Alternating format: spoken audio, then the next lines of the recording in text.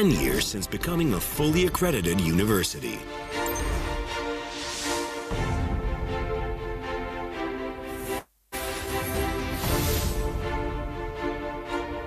Proudly situated in the heart of Israel, today, Ariel University includes 7 faculties, 500 faculty members, and more than 17,000 students. 29% of all Ariel University students study engineering, making it the second largest engineering school in Israel. The Faculty of Engineering is Ariel University's largest faculty, and as a leader in innovation and progress, trains thousands of engineers every year for industry, construction, and high-tech.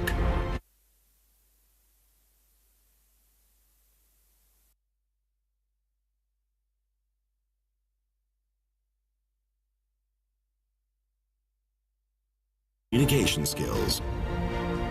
As a result of the paramedical departments at the Faculty of Health Sciences annually training hundreds of students in healthcare-related professions, Ariel University has become a major influence in the development of Israel's healthcare system.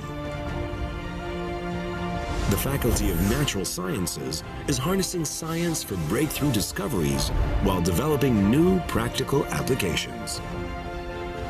Ariel's award-winning School of Architecture is one of Israel's most prestigious schools for architectural studies.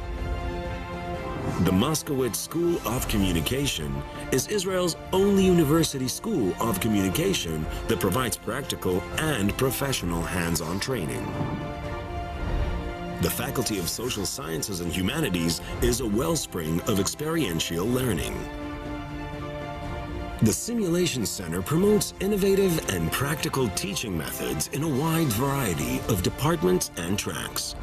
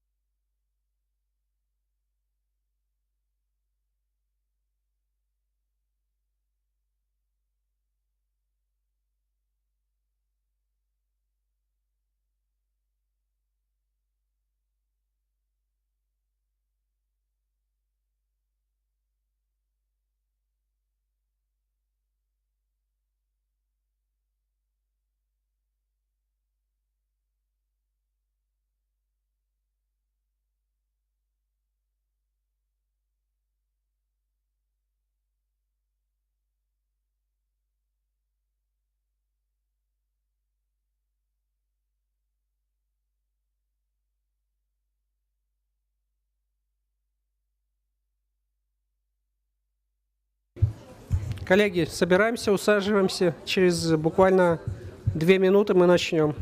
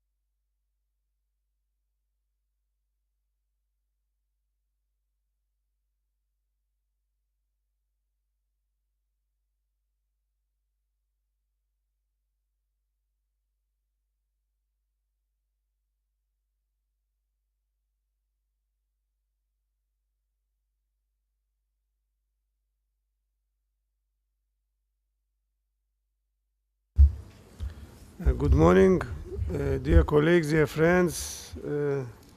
Доброе утро, уважаемые. Good morning, dear colleagues. We are starting our second day of summit. Yesterday was a fruitful day where we have been discussing the vision, promotion of medical education at universities. And today we're going to talk about identity of the universities. May I please have the program? I would like to open. And I'm very pleased that we have students in the conference hall. They're discovering them for themselves a huge world of academy, the huge world of medicine. And I think that for you, for young students, it'll be interesting information, food for thought. And it is not excluded that in a conference hall we have future professors, deans, rectors, presidents of universities, ministers. So we're starting to prepare to your path. And our session is the identity of academy of 21st century. I will start this session, and then we are going to have presentation. Dr. Nadezhda Yermakova, she will be elaborating on identity of academy in global perspectives. We also will listen presentation Vitaly Viktorovich Koykov. He's Provost of Science Work and Strategic Development. He will be elaborating on issues, challenges, problems, and ways of solution. Professor Elmira Bitanova, she's the head of the immunology in Kazakh National Medical University, general immunology in a national medical university named after Asfendiyarov. She'll be elaborating on science laboratories at the universities, at the premises of universities. And we also today have rector of Pharmaceutical Institute from Tashkent, Uzbekistan, Professor Kamal Rizayev, and professor on neuroscience, Abdallah Irat from Ariel University. It's okay that all my speech will be in Russian. As yesterday, I will do it the same. We will mix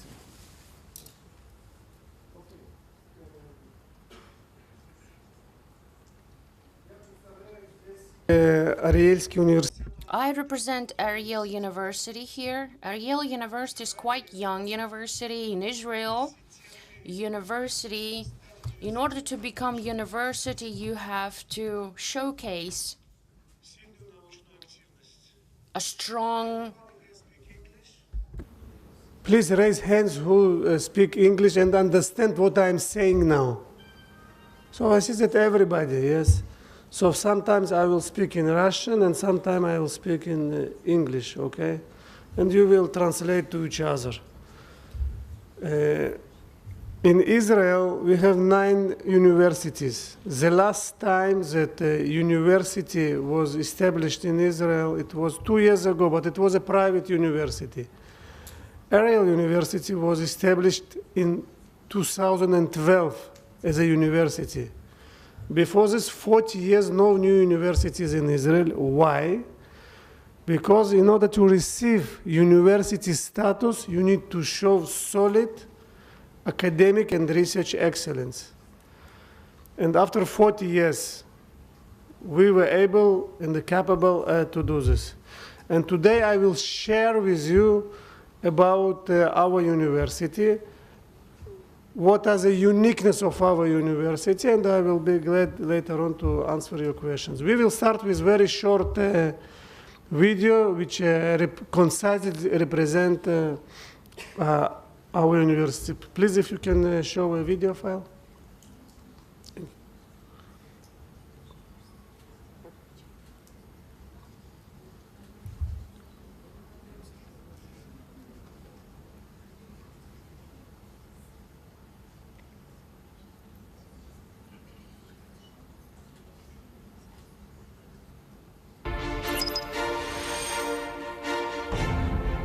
Welcome to Ariel University. This year, Ariel University is celebrating 40 years since its inception and 10 years since becoming a fully accredited university.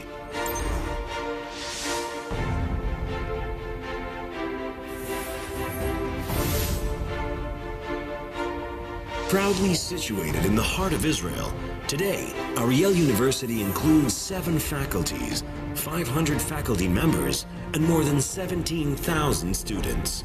29% of all Ariel University students study engineering, making it the second largest engineering school in Israel. The Faculty of Engineering is Ariel University's largest faculty, and as a leader in innovation and progress, trains thousands of engineers every year for industry, construction, and high-tech. Ariel University's Dr. Miriam and Sheldon G. Adelson School of Medicine is preparing Israel's future physicians by teaching them advanced medicine, research, humanities, and communication skills.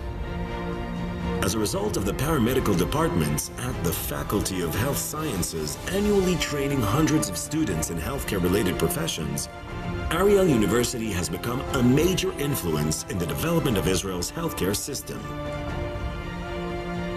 The Faculty of Natural Sciences is harnessing science for breakthrough discoveries while developing new practical applications.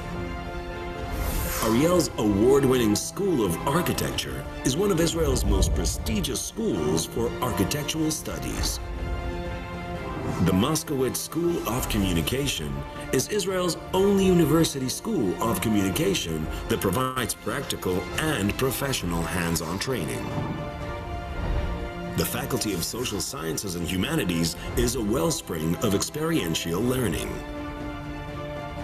The Simulation Center promotes innovative and practical teaching methods in a wide variety of departments and tracks. The Cyber Innovation Center and the Accelerator Center are the cutting edge of innovation in their fields, tackling the challenges of tomorrow.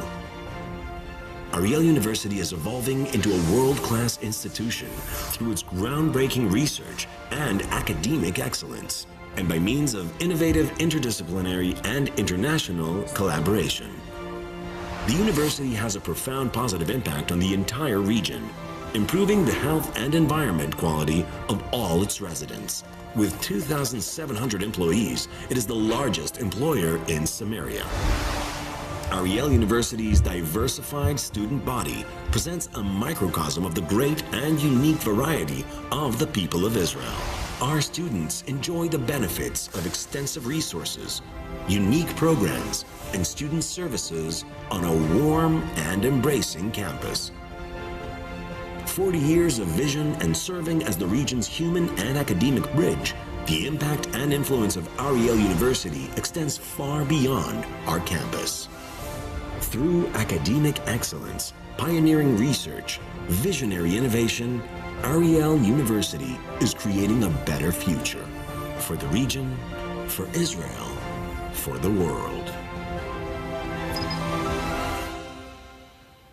Спасибо. Thank you. I am the moderator. We have 10 minutes for each speech, right? May I please have my presentation displayed?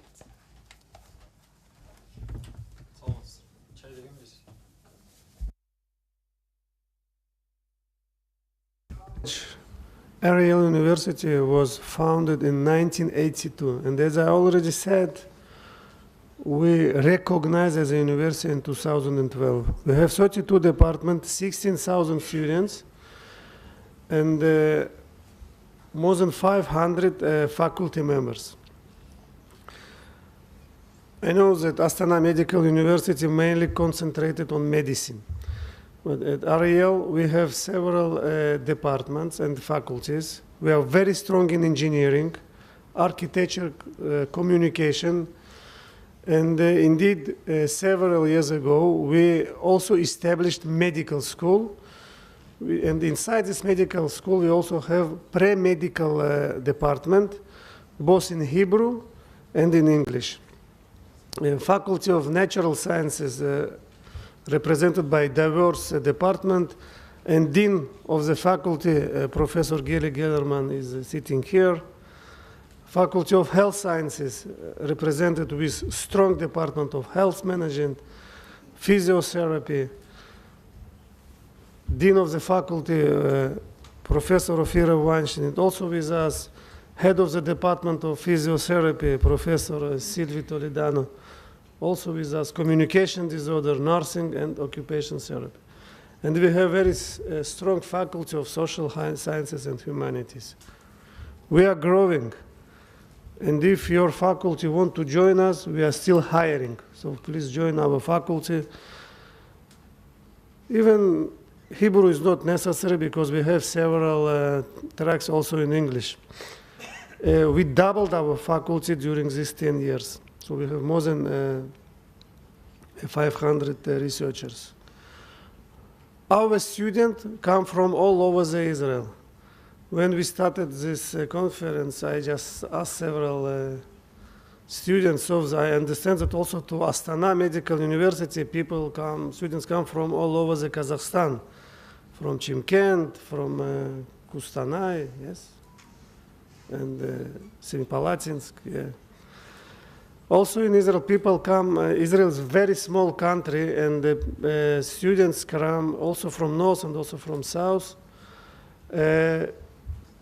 Jews, Arabs, Muslims, Christians, Bedouins, we all study and teach together at Ariel University. We put very strong emphasis on diversity. About 10% of our students, they come from Arab community. For peace, for integration, diversity is very important, and we are very proud that we are promoting such activities, and together with us also Professor Abdallah Boyrat, who is doing a lot in order to make Ariel University better, diverse, and this is another small step for the peace in our region. More than 300 of our students from Ethiopian community. We are the biggest employee for Ethiopian students at in Israel. Israel society is very diverse. We have secular, we have religious, and we have ultra-Orthodox communities. And one of our vision also to integrate ultra-Orthodox to academic programs, and currently 350 students from ultra-Orthodox community with us. And this is very important point. About 4,500 students, first generation of higher education. This is very strong point, and it also bridges people together. It also shape identity of the university. We received the university status in 2012. From this point, we started our own master program, about 1,400 students, PhD students which come from all over the world, and also postdoctoral programs. And I also welcome you, dear students, to consider joint master, PhD, or postdoctoral studies together with us. And together with the rector of Astana Medical University, Professor Kamaljan Talgatovich Nadirov, we also decide to think how we will do this program more efficient. And you who are sitting here will be probably the student who will enjoy from such research ideas. This is also a very important point. Among us, there are also students or people with disabilities. And one of our mission as a part of academic identity to integrate students with disabilities in regular academic program. It is amazing. It changed these people. It also changed us as a student, as supervisors, and also as a citizens. And I'm very proud that Ariel University has such unique program, and we will be very glad to share with you with this program. I think from social aspects, it makes a lot of input. Our students come from all over the world. Students from about 40 different countries come to our programs. You also may find a symbol of your country, a flag of your countries on this slide.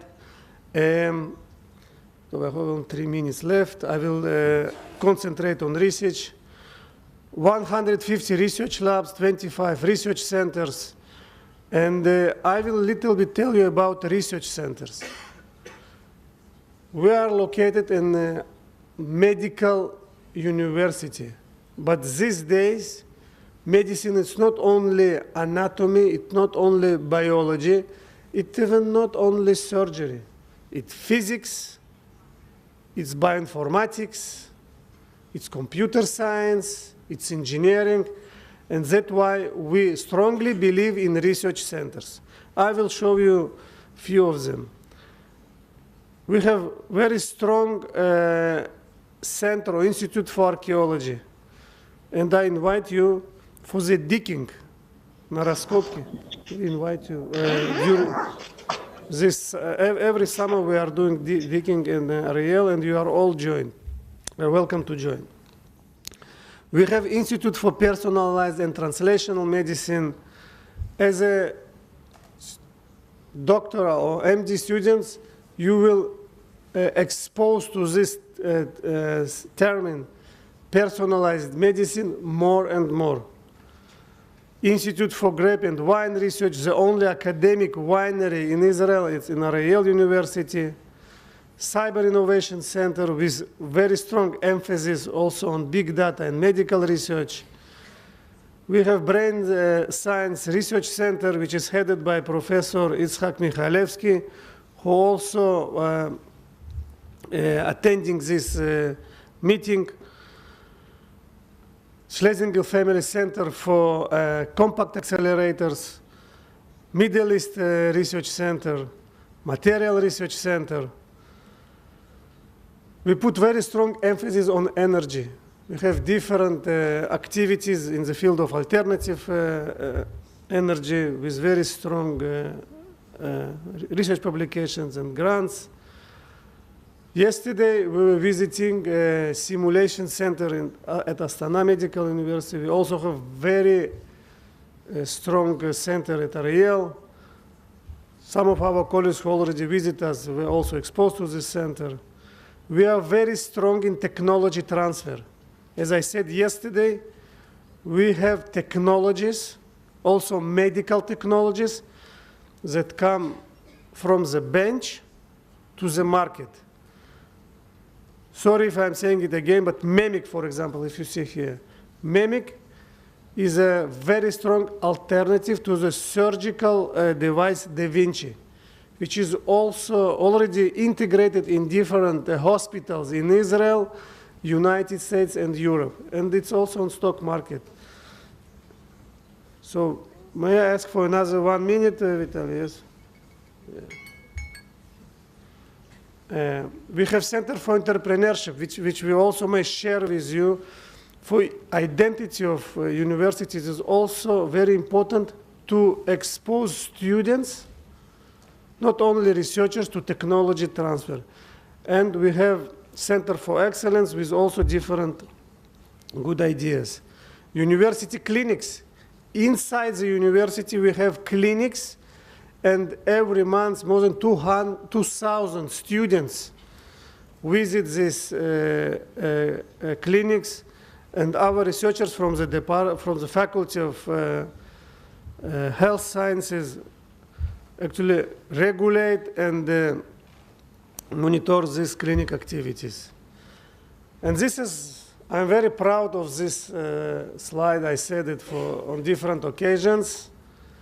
If you want strong university with strong international identity, you need strong research activities. And as you can see, Ariel University, which was received status as a university in 2012, that time only published less than 200 articles.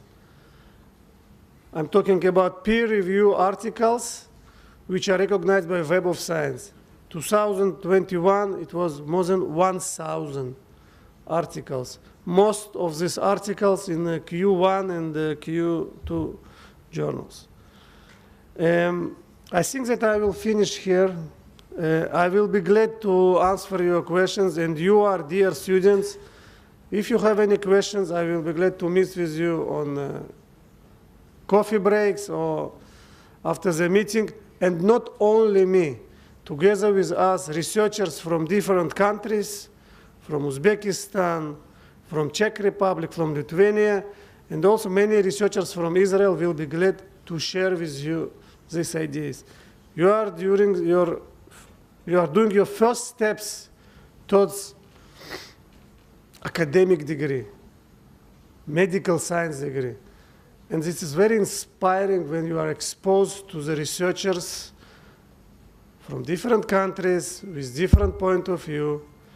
And on behalf of Ariel University and also organizing committee, I would like to welcome you and to congratulate you with your first days in academy, with first days at Astana Medical State University. Thank you very much.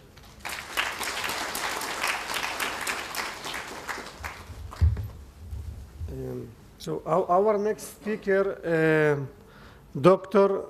Nadezhda Yermakov. Nadezhda Yermakov, she is the head of the Strategic Development Unit at Ariel University. She is a researcher in the field of academic identity, and she is also the key point organizer of this meeting. So, Dr. Yermakova, please.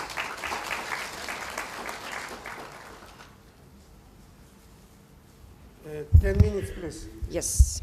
Okay, good morning. So I think I will start to speak in Russian, but my presentation, the slides will be in English. Доброе утро, дорогие коллеги. Good afternoon, dear colleagues, and today we're going to tell you about one interest. Ariel is as university, as a region-forming entity. So university doesn't mean the university in its direct meaning, so it means like university. So this university is like a phenomenon. It's like a new creation, but in some cities, so this this word is not new, and it gives opportunity to develop. And today we're going to tell you about so how our university impacts University of Cities. So the concept of university cities is town-gown relations development. So we have several versions of development. So the first one is when a university is aimed on receiving status. The second one is when the city helps to university, so it's relationships, so it's like a town-gown relations. in order to make this development to interact with each other in an active way. What is interesting in this concept? So the population of this city is formed by the number of students. So so we have teachers, staff, about 20,000 populations. So, but the population of the city is 22,000, and if we connect it, so we can say that the population is formed with the meaning of the population of university. And so education is for one citizen of the country is formed with the help of the number of students. So the economics of the city is closely connected with the economics of the university. And our university in the whole, in this concept, so the university is the main employment center in our city. So we have about 3,000 staff. It's not only staff who live in the city, but they also live in the center of Israel, and they come to us from different regions. And respectively, the development of the city depends on the development of the university. So the main aspects of collaboration. So the concept of the university gives to the city the uniqueness, and as in regional meaning, but also not only as a city development, but like an international university. Also, we have hospitals in the frame of university.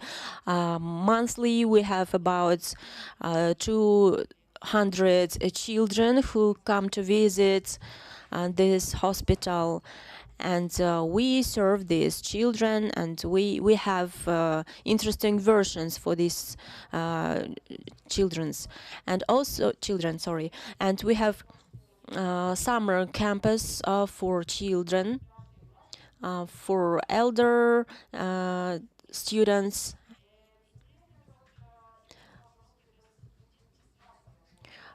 As I want to say in Russian, so it's like a studentism in our country. So it really depends on the population of our country, but it is not always a good point to have too many representatives, because sometimes it's really noisy, and we have a service which is increasing.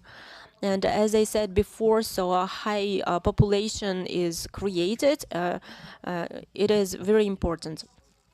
And universities which are situated in the city, so they can understand which startups we have, which innovations we need to develop in order to have popularity. And now I want to say about successful examples of university cities. Maybe you have heard about these concepts. So one of the good example of this is Cambridge University, United Kingdom, and Oxford.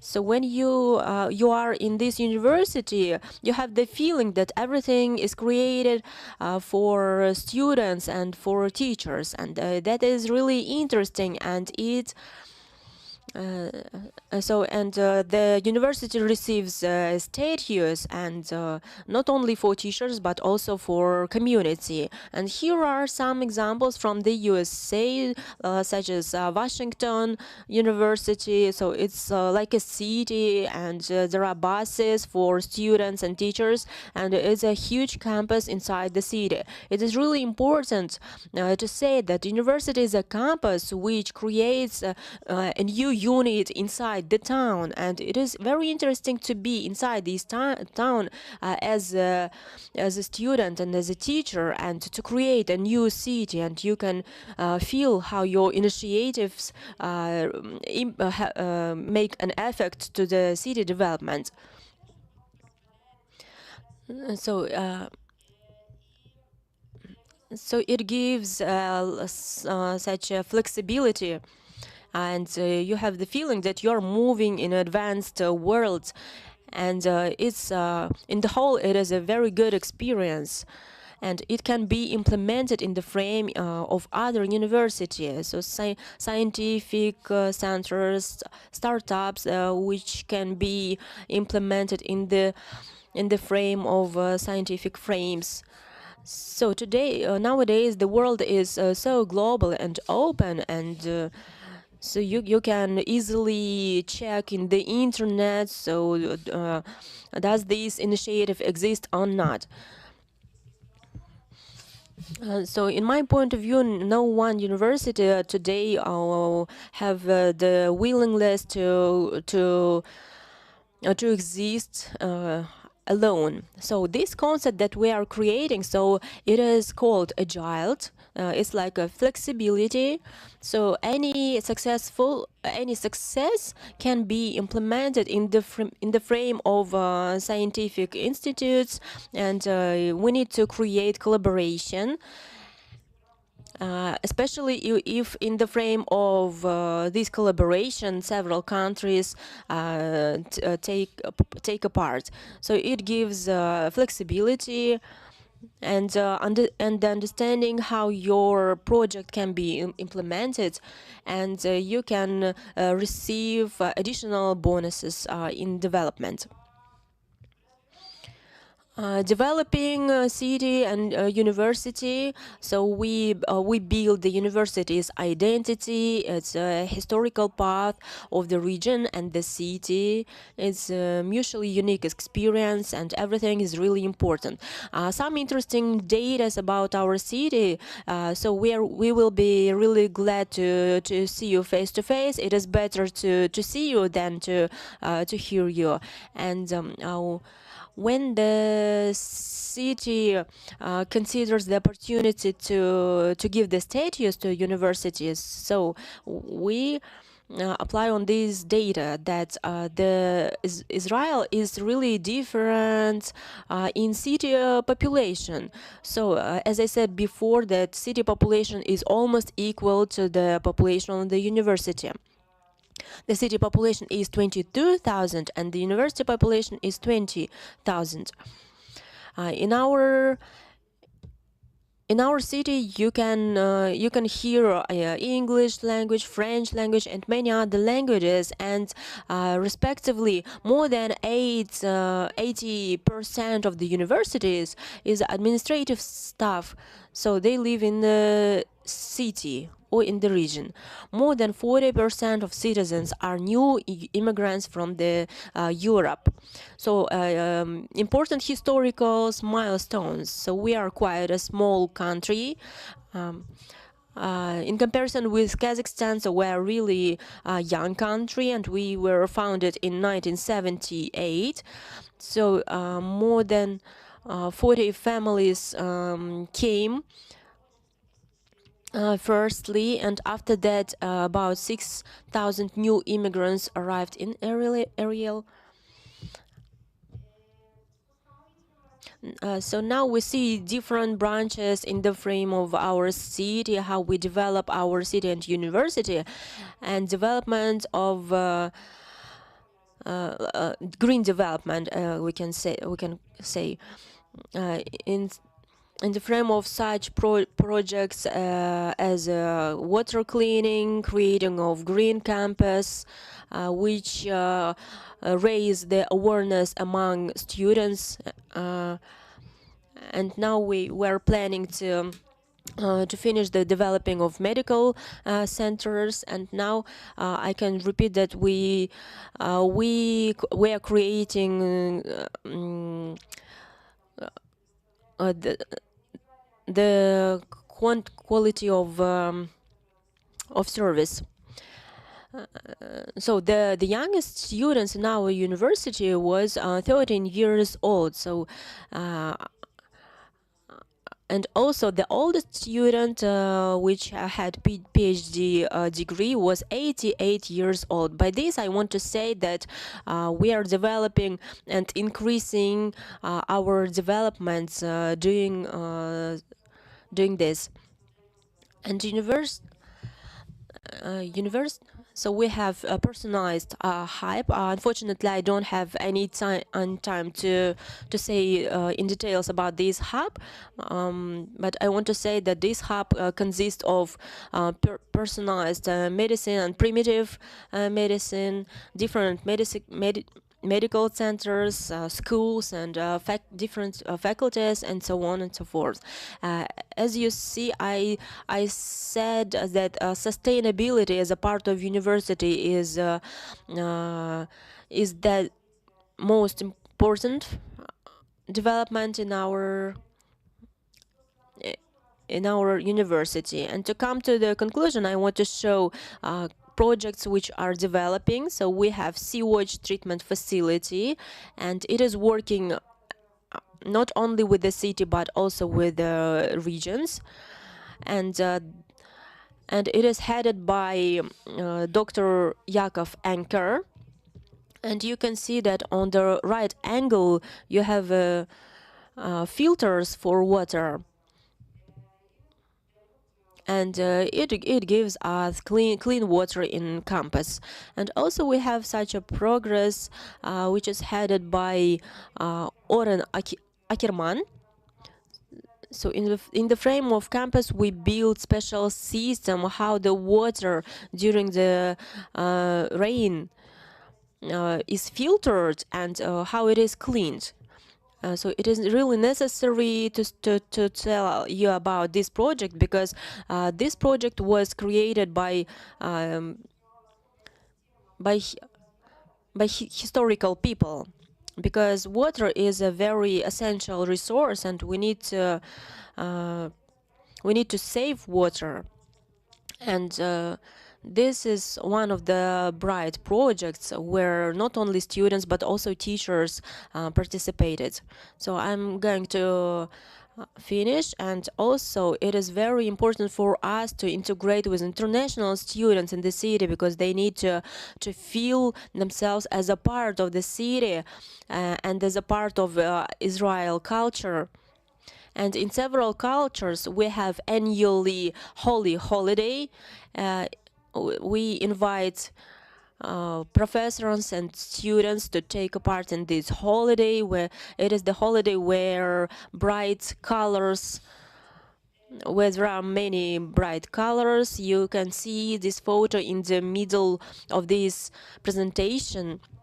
So it's a celebration of this holiday. Except this, we encourage international students to be invited to participate in these holidays. So we divide them into several small groups, and they can participate as volunteers there. And these students can organize different holidays in our university.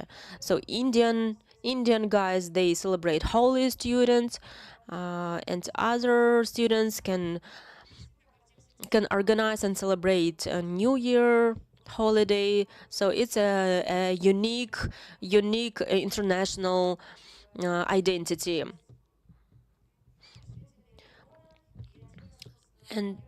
And one of the most important projects for bilingual children, so children who can come from different countries, it is difficult for them to learn Ivrit language, and students can help children to do their homework, so they can improve their language skills. And the last point that I want to say, we have the School of Architecture.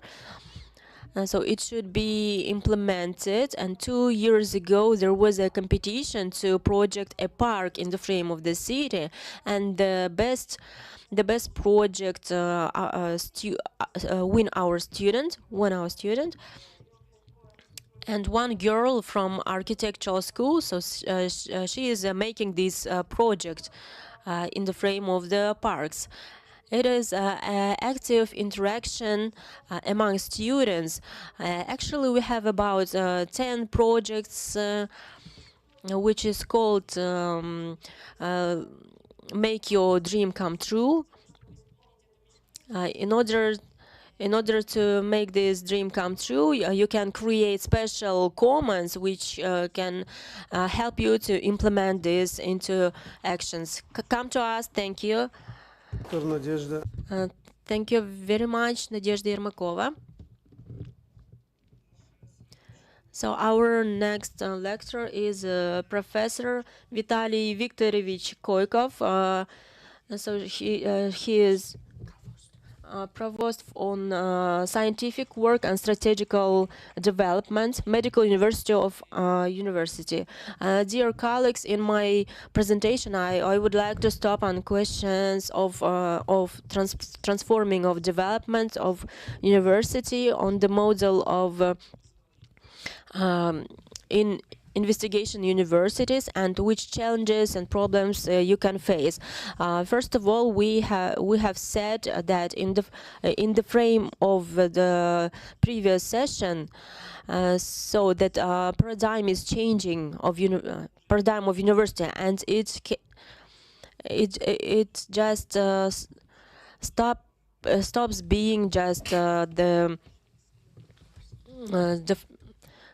the platform for just receiving knowledge, and it is actively used with digital technologies, and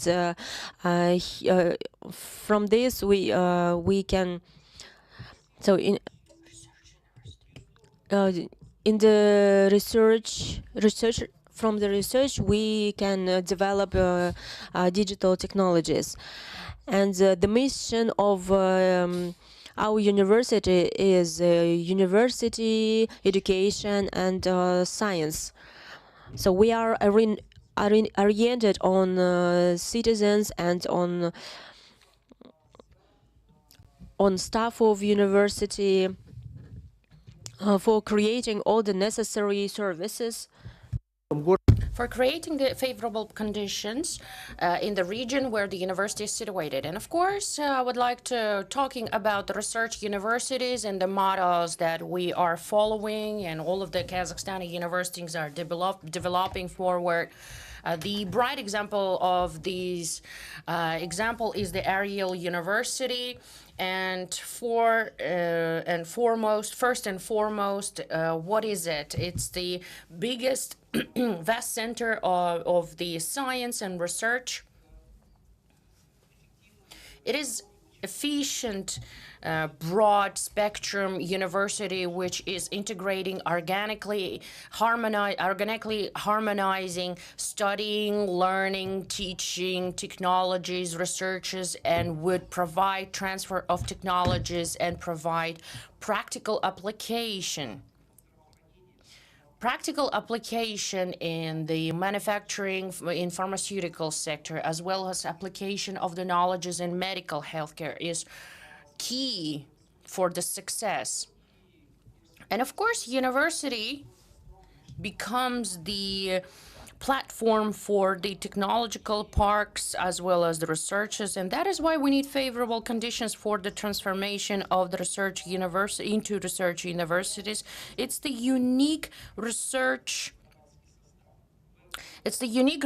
community that will be situated in the university, as well as the teaching staff at the university, which is using its potential and capacity in order to solve challenges as well as issues in studying, teaching, and researching, and efficient implementation of projects, implementation of different projects, as well as the research activities will be dedicated to the development of the university. And of course, there should be perspective directions with fundamental applied sciences, and all of the research activities should have the whole range of the process.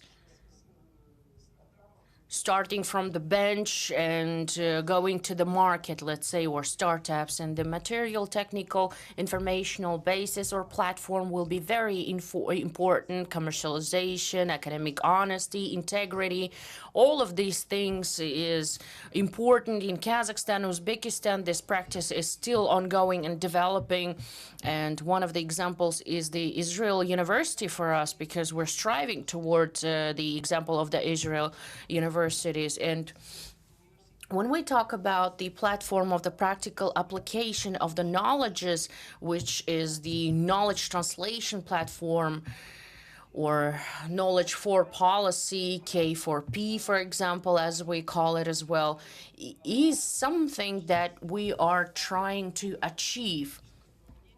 In healthcare, practical application is the key. And it should be implemented both in regional level as well as the national level, and it should be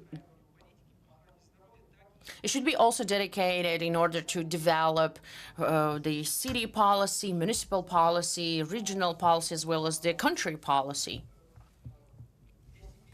And for ourselves,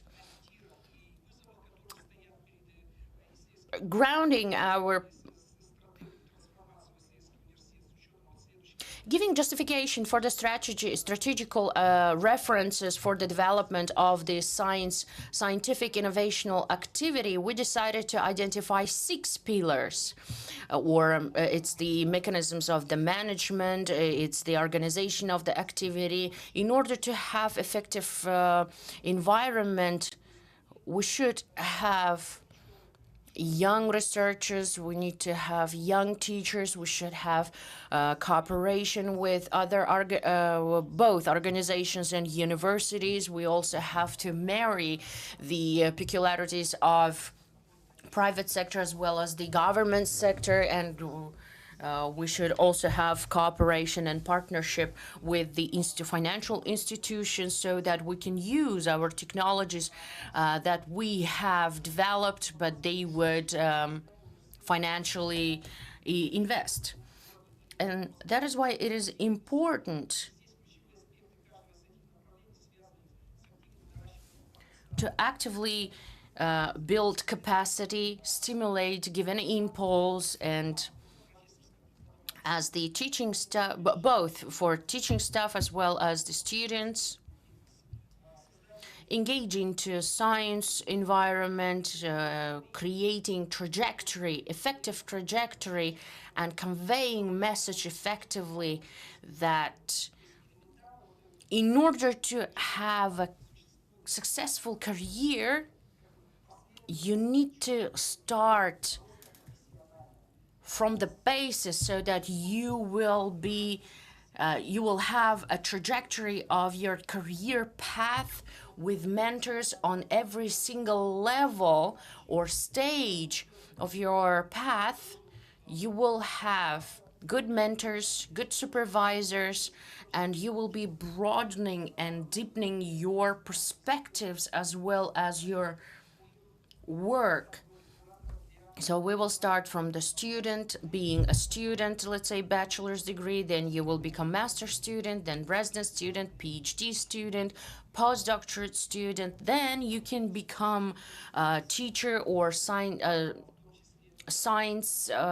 researcher or scholar, then you would go, you would become associate professor, and then you will be publishing. And on the way, starting from the first step, you will be publishing your articles, which will also support your growth. And many universities, there are requirements in order to become professor, associate professor, or academic. You have to have a level of the indexation. And the model that we are offering, that you see on the slide, is quite good one, I think. And if you form the efficiency, it's the laboratory base. It's the laboratory base and the usage of the all collaboration opportunities with other organizations. And here you have to be able to create platform for the commercialization, for launching these startups, business incubators, and technical park. And it is important to have cooperation with endowment funds. That is how you can support the scientific activity. And the directions for the advancing the research activities, first of all, we need to understand that university has to invest and contribute into the science. You have only 2 minutes, and here there should be a fund of science that will be directed for the stimulating and inspiring to research. And these articles will be helping to support both teachers and students. And our investments into the publishing, it already gave us results. We have been published in big 5 journals in medicine. And it, of course, is a milestone for us. Creating the environment starting from the first year of education in bachelor's degree, it is important to involve and engage all students into different projects, different clubs, and of course, here we need to effectively apply all of the methods of teaching and technologies. We need to step away from theoretical lecturing approach, and we should have problem-based learning, research-based learning, as well as the student-oriented approach. We also can organize the winter schools, as we call it, where you can get additional skills, obtain active skills, and we also need to focus on the competences that will be needed in the further work. All the time you need to be benchmarking and expanding the collaboration network, always participating in different associations, and international collaboration should be always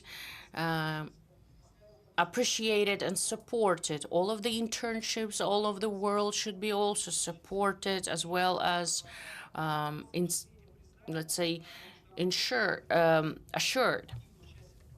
And university also has to be participating in all of the accreditations. We should be supporting and promoting the publications in the high-ranking journals that are indexed by Web of Science or Scopus. Overall, I would like to say that in order for us, what we see that taking into consideration the priorities that we have in national level, we have 4 sites developed. And the challenges that we face right now, we decided to develop a vision, let's say, as a diagram that you can see on the web slide, the financing, the infrastructure, the development that will be giving opportunity to develop country further and will give opportunity to provide efficient healthcare of population. Thank you. That's all.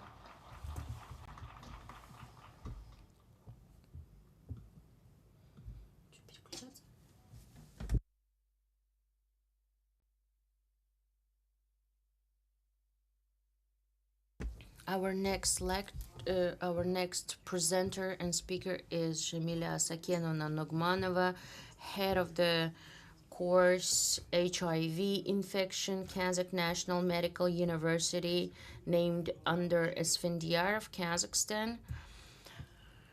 It'll be online presentation. Please connect. Next presenter.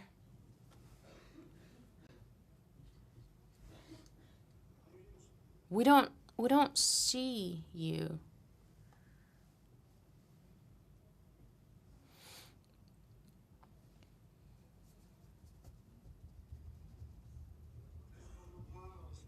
Professor Nugmanova, are you with us? Good morning. Do you hear me well? Now we can hear you well. Thank you so much, Professor Pinhasov. Thank you so much for invitation and this opportunity to present. Do you see my presentation? We don't see your presentation yet. I will try to demonstrate it here.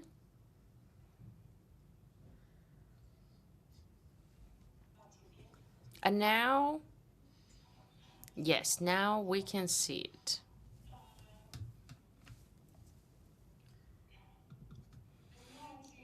You know, there were interesting messages from Ariel University on perspective that we have in a medical university in Astana, but the question how to teach is a question that had been already posed in ancient Greece, and in modern teaching we need to recall the report of Abraham Flexner that had been issued in 1910 regarding the necessity of scientifically justified and efficient teaching and preparation of doctors, which actually led to the decrease of the quantity of medical schools from 155 up to 31, and importance of. And another report that actually changed the vector in the medical education is a report by Welch and Rose that had been issued in 1915 to the Fund Rockefeller on professional education in general healthcare in US. What is happening these years? We know that WHO have inspired us to develop competence-based teaching. What is it? It is creating information, so we're sharing knowledge, we try to achieve, so we inform, we form skills and transform. Competence-based teaching had been something that was new, but nowadays we have been identifying. We had identified that it's not even enough, which is we need to transform and transfer. There are many versions actually. Of the interpretation of this word in English, it's transforming.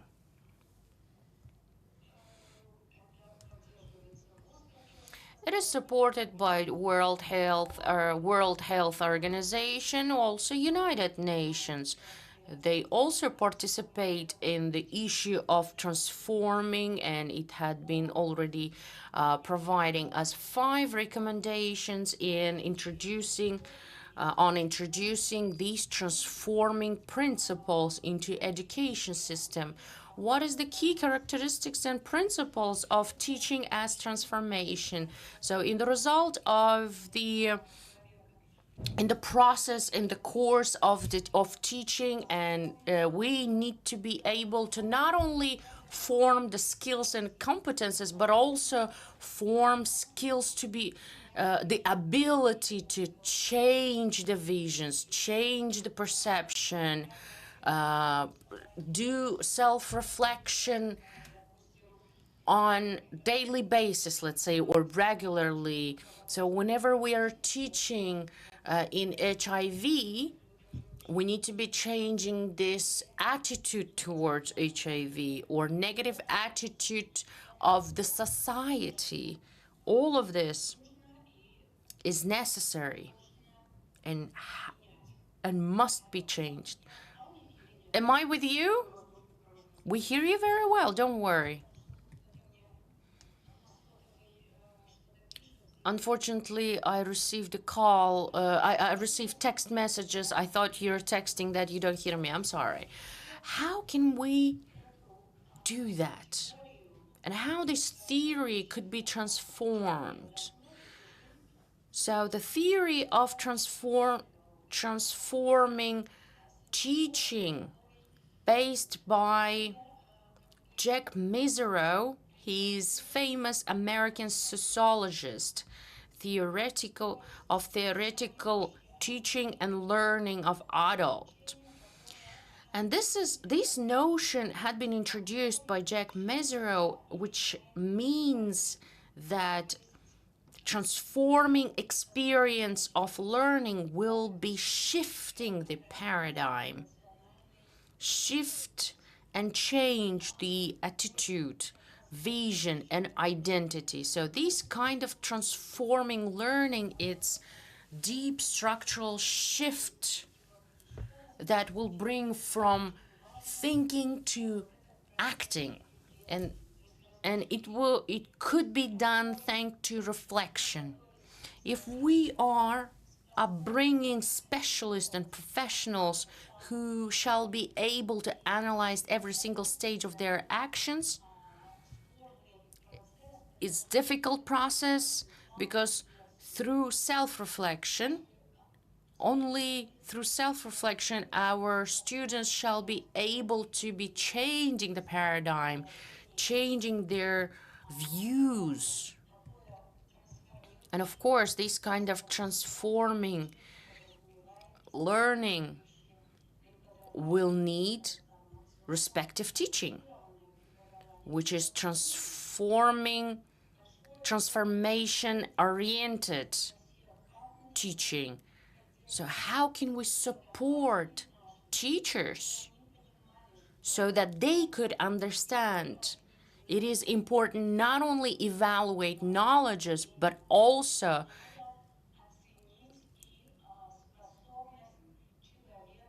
it is important to evaluate ability to transform themselves for better. And in this regard, our teachers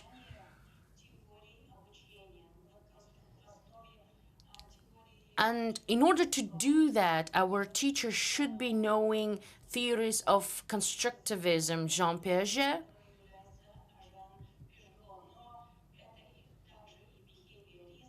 also behaviorism, constructivism of Jack Mesereau, also Vygotsky's theory, humanism, connectivism. All of those things will be necessary for teachers to support their students in order to be able to transform their visions, attitude, knowledges.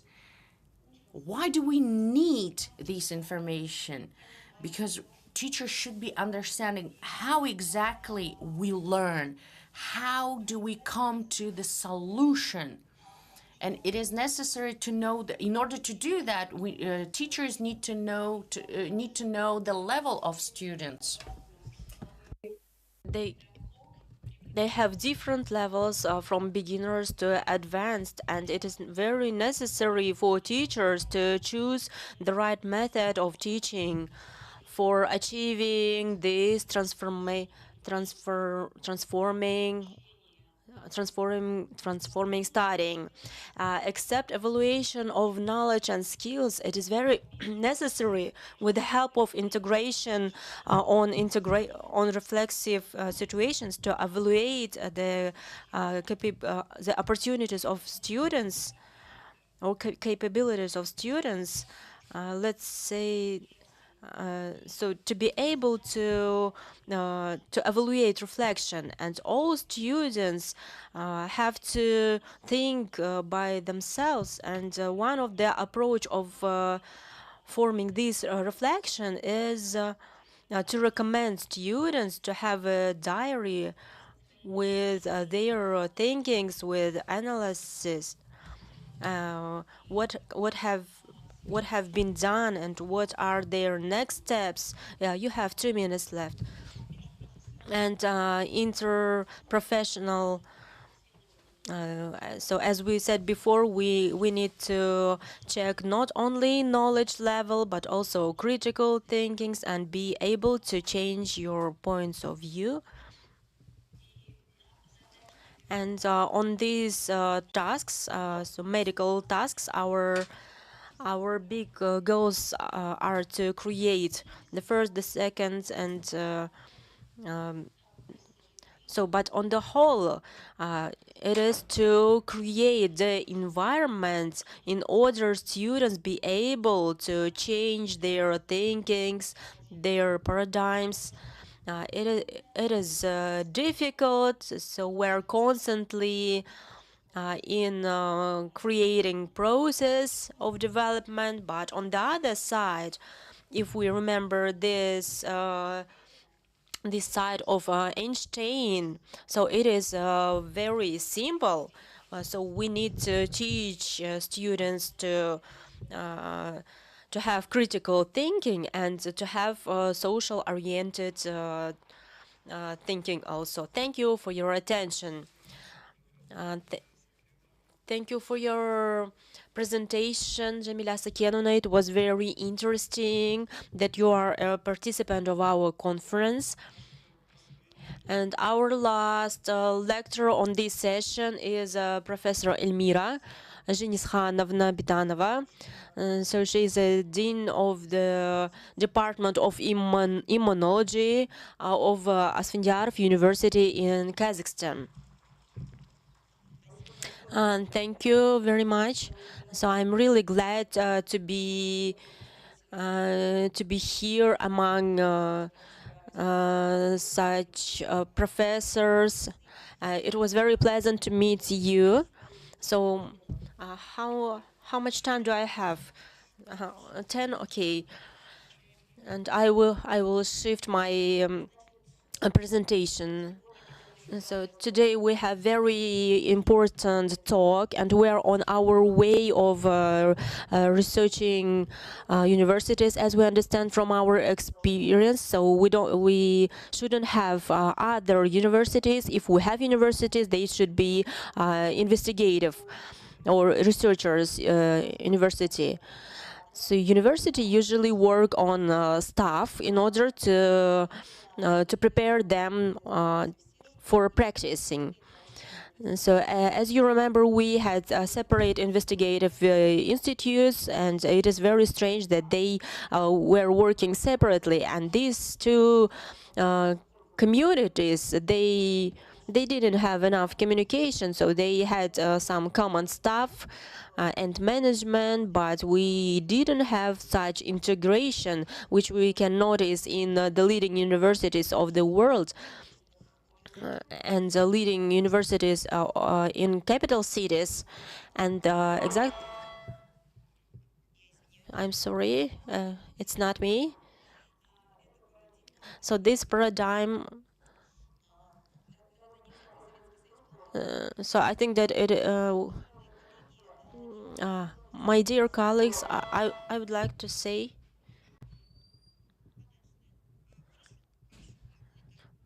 okay, I need to move back.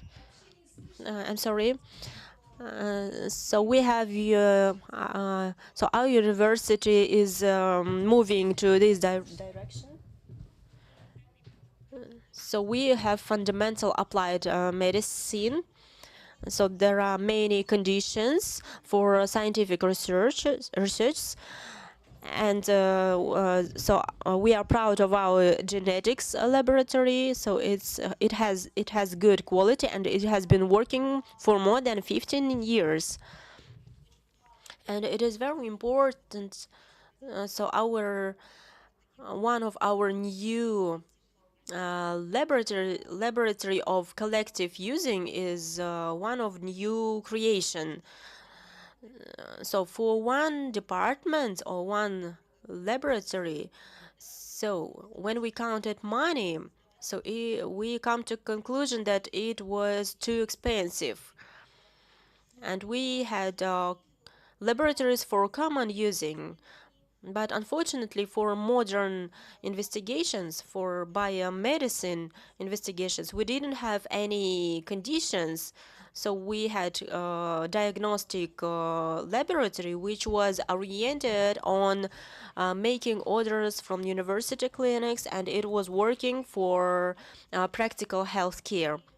And so we held a questionnaire. So so we came to a conclusion that we need life science laboratory, and we know better experience from Nazarbayev University. So they have very good life science laboratory, and the requirement of time was to create something similar in our university. I'm really sorry that I show the reality after your great presentations, but I want to say that it is our necessity, because we cannot discuss without any enlarging laboratories where students can have access. We don't have. We have a very good genetics laboratory, but the main thing was our impossibility to teach students to routine methods. So we just so they just can come as for excursion. And we had ELISA, but students were not allowed to such an expensive equipment.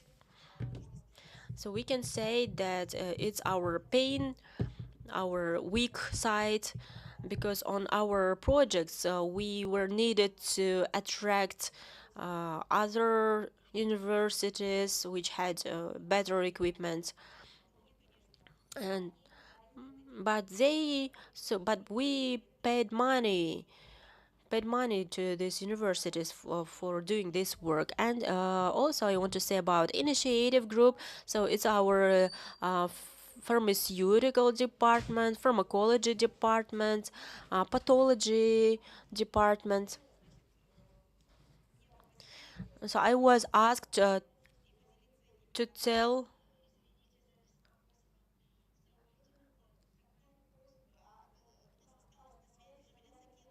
So we have Jamila Sakenovna on connection. Can you turn it off? Therefore, so the question of the history is like that, but that nowadays, so we saved such a habit to say that we are lack of something. And in Kazakhstan there are much money which are invested to medicine sphere.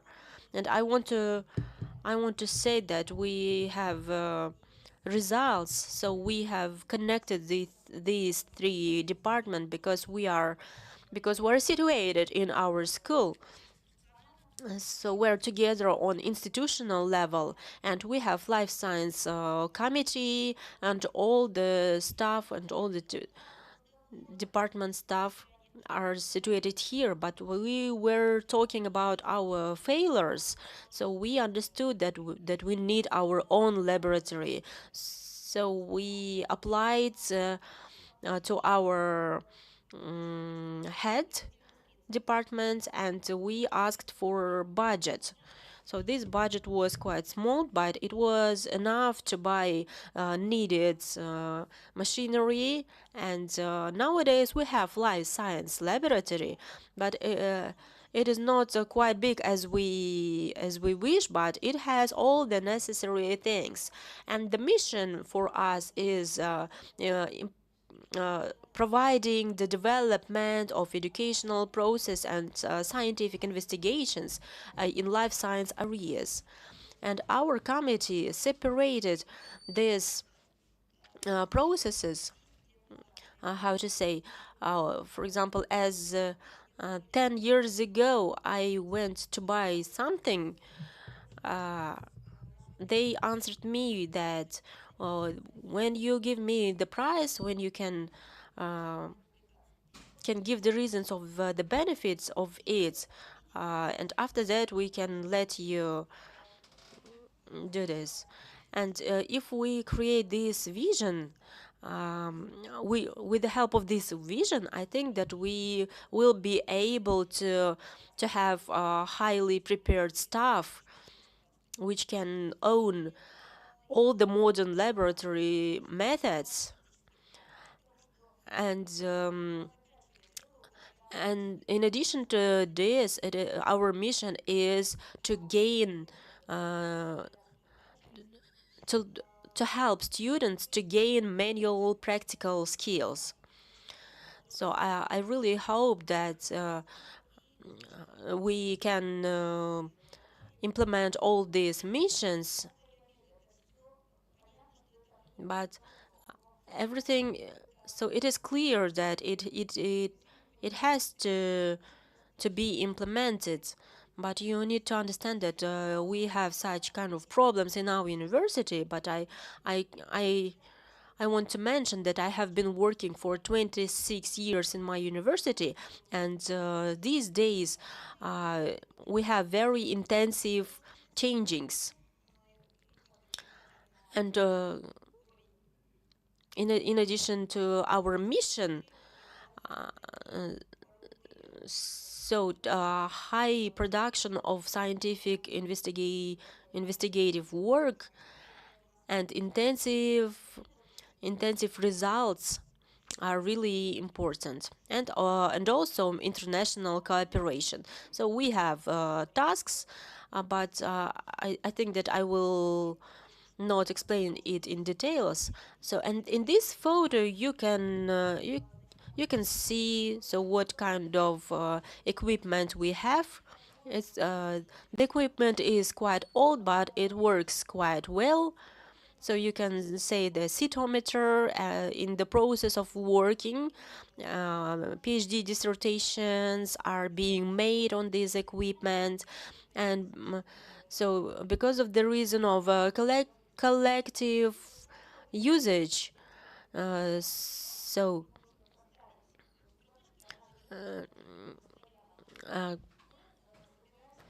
we just gather all the students who wish to work. They just can watch as our professionals work, because sometimes we are worried about sorry, I have only 1 minute.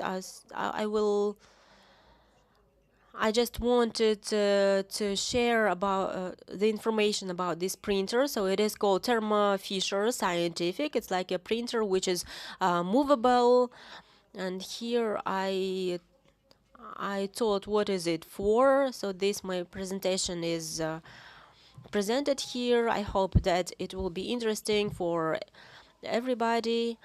And so this equipment can consider all the genetic sites on, and even phagocytosis is possible to be seen in this equipment. So I want to share the information about strong sites, about weaknesses and strengths of these sites, and I hope that our experience will be useful for you, and also I invite you to cooperate with us. Here you have all the details.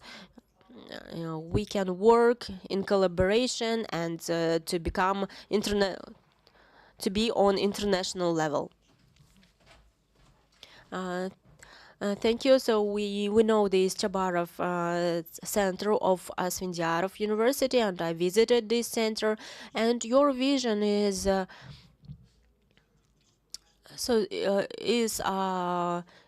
similar as our vision. So as you mentioned that university and science they are similar words, and it's really pleasant for me that your university is developing, and I think that you're doing right. Thank you. Dear colleagues, so we have coffee break, and after coffee break, so the next panel session will be about internationalization of modern society. Thank you for your attention.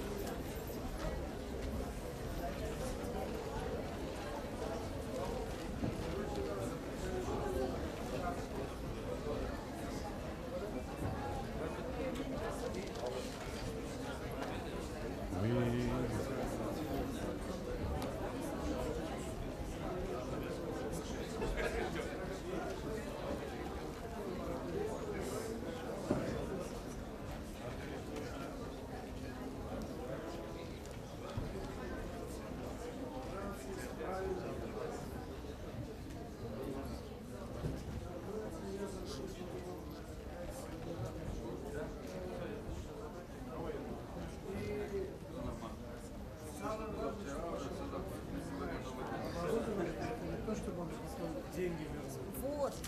Чтобы это преодолеть, это надо было сколько? Спасибо, что я...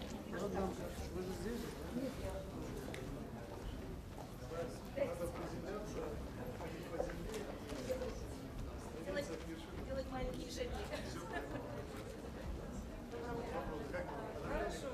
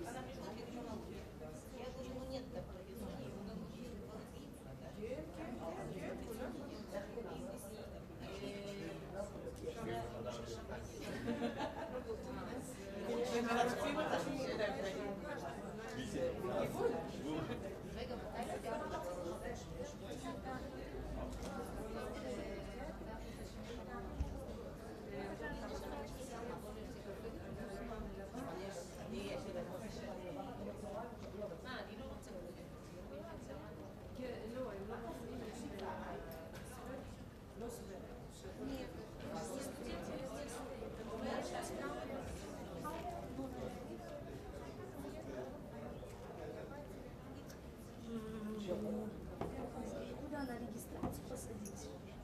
Ты ее не видишь? Да. Блин. Ладно, вот эти сама снимаешь.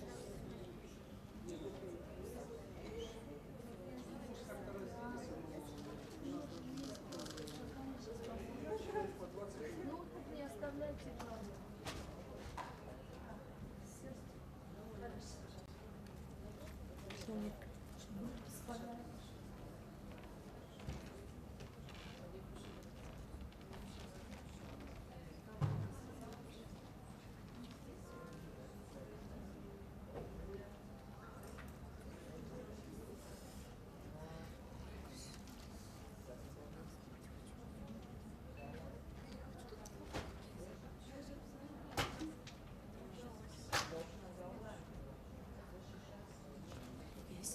кто может прийти помочь. Стаканы помыть.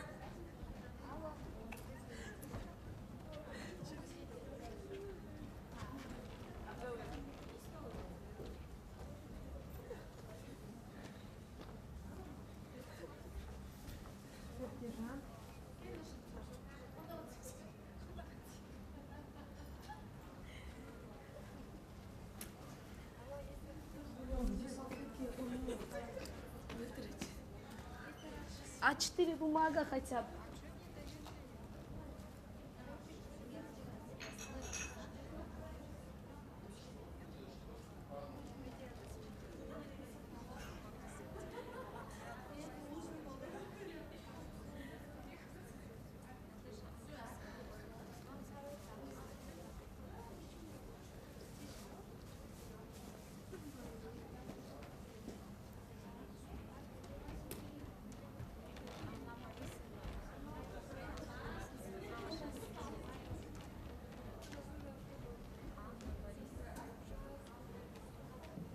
Раз, раз. Так, не слышно, правильно. Раз, раз. Раз, два. -5. Ага, все понятно. Говорить. Раз. Говорить. Раз. Говорить. Раз, раз. Раз, два, раз. Говорить, а вот. Раз, раз. Два. Раз. Вот так, Раз. Раз. Постоянно так делайте, пожалуйста. Раз.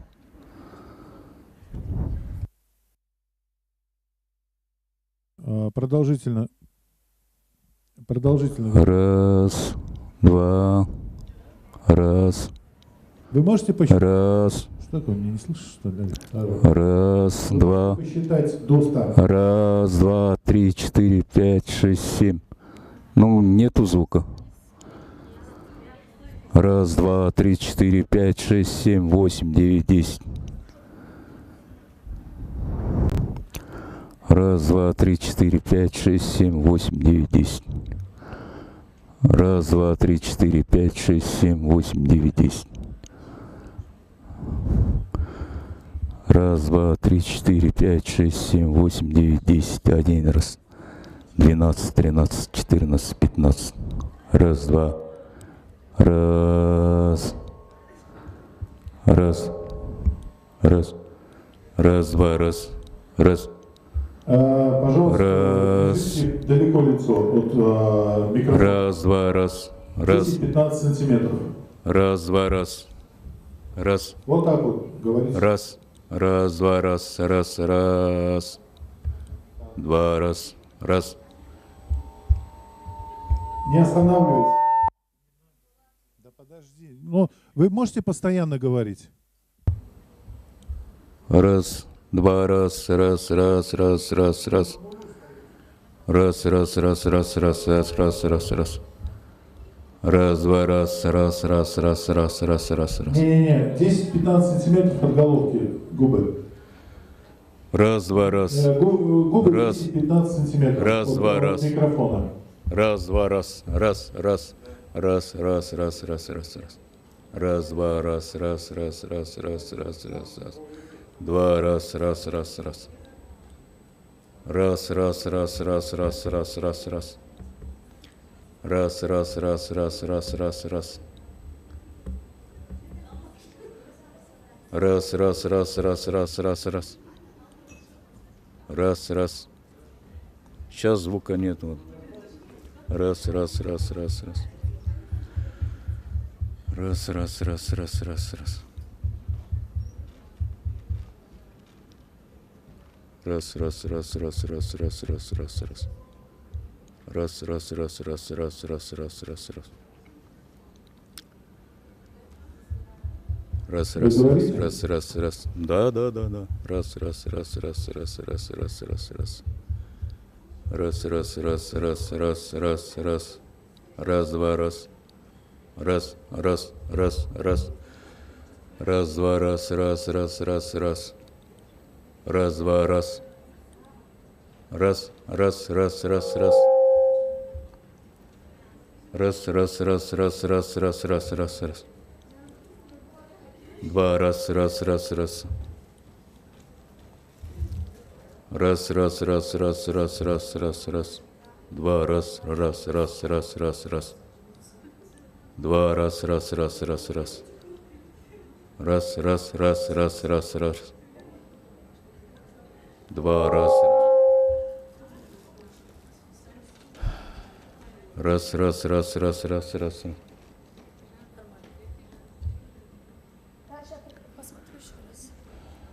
Раз, раз, раз, раз, раз, раз, раз, раз. Два, раз, раз, раз, раз, раз.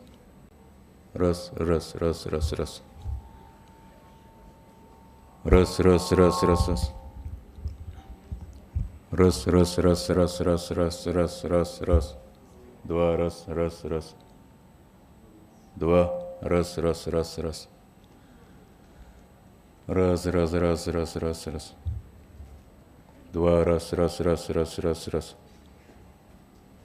Раз, раз, раз, раз, раз, раз, раз, раз, раз, раз. Два, раз, раз, раз, раз, раз, раз. Два. Раз, раз, раз, раз, раз, раз, раз. Раз, раз, раз, раз, раз, раз, раз, раз, раз, раз. Нет, тут свист стоит, верхняя середина. Раз, раз, раз, раз, раз, раз. Да, я сейчас сам за спичку стану, он говорить даже не может. Раз, раз, раз, раз, раз, раз, раз, раз, раз.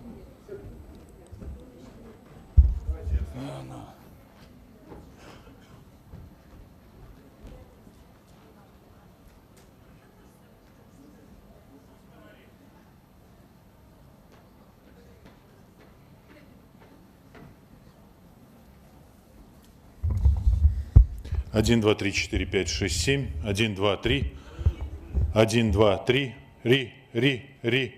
Верхняя середина цепляет.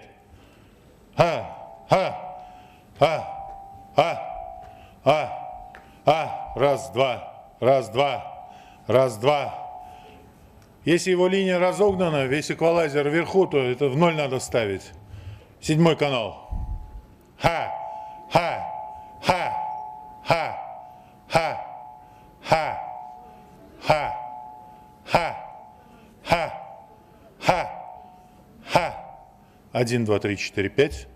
1, 2, 3, 4, 5, 6, 7, 8, 9, 10. Тут еще со спички ты мониторинг себя не слышишь, поэтому как бы они думают, что это тихо. На самом деле в зале нормально. А на президиуме вообще ничего не слышно, потому что мониторы не включены. Поговори 2 минутки. Раз, два, три. Раз, два, три, четыре, пять. Раз, два, три. Видишь, как говорит. А та 7-й канал, он вообще загнан, кажется, по эквалайзеру вверх. Раз, два, три, четыре, пять. Добрый день. Раз, два, раз. Все. Да. 1, 2, 3, 4, 5, 6, 7. Ну, так нормально, вот так оставь пока. Только чуть-чуть западает верхняя середина. Я не слышу, что? Радиушник возьми. Раз, раз, раз, раз. Раз. Раз, раз. Раз, раз, раз, раз. Раз, раз. Раз, раз. Это радюшник. Раз, раз, раз, раз. 1, 2, 3, 4, 5, 6, 7, 8, 9, 10. Раз, два, три, четыре, пять, шесть, семь, восемь, девять, 10, 11, 12. 1, 2, 3, 4, 5, 6, 7, 8, 9, 10. Раз, два, три. Хей! Хей! Все. Все нормально.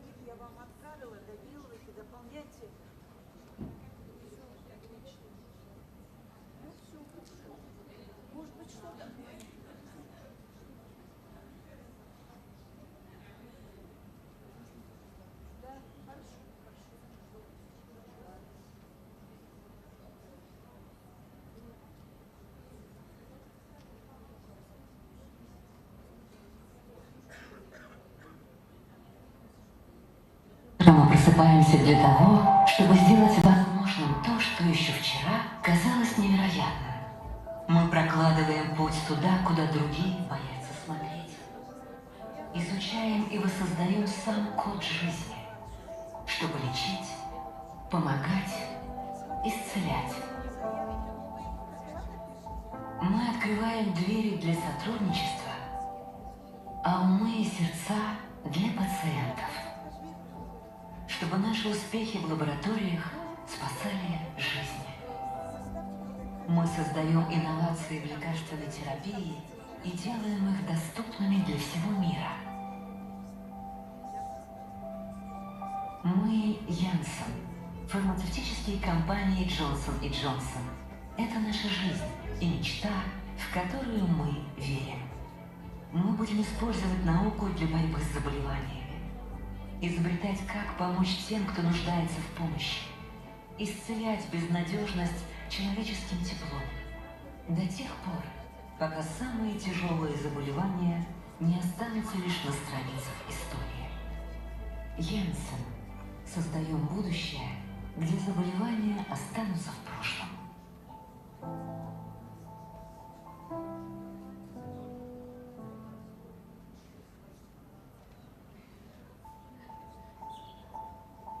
Мы Янсен. Каждое утро мы просыпаемся для того, чтобы сделать возможным то, что еще вчера казалось невероятным. Мы прокладываем путь туда, куда другие боятся смотреть.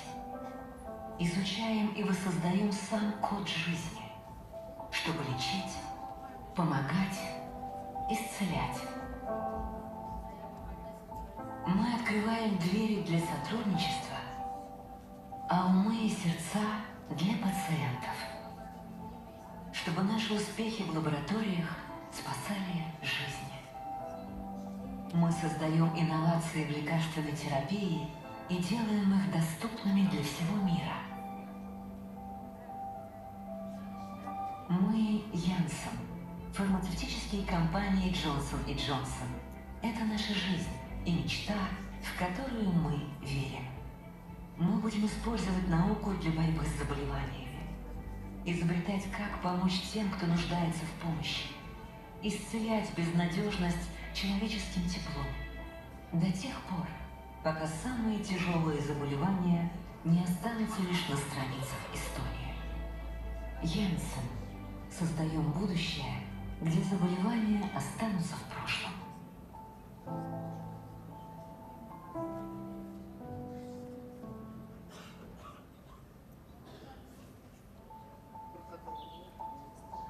Мы Янсен. Каждое утро мы просыпаемся для того, чтобы сделать возможным то, что еще вчера казалось невероятным. Мы прокладываем путь туда, куда другие боятся смотреть. Изучаем и воссоздаем сам код жизни, чтобы лечить, помогать, исцелять. Мы открываем двери для сотрудничества, а умы и сердца для пациентов, чтобы наши успехи в лабораториях спасали жизни. Мы создаем инновации в лекарственной терапии и делаем их доступными для всего мира. Мы Янсен, фармацевтические компании Джонсон и Джонсон. Это наша жизнь и мечта, в которую мы верим.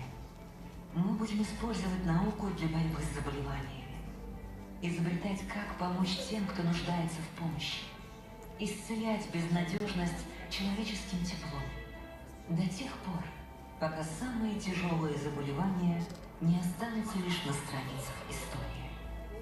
Янсен. Создаем будущее, где заболевания останутся в прошлом.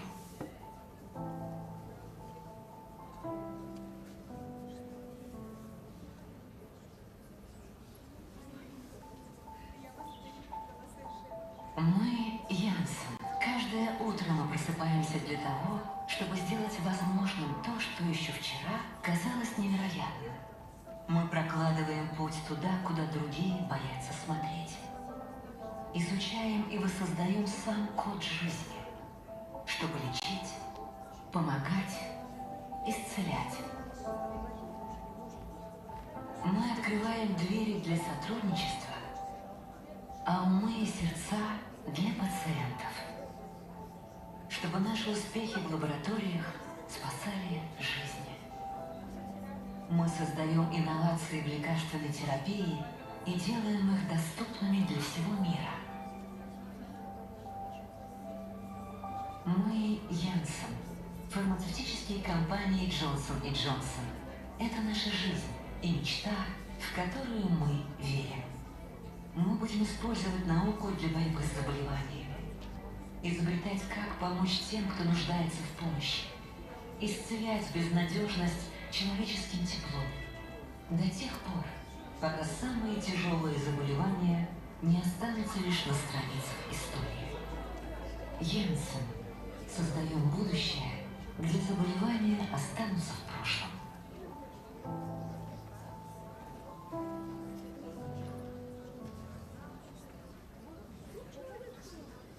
Добро пожаловать в научно-исследовательский институт профилактической медицины имени академика Доленова Ербулата Еписалиевича.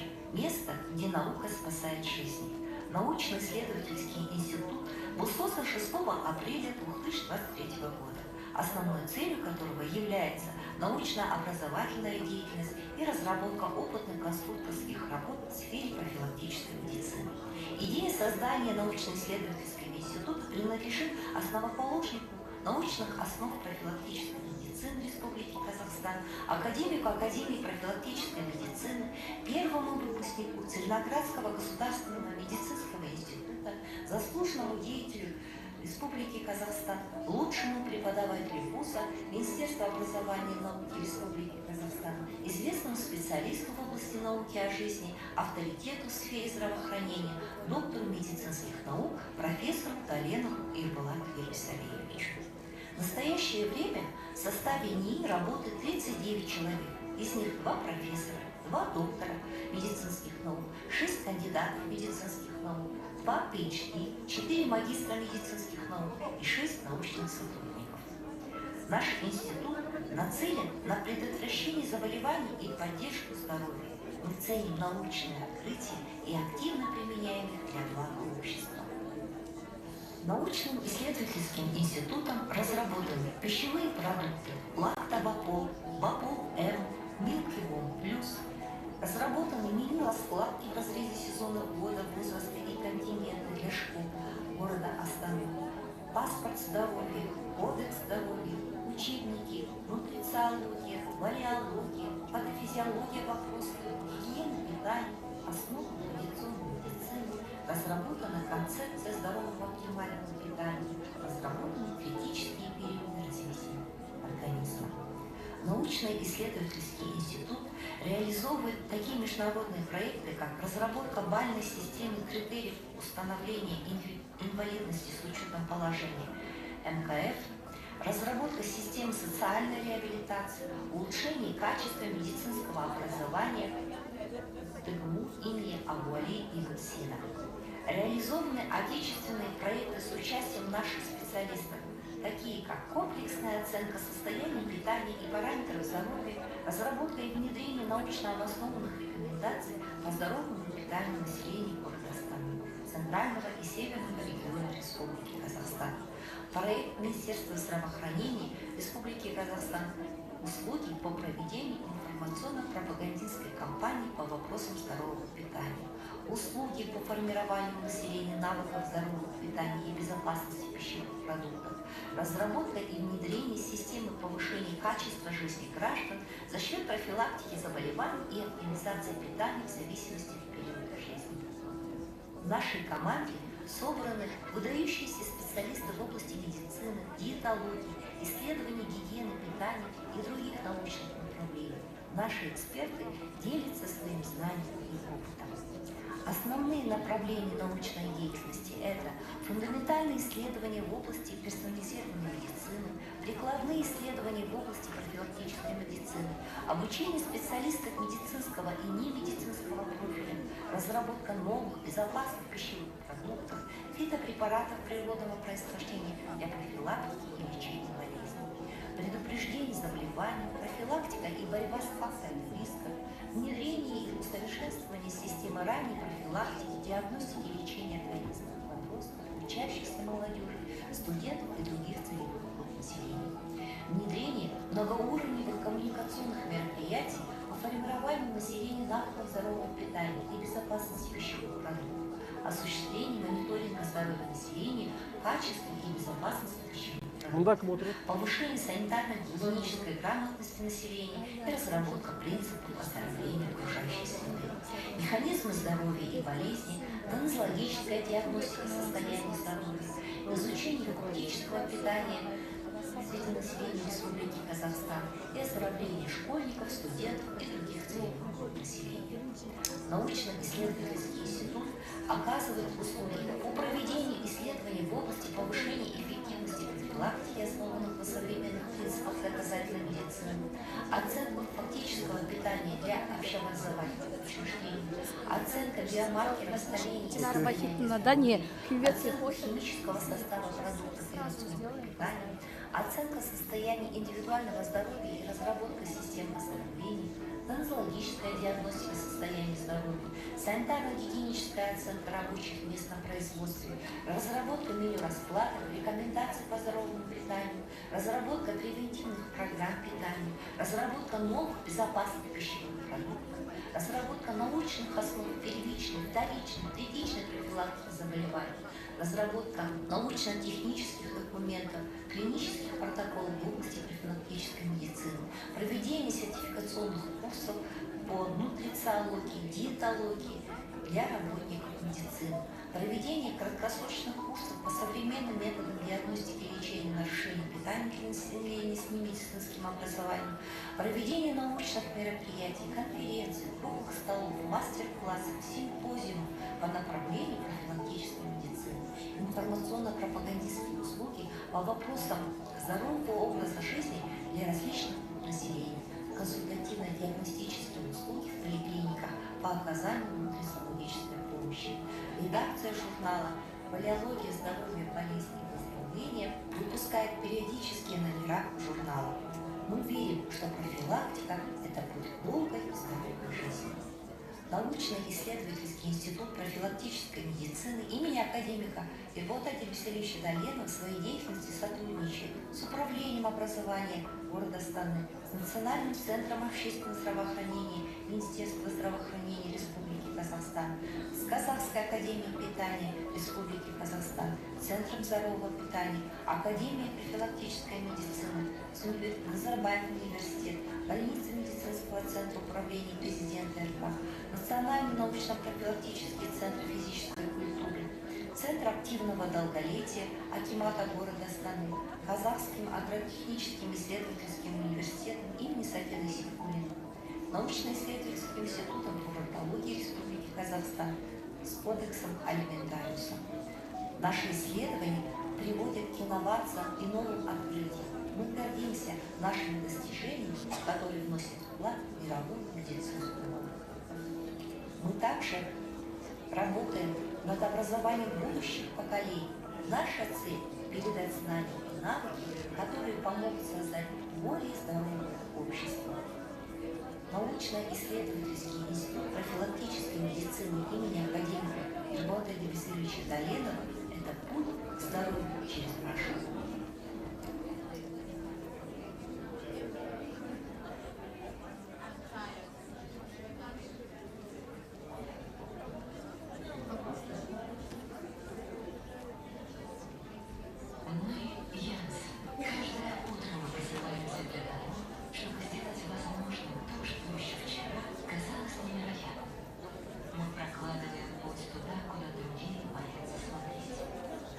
Изучаем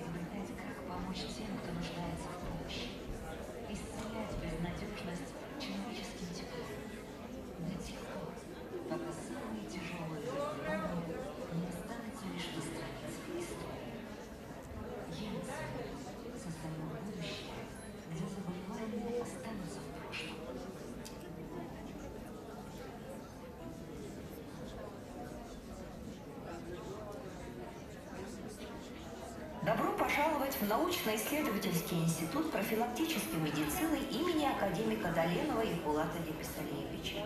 Место, где наука спасает жизнь. Научно-исследовательский институт был создан 6 апреля 2023 года, основной целью которого является научно-образовательная деятельность и разработка опытных конструкторских работ в сфере профилактической медицины. Идея создания научно-исследовательского института принадлежит основоположнику научных основ профилактической медицины Республики Казахстан. Уважаемые коллеги, спикеры, занимаем свои места, пожалуйста. Заслуженному деятелю Республики Казахстан, лучшему преподавателю вуза Министерства образования и науки Республики Казахстан, известному специалисту в области науки о жизни, авторитету в сфере здравоохранения, доктору медицинских наук, профессору Доленову Булату Геписалиевичу. В настоящее время в составе НИИ работает 39 человек, из них 2 профессора, 2 доктора медицинских наук, 6 кандидатов медицинских наук, 2 PhD, 4 магистра медицинских наук, 6 научных сотрудников. Наш институт... Тилаеву туда найдите, без таблички посадите. Тилаева, с Ташкентского центра международного суда. Ладно. Давайте Ажолоса посадим. Ажолоса, все, табличку ставьте, его пригласите. Так он же участвует. Шестого. Решите. 2 чехов. Я не помню, вы сейчас сажать или нет? Все. Ажолоса же посадили. Вот он идет. Я говорю 6. Все.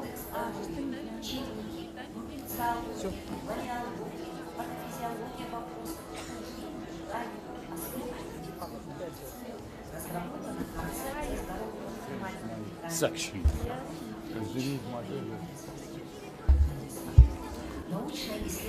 Уважаемые коллеги, приступаем к работе сессии. Разработка бальной системы критериев установления инвалидности с учетом положения МКФ, разработка системы социальной реабилитации, улучшение качества медицинского образования имени Медицина. Реализованы...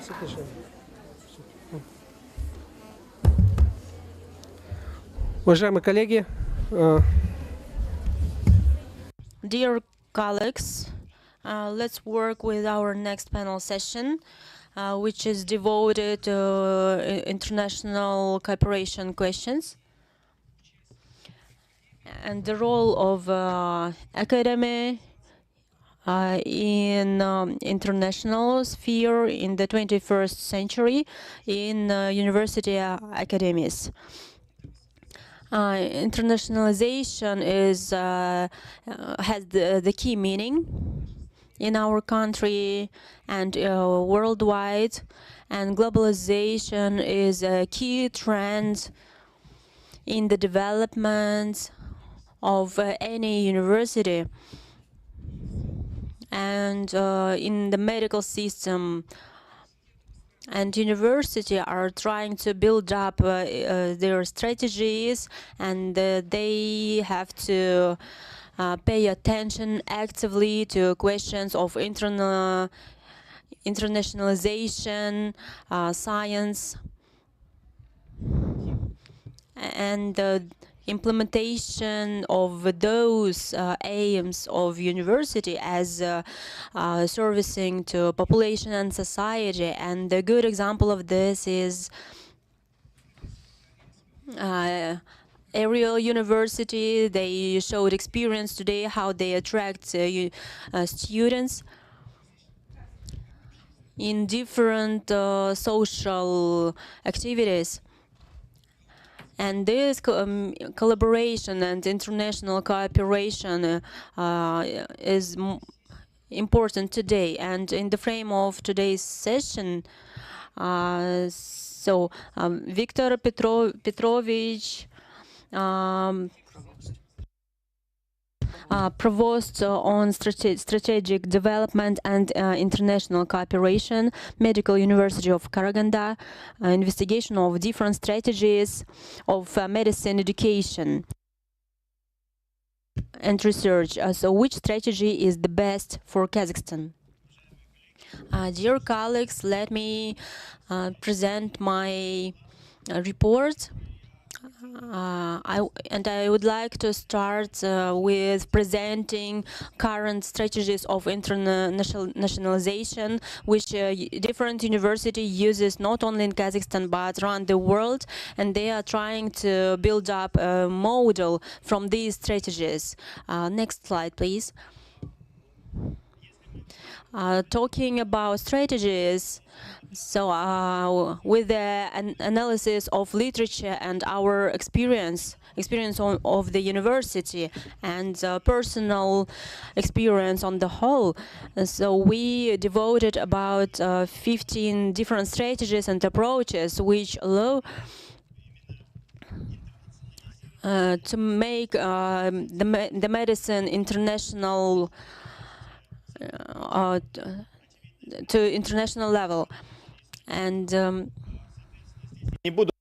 here I'm not going to go into details. I have presented on the slide each of the benefits and the shortcomings. The second thing in Kazakhstan, second popular approach is the indicators of the Ministry of Higher Education and Science and Ministry of Healthcare on mobility, as well as the joint programs of in education, and all of us are contributing together in order to implement and trying to find partners to cooperate with. And this approach does have some shortcomings as well as the benefits, and sometimes we have potential fight back, let's say, from the resistance from the teaching staff. They always say that we're good at what we do. We don't need any partners or assistance. And of course, all of this also has the financial challenges. And if we will talk about the competitiveness of Kazakhstan in the world, we will need these kind of educational programs, and trying to enroll international students are also helpful in order to have diversity, as well as bringing new cultural aspects to the community, society, interaction between international students and local students, expanding the borders, and it also enhances the capacity building, as well as mastering the skills of teachers. And sometimes we need to provide additional services whenever we have international students, and we need to take into consideration other services that local students will not need. And well, of course, we also will need equipment, since the level of the equipment provision is quite different if we will compare with other countries, with Kazakhstan. In most of the cases in Kazakhstan, we are lagging behind in equipment, and sometimes we're not adequately responding to the needs of students. We also have initiatives in internationalization which are not connected to students. Most of the times is the involvement into the global activities, for example, the World Health Organization, and the actions on international standards. And of course, there are, up to some extent, we can contribute and participate. There are also deadlines. We see that it's not continuous as we would like to have. There is also different time frames in each of the program. We are also striving towards the accreditation of our programs and the curriculums and curricula, and we are trying to align it with international standards. We also have resources that we would invest. And of course, we will have additional liabilities, because whenever we are participating in international projects, we have to fill out many documents. There are lots of round tables, as well as the lots of discussions, and sometimes we do not understand why do we need accreditation in one or another program. And in Kazakhstan, actively developing, as you know, French alliance, Chinese universities also. I would say propaganda, the French culture, the also American corners, and in Kazakhstan actively supports these all efforts. There is nothing wrong about creating these kind of centers on the territory of university. But the most important thing is to understand what are our concrete goals and try to find a balance in saving our culture during the integration, as well as assimilate with international standards and international culture. The next slide, please. Strategical international partnership. It's the classical example that everyone have seen. It's the Medical University Astana with Ariel University partnership. Each university has strategic partners that help to build the science activity, and in the partnership they develop science projects, develop and design educational programs. Everything depends on reputation, image, and status and sustainability of each of the universities. And of course, we have to always take into consideration the conditions that could be posed from the partner side. When we talk about international research cooperation, it's quite widespread one, but there are also challenges, which is the time differences.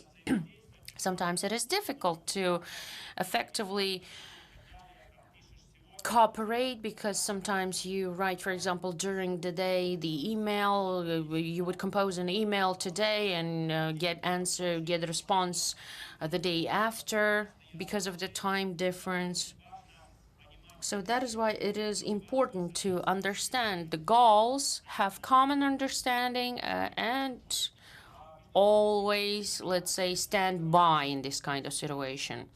International research financing, all of these are connected to financial challenges. There are there is a number of demands from each of the international financial institutions as well as other financial institutions, and we need to understand what are the additional costs.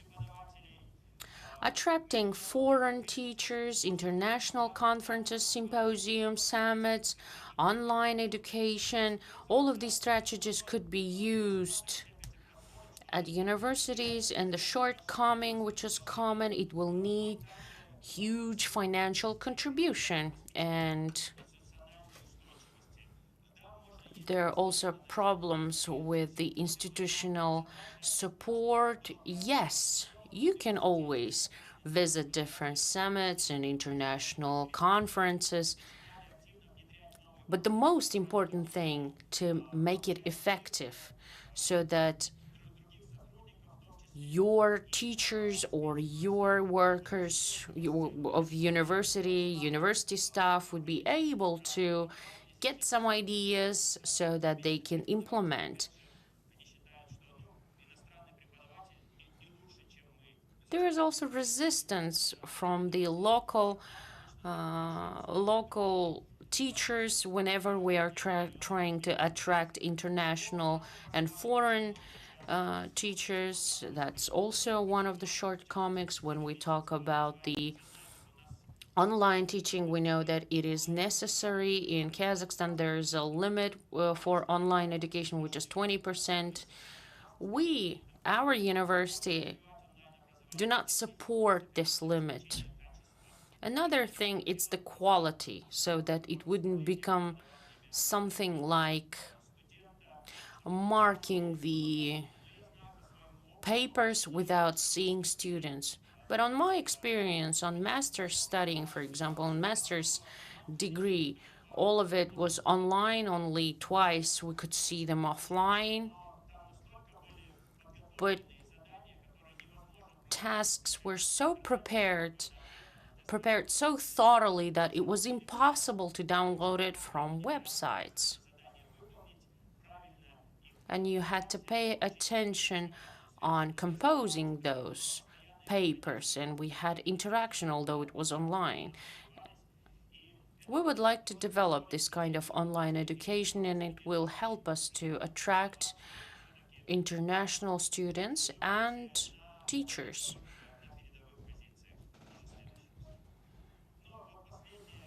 The last three things that I would like to shed a light on is the program for enhancing the level of the language skills, cultural competences, and global interaction with alumni, where they are, what do they do, and attract alumni as strategic partners afterwards.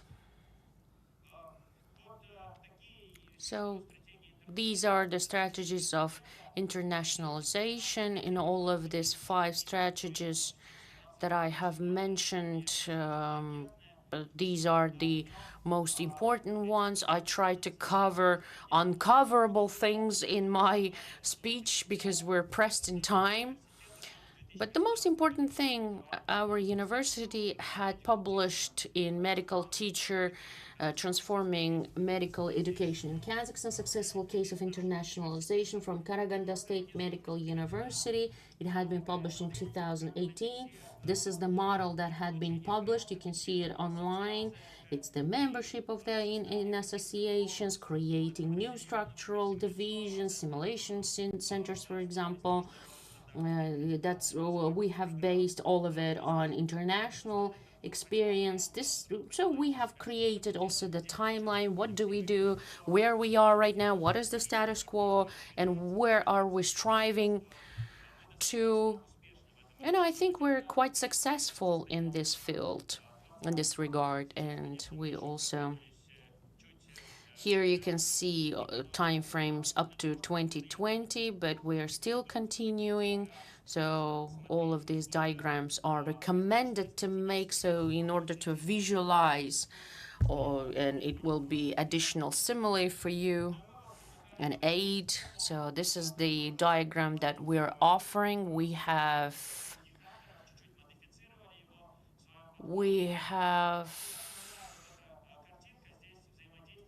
taken these diagrams and the ideas, of course, from other universities and other scholars and scientists and from other publications, but we have modernized it. Of course, there are also discrepancies in the legislative basis. That is why we would like to offer each university to start from the small things, start from small grant financing. For example, if you have Erasmus Plus, financial aid programs that you can use, that you cannot upscale to the level of the university only for the unit. But why am I recommending Erasmus Plus? Because they always have concrete plans. So that is why I offer you to look upon Erasmus Plus programs.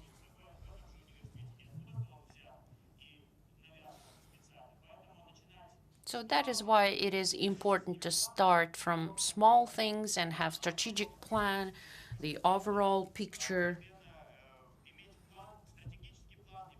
And it is important to have not only strategic plan, also plan of implementation, so that all of the small projects that had been implemented and realized in the university or the unit of the university could be upscaled to whole university, and try to attract foreign specialists for additional external evaluation so that you could have objective picture. These are the approaches we are offering. If you would like to go into details, you can look, you can go through our article. Thank you so much for your attention.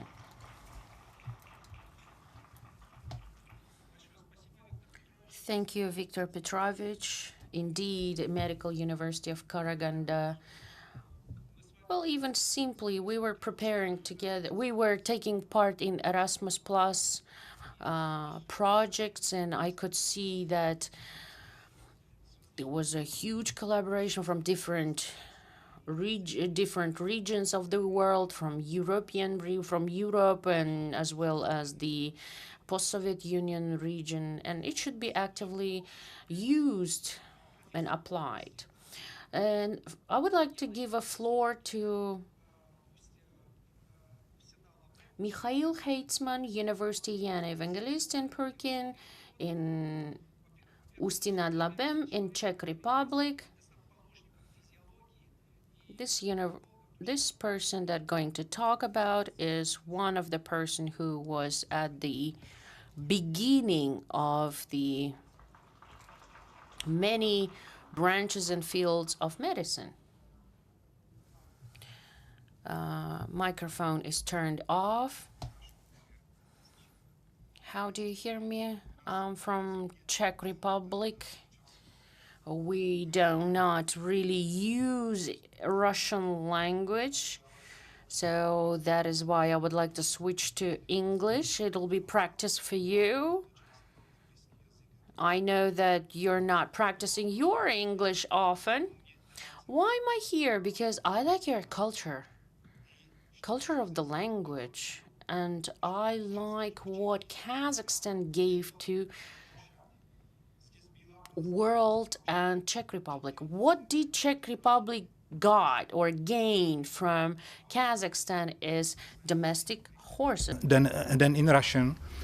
So we are connected. We are connected because Kazakhstan, there was the domestication of the horse, and horse spread from Kazakhstan to other regions. Botai culture, which I studied, which I have also in the lectures for my students. And the next thing which connect Czech Republic and Kazakhstan is Mongolian invasion. Do you remember Genghis Khan? He died 1227. Mongolians, they conquered Kiev 1240, and the most western invasion of Mongolians was in Czech Republic in 1241. And that's the end of the steppe there. So we are studying the steppes, and my colleagues also go to Kazakhstan to study steppe vegetation here. So we are so much connected, and we can learn so many things from you. And I hope we will able to teach you also something from our knowledge. Why I provided, for example, my H index number of publications and references according to Web of Science. Why? Because this strong record, scientific record, I have because of strong internationalization. That's so important. When I have been student, I had opportunity in my age of 18 years, 19 years, to work in Finland on the scientific project. Then I had opportunity to present my results in Sweden on conference. And it was the time when I established my first connections. And you can be sure that during that time I was weak in English, as majority of you, probably even weaker, because I am dyslexic and dysgraphic, so languages, it is quite difficult for me to learn. So important, internationalization.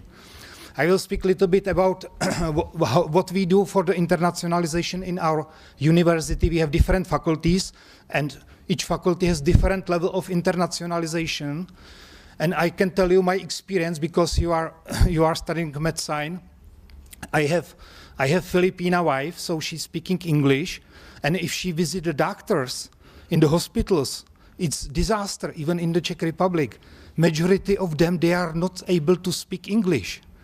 And you must be really prepared if you will go to practice, that even in the practice you will need English, because you will deal with foreigners more and more in the future. So that's so important, even for you as a practical doctors. What we do for the, okay, so we are from the northern part of the Bohemia. If you look for the Prague universities, they have higher level of internationalization because you have more foreigners there. This is the capital. But we also work on internationalization. And first of all, what you need knowledge of language. So we made an investigation of knowledge of English language in the university, and you can see 55% of staff is fluent in English, 33% only basic knowledge, and 12% without any knowledge of English language. So if you want to really make some internationalization, you need this data, and to start to work with staff and with people in the university to work on the internationalization in some way. Also, teaching experience in English. You can see less than 30% of staff in the university, oral presentation on conference in English, almost only 10%. It's very low according to my point of view. You can see, I will not read these because we are short of time. You can see that still we have problems even in the Czech Republic with English language. And why is it possible? English is not our native language. In the past, the main language, for example, my first foreign language in the school, it was the Russian, and I never used the Russian for 20 years. I started to use the Russian quite late, and now I'm interested to learn even Russian very well. And now also German language was important. So knowledge of language is so important. Next thing, very important, is mobility in the university. And you can see that frequent mobility, only 46% of the staff. This is not enough according to my point of view. 14% of the staff in the university, they are absolutely not interested in the mobility. So even mobility must be increased. And there are some measures how to increase the mobility.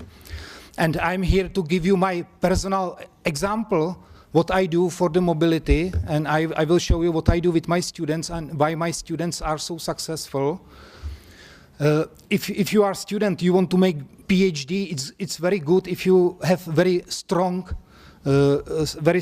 supervisor with very good scientific record, because such supervisor is respected around the world, and such supervisor has contacts and he's able to send you into particular university where you can learn so many things. Yeah, so the contacts of supervisor are so important for the students. And you can see that some investigation in our university, but I will give you some. So we need also more internationalization, even to take foreigners into scientific board of faculties of the university, and to have more teachers also from abroad still. And one example from my life, I will give you some examples from my scientific life. For example, this is 10 days ago, because I'm working also in Italy with my students. You can see students. We do some archaeological research there, and you can see in the middle, the man in the middle. This is a Professor Shai from Ariel University, and Czech researchers meet Israel researchers on the research in Italy. Can you imagine? And we take even students with us because that's so important to have practice abroad. Yeah, you can see frequently you must be ready to live even in very hard conditions. For example, so far you presented laboratories and equipment and everything what you have, but there must be also somebody who is able to collect data in the field.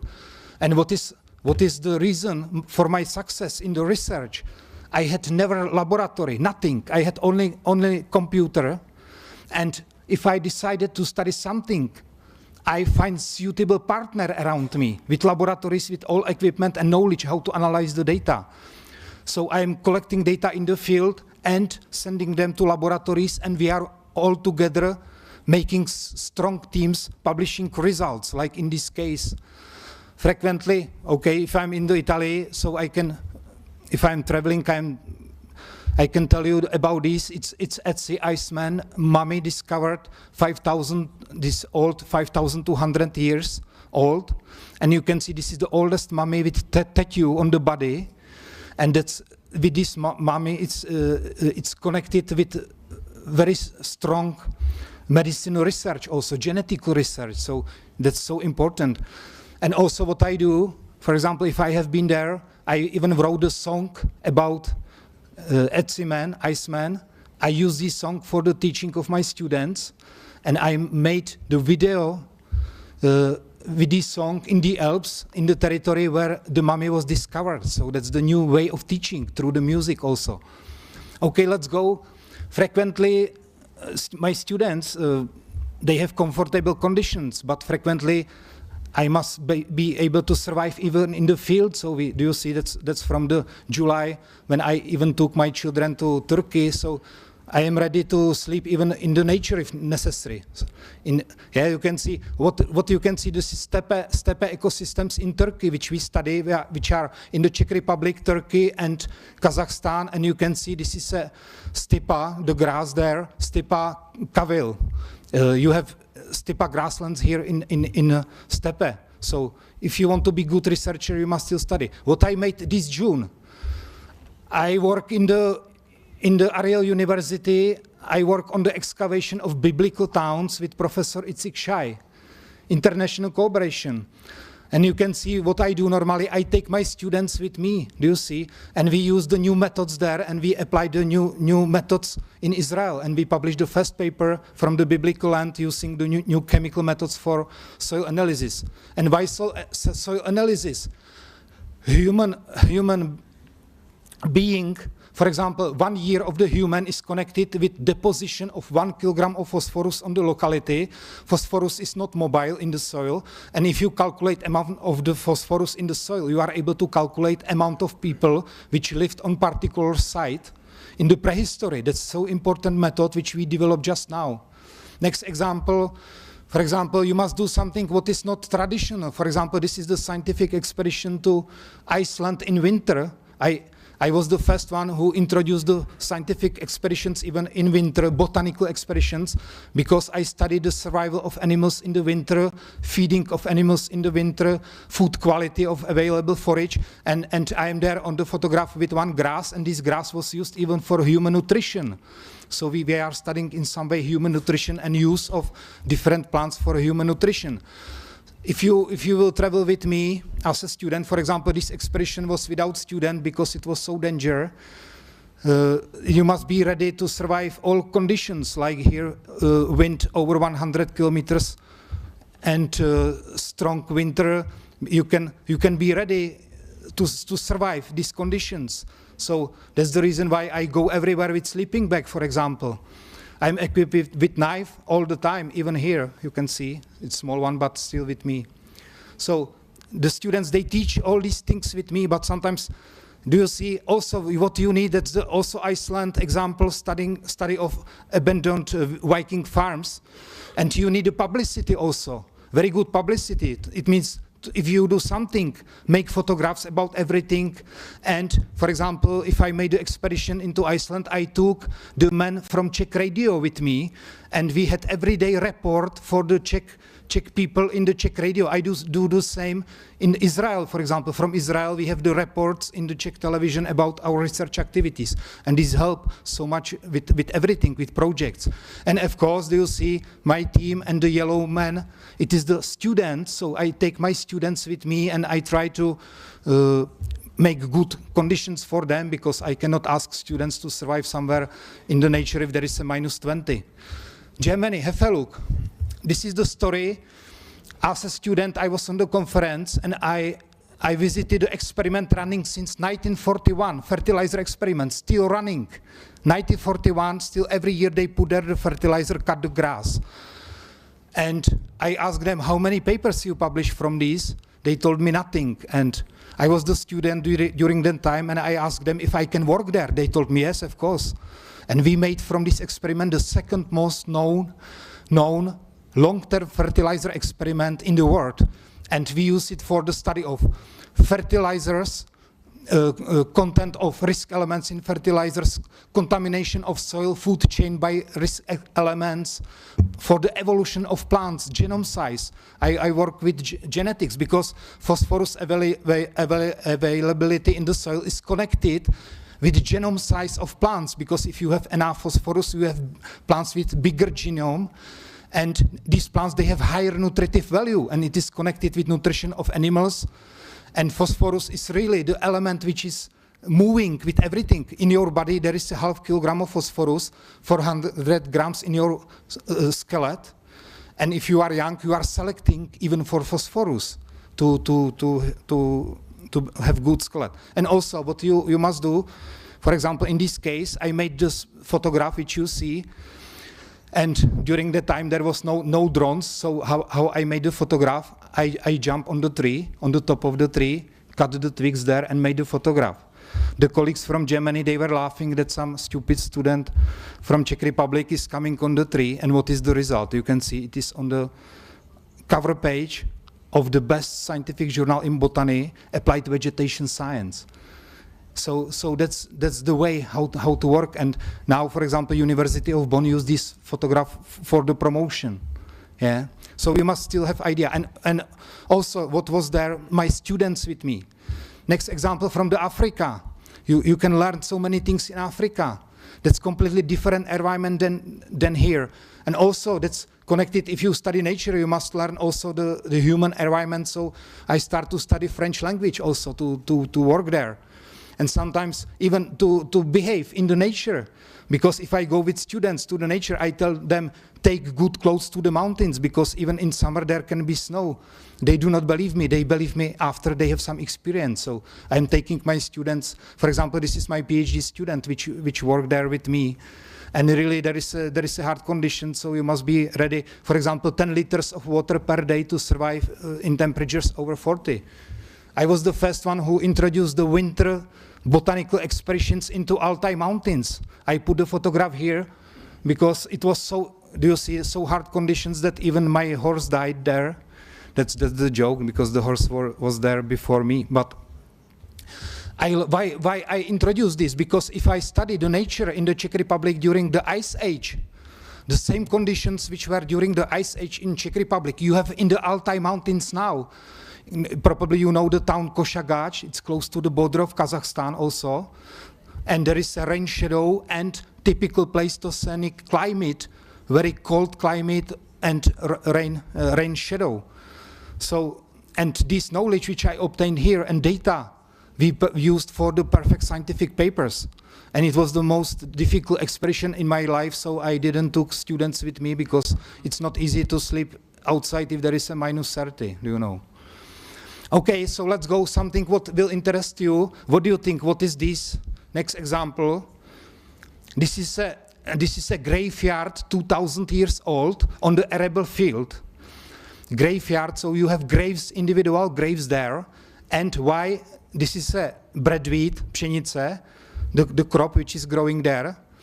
And why it is still visible after 2,000 years? Because even your body is so much connected with plant nutrition, human nutrition, nutrients. And have a look, this is an individual grave, 2,000 years old, and you have different vegetation on the grave. And why? Because there is a plant, this is a trifolium, and this plant needs huge amount of the phosphorus.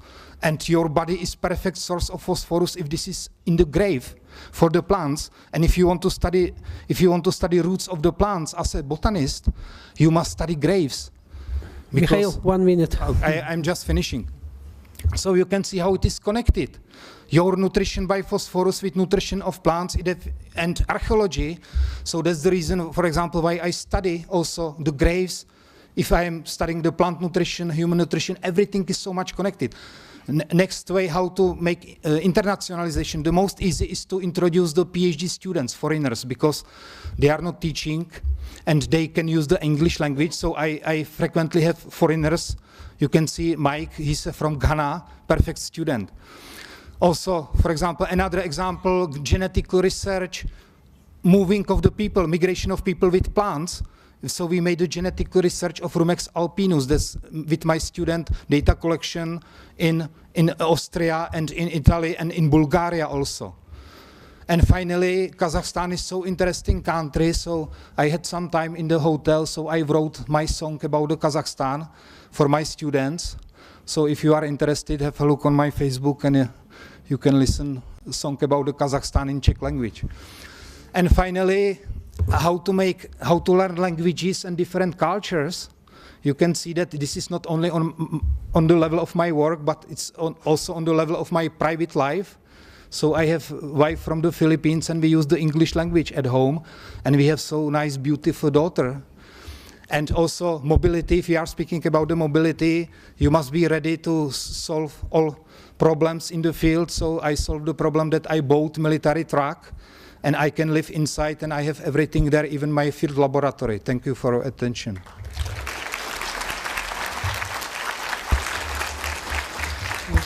Thank you, Mikhail, for your colorful and interesting presentation. Следующее слово предоставляет. Next word is for Fatima Nadirovna Jakipova, who is going to represent a presentation about increasing competitiveness of universities and global aspects. So she's online with us. Good afternoon, dear colleagues.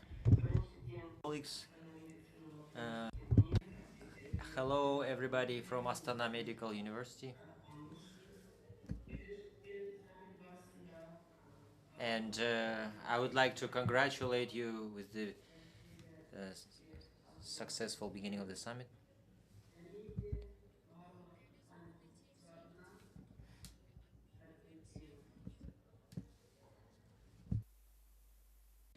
And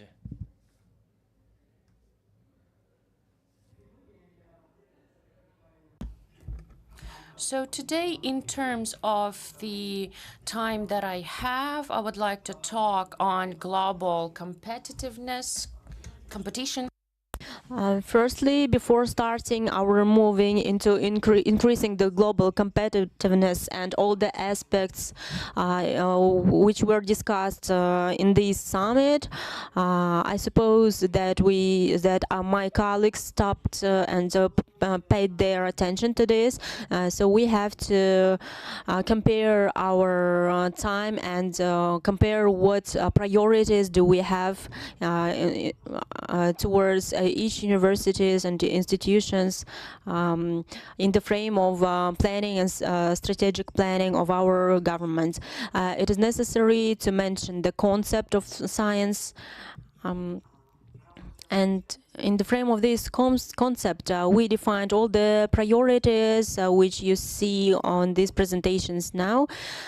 And I think that you are knowledgeable about this. And in June, we had a very big work which was connected with university.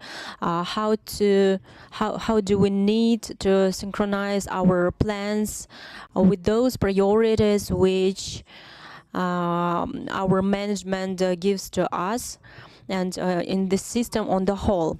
And as you see, so one of the serious priority is internationalization, which is being discussed today. So in this implementation, our university, our society, academical and scientific community takes very active participants. And also we have trends on global level, and as we pay attention to all the approaches which we have now, so there are good policy papers which will be interesting enough, and we can make our leading list with the help of this, and all the trends which will influence on education. And here I think that you know quite well about them. So it's global. They are global trends, global technologies, increasing of creativeness, and I would like to say here that creativeness. So we use quite often creativeness these days, and even if we do recruiting, so we say that we are looking creative people, and we often ask the same questions which require solutions in our system, and we are trying to find solutions, and we are looking for not usual solutions which will allow us to be dynamic.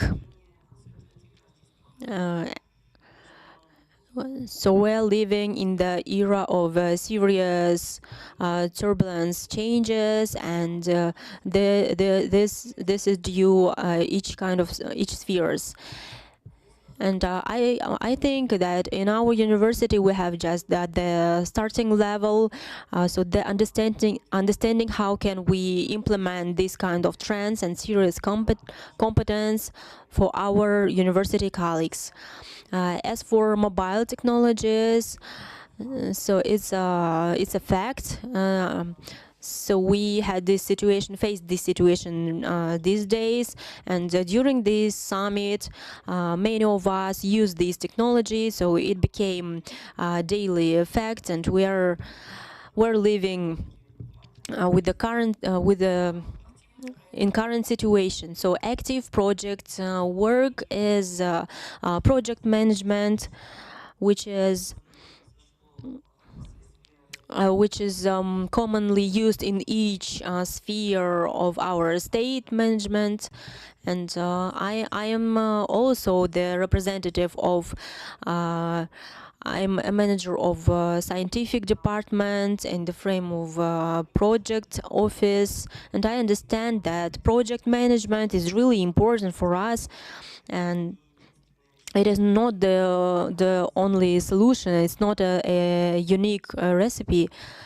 For us, it is very useful instrument which will allow us in a short period of time to implement all the projects, to make project teams. It's like an accelerator, and we should know how to use it. We need skills, we need competence, and we need to learn to teach our students, to certify them.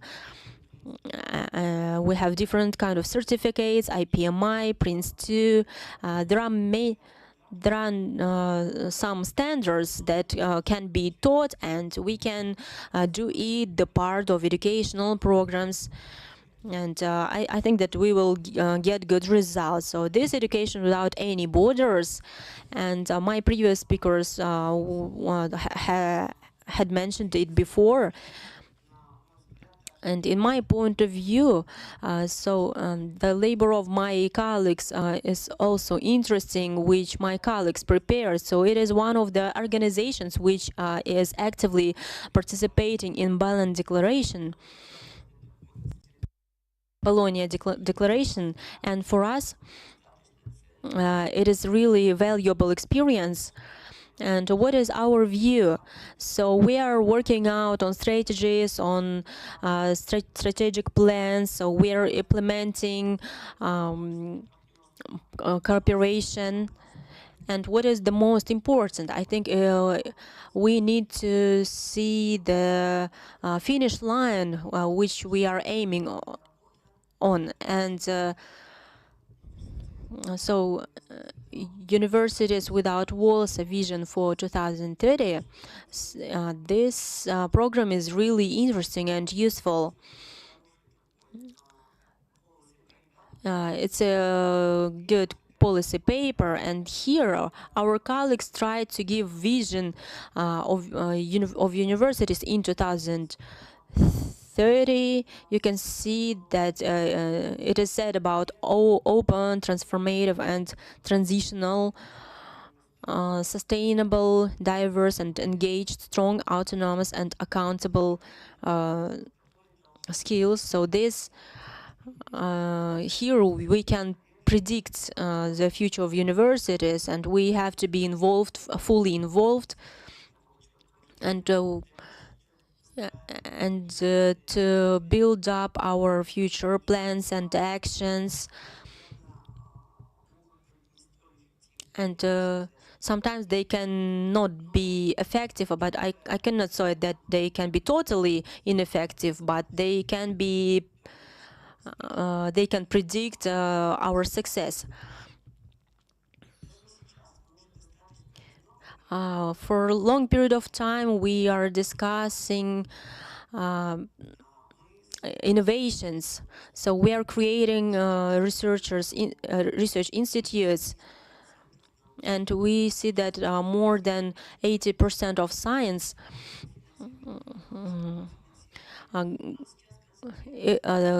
is concentrated in universities, and it is quite effective.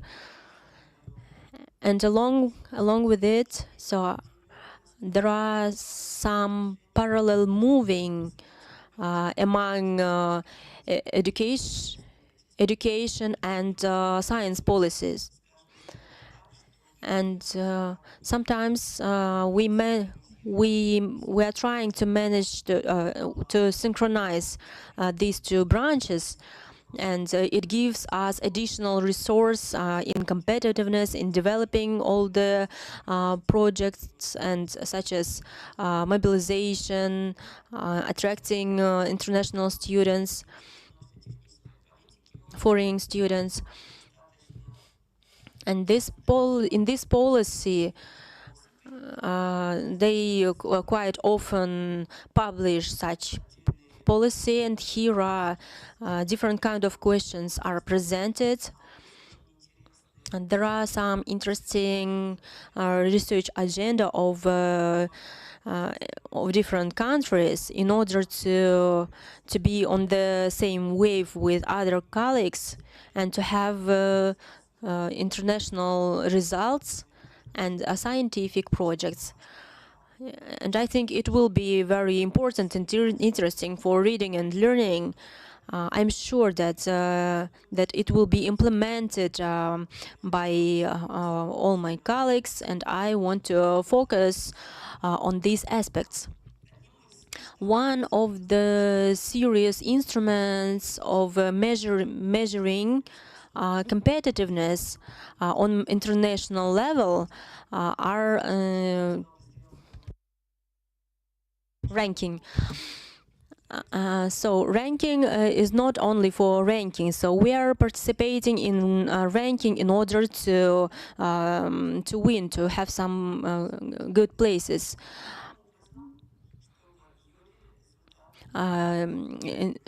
So that this result will be evaluated appropriately. And here is a paradigm.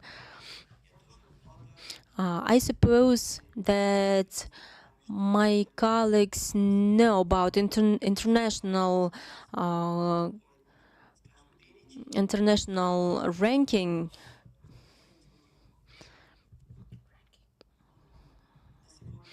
For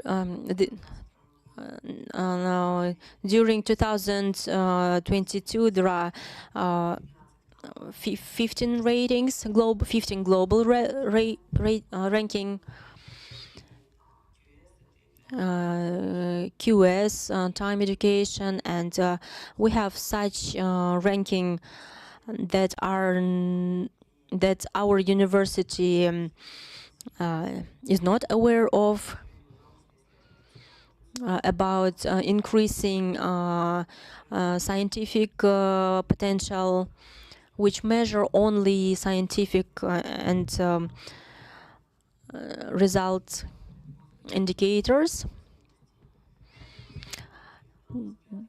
In my point of view, the most interesting ranking is top 100 ranking universities.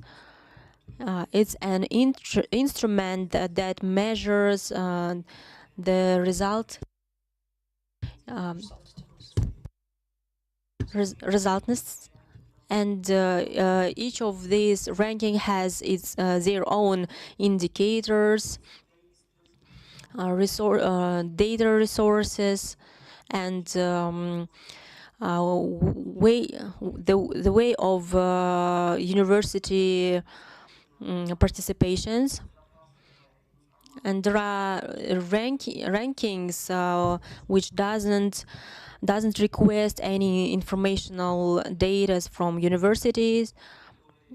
And I know Shanghai ranking, which has very strict requirements. And the second type, when organization requires data from universities and apply databases which makes their own measures. Talking about our universities, for today, the participants of our universities in international and global rankings has a good dynamic. On the left, you can see rankings that we have in our country, and our universities participate in. We know about Atomican program.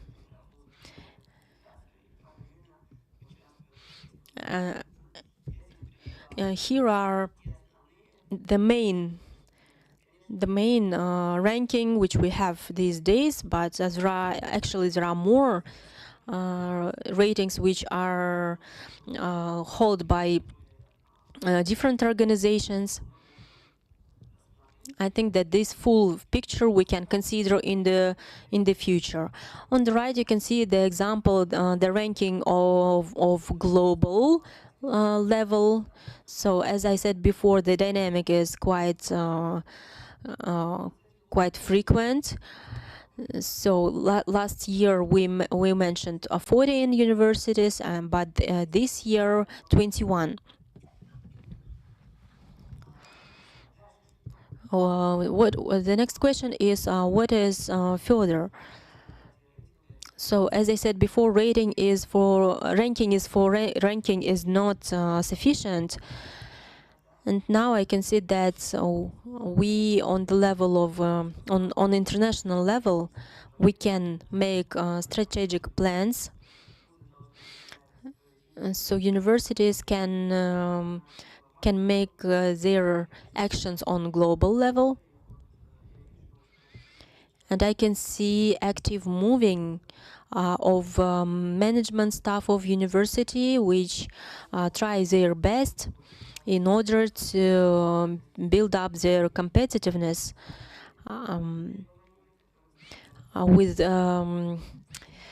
with those requirements that needed. And here I would like to stop on indicators.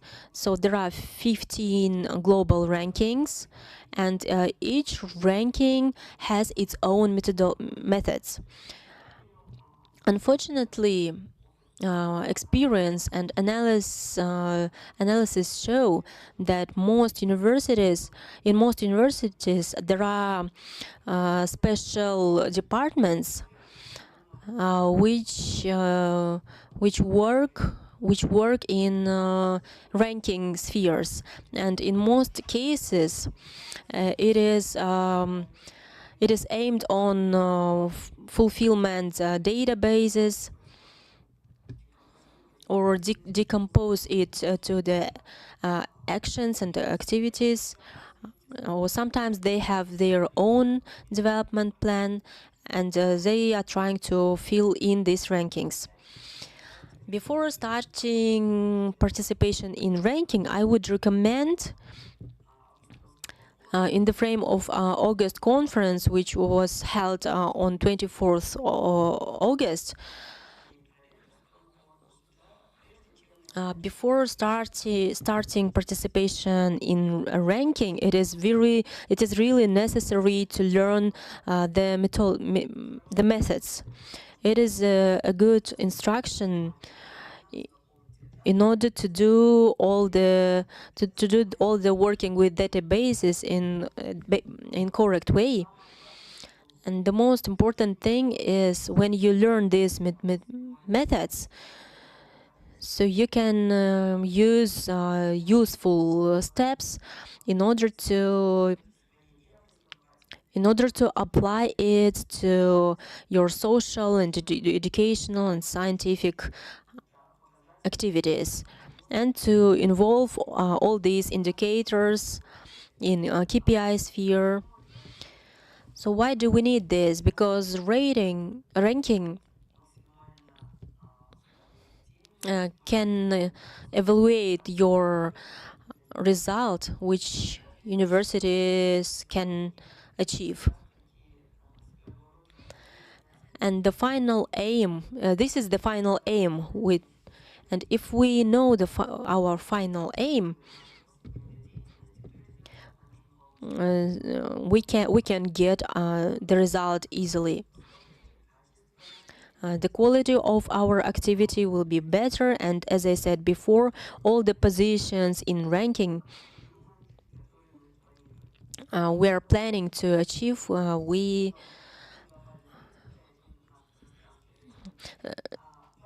will do it better. And indicators in education, so we can see, so we have many aspects on this approach. So here is the measurement of the quantity of scientific who were awarded. So here is the information about quality and quantity of teaching, its correlation of teaching among teachers and students. Except quantity, for us, quality is important. So here you can see one aspect which I want to mention. So it is written in Times Higher Education. This indicator is described like institutional income. So we often see in our plans that it is defined from the sum of grant or payment of students at the expenses of universities. What is the budget for books and education, and except payment for teachers, it is important how to support staffs in these universities. For example, libraries. How are they motivated? Do they get enough payment? What is their supervision in universities? All these indicators are considered here. And as we know about diploma education. And another part is the research. What I have already mentioned, it's the rankings that are accumulated in some of the parts and that we know and we are participating. And besides of the indicators, there is also index of quotation. It has an impact up to what extent your teaching staff is involved in science researches. And of course we have champions. It's from 10 to 20% of the whole quantity of your teachers and scientists and employees. How can we teach or train our colleagues and teachers to be able to have high quotation and publication? It's only could be done through collaboration, through wide collaboration. Many universities started thinking about directions that they would uptake, and innovations is one of the mainstream spheres. Ranking is used as an indicator of the quality and resultativeness of our research activity. They're very important.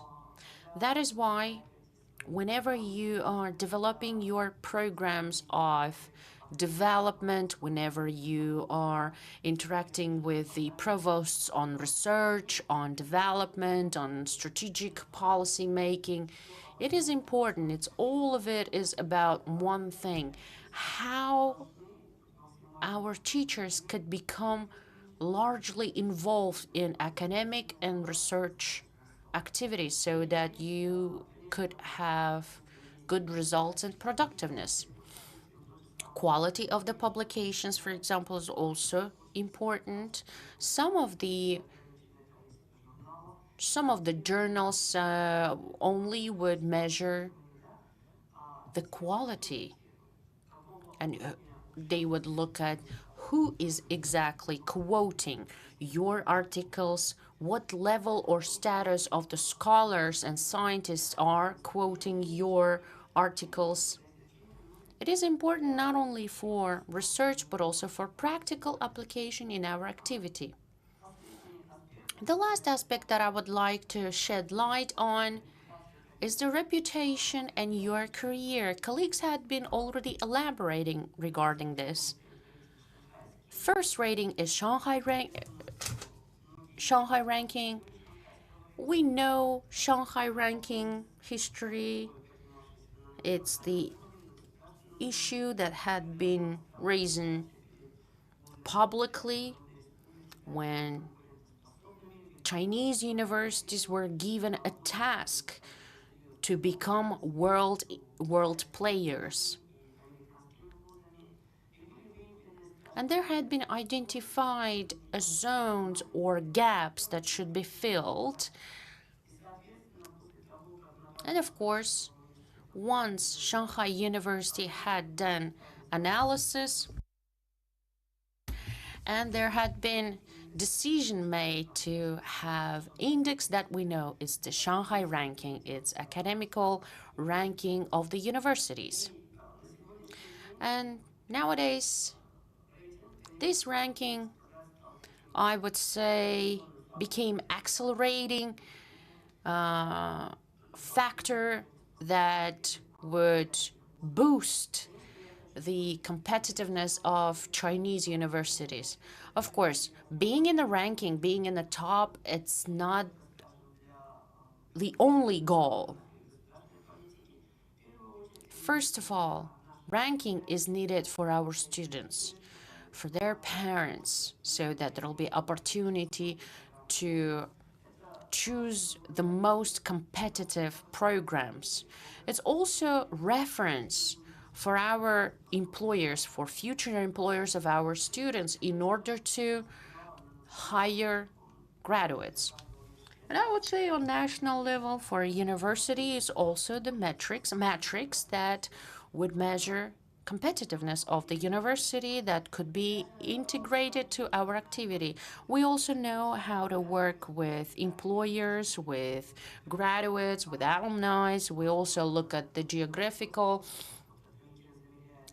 indicators, and the median of the salaries also also measured. I think whenever we're looking at this process or at this phenomenon, we need to look at the list. When they're looking at it, they have to see the requirements. They also have to look at the best companies, for example, in the world in Forbes list. They would have a reference as the ranking. This is the focused work that we should do with our stakeholders. Not only look at the quantity results, we also have to look at the quality results. And maybe we can also have looked upon the statistics of employment of our alumni. How exactly they contribute into the capacity building. This is a global issue. And then these measurements could be used for another purposes. I've already talked about Shanghai University ranking or Shanghai ranking. There's also Nobel Award ranking.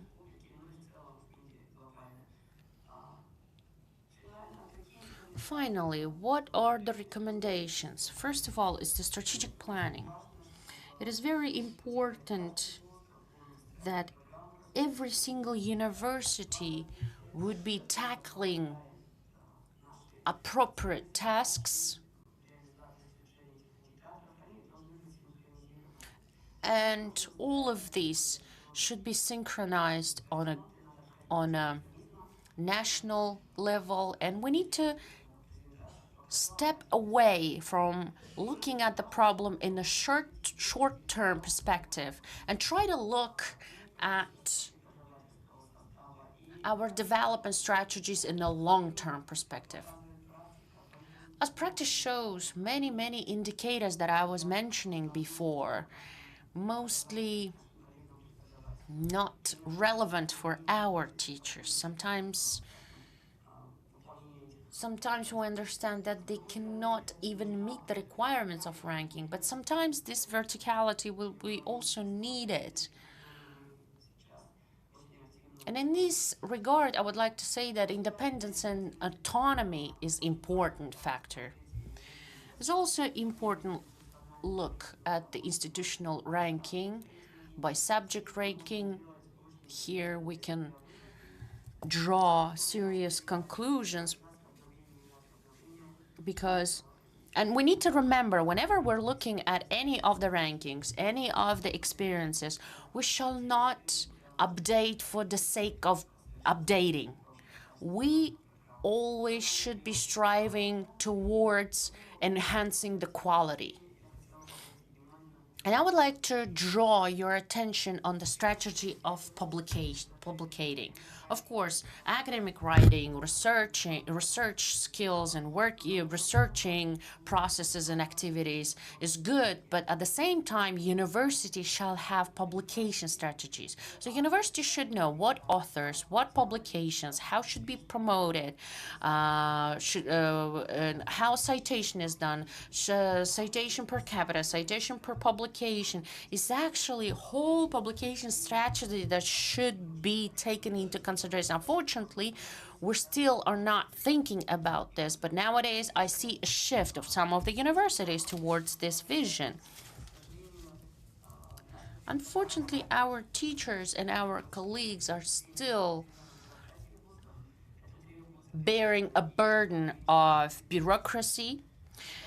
Engineering of the processes is very important factor here, and I think if we will take away a burden from teachers of bureaucracy, for example, if teacher needs to go to conference, if teacher will not be running around from room to room, from cabinet to cabinet, try to sign the documents, and we would take away this burden, then teachers would have a room to grow. So that is why we need to think about development of the strategy and implementation. Nowadays, implementation exactly in the field of implementation, we're lagging behind. When we talk about mobility, when we talk about the internationalization, we shall not just talk about it or try to do it for the sake of those phenomena. We need to understand that. Why do we need it? That's all. Thank you for attention. Thank you so much, Fatima Nadirovna. I would like to say that you have presented a report on development of strategic level. I have been working a lot in the hierarchy of the education, and Fatima Nadirovna Jakubova has huge experience as a person who had been provost, a president of the university, advisor of the minister. She has a huge experience. So that is why I think looking upon her views is very useful. I would like to remind audience that you can ask questions. Q&A session will be after all of the reports and presentations. Next report will be given by Lithuanian University. We have signed memorandum of understanding. It's the organization that works on international level, and it is the Science Center and actively expands the cooperation, partnership, advisor, director of Sharia Hospital will be delivering a speech on the internalization of academia and the benefits of generative artificial intelligence. I'm an advisor, but I'm also a political scientist with a PhD from Central European University. Worked at, taught international relations, international law, and I'm currently also working as a researcher for a UN organization. So I'm sort of approaching this as a social scientist, looking at it from inside. And I would like to talk today about how AI technologies in general, but ChatGPT in particular, are changing the academic world. Now, my claim is that it's basically a revolutionary technology that will change, transform all aspects of academia, all of them. We've heard in previous presentations, I was thinking like, how is it different from what I'm going to say? And what I noticed that the approach was taken kind of centralized. What should the state do? What should the government do? What should the university, how should the university promote internationalization? So it's sort of centralized approach to internationalization. Meanwhile, artificial intelligence technologies, they are decentralized and very disruptive as well, right? So we can look at it, they are international by nature, if you want. They don't need any planning, it's just going to happen. So I'm going to claim that we are in the first stage of AI development, AI revolution, and for the most part, this is the beneficial stage. This is the stage where we get to enjoy it, where we use it, where it's useful. During this stage, AI will boost academic work. We will be able to do more. It will make studying more efficient. It will make producing science more efficient. It will increase efficiency and effectiveness. We can only speculate what is going to happen during the next stages of AI development because technology is developing very rapidly and very unpredictably. Now, yesterday we had a presentation on basically the same topic, and it was very interesting to listen to. The speaker said that ChatGPT is not artificial intelligence because it's not intelligent in the way that we are, in the way that human beings are. Now, I don't really want to go into definitions or classifications. That would take up all my time, but there's pretty much wide agreement among experts that ChatGPT is artificial intelligence. It's just not general artificial intelligence. What's the difference? General artificial intelligence would have what we have: common sense, effective ability to learn, to reason, to plan, and to sort of meet complex challenges across a wide range of natural and abstract domains, right? So ChatGPT is probably not that yet, but we can't tell if it's not. So even the owners, the developers of artificial intelligence don't really know how far are we from current technology. Is it enough to upscale what already exists, or is a different architecture required? So we don't know how far are we from general artificial intelligence, and after general artificial intelligence, there will probably be superintelligence, at which point the university as we know it will end, right? The moment that artificial intelligence can do science and can actually produce scientific sort of new discoveries, scientific discoveries, that's where our function in advancing science just ends, right? So we don't know how far we are from that. Now, ChatGPT is a type of AI that is specialized at generating human-like texts based on input that it receives. I would encourage all of you to to check it out. It's, early versions are for free, the latest version is paid. But even the earlier version will blow your mind. Let me tell you that it takes a long time until you reach the level where you can publish the way that ChatGPT just produces text automatically. Yes, you have a question. Yes. Yes, so now given that language is essential to human activity, essentially this is where artificial intelligence, machine learning and human learning will merge. What is important to note here is that ChatGPT, as opposed to, for example, earlier artificial intelligence models such as, for example, Deep Blue, which won chess against Kasparov, it's versatile, it can be applied anywhere. All right, how can we use ChatGPT? Now, in the media, in the business world, it's already being used for automating customer support, real-time answers, for detecting fraud, giving financial advice, for data analysis by generating summaries and trends, and for personal tasks, for example, like email management and so on. Since computer code is a language too, ChatGPT is used extensively as a coding tool. By the way, you can see human genome as a language too, so we'll see what the applications are going to be in there. The benefits of AI right now is research facilitation. So it can help you do literature reviews. It can help you finding relevant articles. It can summarize those articles. It can tell you what is the most important in those articles, how can you use it for your argument.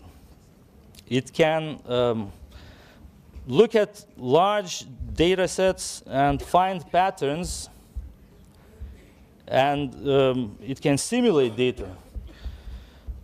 Finally, it can also help you generate hypotheses. It can help you come up with research questions. Once you have your research question, it can simply through a process of asking questions and answers can help you refine your hypothesis based on existing literature that you might not be aware of. Another area where right now, even as it is at this stage of development, it will help teaching and learning. Number one, essentially, ChatGPT and similar technologies that maybe will be specialized on specifically education, they can replace professors 24/7. So you can have a specialized tutor for you that you can ask about concepts, ask about theories, sort of interact at any time you want. It can also help you to self-assess. For example, if you write a paper and you submit that paper to ChatGPT, you can have instant feedback. Right? In large universities, I'm not sure if Astana University is a very large one, but probably you don't see your professors that often, and you don't get enough feedback, probably personal, individualized feedback. So this already, just that, is changing the way ChatGPT can increase academic performance. Now, the final benefit sort of ChatGPT right now, before it even develops, is publication and peer review. Number one, it gives you automated proofreading. So you write an article, you can submit, it will automatically check for grammatical errors. It will check for plagiarism. It will also help you to prepare for peer review process. For example, it can spot flaws in your argument. It can basically can help you get your research published. If you look at overall, what are the benefits? Efficiency and speed. At this stage, it will eliminate sort of repetitive tasks, and it will enable you to look at process data in a way that we cannot as humans. It will also accelerate research program, push your research much faster than it would go otherwise. Now, there are two areas that I would like to linger a bit on, which is collaboration and innovation. When we talk about collaboration, ChatGPT, I hope, can promote interdisciplinary research. What do I mean by that? ChatGPT can translate concepts from one area to another and to bridge the gap between disciplines. Now, this is huge. Basically, modern science is all about specializing. For the past several hundred years, you have increasing fragmentation of human knowledge and increasing specialization. Several centuries ago, there used to be scientists that knew everything there was to know. So, for example, Aristotle or Leonardo da Vinci, had the knowledge of everything what was there to know in that world. But then, due to development of human knowledge, there are distinct scientific disciplines like physics, chemistry, biology, and then there are sub-disciplines, and within those sub-disciplines, there are sub-sub-disciplines. So there are very good reasons why there is fragmentation and specialization. There's simply too much for one person to know. There are new technologies, new tools. The entire academia is structured in that way. You get funding for specialized research. I mean, when you obtain your PhD, you will basically, you obtain your PhD when you start talking about things that nobody really understands anymore, right? You go up, up, up, up, up, up, up, and then there are a few people you can talk to, and then you are alone. And that's when you get a PhD, right? So then, in the context of specialization like that, people end up isolated in their niche knowledge.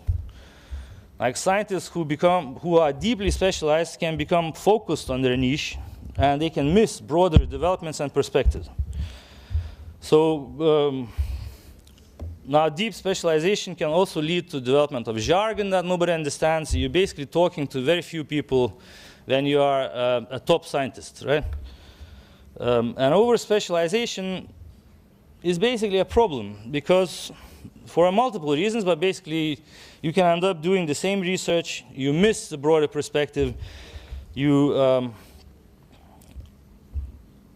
slows down innovation and it can even lead to groupthink. So what I want to say is that even at this point, at this stage of development, AI provides a bridge between disciplines.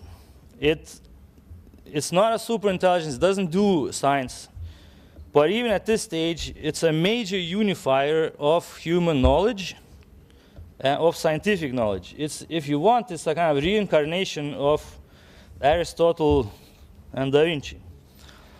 Now, one of major hurdles, obstacles to the internationalization of academia is language barrier. I'm speaking English right now. I'm not sure how many of you understand me. There is a translation going on. There is a disruptor.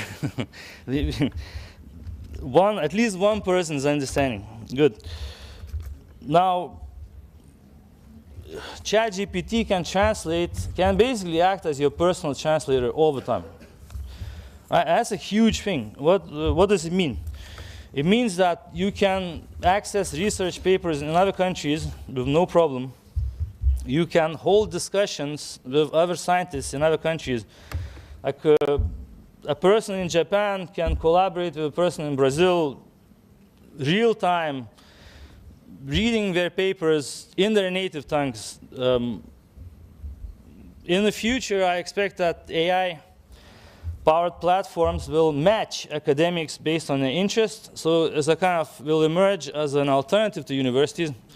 Because the university right now is a centralized, it's an institution for producing knowledge, right? It's also a gatekeeper who can come in and who can produce this knowledge, right? So ChatGPT, or more generally, AI, is an alternative side of knowledge production, an alternative platform for knowledge production. And it enables international cooperation in that way as well. Now, yesterday we had a presentation about challenges, and it was mostly about challenges. What should university do?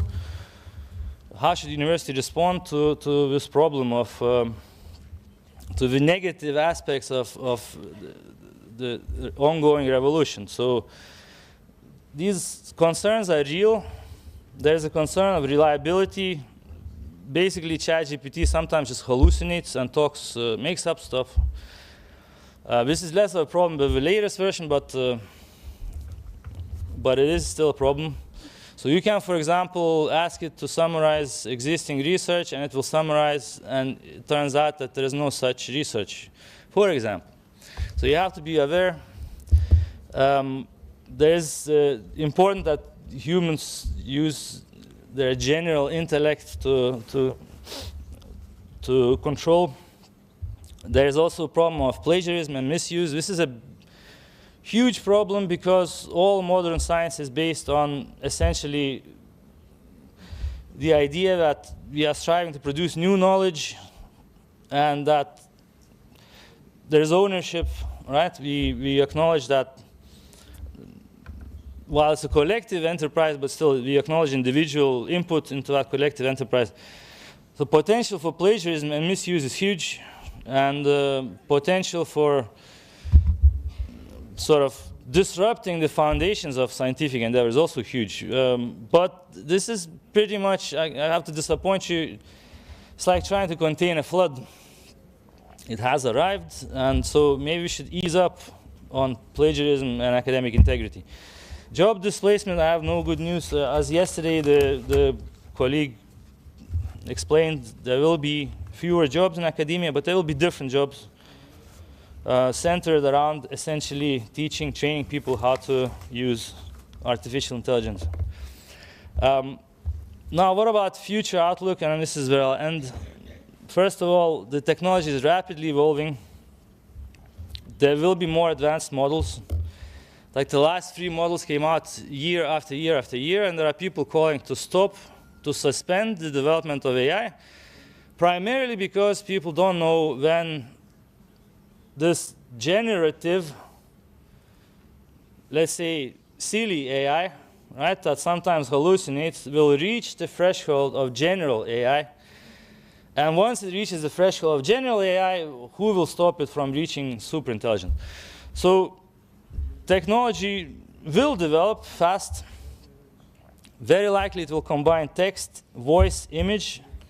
Very likely it will have more autonomy. It will be more integrated into our daily life, into our phones, into your fridges, into everything basically. It will also probably become more accurate. Probably will have memory like human beings, because right now it doesn't really.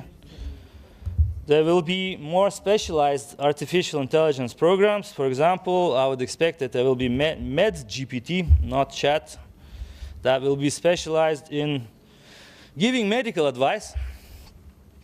And there will be Law GPT, which will basically replace your lawyer. So it's very likely that universities will soon need to restructure the content of academic training to take into account technological developments, basically to prepare students for the world in which artificial intelligence is everywhere. So to summarize, at the moment we are in a beneficial stage, in a stage where I mostly see only the technology as a really good thing. It helps in internationalizing academia without universities or governments making any effort. It's happening by itself. It removes language barriers, it bridges gaps between disciplines, and it helps international cooperation. Thank you very much. Thank you very much, Professor Zolos, for your very interested and actual topic that you reflected in your presentation. And следующая презентация у нас. The next presentation is the last. So Nadezhda Yermakova, she's the director on development strategic projects office. Rector's office, Ariel University. Thank you very much. I will try to be short. So I think that today we have amazing discussions, and we were talking about that we can come to the conclusion that modern academy is a big family, and we are really glad that our university is a part of your university. And I hope that in the future we will meet common strategic projects. And now I want to tell about strategy of development in our university in the frame of our activity.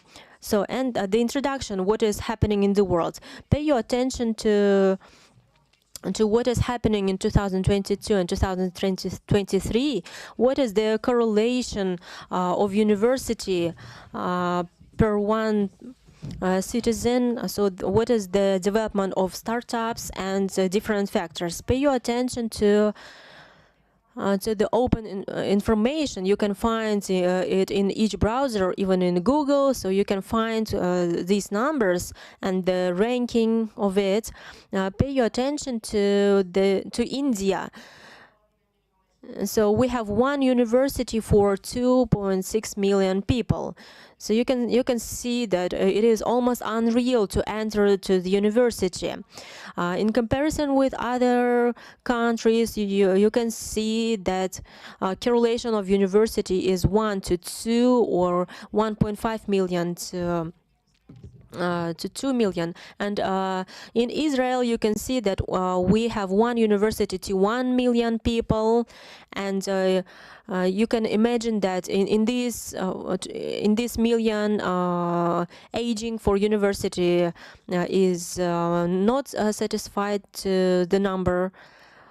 So you can say that at any age you can enter university in Israel. For example, at the age of 80, it is even possible to enter to university.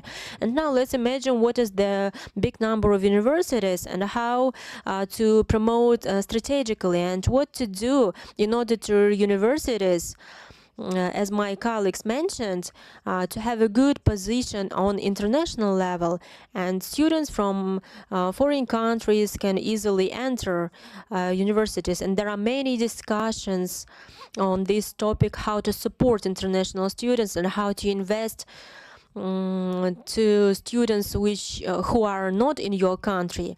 So there are three levels. Of course, is an international level, national level, and uniqueness overlapped with excellence. Showing the uniqueness. So on this slide, so we don't have, unfortunately, too much time, but you can see the logo of the leading universities, but usually we don't pay attention what is on the logos. So what opportunities it can give to our future, and what are the strategies of university? Is it historically and culturally developed, and what this university gives to the world? But I have made this photo of universities. For example, if it is a New York University, you can see the label of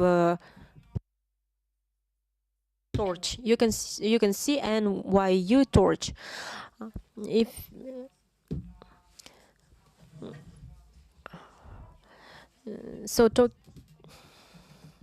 In Latin, torch was symbolizing the high quality of education. And we know that many universities who have rich history and background, they're not changing their logos. On Pennsylvania University, for example, if you will look at the logo, you will see that it's totally different. It might have the buildings that symbolizes university, etc. This is the message that you're conveying. That is why we should think of logo as the tool for conveying message. And so Rector Penhasov has told about that we're moving from traditions to innovations, and each university can choose the readiness how to move from traditions to innovations. For example, in Great Britain, it is not easy to give up traditions which exist. For these students, you can, so in Britain, for Britain students, for example, the ceremony of giving diplomas, it is you have preparation, not only training, but for several months. So you're being taught how to have this tradition. So this tradition is still exists, and it is one of the rule of university. And pay attention to these photos. So the question that can occur is, what is happening here? Why we have too many people in one room, but we have no people in another room? But we have. Do you have any hypothesis?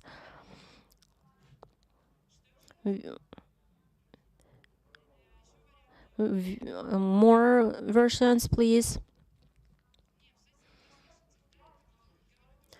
So, talking that this photo was made after COVID, so we have logical question that can occur. So we were explained that in Oxford University we have Senate tables, and students are not allowed to sit at these places. If professors will have some meetings in the future, so professors will take these places. And moving forward, so we have two photos. On the left we have Oxford University, as I mentioned before. So in Oxford there was a tradition that students for native students, there are some traditions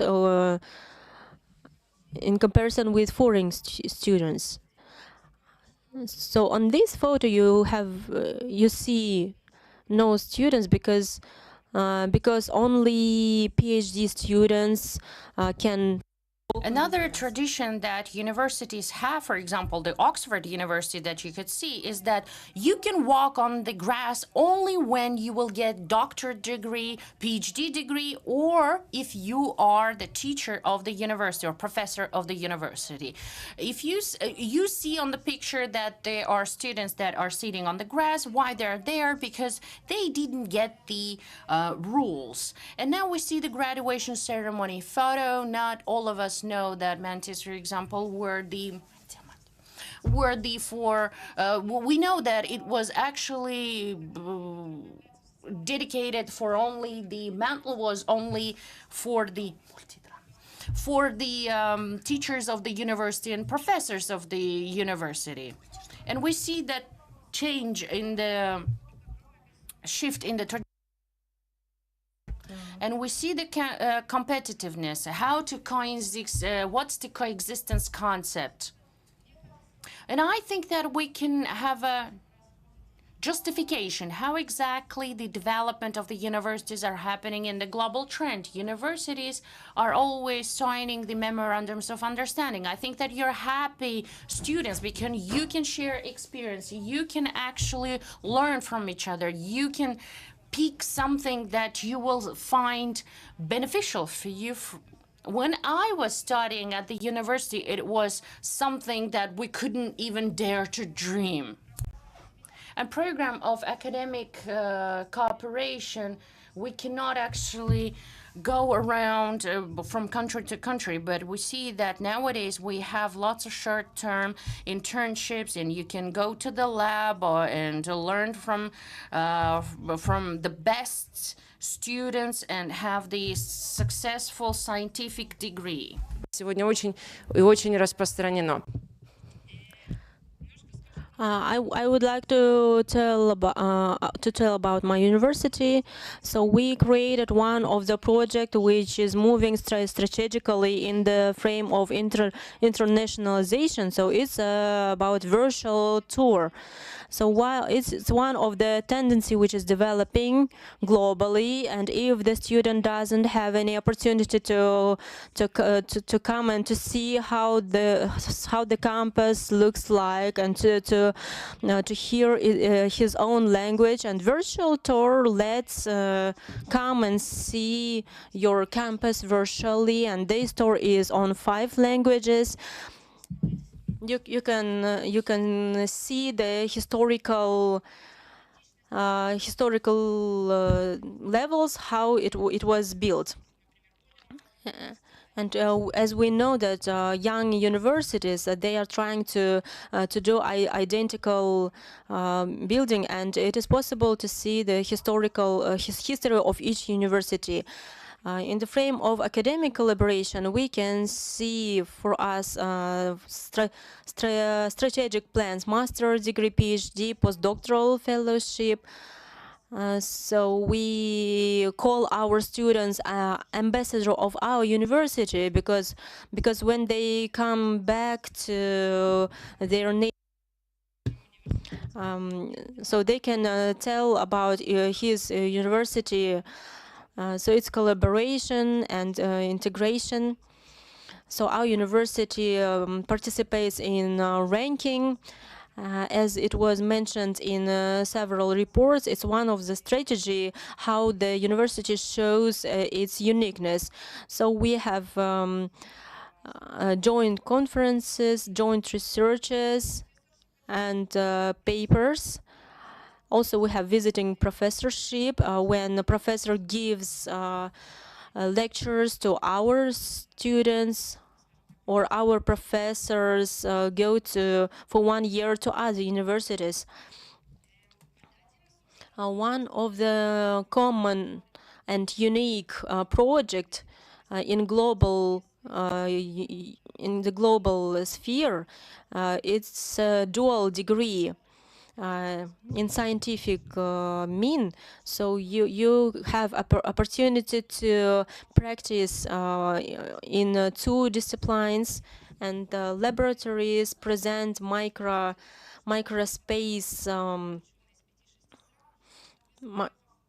and if you come to one laboratory in order to have practice. So there are 6 kind of laboratories. Also, we have research fellowships.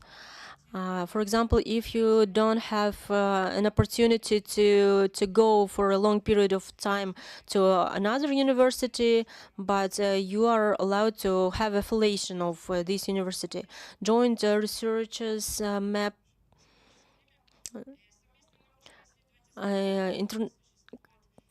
international collaboration with joint research funds. So we are working with different universities in many countries. For example, when 2 universities create one fund, and after that you have an invitation in order to work in different projects. In this investigation, I think it is very successful case that we work with different universities, and we see the results these days. And respectively, this is how we see our hub collaboration model. Different units are created, and we have administrative support. And all the so we focus all our strengths on development. For today, we're collaborating for more than 67 countries, and for us it is really important to develop, but not only to develop, but to have three triangle collaboration, academic programs, teaching and leaders, in order to connect all of these sides. Thank you for your attention. Thank you, Nadezhda. Dear colleagues and participants, do you have any questions? We have several minutes before we wrap up.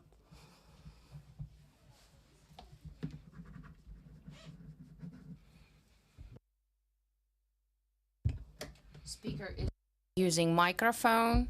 Interpretation is not possible. Speaker is not using microphone. Interpretation is not possible.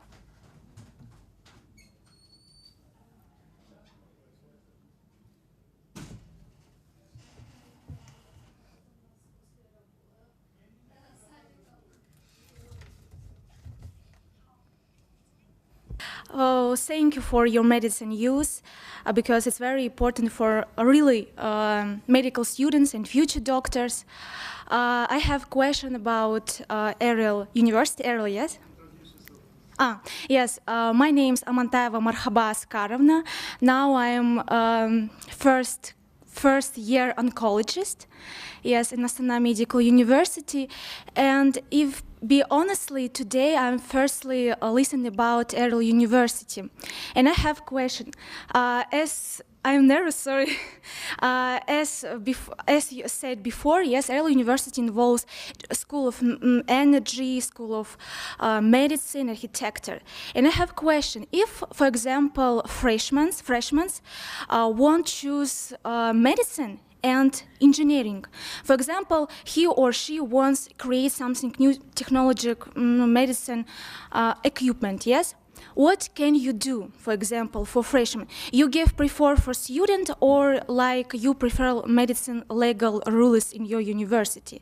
Because nowadays, yes, in 21st century, all students want to create something in trend. So I have this question.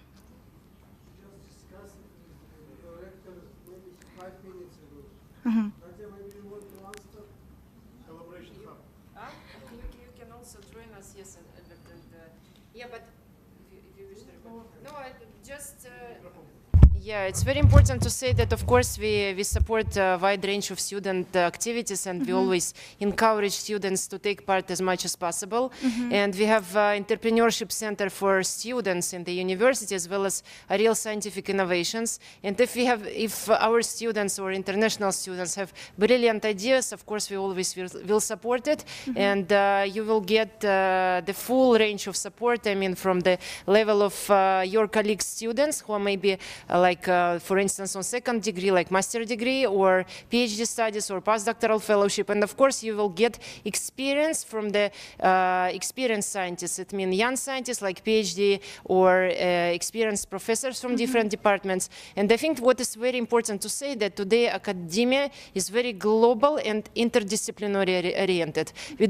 I think that global world doesn't need anymore only one direction. All of us want to do something between departments, between cultures, and we have, for instance, different, like you gave a brilliant example. I can give you one more. We had a brilliant research project by the chemistry department and archaeological department. I think when I was a student, for me it was something like weird, because I'm humanitarian, and to collaborate with person from, I don't know, natural sciences, it was unbelievable. And today it's, you not only want, you're looking for such opportunity to conduct interdisciplinary research and to invest your ideas into such startups and so on. It's a brilliant question. Okay, thank you. Both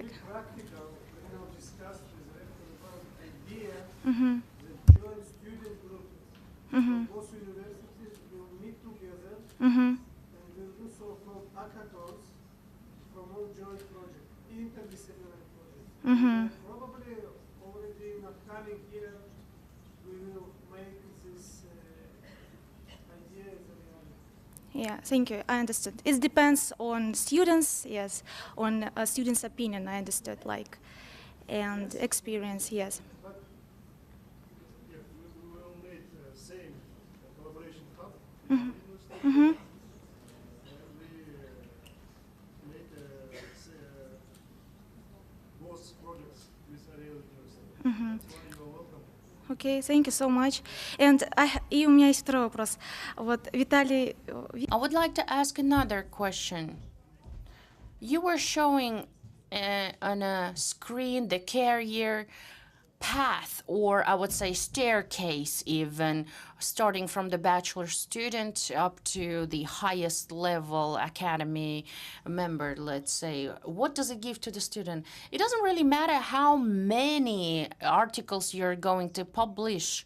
The most important thing, starting from your bachelor's years, you shall be involved and engaged into research activities so that you will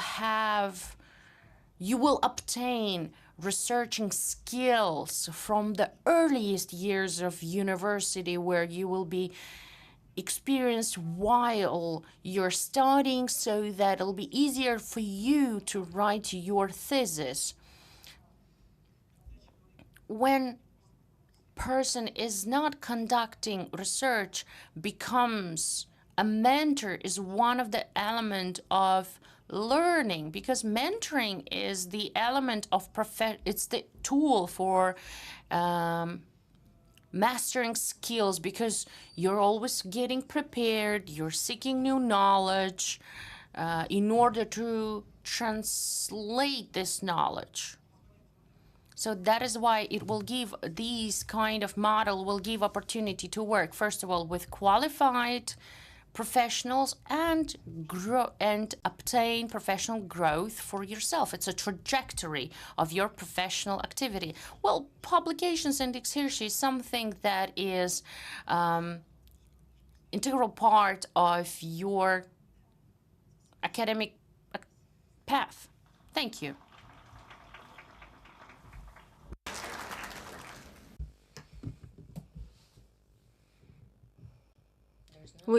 There is one more question.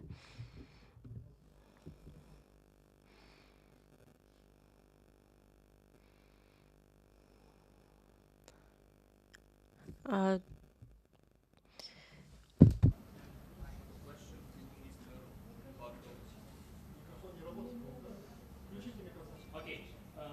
me ask a question. Have you used ChatGPT by yourself? Of course. Yes. Do you have the subscription to the GPT-4? Of course. Yes. Have you used ChatGPT during the presentation? Of course. Did you make it? Make the whole thing? No. No. Then. Okay. But you don't you think that human, let's call it laziness, may cause some? Are you calling me lazy now? What are you doing? You're being extremely rude here. Women is. Talk about myself.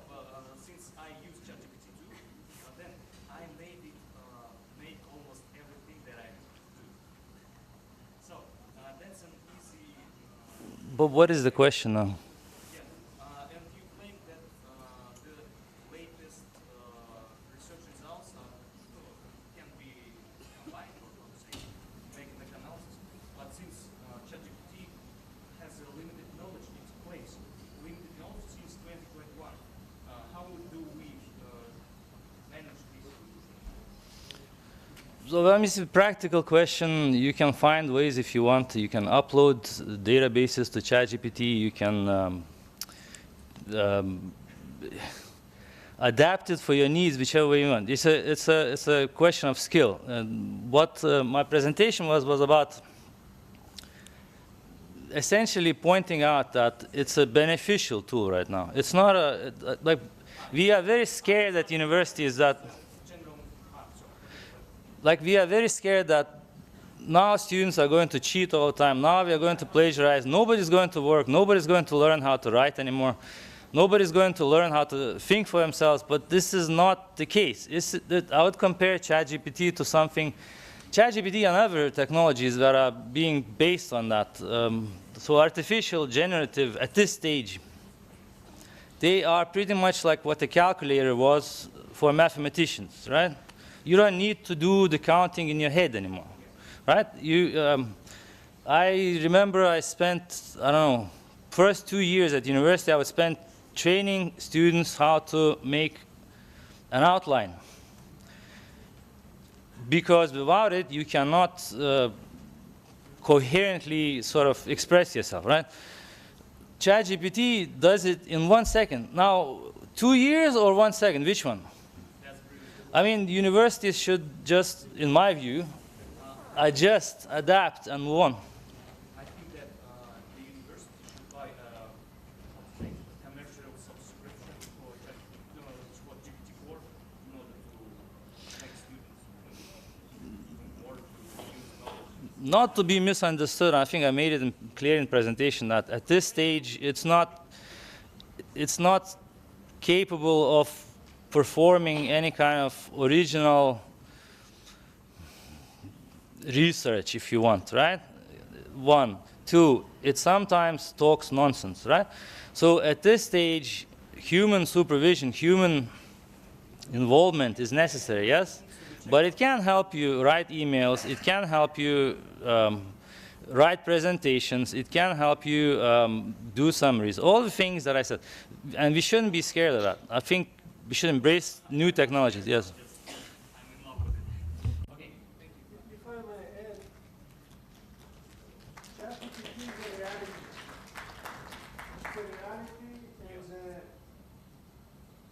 We still don't know how to manage it, but I was attending the lecture of Chief Scientific Officer of Microsoft, and he said the world was before November 2022 and after.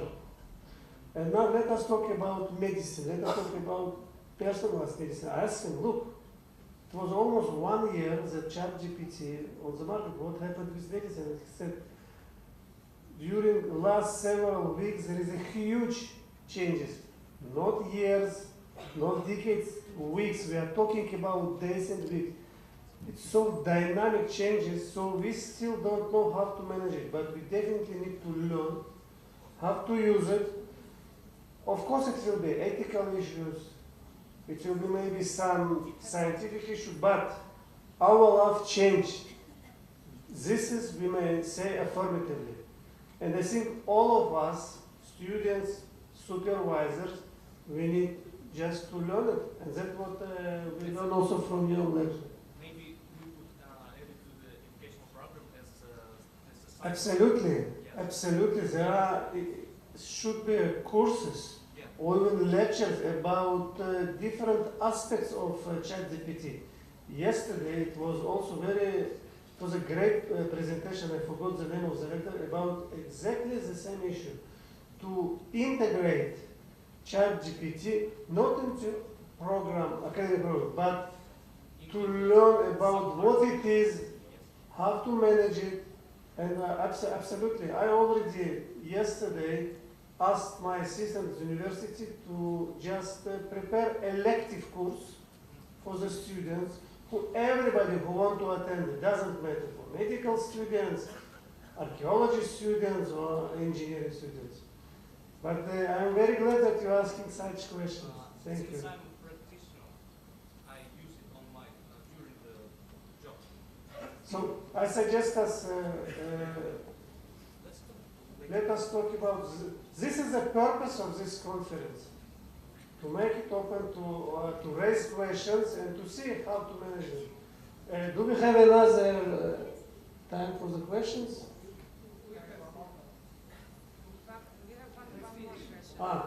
So you are the moderator. Уважаемые коллеги, Dear colleagues, let's be concise. We're pressed in time. This is last question, because we are running out of time. Thank you for your presentation. My name is Jan. I'm originally from Israel, currently working as a director of Private Medical University in Russia, in Moscow. So my question is especially for Nadia and for Victor. Thank you again for your presentation. Let's think we're still in 2023, but the obstacle that we have, I wouldn't bring the example of Russia and the crisis that all the world have now, but let's think that we still 2023 and we private university, just newborn. We know that for private university, for university general, 5-10 years, it's newborn baby. It's like nothing compared to Harvard or some universities. So Victor and I, let's think we're still 2023, but our university is really new, medical university. Will you still make a strategy for long-term 20-30 years? Or will you manage it is operational and not strategically? Because if now we're gonna plan 20 years for international integration in so dynamic work, it will be like forever. So what will you do in new startup university, and especially Ariel University, if you will open Ariel now, not 40 years ago? Thank you.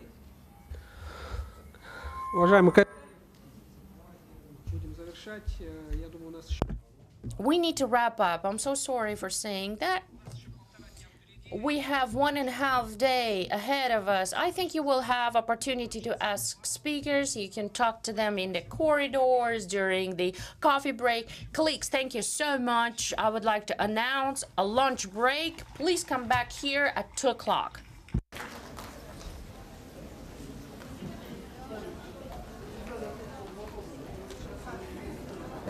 Recording stopped.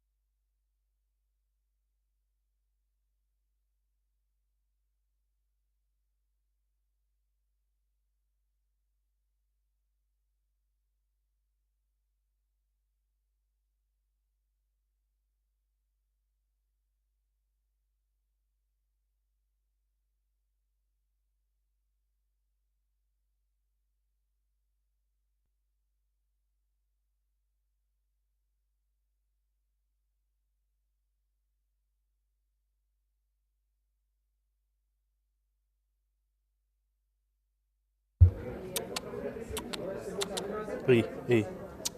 Раз, два.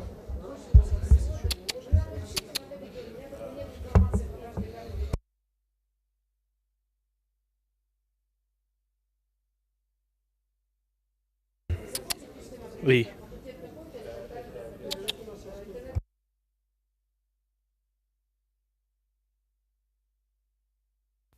Раз, два. Антош, ты гейн снял с 7-го? Посмотри в зуме, в трансляции нету сейчас звука. На Ямахе. Уходя.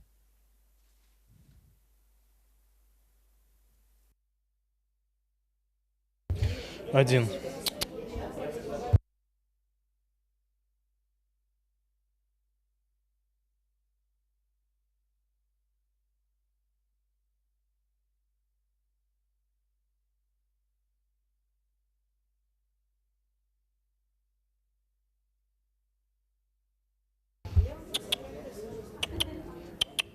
Один, два, три. Раз, два, три. Эй.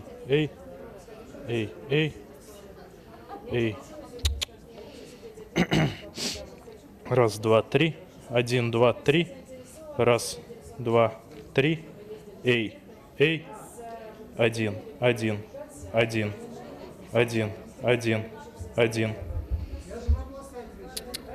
Раз, два. Два.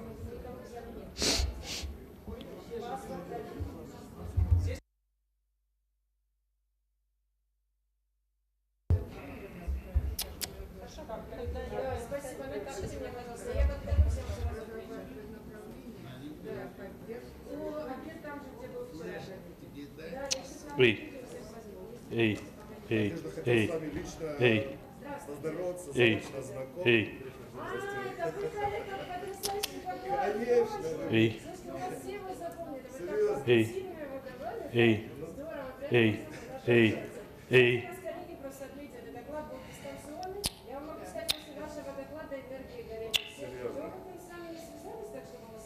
Почему я сидел все это время?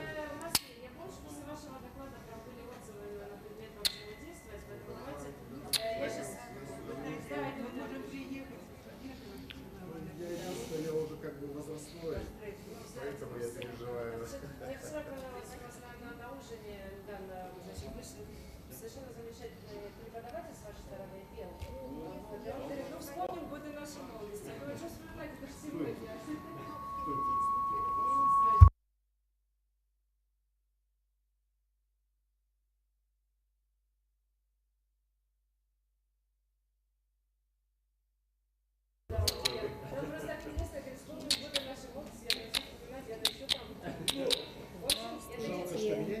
Здравствуйте.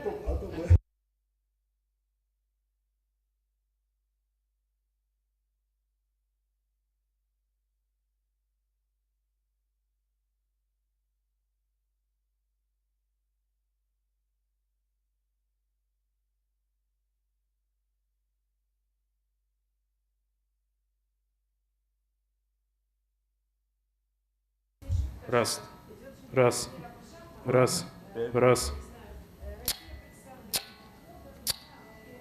Проблема идет от нас, да?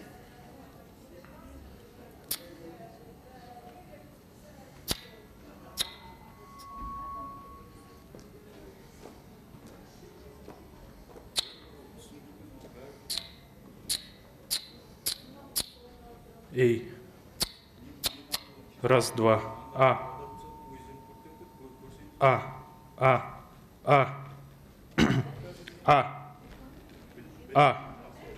Два, три,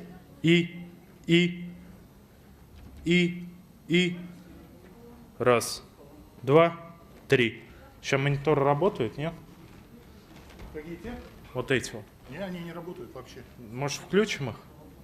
У тебя здесь взрыв будет атомный. Раз, два, три. Раз, два, три. Раз, два, три. Раз, два, три. Три. Только его единственное надо туда перенести.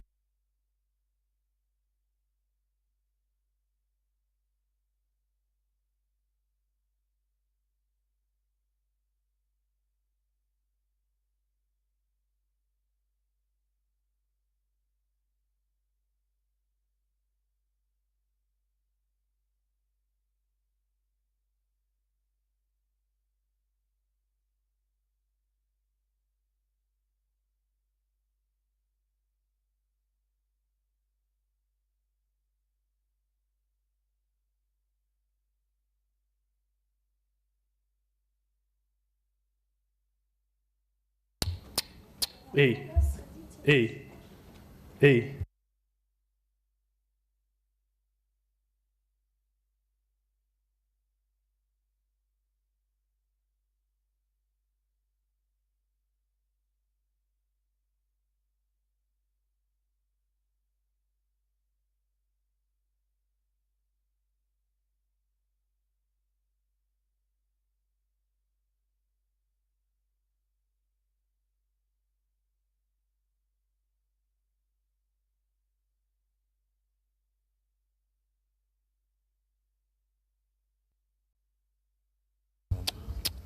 Эй, эй, эй, эй, эй, эй, эй. Не надо.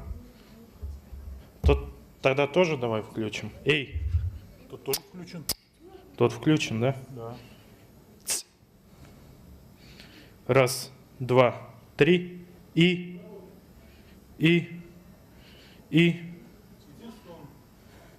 Раз. Можно, пожалуйста, не говорить сейчас? Эй. И. Раз, два, три. Раз, два, три. 4, 5, 6. Ребят, давайте сначала один микрофон отчекаем. Раз, два, три. И. 1, 2, 3. Раз, два, 1, 2, 3. Раз, два, три. И.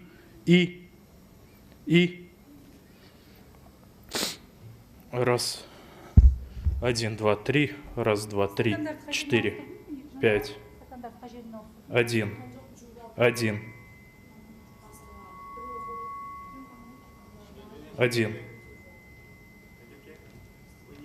Раз, два, 3, 4, 5, 6, 7, 8, 9, 10. Раз, два, 3, 4, 5, 6, 7, 8, 9, 10.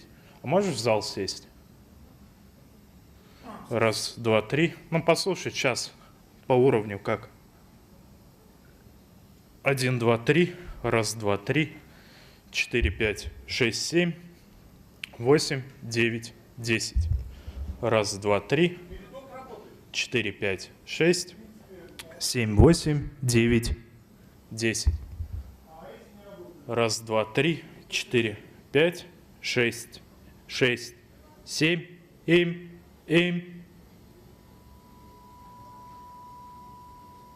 7, 8, 9, 10. Сейчас нормально по уровню в зале? Или громче делать? Раз, два, 3. Сейчас я туда еще чуть-чуть подразгоню. Эй. Так, лучше? Эй. Это ничего страшного, это еще подправлю. Эй. Ну так лучше? Громче в зале? Эй. Раз, два, 2, 3, и. We are from the... I'm sound engineer. Эй. When I present, Эй. what I say in my Эй. the same? Эй. Not, Раз, два. Not the notes of the presentation? Два. There are notes? Can you... No.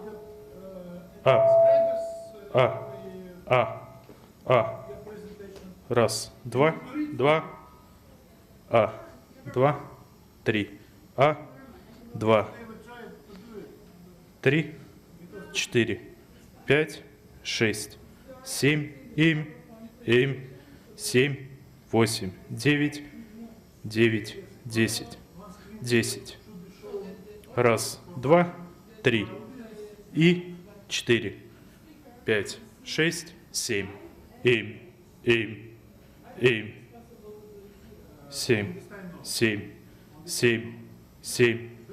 7. Раз. 2.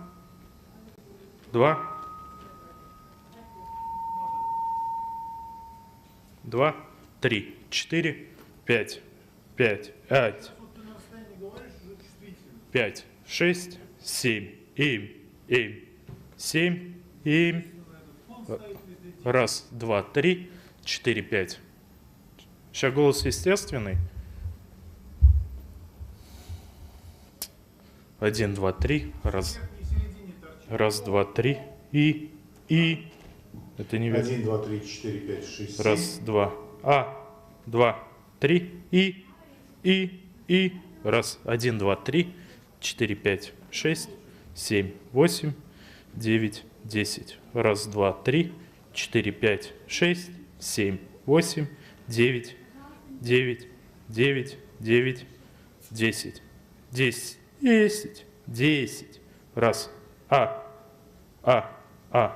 2. 1, 2. 2, 3, 4, 5, 6, 7, 8, 9, 10. Раз, два, три. И.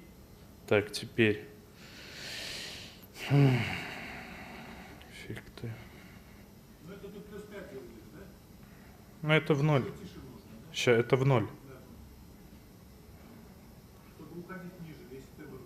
Раз, два, три. И сейчас я графику теперь параметрику сделал. Теперь графику у нас в эндах. Так, 6-й эффект. И раз, два, три. И.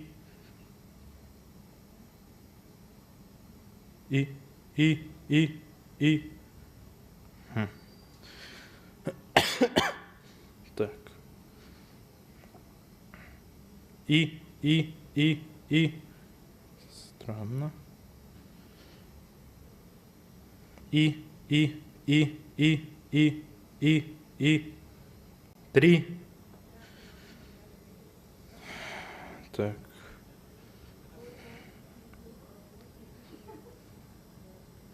И. Раз, два, три. И.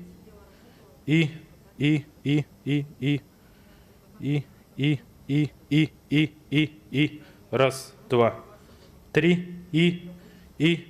Раз, два, три. 4, 5, 6, 7. Что за... Нет, сейчас. Раз, два, три. 4, 5, 6, 7, 8.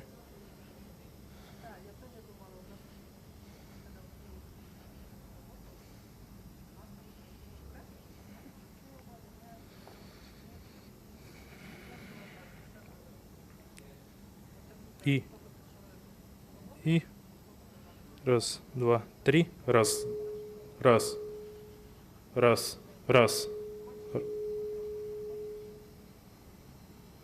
два.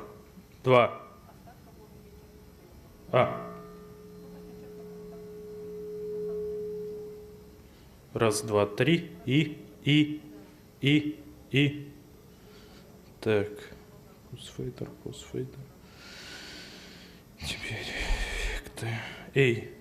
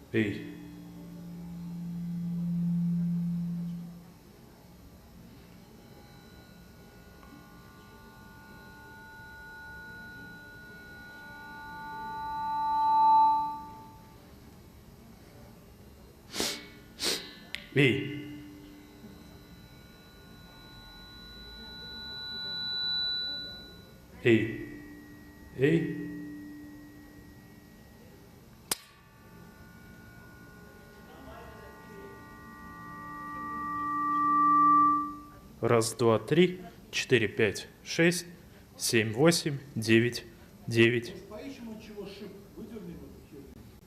У них он на мастере стоит, этот шип. Эй.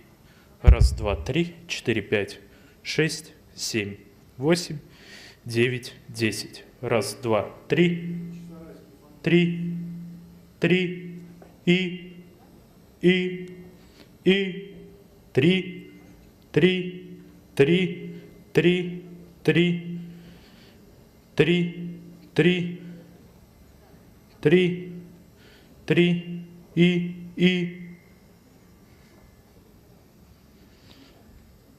и, раз, два, два, два, так, два,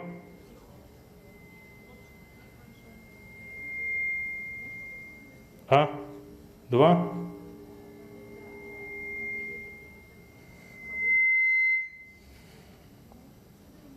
два.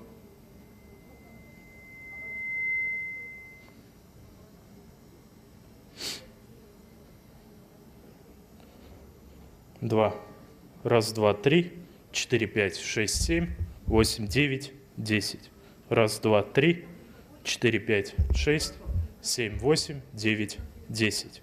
1, 2, 3, 4, 5, 6, 7. Ну, это динамический микрофон.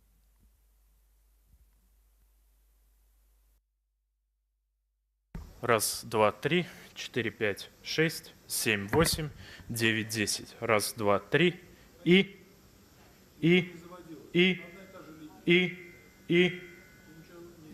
раз, два, два, два, три, раз, два, три, 4. Плохо меня слышно в зале? Хорошо слышно. Ты лучше не сделаешь, потому что это одна и та же линия. Так, раз, два, три, 4, 5, 6. Я что-то себя в эти колонки не слышу, как будто раз. Раз, два, три, 4, 5, 6, 7, 8, 9. Ну, меня ты слышишь? Ну, Давай вроде, туда да. Зайду, ты меня Раз, услышишь. два, три. Тебя хуже слышно.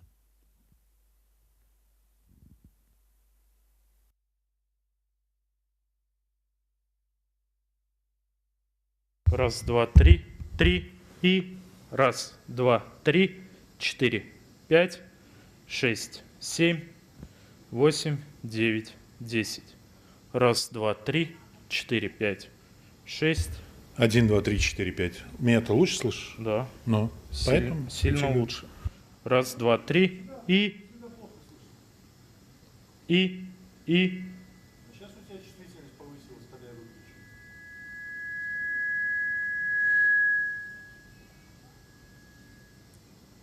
Один, два, три, 4, 5, 6, 7, 8, 9, 10, 1, 2, 3. Раз, два, три, 4, 5. Меня хорошо тебе слышно? Раз, два, три.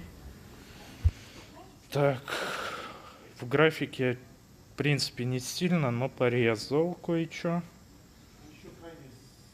Сейчас на аутпуте, на Ямаху кое-что еще.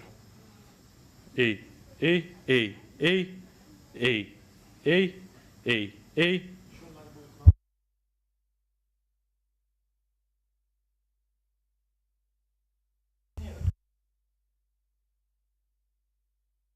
Раз, два, три, 4, 5, 6. Не, ну тут я себя получше, конечно, слышу, потому что на меня монитор смотрит.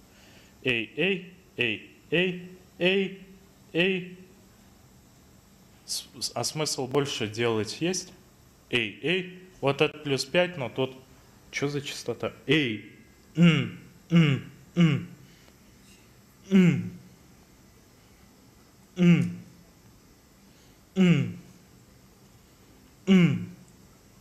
Эй. Раз, два, три, 4, 5, 6, 7, 8, 9, 10. Раз, два, три, 4, 5, 6, 7, 8, 9, 10. Раз, два, три. Ну это вот сейчас плюс 5. Эй. Раз, два, три. Раз, два, три. 1, 2, 3, 4, 5, 6, 7, 8. Две цицушки взять, тогда было бы проще. Эй, эй, и. 1, 2, 3, 4, 5, 6, 7, 8, 9, 10. Раз, два, три, 4, 5, 6, 7, 8. Очень мало набрано, как будто в этот, да?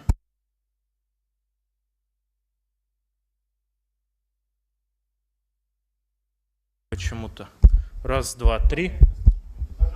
Раз, два, три, 4, 5, 6. А Ты же меня слышишь в мониторе? Так меня слышно? Раз, два, три. Раз, два, три, 4, 5, 6, 7. Нормально слышно. 8, 9.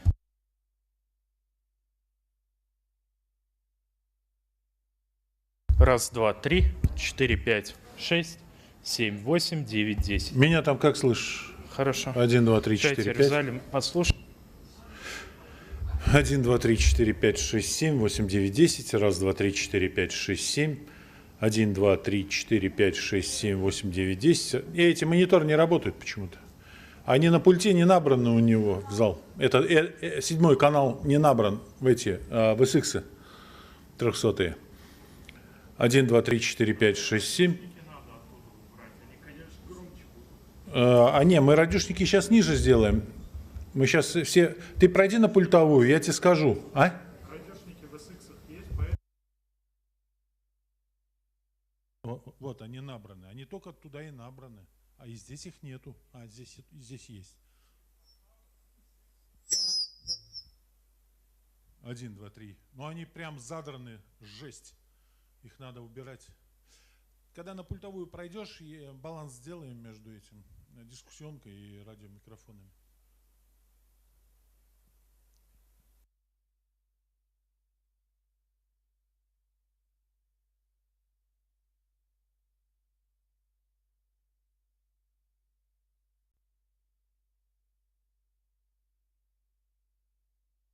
Будет. Да, вот я говорю. Я в президиум говорю. Как? 1, 2, 3, 4, 5, 6, 7, 8. Что, уже все сорвали, да, там все? 1, 2, 3, 4, 5, 6, 7, 8, 9, 10. Раз, два, три, 4, 5, 6, 7. 1, 2, 3, 4, 5, 6, 7, 8, 9, 10. Раз, два, три. Раз, два, три. Раз, два, три, 4, 5. Ну, конечно, это совсем. Ну, во-первых, здесь головка другая, да, микрофон другой. Ну, вот куда, во что? Сейчас. 1, 2, 3, 4, 5. 1, 2, 3, 4, 5, 6, 7, 8, 9, 10. 1, 2, 3, 4, 5, 6, 7, 8, 9, 10. Раз, два, три, 4, 5, 6, 7. 1, 2, 3, 4, 5, 6, 7, 8, 9, 10. 1, 2, 3. 1, 2, 3, 4, 5, 6, 7. Все. 1, 2, 3, 4, 5, 6, 7, 8, 9, 10. 1, 2, 3, 4, 5, 6, 7, 8, 9, 10. 11, 12, 13, 14, 15. 1, 2, 3, 4, 5, 6, 7, 8, 9, 10. Раз, слушай, два. сейчас из мониторов они исчезли? Раз. Нет, из мониторов не исчез ничего. Я в мониторах до сих пор. Есть, да, еще? Эй, и сейчас есть. Раз, два, три, 4. Раз. Да, и сейчас есть. Напольных мониторах и я сейчас тоже есть. Потише сделай радиошники, пожалуйста. Есть? Глушат просто здесь, убивают. Сейчас. Радиошники, фейдера опусти. Эй. Раз, два, три. Да не дыши ты так сексуально мне в ухо.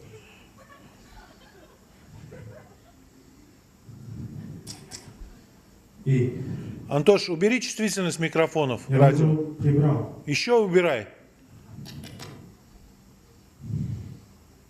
Давай сейчас сначала найдем, где у них мониторы. Эй. Ну да. Эй. 1, 2, 3. Раз, Эй, раз. Сейчас есть? Раз. Да, есть. Нет, ты в радиошник говори, я пытаюсь определить, где мониторы. Секунду. 1, 2, 3, 4, 5, 6, 7. 1, 2, 3, 4, 5, 6, 7, 8, 9, 10. Не пропали? Раз. В мониторах нет, не пропал я. Я есть в мониторах.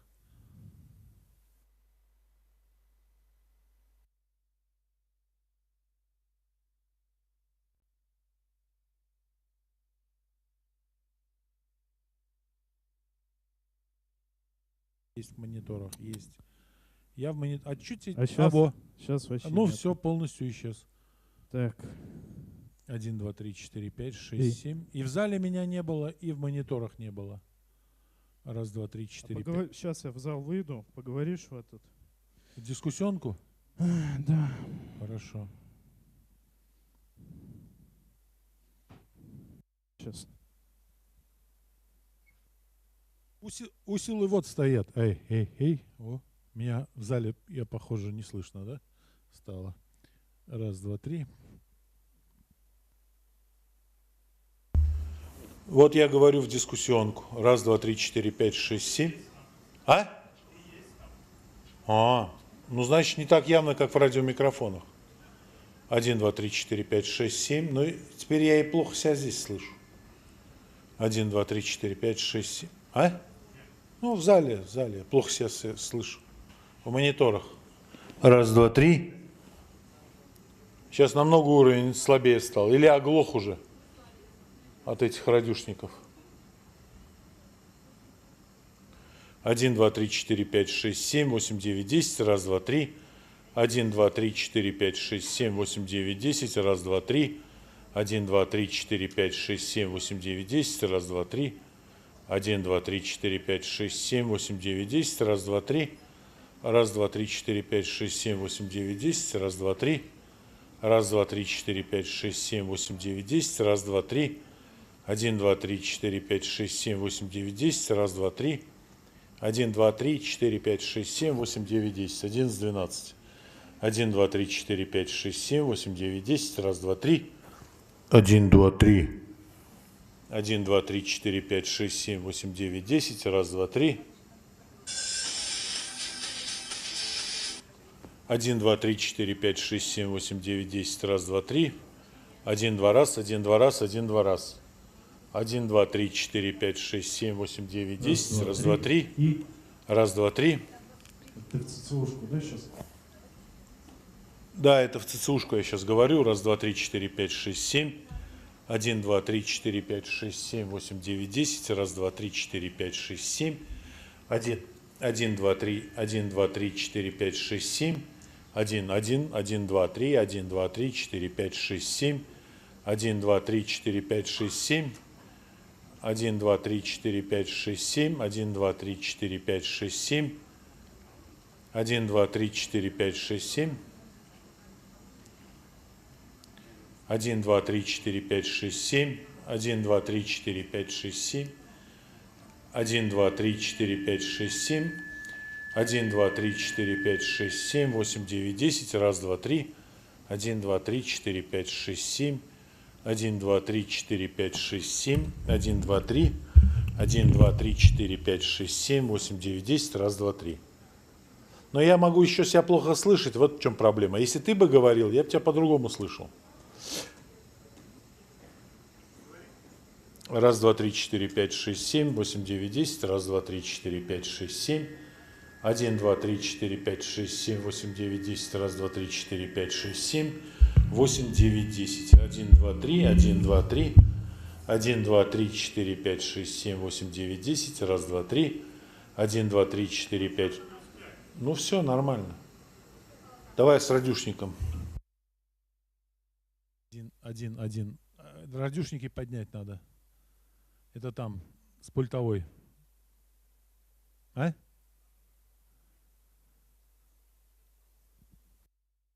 1, 2, 3, 4, 5, 6, 7. В SX разве есть ТЦУха? 1, 2, 3, 4, 5, 6, 7, 8, 9, 10. Ну там накручено, наверное, эти посылы. Там, видишь, проблема в том, что у них еще своя эквализация висит. У кого? На мастере. На мастере это все, это смерть. На мастере никто эквализацию не вешает никогда. Вешают только на каналы эквализацию. А посты уже нельзя делать. Мастер, максимум, параметры. Графику вешать, параметры нельзя. Так, послушаешь тогда с зала нормально, ненормально? Да нормально, нормально слышно. 1, 2, 3. Мне радюшники надо сбалансировать с ними и все. С этими микрофонами, чтобы они одинаково громче звучали. я их сделаю, все, они сейчас что, не одинаково звучат? Нет, конечно. 1, 2, 3, 4, 5. Они вот так и будут говорить? Ну да, они вот так будут говорить. Так, вообще ничего не слышно.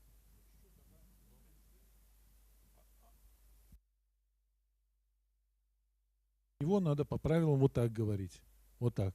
Раз, два, три, 4, 5, 6, 7, 8, 9, 10. Ну, на крайняк плюс 5, а вот так, так.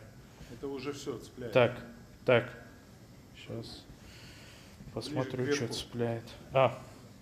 Так.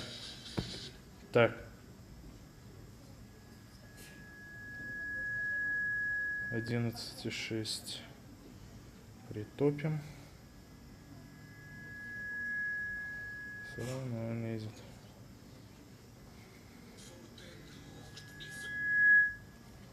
Эй. Раз, два, три, 4, 5. Вот плюс 5 уже. У тебя вон те верха лезут. Уже. Мониторинг лезет. Уже. Раз, два, три. И. Раз, два, три, 4, 5. 5, 6, 7, 8. Так в нуле. 1, 2, 3, 4, 5, 6, 7.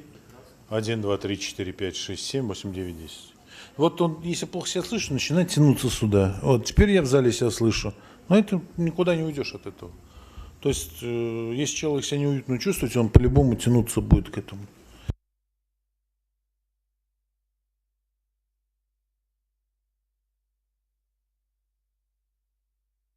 Эй. Раз, два, три. Раз, два, три. И.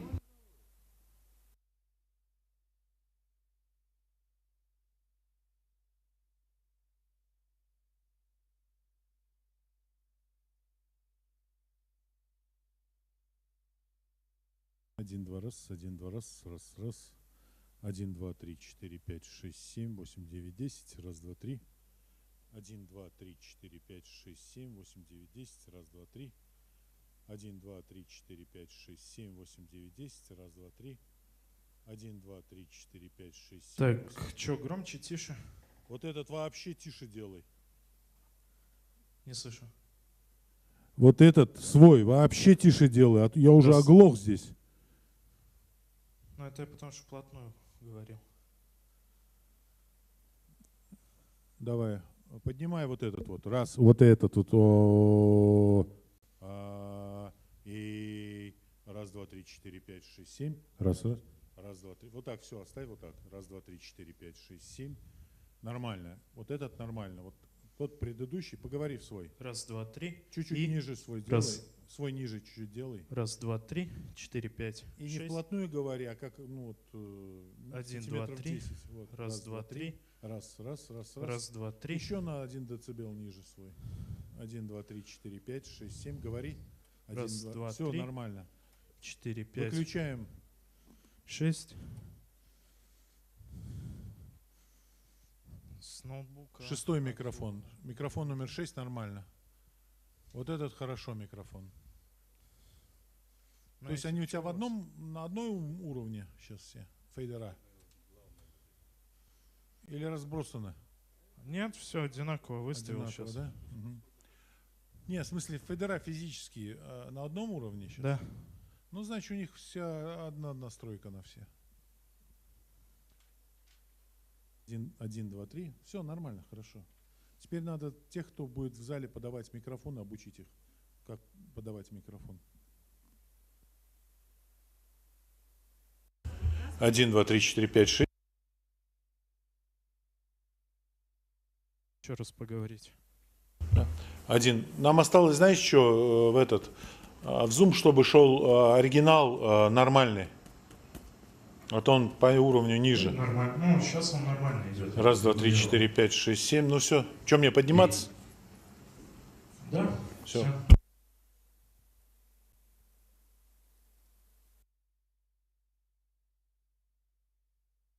1, 2, 3, 4, 5, 6, 7.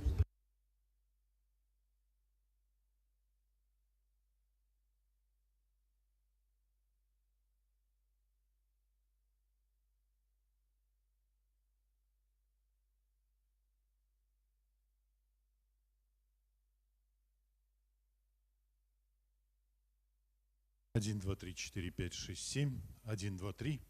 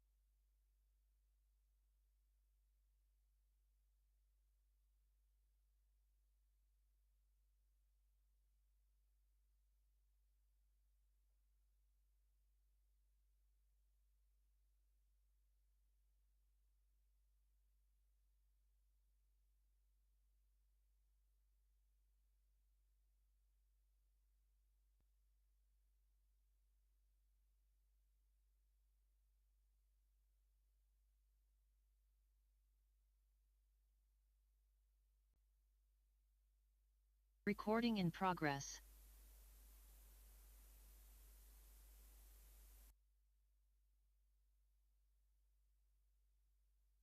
Один, два, три. Один, два, три. Один, два, три. Нету? В зале есть? Хорошо.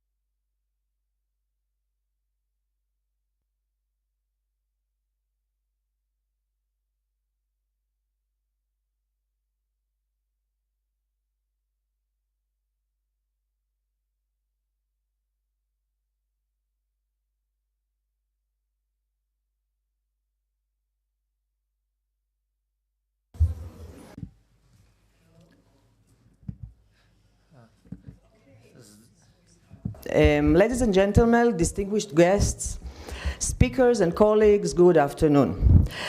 Let me just introduce myself. My name is Ophira Einstein. I'm currently serving as the Dean of the Faculty of Health Sciences at Ariel University, and I'm also the head of the Neurobiology of Exercise Training Lab. It is my great pleasure and honor to welcome you today to our session on modern medical and health sciences. The importance of modern medical and health sciences in the 21st century cannot be overemphasized. With the increasing prevalence of complex diseases and the need for effective treatments, it has become imperative for healthcare professionals to embrace cutting-edge technologies and innovative medical interventions. This session on modern medical and health sciences seeks to showcase the latest advancement in medical research, clinical practice, and public health initiatives. This session is bringing together a diverse group of researchers, healthcare professionals, policymakers, and industry experts from around the world.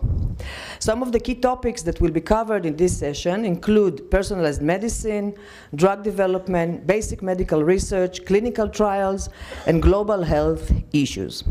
This session will provide an opportunity for participants to share their research findings, discuss emerging trends and challenges in modern medical and health sciences, and explore collaborative partnerships that could lead to new breakthroughs in the field. Most importantly, this session will provide a platform for scientists and healthcare professionals to engage in meaningful conversations about the future of medicine and healthcare, to improve health of individuals and communities around the world. I hope that the next 2 hours, okay, be patient, next 2 hours will be an enlightening experience for each and every one of us. Finally, since this program for this session is very busy and to allow each speaker to present their topic appropriately, I would kindly ask all speakers to comply with the time restrictions, okay? So let's begin. I will start with my own presentation on the research that is conducted in my lab. Can you please share my presentation?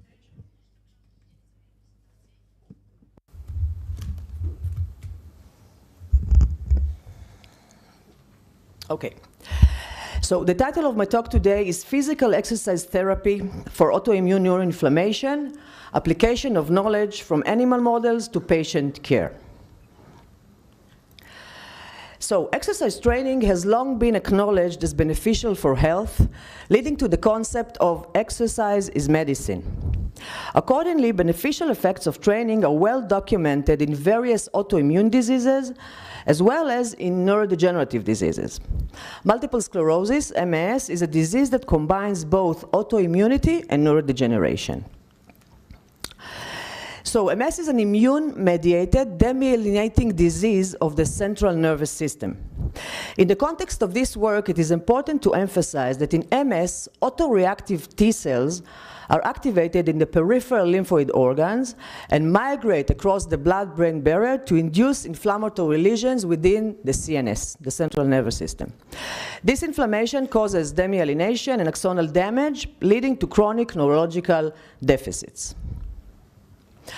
So numerous clinical trials demonstrated beneficial clinical effects of training in MS patients. However, a thorough understanding on the impact of training in a disease-modifying therapy in MS is still lacking. And concrete training guidelines for MS patients are still missing. So, to address these issues, additional research on animal models of MS is required. Studies that have been conducted in the field of training in MS models suggest positive effects of training, and various mechanisms of action were reported. However, I would like to point out two main drawbacks of these studies. First, different training protocols are utilized that limit the possibility to compare results and draw conclusions. Second, some animal models that are used have substantial limitations. So there are still some considerable unresolved questions. First, we still miss a comprehensive understanding on whether the effects of training are on the systemic immune system or directly on the CNS. And second, the role of training parameters is not clear. Therefore, we defined the following research aims. The overall aim was to investigate whether exercise training may impact CNS autoimmunity as a disease-modifying therapy. The specific aims were, first, to investigate the impact of exercise training in a clinically relevant model. Second, to elucidate the underlying immunomodulatory and neuroprotective effects or mechanisms of training. And third, to determine the most beneficial exercise training paradigm. To address these issues, we employed a unique experimental setup using the transfer EAE model and defined training protocols. So EAE, experimental autoimmune encephalomyelitis, is an animal model that shares many clinical and pathological similarities with the human multiple sclerosis. In the transfer EAE model, there are two groups of mice, donors and recipients. Donor mice are immunized with a CNS autoantigen. Their lymph nodes are excised, and lymph node cells are cultured in vitro to generate encephalotogenic T cells. These cells are transferred to naive recipients that develop EAE. This model has two major advantages with respect to our research aims. First, mice exhibit relapsing-remitting clinical course, and thus mimicking the common clinical course of human MS. And most importantly, it enables the differentiation between the systemic versus the central potential effects of training as follows. Training of the donor mice will affect the immune system, while training of the recipient mice will affect the CNS. Regarding the exercise training, we developed three defined treadmill running programs: moderate intensity continuous training, high intensity continuous training, and high intensity interval training. You may see here, I have a video, but that's enough. You may see here the mice running on the treadmill. Sedentary mice serve as controls. So in the first part, we studied the effects of training on the systemic immune system in transfer EAE. Healthy mice were subjected to one of three treadmill running programs, followed by their immunization with the autoantigen to generate encephalotogenic T cells. Those encephalotogenic T cells were transferred to naive recipients, which developed EAE. Another group of recipient mice were injected with autoreactive T cells from sedentary mice and served as control. Now, here, the course of EAE in the recipient mice reflects the effects of training on the systemic autoimmune process in the donor mice. So, we first showed attenuated EAE disease in mice following transfer of T cells obtained from moderate intensity trained mice. We demonstrated that training inhibited the activation and proliferation of autoimmune T cells. Next, we found that high-intensity continuous training induces superior clinical effects and superior inhibition of autoimmune T-cell proliferation. So we see that exercise training impacts EAE in an intensity-dependent manner.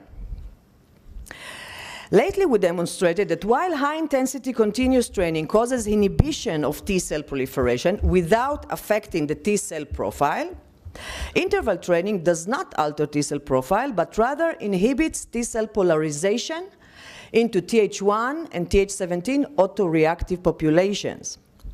So we also see that different high-intensity training paradigms induce distinct immunomodulatory mechanisms. In the second part, we move to study the neuroprotective effects of training in transfer EAE. For this purpose, healthy mice were subjected to one of three treadmill running programs, followed by transfer of encephalotogenic T cells from donor mice to induce EAE. Another group of sedentary mice was injected with the same encephalotogenic T cells, and served as controls. So here, the course of EAE in the recipient mice reflects the neuroprotective training effects directly on the CNS. We found that while moderate intensity training of recipient mice prior to EAE transfer does not affect the clinical course of EAE, high intensity continuous training markedly attenuates the severity of the disease. We demonstrated that the neuroprotective effect is mediated, at least partly, by reducing the microglial neurotoxic and pro-inflammatory responses.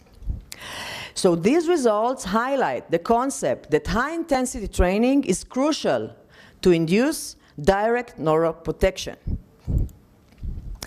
We have recently also showed that the reduction in the destructive CNS inflammation in EAE following high-intensity continuous training is attributed to systemic inhibition of the migratory potential of autoreactive cells, as well as reduction in blood-brain barrier permeability.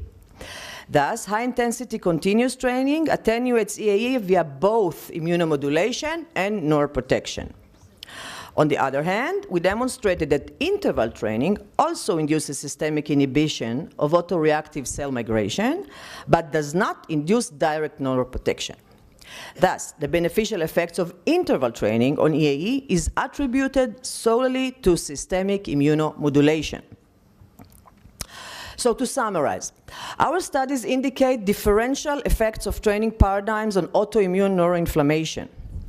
Both moderate intensity and interval training induce immunomodulation, but do not induce neuroprotection.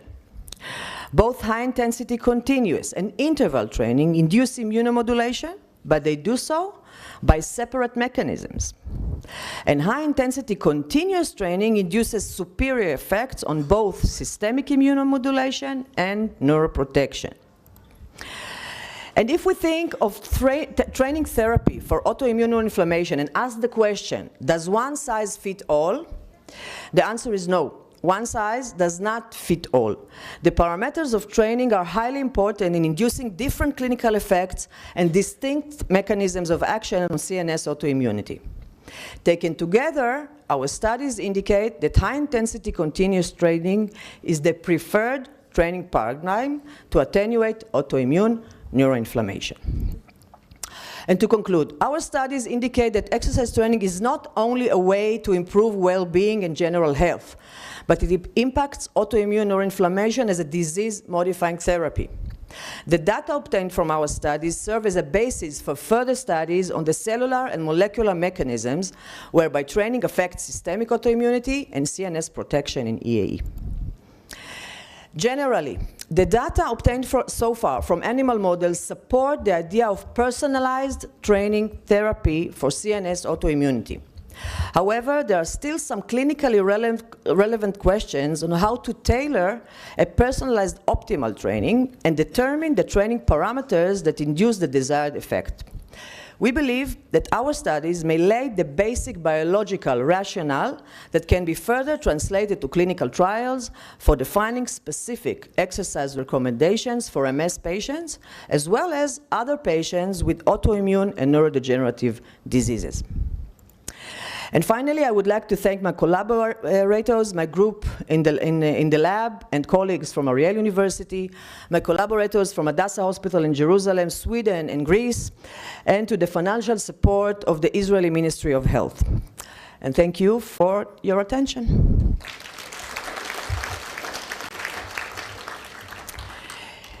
Okay, so if you have any kind of question, please write it down, and I hope that we'll have some time at the end, and I'll give the opportunity for questions, okay? So now we will move to the next speaker, okay?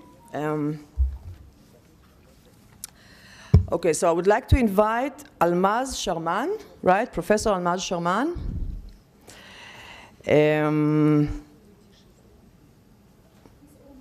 He's online. Okay, excuse me. Okay. So, Professor Almaz Sharman, the stage, the screen is yours, okay?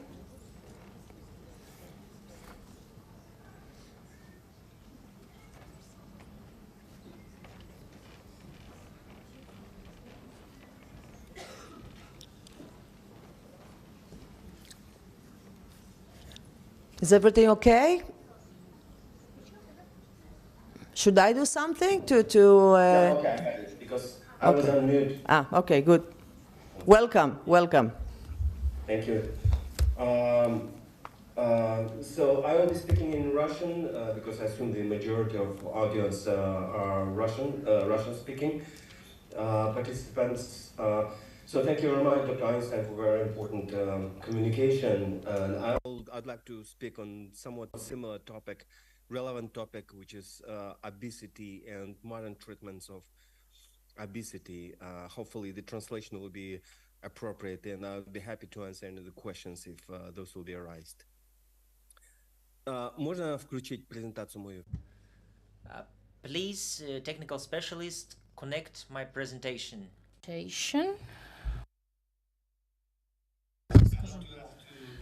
Я бы хотел...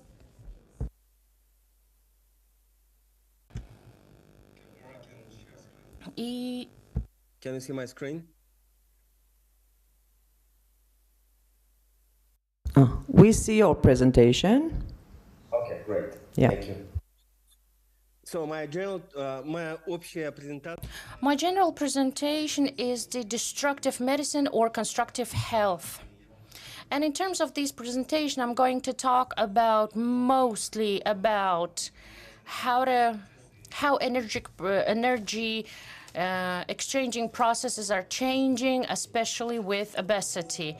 So here we have 30 years ago, when I just came to United States, I have stumbled upon to this article, and we've been dealing with immunity of the colon. And as far as I understood at that times, I could understand that in a colon there is reach for the immune cells and mucus, and that is why these kind of researchers came to the microbiome, which has huge amount of bacteria that might be beneficial or vice versa, negatively. And we know that in intestine we do have a lactobacillus rhamnosus, which is improving intestine, and these are the part of constructive medicine that we are conducting lots of researches in order to identify the efficiency. So we think that it is necessary to revision and review medicine, which is dominating now on destruction, and that might bring to the destruction. And whenever we are using antibiotics, for example, we understand that we are negatively influencing on health. And if we are dealing with the chronic diseases, it won't be really working well. There are many ways of solutions. And for example, if we have diabetes, there are limitations. And this research that we had done, we had conducted, needed huge amount of financial investments, and the costs is the trillions of dollars, US dollars. What is the alternative? Alternative is the constructive health. What I mean by that, it is the health directed towards strengthening immunity, where we are thinking about balance of the microbiome, and we need to think through the epigenetic mechanisms. We understand here that we need to think about on the exchange processes. So if we will look at the temperature, for example, the level of the sugar, sleep, constant good healthy sleep, the respiration rhythm, all of these things are important for regulatory, in order to regulate the appetite. And we also need to include the mass of a body. And now we understand the mechanisms that are happening through incretins, leptin, ghrelin, GLP-1 that are produced in intestine, particularly, as well as the fat tissues, and it will also influence on hypothalamus, which is responsible for the limbic function, which is the appetite, it's a sleep and sexual attraction, and many, many parameters. And it is important in the context of my presentation. And hypothalamus is responsible for the regulation of the appetite. And with this new approach, it is possible to conduct pharmacotherapy and influence on these centers. Nowadays, we have an understanding that obesity is not psychological state of affairs. It's not laziness. So the stigmatization is not appropriate. We nowadays, index of the mass of a body is a disease that could be treated. Why obesity is happening or possible? Because we're living in conditions where we have lots of factors like microbiomes, the sleep, the lifestyle, stress, and many factors that would be influencing on energy exchange. And it will bring to the mass with chronic diseases like diabetes, leading to chronic diseases with hypotherapy and the immune diseases and many other diseases.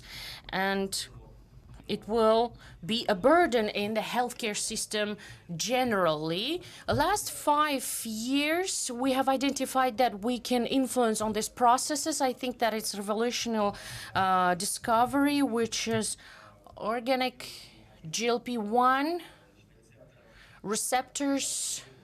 It had been conducted by Novo Nordisk company. They have launched, they have produced medical drug.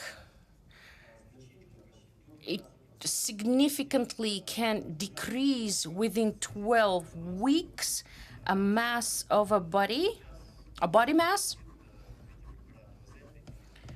You can, and it is used for efficient treatment of obesity. And many research shows that dimetglutide's influence on different other functions, especially the addiction to cigarettes or tobacco, and it also decreases the heart diseases, and also will influence on the level of a sugar in the body, in a blood, and it had been used for the treatment of diabetes. And many companies nowadays actively working on using or applying this approach in order to treat obesity. How does it systemic glutide influences on the insulin resistance? It will also facilitate lipolysis. It will also strengthen the mechanisms of stomach, which will subsequently also be linked to the metabolism, and will also it will also decrease the appetite, the level of the appetite, and the volumes of the meals will also decrease. Up to 15%, the body mass will be decreasing once this drug will be taken. We will also use the physical activity. High intensity activities will also help the exchange processes, and diets and physical activity can also contribute into decrease of the body mass, the body weight. And there are also limits, and right after this kind of diets and activity once the drug administration is stopped and the lifestyle is not contained, of course, the body weight might go back to the initial state. Nowadays, our results is that 20% decrease of the body weight, and we can see that the liver condition is also becoming better and better with all of the disorders. The heart disorders also getting less and less, and we can see that gastroesophageal reflux is also prevented, arthritis is also prevented. Nowadays, the treatment of obesity has broad perception and acknowledgement together with other diseases. Surgery can also contribute into decrease of the body mass or body weight, and it also can restore the heart condition. And we know that surgery has its own risks, so that is why in our clinic we use Ozempic. We use Ozempic for people who have body mass index more than 30 or index of the body mass higher than 30. And another condition that should be met is the high sugar, high level of the sugar. Nowadays, we are participating in the third phase of the new. And this kind of drug is the combination of the agonistic GLP-1 with glucagon. And in the second phase, it already showed that it can decrease up to 20% of the weight, body weight. Well, I will skip the slides because incretins are the first discoveries, let's say, of nowadays methods. And this way, talking about constructive medicine, this kind of approach will prevent allergies and autoimmune diseases. It will also help for the balance of the human, and it will also treat all other subsequent diseases that are connected to the obesity. It will also help in treatment of a cancer, some of the control points of the cancer, I would say. Well, here I just gave the link or reference to my books written. You can order it from the store, and nowadays destructive medicine is stepping away, and we have constructive health. Professor Sherman, it was very interesting. Thank you for sharing your research. So we move to the next speaker. Yes, Professor Abdallah Boirat from Ariel University.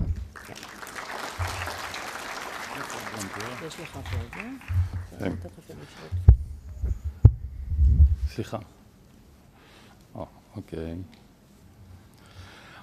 Good evening. I am happy to be here, and it's my pleasure that you attend. I see all the students of medicine here in our department. I would like to speak about one of the devastating disease, Alzheimer's disease. And Elias Alzheimer, with his family, you see here, and his two daughters and one son. And here Alzheimer with his colleagues. And Alzheimer is number 7. And I would like to mention one very important one for you. It's number 10. It's named Lewy. Lewy is responsible, or the person or the scientist who discovered Lewy body's disease and Parkinson's disease and frontotemporal dementia. Just to mention to you, and Alzheimer is number 7. Alzheimer said, brain use it or lose it. So brain, we should practice not only physically, also mentally, to help to maintain our brain in intact state. So Alzheimer, the first case of Alzheimer's disease was a woman from Germany with name Faro Agustí Duter. She was 51 years, and since that time, 116 years passed, and no treatment and no cure for Alzheimer's disease. In the conference of 37 international conference in southwest German town, Tübingen, Alzheimer presented this case because he believed before that it is a psychosis or schizophrenia, but it's not. The diagnosis was wrong. All the colleagues of Alzheimer say this is a unique case, maybe memory impairment or something, or with cognition impairment, because this woman, when Alzheimer asked her to write her name, she write only the first name and no second name and no family name. And since then, if we look on the angle of psychiatry, she hasn't a psychiatric disease. She has a memory impairment. And this is one of the features of Alzheimer's disease, memory impairment. And then, Alzheimer's disease, by definition, it's a multifactorial neurodegenerative complex and democratic disease. Why democratic? Because no difference between rich and poor in this devastating disease. So all of us, if we live enough, after 80 years, 90 years, maybe we develop Alzheimer's disease. So Alzheimer and other scientists, until today, 117 years, no cure, no treatment, no one treatment that can stop the Alzheimer's disease. Yes, we have different medications today that can treat the symptoms, but not the cause of the disease. So we diagnose Alzheimer's disease using, or the new diagnosis, or the moderate diagnosis is to use, for example, imaging, MRIs and PET scans. And we have other methods used to examine, sophisticated method to examine and diagnose Alzheimer's disease, like IRSA and OCT, OHG1. This is the AF1. This is a new sophisticated method to diagnose Alzheimer's disease. If we look in the intact brain, and after that Alzheimer's brain, we see the shrinking of the brain in different areas of the brain, and we see here also extension or enlarged ventricles. So we have atrophy and cortical atrophy, and maybe somebody have Alzheimer's disease, but without the symptoms, because Alzheimer's disease begin maybe 10 or from 5 to 10 years before we see the symptom of Alzheimer's. The first area that we see atrophy in Alzheimer's disease, it's located in the hippocampus, especially EC area, or endothelial cortex of the hippocampus. So when we lose cells in the brain, we see in the CT scan or MRI enlarged ventricles. This is a normal. So this is a normal brain, and after that, all the hard disk of Alzheimer's brain will gone. So we will see like spongiform, as we see in mad cow disease or Creutzfeldt-Jakob disease. So we have medication today, and this is the latest medication in the world, like Aduhelm and Liqomi, like Solzamab, all of these. It's a new medication. Even now, the latest publication was in the JAMA journal in 2023 about this medication, but no effective treatment again for Alzheimer's disease. In the old and years ago, and we still use them. We have other medications that we use to treat the symptoms, like Exelon, Aricept. All of these are cholinesterase inhibitor. That means we, in Alzheimer's disease, we have lost or decrease in the neurotransmitter acetylcholine. But we know we are looking for new approaches. We want to treat this bad disease. So I'm looking for deep brain stimulation. And deep brain stimulation is one of the technology, or new technology, sophisticated technology, experimental technology used to influence the neuromodulation on the brain and how to regulate the neural circuits in the brain and the relationship between the cortex and the subcortex, between the tentorial area and the subtentorial area. And so we found this technique by chance when we treat epilepsy, not for Alzheimer or Parkinson. So this treatment, it's very famous today for the treatment of Parkinson's disease, extrapyramidal diseases, and for epilepsy, chronic pain, obsessive compulsive disorder. But I and other colleagues from 10 years, we are going to use this technique to increase the memory and cognition, and how this influence the brain.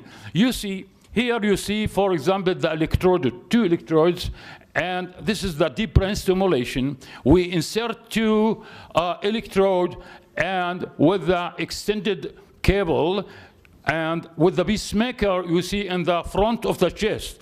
So this is trigger areas on the brain. And I myself published an article in Neuroscience. Abdallah, 1 minute, please. Sorry. Speaking about which areas or which zones on the brain we should triggers. For example, nucleus basalis of Marriott and the fornix and the endothelial cortex of the hippocampus. So I am using 3 methods. This is what I designed that time in 2021.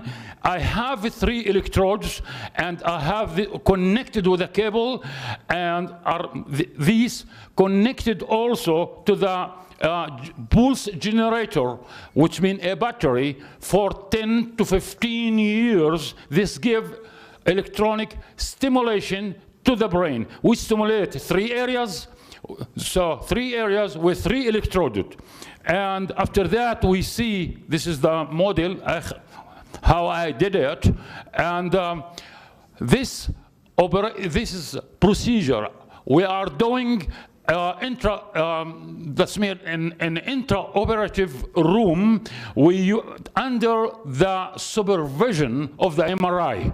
So after the stimulation of these 3 areas, we see improvement of the patients with Alzheimer's disease. Thus mean, in the score of the mental state examination or ADAS-COG test, we see increasing in the score 2 to 4 points. If we compare them to the control group, we see also neurogenesis. That means production of new cells in the hippocampus. Also, we see increase the metabolism of glucose in the nucleus basalis of Marriott. And so if we control that, the control. So also we see increase in the cholinergic neurons where the nucleus basalis of Marit is the father of the production of acetylcholine in the brain. So this is the three areas. I have no time to explain for you everything, but we did this operation for 6 patients. We have a good result.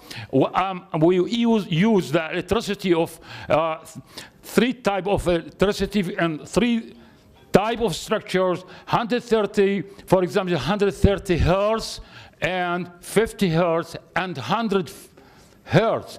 And here the electrodes, and here the hippocampus, and we see how we have neurogenesis and increase in the cells. Here the nucleus basalis of Marit. You see this hypodense area. This is mean that we have improvement in the production of acetylcholine in that area. Here the target, we focus in this area under the supervision of the MRI, and we insert the electrode, 3 electrodes together in the brain, and we see benefits for all our patients. And you see, you should take in consideration other things, and we have other study now in this field, and we need to take other consideration that optimal anatomical area, it's very important where to insert the electrode. We need also to know which grade of stimulation we need to use. We need to choose the best individual or candidate. No, we can't use individual or patient with Alzheimer's disease with 65 years. We choose or prefer person elderly person, 80, 85 person, 85 years old with severe Alzheimer's disease.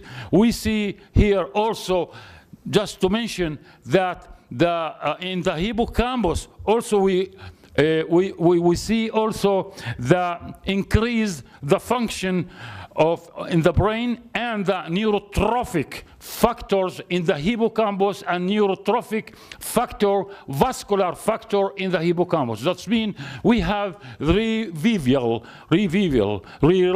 of the brain, and the brain it's going to return slowly to its normal state, but we hope so that this treatment or new treatment can help us in the future. Thank you very much. Thank you so much. Спасибо большое. You sound very excited. That's good. Okay, thank you.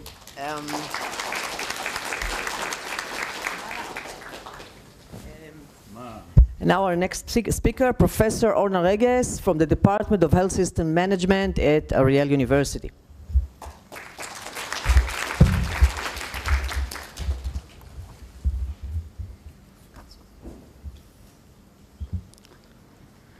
So, hi everyone. First of all, I would like to thank you again for the opportunity to be here and visit your beautiful country. I would like to start with something very special for me. I think that we have to understand the definition of what is quality of care, because everything that we are doing, at the end of the day, we would like to give good medicine for people. So one great definition was given a decade ago by Caroline Clancy from USA, and she claimed that quality of care is to provide the right care to the right patient at the right time, every time. But what does it mean? How do we know who is the right patient? When is the right time? So for me, this is the beauty and the power of the longitudinal data in general, but also in cardiovascular prevention research. And in the next 8 minutes, I would like to present 2 of my projects. The first project dealing with bariatric surgery to treat obesity. The second project is about cumulative systolic blood pressure to reduce risk for CVD. So let's start. Bariatric surgery to treat obesity. So this project, we we used the data from Clalit Health Services. Clalit Health Services is the largest HMO in Israel. And we used the data from Clalit Data Warehouse. And Clalit Data Warehouse is very unique. It integrates the personal and medical information for more than 5 million members. Basically, it's a real-world data. We have data over the last 3 decades for all 5 million people. Most of the people don't leave the HMO. The data includes diagnosis, procedures, lab tests, medications, and so on. And we all know that obesity is increasing in prevalence worldwide, and the most acceptable treatments for obesity is lifestyle changes, medications, and bariatric surgery. And bariatric surgery is recommended for a patient or for individual with BMI equal to 40 or greater, or if the patient has BMI equal to 35 or greater but had additional comorbidities. So, and we know that it's quite clear that bariatric surgery is an effective treatment for weight loss in the short term, but the long-term consequences of bariatric surgery is less known, especially with respect to mortality. Therefore, we asked a very simple question. We asked, is there an association between undergoing bariatric surgery with the 3 types of bariatric surgery, band, bypass, and sleeve, compared to those who did not do the surgery among patients with obesity? And the big challenge of this study was to create 2 comparable groups. I mean, when you are doing a RCT, it's easy. You just use the randomization and it's easy. But when you're dealing with real-world data and you want to create 2 comparable groups, it's a challenge. So I'm not going into details here, and if somebody wants to hear about how exactly we did it, you are more than welcome to ask me later. But a big challenge was to create 2 groups that are comparable, patients that underwent to bariatric surgery and non-surgical controls. Here is the main result. So those of you who are familiar with Kaplan-Meier estimates, you can easily see how the lines separate. And it's quite clear that bariatric surgery is a benefit, and it's better than non-surgical. And we can see the adjusted hazard ratio for band, bypass, and sleeve, and we see that bariatric surgery is better than usual care for reducing mortality among individuals with morbid obesity. But we said that the right care, and we saw now that bariatric surgery is the right care, but also to the right patient. So our next question was, does everyone benefit equally from bariatric surgery? Is it possible that a surgery is more effective, for example, for people with diabetes compared to those without diabetes? Therefore, our next publication focused on this study question. Basically, we asked the same study question about the association of bariatric surgery and all-cause mortality, but separately for individual with diabetes and individual without diabetes. And here again, you can see the results. You can see that among individuals with diabetes, there was association between bariatric surgery and all-cause mortality for band, bypass, and sleeve. You can see that all the hazard ratios are more than 1 and are statistically significant. However, among the non-diabetes, you can see that among bypass and sleeve, the results were not statistically significant anymore. So what we understand, what we've learned from this study, first we learned that bariatric surgery is associated with lower long-term mortality compared with usual care for obesity.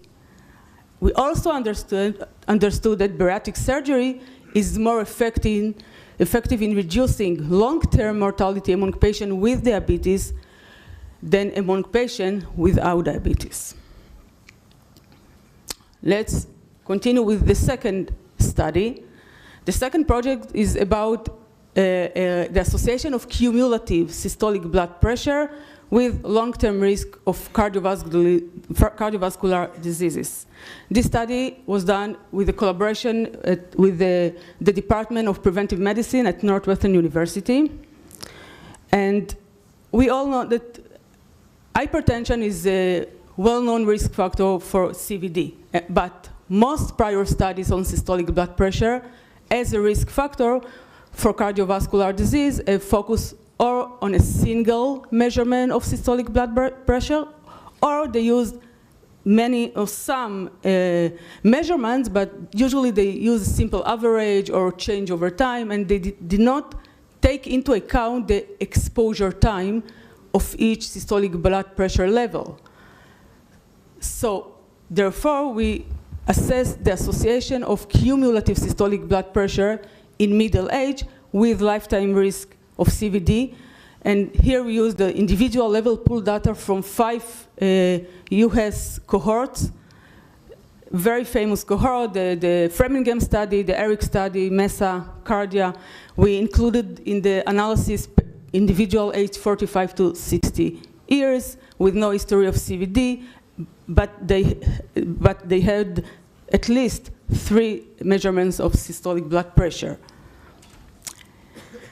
So this is the study design and for each individual we define the index date. This is the date that they included in the study.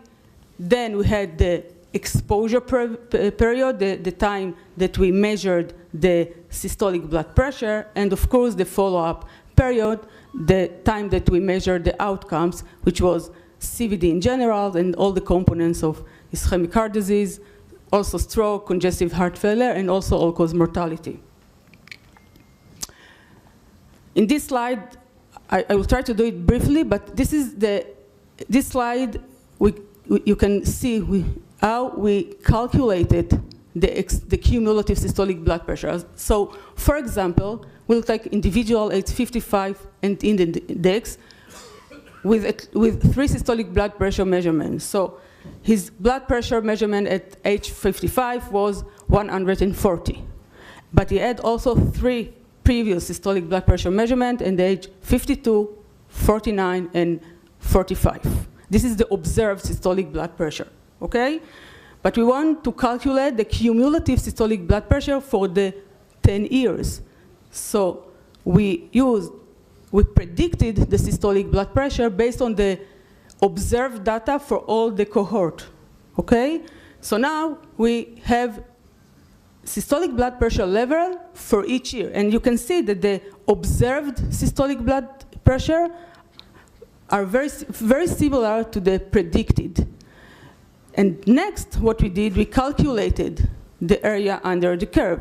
So the cumulative systolic blood pressure for the 10 years prior index date for the total cohort was 1,212 millimeter of mercury per year, okay? Oh, no, 1 minute, please. Okay, yeah. Okay. Here you can see the result. So in figure A, you can see the model that includes just the cumulative systolic blood pressure feature without including the systolic blood pressure at the index date, which represent the current systolic blood pressure. And you can see that the association. But also in model B, when we included the index systolic blood pressure, still you can see that there is a significant association between cumulative systolic blood pressure and CVD. That means that the cumulative systolic blood pressure is a risk factor to CVD, and this is above and beyond the current systolic blood pressure. And it means that individuals with similar current systolic blood pressure, like if there are 2 people here that they have the same systolic blood pressure now, they may be a different long-term risk for CVD due to different cumulative systolic blood pressure. And we said the right time, okay? So to make it very short, what we did to answer this question, we just divided the exposure time, the exposure period into early and late. And then we assess the association of the the first 5 years and the second 5 years with the outcome. And what we saw is that early adulthood is a critical period for intervention. To summarize, so if we want to improve quality of care with longitudinal data, I think that the richer the data, the more insights and individualized recommendation for treatment could be made. And the future holds the promise of more sophisticated analytical tools to analyze the rich data that is now available, and the challenge in modern epidemiology, the challenge, I think, for me and for other epidemiologists is to develop and utilize such tools and to use the data that we have a lot of data, and we have to use it in very smart way. The next project is the early and late trajectory for cardiovascular health metrics and their association with mortality and incidence cardiovascular disease. 30 seconds, okay. Okay, yeah. Okay. And this is our next project. It's going to be in collaboration with Universitet Ariel University, the Department of Preventive Medicine at Northwestern University, and Clalit Health Services. Thank you. And I want to take 20 minutes, okay? And I want to say something in Hebrew, and you can translate after. So, אני כאן עכשיו, והחברים שלי פה יודעים שמאוד קשה לי, ואני פה בשביל אבא שלי ובזכות אבא שלי, ואני רוצה להגיד שאני מאוד רחוקה ממנו, והייתי רוצה להיות קרובה אליו, אבל אני מאוד רחוקה, אבל אני איתכם פה, ותודה רבה, לא יכולתי לבקש חברה יותר טובה מזאת. אתם הכי טובים בעולם, ואני כל כך שמחה שאני חלק מכם, ותודה, תודה, תודה.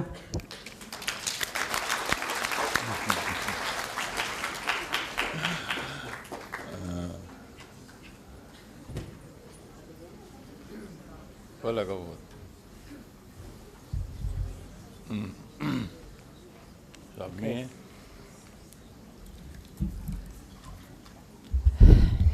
Okay, so thank you, Orna. So I would like to invite the next speaker.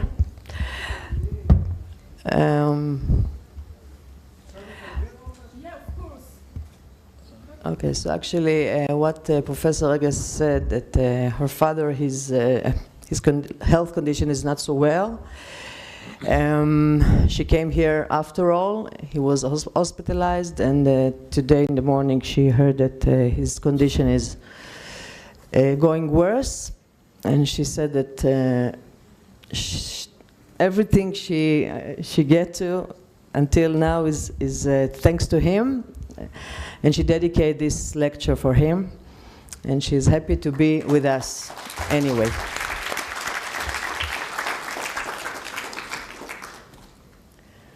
Okay, well, I don't have words to say, so let's stop. Okay, so I will invite Professor Sylvie Frankel-Toledo, the head of the physiotherapy department at Ariel University.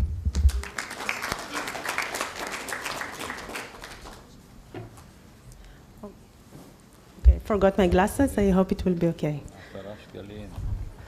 Hello, everyone. Thank you very much for the opportunity to give the lecture here in your beautiful country. So I will speak about application of non-invasive brain stimulation to enhance motor function in people with stroke. A few facts. Yes. A few facts about stroke and hemiparesis.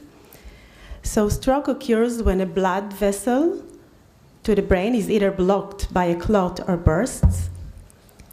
1 in 4 adults will go on to have a stroke at some point.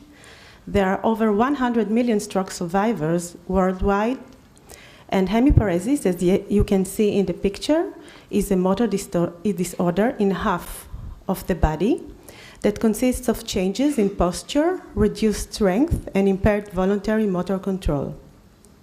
More than 80% of hospitalized subjects with stroke present with some degree of hemiparesis, so it's quite common after stroke. And it's a problem because it reduces independence in activity of daily living and quality of life. When a patient with stroke comes to the hospital in the acute phase, so hyperacute therapies have improved dramatically over the last few decades, but our ability to help people achieve their best possible recovery with rehabilitation has not really improved. So how do we turn this around? There are different possibilities. First, to provide higher doses of behavioral treatment, but it's really a matter of health policy because it depends on how much therapies can the hospital or the health system provide to the patient. Another possibility is to try to manipulate the neural repair with drugs or forms of nervous system stimulation. And another option is to better diagnose the functional difficulties. I will concentrate in this lecture about neural repair, how we can try to manipulate neuroplasticity, and by this, to improve the motor outcomes of post-stroke patients. So neuroplasticity is the brain's ability to change structure and function as a result of experience. A very compelling example for the significance of neuroplasticity we can see in children with Rasmussen syndrome. Those children have so many epilepsies so that sometimes the treatment is to remove one hemisphere of the brain. So you can see the entire brain on the left side and half of the brain on the right side. And despite this, with half of the brain, you can see this child, I'm not sure of this child, and he can even play football with half of his brain and move his upper limb, not perfectly, but he still can do it. So we can learn from this that there is much more in the brain that we are using in the rehab treatments, and we need to investigate and explore how we can really manipulate and use this neuroplasticity in order to enhance and restore motor function following stroke. So there are two techniques that I would like briefly to describe that they are non-invasive brain stimulation, the TDCS and the TMS. I will begin with the TDCS, transcranial direct current stimulation. It delivers weak direct current through the surface electrode placed on the skull, and it changes the excitability of the subthreshold modulation of the neuronal membrane. From the literature, we know that there are promising results have been gained from studies who combine TDCS and motor rehabilitation. However, there is variability. One of the answers for this variability is because we don't know yet the best protocol for using the TDCS. And in my lab, recently two master students, they conducted methodological studies, first of all in healthy people, and in order to look what is a more appropriate protocol using TDCS to improve ability, motor ability of the upper limb. In one study, the student compared between different stimulation intensity, 2 milliampere and 1.5 milliampere, and it was quite maybe surprising, but the higher intensity was not found to be better. On the contrary, what? It appears that 2 milliampere just inhibited the learning effects, but 1.5 milliampere was better. Another student compared the sites of stimulation using high-definition TDCS, and he investigated these effects on the upper limb motor ability using this tablet. And we can using this tablet, have kinematic measures like movement time, reaction time, smoothness of movement. And he found that stimulating the primary motor cortex affected motor performance, but stimulating the primary somatosensory affected sensation. So we can see here that using this TDCS, we can affect motor ability. Another technique is the TMS, transcranial magnetic stimulation. This is a much more potent stimulation. It is based on the principle of electromagnetic induction of an electric field in the brain. When you stimulate the brain, actually you can conduct non-voluntary movement of the hand, face, or lower limb. The studies that are using TMS together with motor rehabilitation, they're based on the interhemispheric competition model. And according to this model, there are relationships between both hemispheres. And you can see here in the red circle, it represents the lesion in the brain. And the lesioned hemisphere is inhibited by the undamaged hemisphere. So mainly the studies are concentrating on either give excitatory stimulation of the lesioned hemisphere around the stroke or inhibit the excitability of the non-damaged hemisphere. However, as also previously it was said here, one size does not fit all. Actually, what we see also from our studies and from the literature, that responsiveness to stimulation therapy on motor ability is substantially affected by lesion, the damage in the brain characteristics.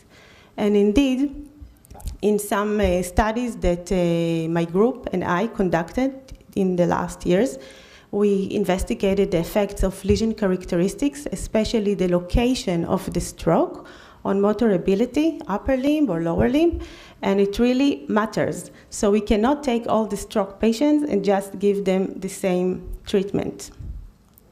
So this is the last two slides. I would like to share with you our project, one of the projects that I'm going to be invested during the next 3 years. The PhD student will do it. This is a collaboration between 4 actually institutions in Israel. And we are going to use a novel coil of TMS, which is called rotational TMS. And the novelty is that it's much more potent. It excites more neurons. If we are interested in primary motor cortex or another area, it excites more neurons.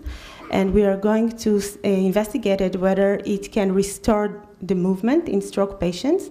But contrary to previous studies, we are going to study it in patients with severe upper limb paresis, a very severe weakness. And unfortunately, these patients suffer a lot, and it's very difficult to help them. So we are trying to do this. Hope we will have a success.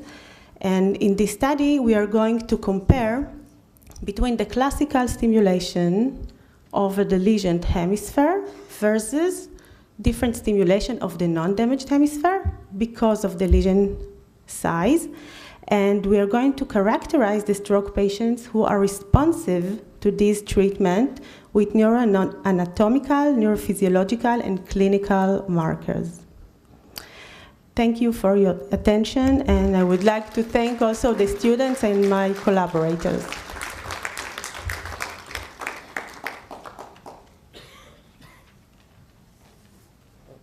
Thanks a lot, Sylvie. It's really exciting, I think. Yeah. We heard about deep brain stimulation, then this other method, which is somehow connected, so it's really fascinating. Okay, our next speaker, Professor Noah Ben-Ami from the Department of Physiotherapy at Ariel University. So, hello everyone. I will talk about low back pain. There is low back pain in Kazakhstan? everywhere in all the world.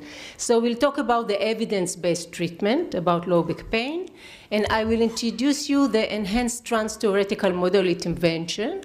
It's a model that we developed, and it aimed to deliver evidence-based treatment to chronic low back pain patients. And I will try to guide you through our control clinical trial till our implementation trial. So, evidence. Low back pain is the leading cause of disability worldwide.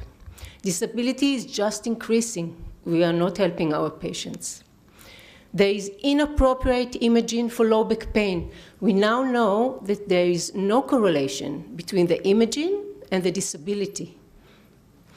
And there is ineffective medicine, harmful opioids, injection, surgery.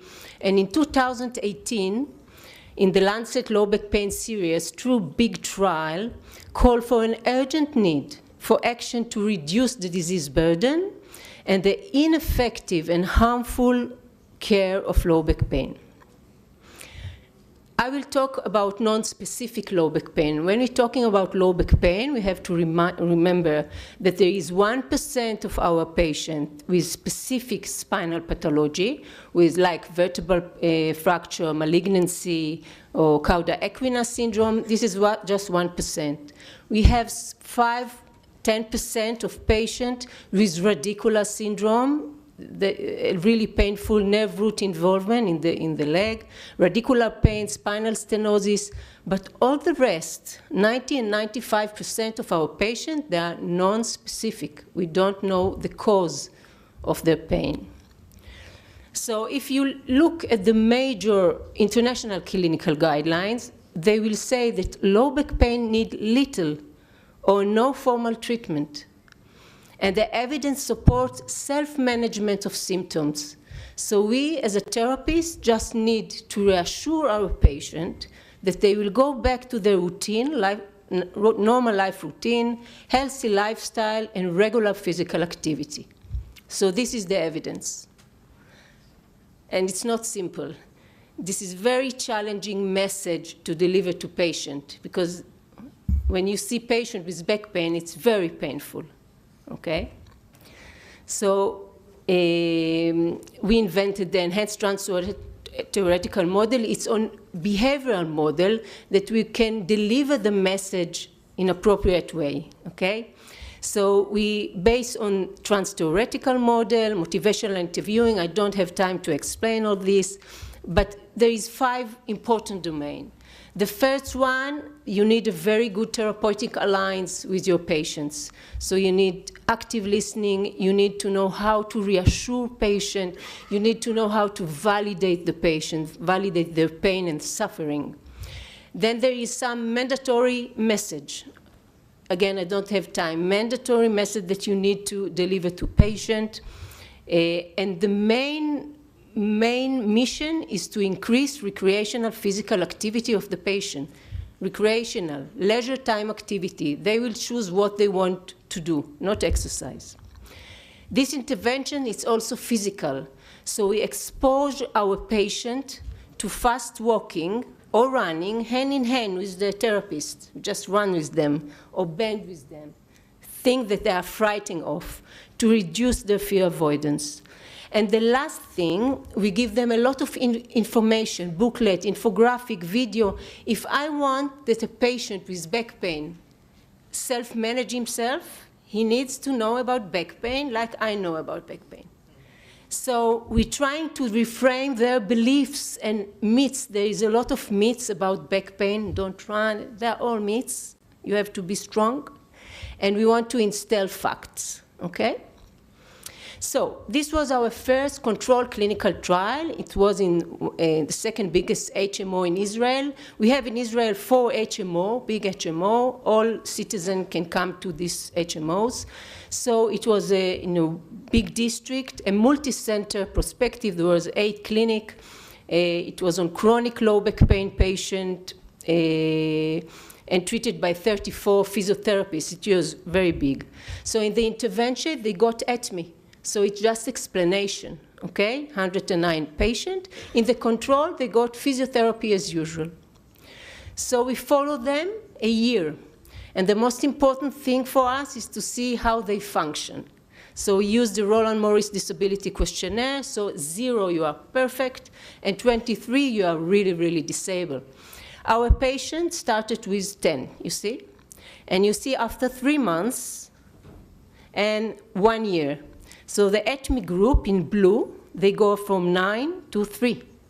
And the physiotherapy, as usual, go from 10 to 6. So ATME did better.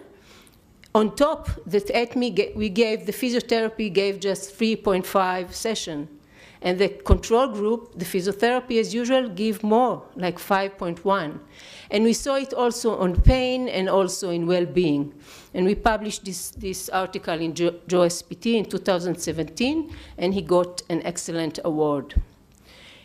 And then I hope that everybody will use ATME. It doesn't happen. So we need to do an implementation trial. And this is something else, to implement something.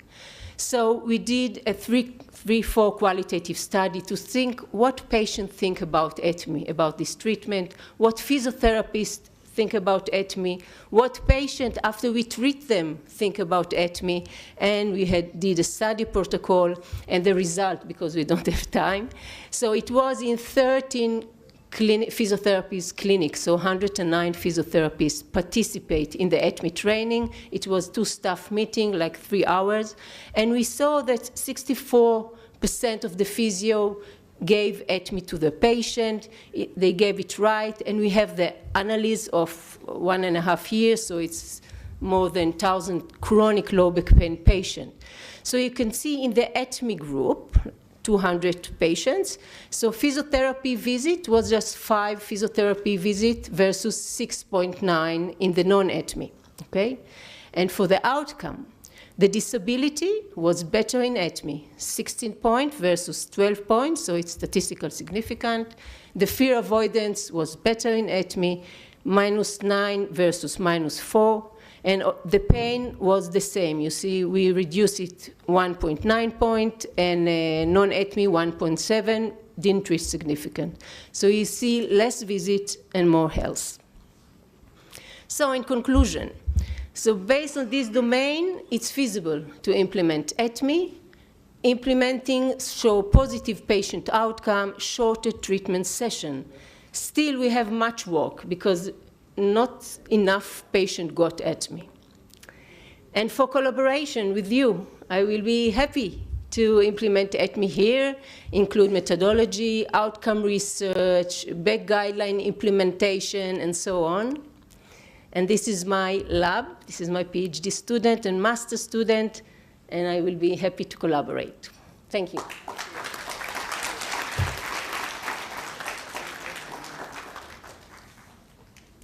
Okay. Thank you very much, Noah. I just want to tell you that Noah is one of the gurus in the physiotherapy community in Israel, leading this kind of approach. It's really a breakthrough in Israel and in the world, and I invite you to join her research. I think you will enjoy it. Okay. Next speaker, Professor Daniel Jakobowicz. Thank you.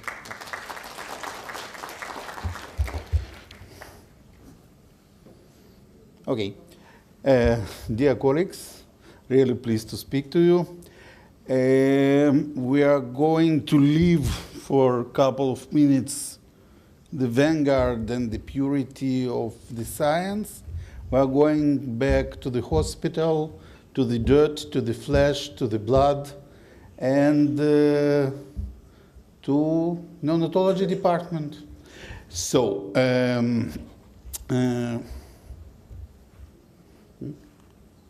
we'll start with a little bit of history. I'm working in Lignado Hospital.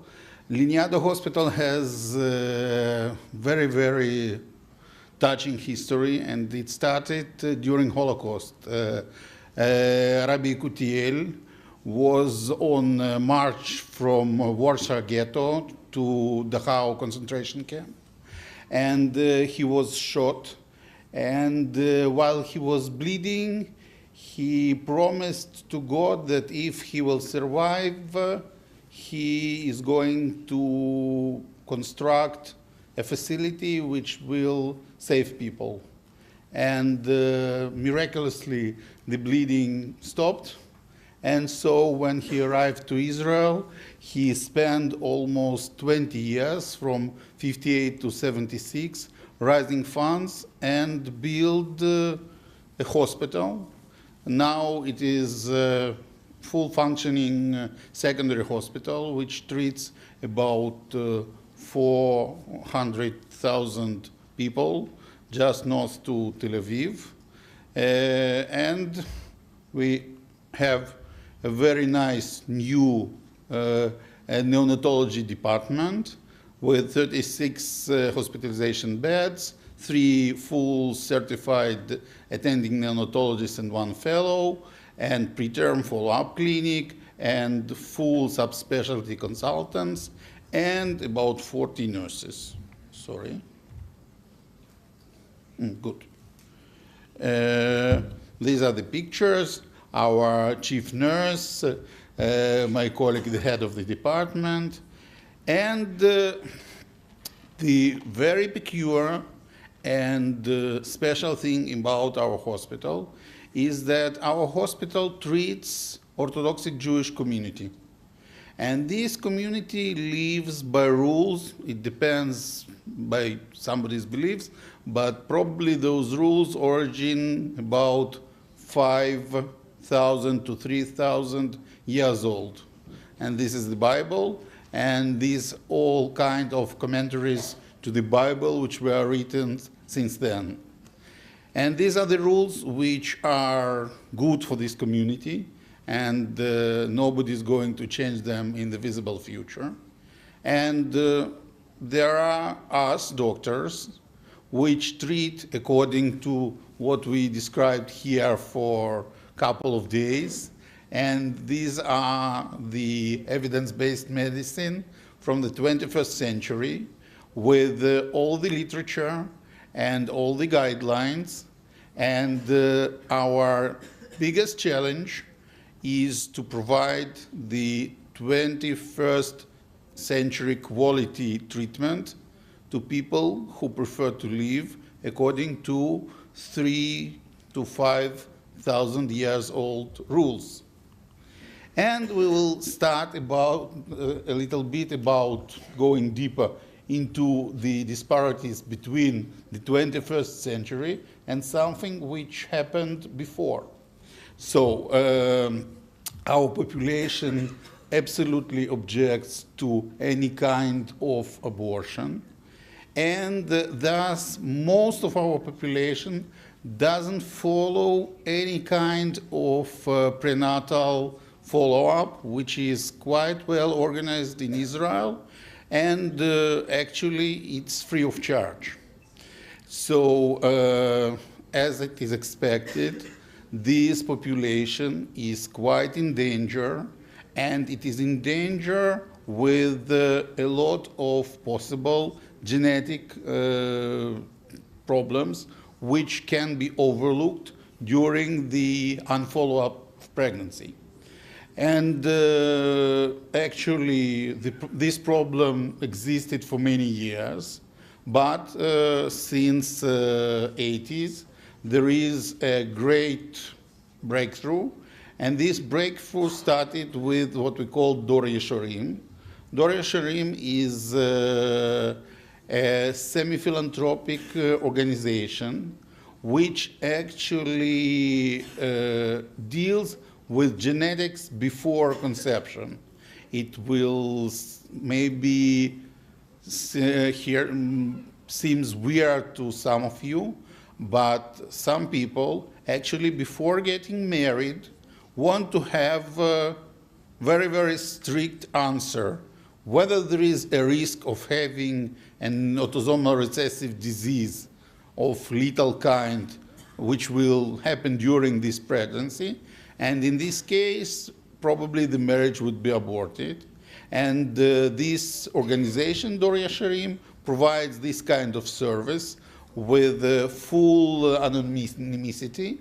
And also, as you can see, It has a huge success with 600,000 people already participated in this program, and many thousands of people joining this program annually.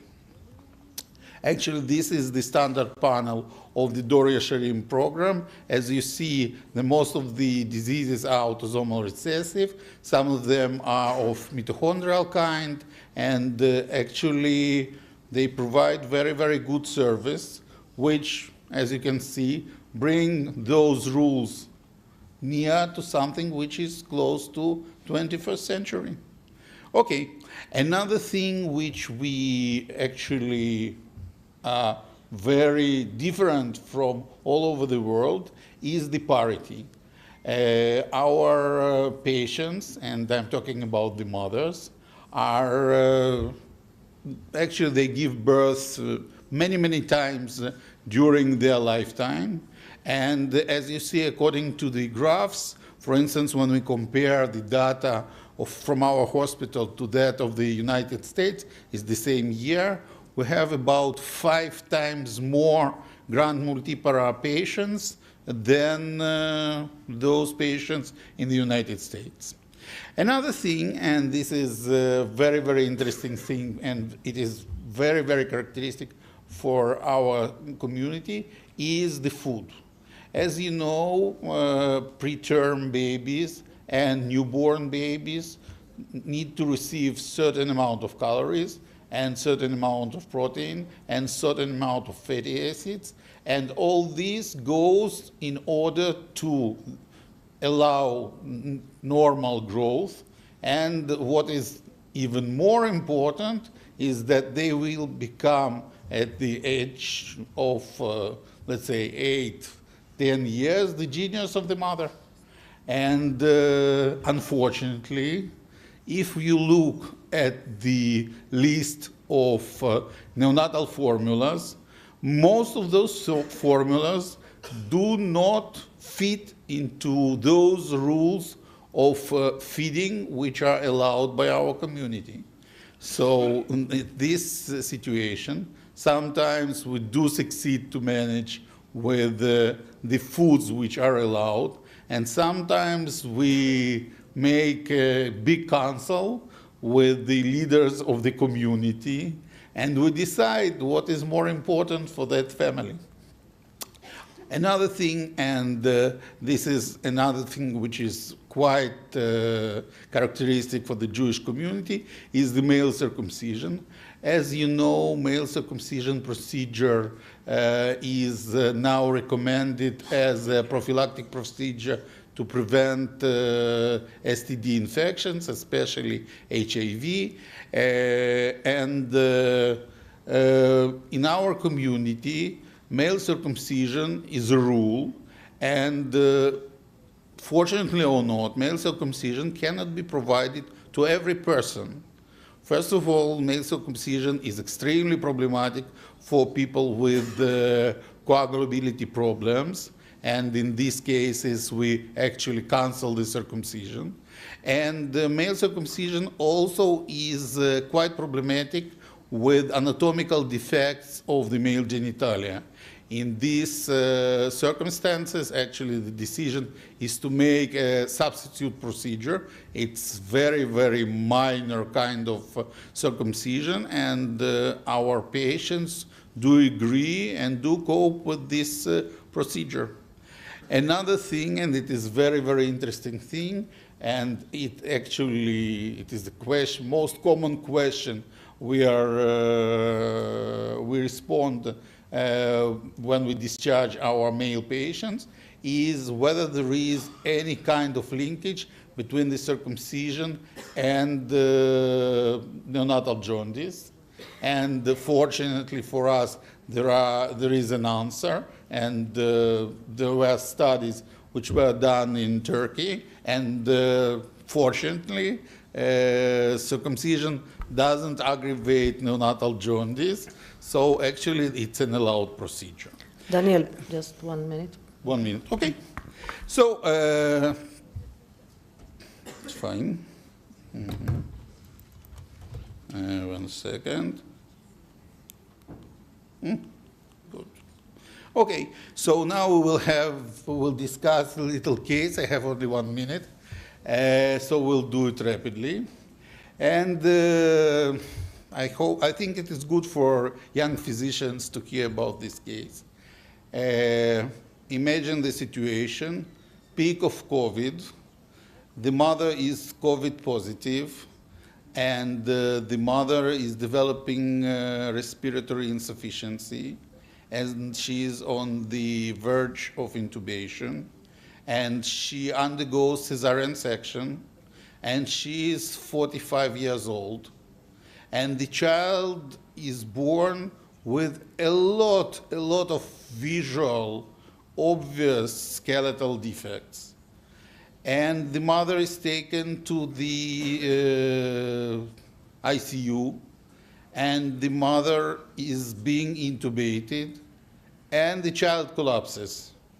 And the child collapses, and the abdomen is becoming swollen, and the child is near to die in our hands. And we know for sure, we know for more than 100% that there is a congenital birth defect, probably some congenital syndrome, and just ask yourself what you would do in this situation. I don't expect any answer. This is quite a dilemma. And we postponed the intubation of the mother, and they brought the father back to the department, and both of them and their religious leader actually begged for this child to be intubated and to be operated. This child had malrotation with volvulus.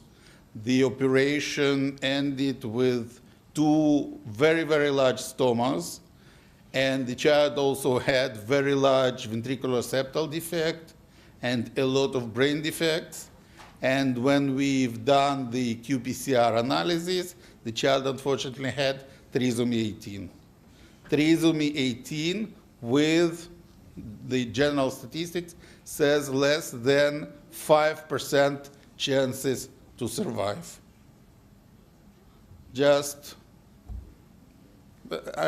Unfortunately, this is a very pessimistic way to end my lecture, but just think yourselves at this situation, put yourselves at the place of those patients, at the place of those parents, and gather what you have from the vanguard of medical education, the science, and try to bring it to practice. Thank you for your attention.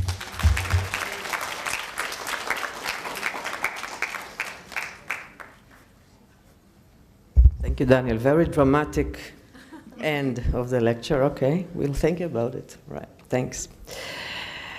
Okay, and the last speaker from Ariel University, we have more speakers after that, Professor Orit Segev-Yakubovsky.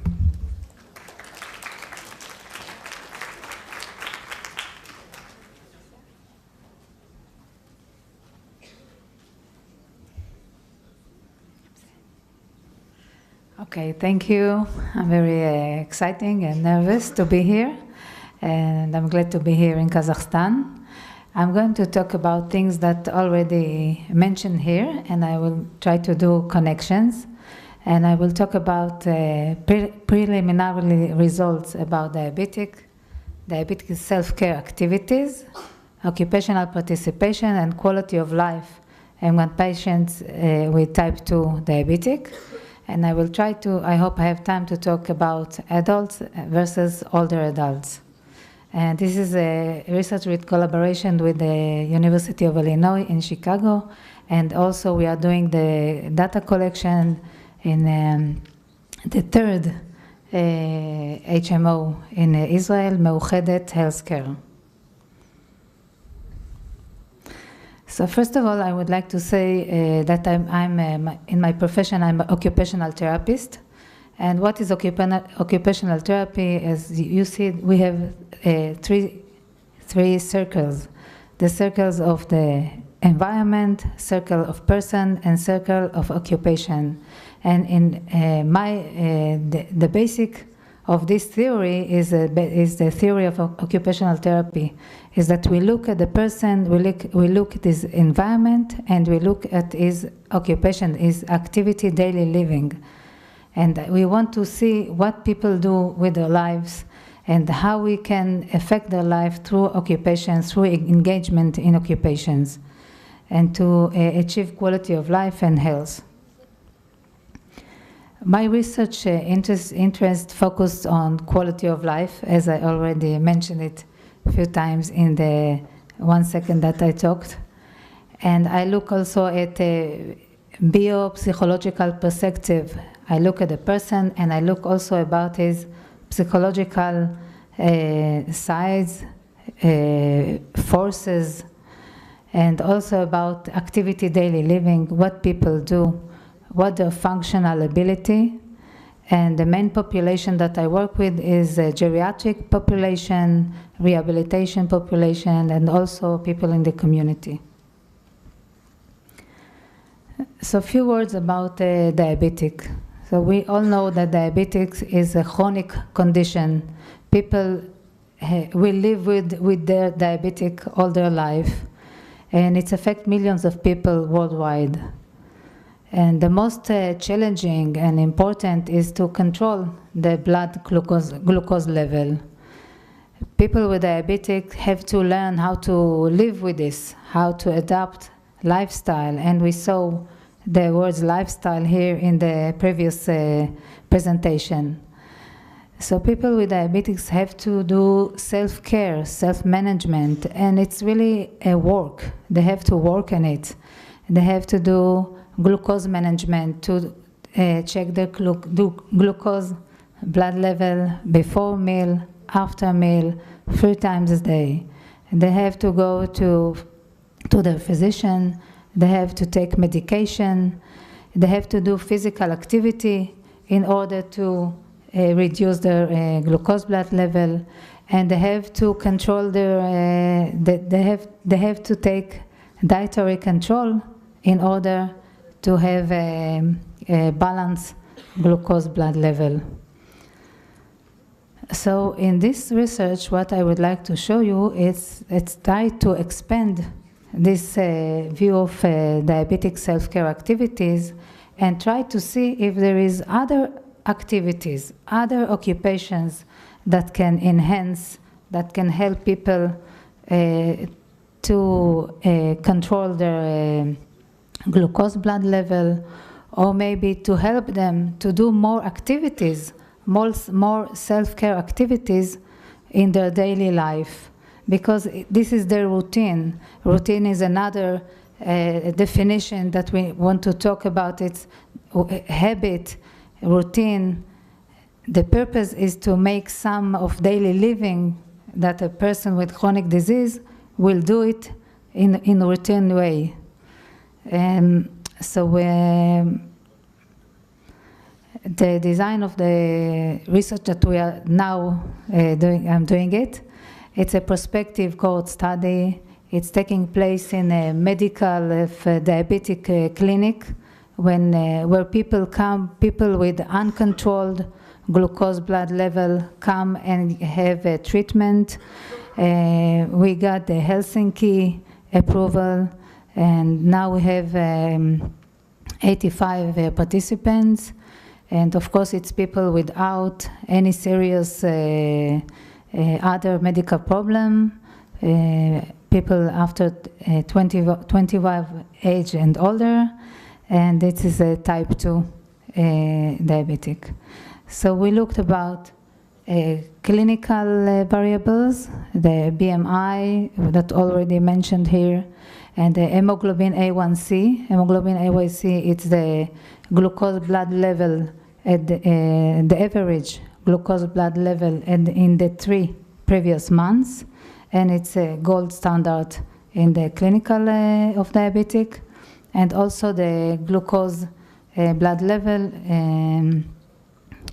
and the other variables, it's the questionnaires about, it's of course self-report, about people report themselves about what they did, their dietary control, their taking medication, glucose monitoring, self-activity, and also participation and quality of life. And what do I mean when I say participation? I will skip and come back.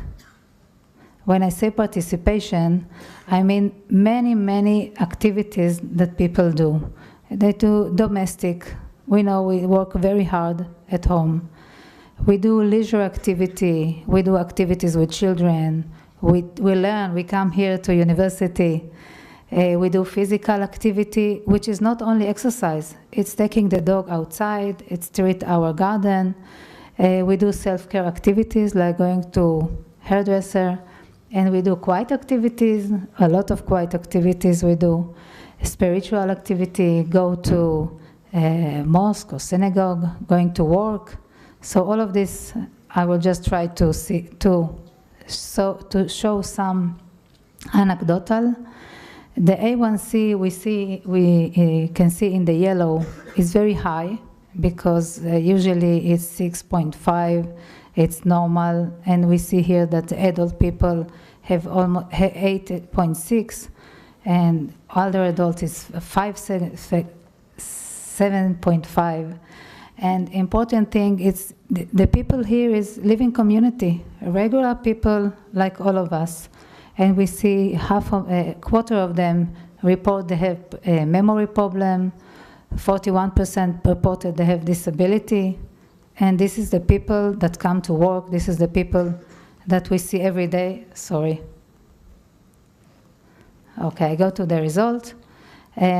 What I want to show here, it's the correlation between self-treatment questionnaire that ask about self-treatment and A1C. We can see in the yellow correlation between one question and the A1C, that in the adult people, they have a very high awareness. And the question is, how do you feel you treat your diabetic? And we see a very high correlation with A1C, so it's interesting that I wanted to show here. And also I wanted to show some another interesting result. It's the correlation between A1C and quiet activities, negative correlation. And it means that when I do a lot of quiet activities, it means watching TV, playing with my smartphone. I do it more, but I have a lower A1C, which is good. I want lower A1C. So it's good results, and we can see that there is other activities that can help people to control their diabetic. And sorry. Another example that I want to show here is the BMI. BMI also have a correlation, for example, with work. People that do a lot of work have a lower BMI. So we want to help people to go to work, to go out and work. I will skip it because when I look at I just want to show here that I look about the number of activities, the frequency of the activities, and just a summary in my last minute. We can see here that there is activities that enhance self-treatment, and there is activities that decrease self-treatment, but also there is activities that enhance quality of life and decrease quality of life. And what I can show you here in the red color, for example, is activities with children. From one hand, we can see that it enhances quality of life, and we want quality of life, but it decreases self-treatment. There is conflict. Also, in older adult people, we can see this example of activities with children. But just to show another thing, that leisure activity, just be with people, go to a cafe, go to concert, It's help people to do self-management. We can see, we can open our mind and help people. So the conclusion is that there is a participation in daily living can promote quality of life and can promote self-management, but we need to help people. We need to give them the money, we need to give them guidance, we need to support them in order they can be in this conflict, to participate in all activities and to do it with, to solve problem, to have solution, adaptation, in order they can be part of all daily living. Thank you.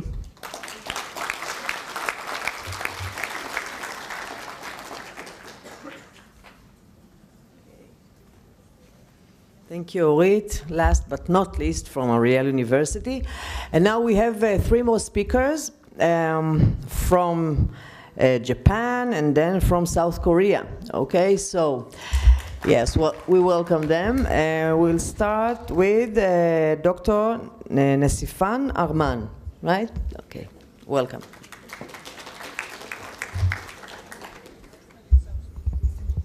Okay, good afternoon, everyone.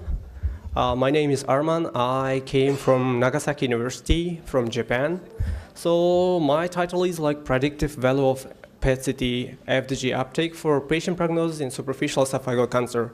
So PET-CT is a positron emission tomography.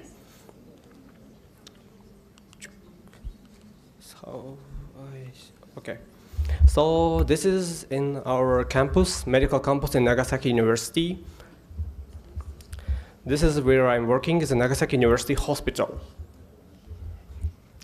So we are focusing in saying cancer is one of the most serious case of deaths, leading to deaths in the world and has poor prognosis. So we are working with the GIT tract cancers. Today I specifically focus on the esophageal cancer. So how is going to patient prognosis like? So first of all, we getting the patient get instructions, the clinical image guidelines, patient preparations, and image acquisition, and those trackings. So image reconstruction is going to interpretation by the reporting by physician, doctor. So high incidence of esophageal cancer demonstrates the need for modern detection and the early treatment methods for improved patient prognosis. So in most cases, early diagnosis plays an important role in treatment potentially for curable cancer. So problem is usually PET-CT used for diagnosing late stages. Of course, it's starting from second and third stage, where is sometimes latent, so it's already late. So usual normal diagnostic methods for esophageal cancer: endoscopy, barium esophagography, histological biopsy, endoscopic ultrasound, computer tomography, and the latest one is a fluorodeoxyglucose, positron emission tomography, and CT. So FDG PET-CT became important diagnostic tool in oncology due to its mechanism of imaging increases glucose metabolism in tumor tissue. As you see in the image, the red area is a tumor area. So normally, if you diagnose it, you cannot find it. So we are using the specific new methods for diagnosing the cancer, where the ACV value was decreased. So we can find specifically cancer in beginning. So F18 FDG PET-CT showing effectiveness and identification of asymptomatic cancer patients. We focus on the usefulness of FDG PET-CT parameters for the predicting prognosis of patients with superficial esophageal squamous cell carcinoma diagnosed by endoscopy. So total is included 95 cases by esophageal cancer, superficial type, and patient proved to have adenocarcinoma was excluded, and additional large tumors, 7 cases, was excluded. The remaining 74 cases who are proven to have squamous cell carcinoma were analyzed. So when the tumor was ACV value over the 3.0, the tumor was considered as FDG positive, if not considered FDG negative. So in that images, all FDG PET images analyzed and quantitatively and by visually. So we divided cases for 4 types. So due to the small numbers of subjects, visual classification were regrouped into 2 groups. So non-visible and faintly visible is counted as FDG negative. So clearly in massive cases counted as FDG positive. So this is a sample image. The tumor was noted as a red area, as you see, which was defined as a SCV positive for quantitative cases. So this is like cases which was included in our study, the age, average age, and the type of the surgery what we did, and treatment therapies. So what's the visual and the quantitative parameters I can explain. So visual parameters, when the doctor gets the data, they will analyze, checking by every layers of the cases and finding the cancer by view. So quantitative analysis, I am putting the data into the MetaVol software, and I putting the specific data like finding the which area has a specific for cancer glucose activity. So cancer has like high glucose activity. So if you got injury, it's giving the also high activities. So using quantitative analysis, many patients classified into positive group. It became more even than visual analysis, but it's incidental. So here we compare the survival analysis with grouping with using the visual FDG PET-CT. There is some tendency showing negative group is better than positive group. However, it does not reach statistical significance. So when we use the quantitative analysis, if you see as low-rank test and Wilcoxon test shows the significance. So SCV max 3.0 threshold quantitative classification, the prognosis looks better than negative group in FDG positive. So this is the interpretations. So you can look like the visual interpretations when the doctor getting the data and doing the predicting the diagnosis, is it true or like a true positive, true false cases, and giving the results. By using the quantitative interpretations, nowadays we are inventing new methods for the artificial intelligence. So for example, in one day, as you are future doctors, you can, for students, like, so you can, for example, checking during 10 cases maximum for during the day by PET-CT. By the way, artificial intelligence, you can check 10,000 cases and analyze very higher quality. So statistical machine learning analysis giving prediction model, which giving the high results. So we, of course, we compare the tumor differentiations, multifocality, so we didn't find any relationship in these parameters. So we compare the relative effect of age and FDG parameters, and this also not showing any statistical significance. So discussion. Our study shows a significant difference in prognosis of superficial esophageal cancer using the visual and the quantitative FDG parameters as a discriminator. We found the difference was more apparent when separate patients with quantitative parameters when the separate was patients by visually. We compare quantitative visual parameters to predict overall survival. So we achieved that. We found that quantitative analysis is superior than visual regarding the prognosis assessment. These results indicate that quantitative analysis is a more reliable method for image interpretations. This makes it possible to approach diagnose treatment individuals in early stage to improve overall survival. So like nowadays problems is like AI software is developing in the world, but we don't have in medicine actually. So this is a software which developed by us. So in conclusion, I'm going to say that we examined the prognostic potential of the FDG PET-CT in superficial esophageal squamous cell carcinoma.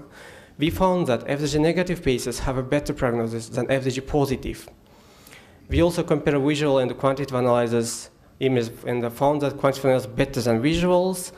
Integration of the artificial intelligence diagnosing FDG PET-CT redefines the cancer detection and management. This fusion not only enhances diagnostic accuracy, but also empowers clinicians to provide more personalized and effective patient care.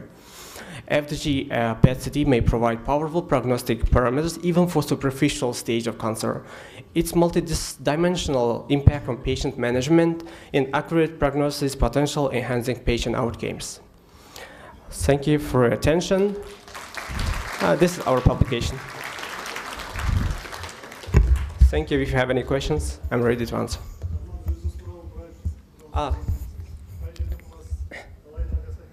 Менің есімім Арман. Мен негізі Семей қаласынан келіп отырмын. Okay. So actually I'm from Semey city. So when I was in bachelor degree, my second year, I started my research about the gamma radiations. So that time I win, like during my bachelor degree, I win 7 international conferences. That time I was seen by the embassy of Japan. He invited me to study in Japan actually. 2012 году. In 2012, I went to the bachelor's degree for gamma radiation, and during bachelor's degree, I was noticed by the embassy of Japan and asked me to study in Japan. Since I have won 7 international conferences, I was noticed by Japan University. The Japan embassy, and right after invitation to study master's degree, I pursued my career in PhD degree. Excellent talk. Thank you very much. If you work the same speed you talk, the sky's the limit for you, really. Okay, so our next speakers are online, right? So we have In-Ki Kim from Astana Medical Center, South Korea.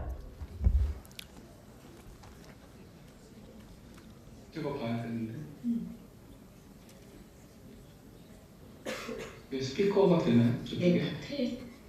Hi, my name is In-Ki Kim. Can you hear me? Yes, we can hear you and see the presentation. Thank you. Okay, that's very good. I'm going to start right now. I was given just 10 to 15 minutes about this presentation, and it's my big honor to be a speaker about this nice session. So my name is In-Ki Kim. I am a professor of the Department of Convergence Medicine in Astana Medical Center, and also I was affiliated in Pharmacology Department in Usan University Medical College. So I'm going to directly go over the next slide. Today I'm going to talk about inflammatory bowel disease. This is a group of chronic intestinal disease characterized by inflammation of the digestive tract. A spectrum of chronic idiopathic inflammatory condition is usually considered as IBD, and most common types of IBD are ulcerative colitis, UC, and the Crohn's disease, that's CD. We have many ways to differentiate these two diseases, but today I will talk about this. Usually, if the IBD that becomes symptomatic or is diagnosed before 6 years of age is termed as very early onset IBD. So I'm going to use the term as VEO IBD from now. And those with VEO IBD and onset before 2 years of age are more likely to have a single gene defect. So it's called as monogenic IBD. Recent study performed in Canada revealed increasing incidence of VEO IBD published in Gastroenterology that you can see now.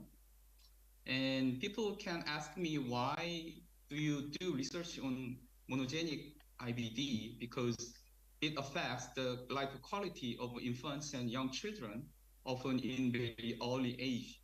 And VEO IBD has potential for severe and life-threatening consequences.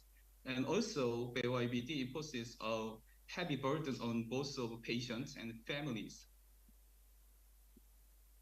This slide is summarizing the current knowledge about monogenic IBD. Until now, 90 causative genes were identified responsible for monogenic IBD, and the most frequently reported monogenic IBD genes were interleukin-10 receptor alpha and beta.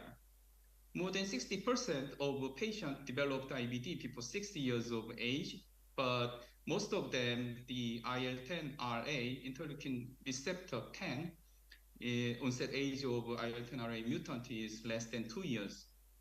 And about the EIC, more than 70% of patients usually developed at least one EIC during their clinical courses.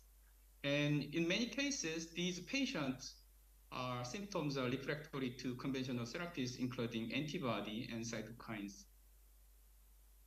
So let's start with our case. 8-month-old girl was diagnosed with VEO IBD. She developed a recurrent episode of sepsis, bloody diarrhea, and growth failure. A colonoscopy revealed that multiple deep longitudinal ulcers through the whole colon. The colonic mucosal biopsy showed active ulcerative inflammation with lymphoid aggregation. And also the patient suffered from perianal abscess.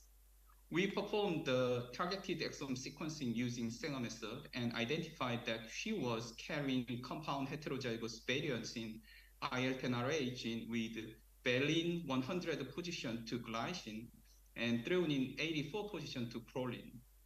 Actually, the valine 100G was already characterized pathogenic variant while threonine 84 was not. But recently, threonine 84 was also classified as one of pathogenic variant possible regions. So we considered the amino acid position at threonine 84 is crucial for IL-10 function.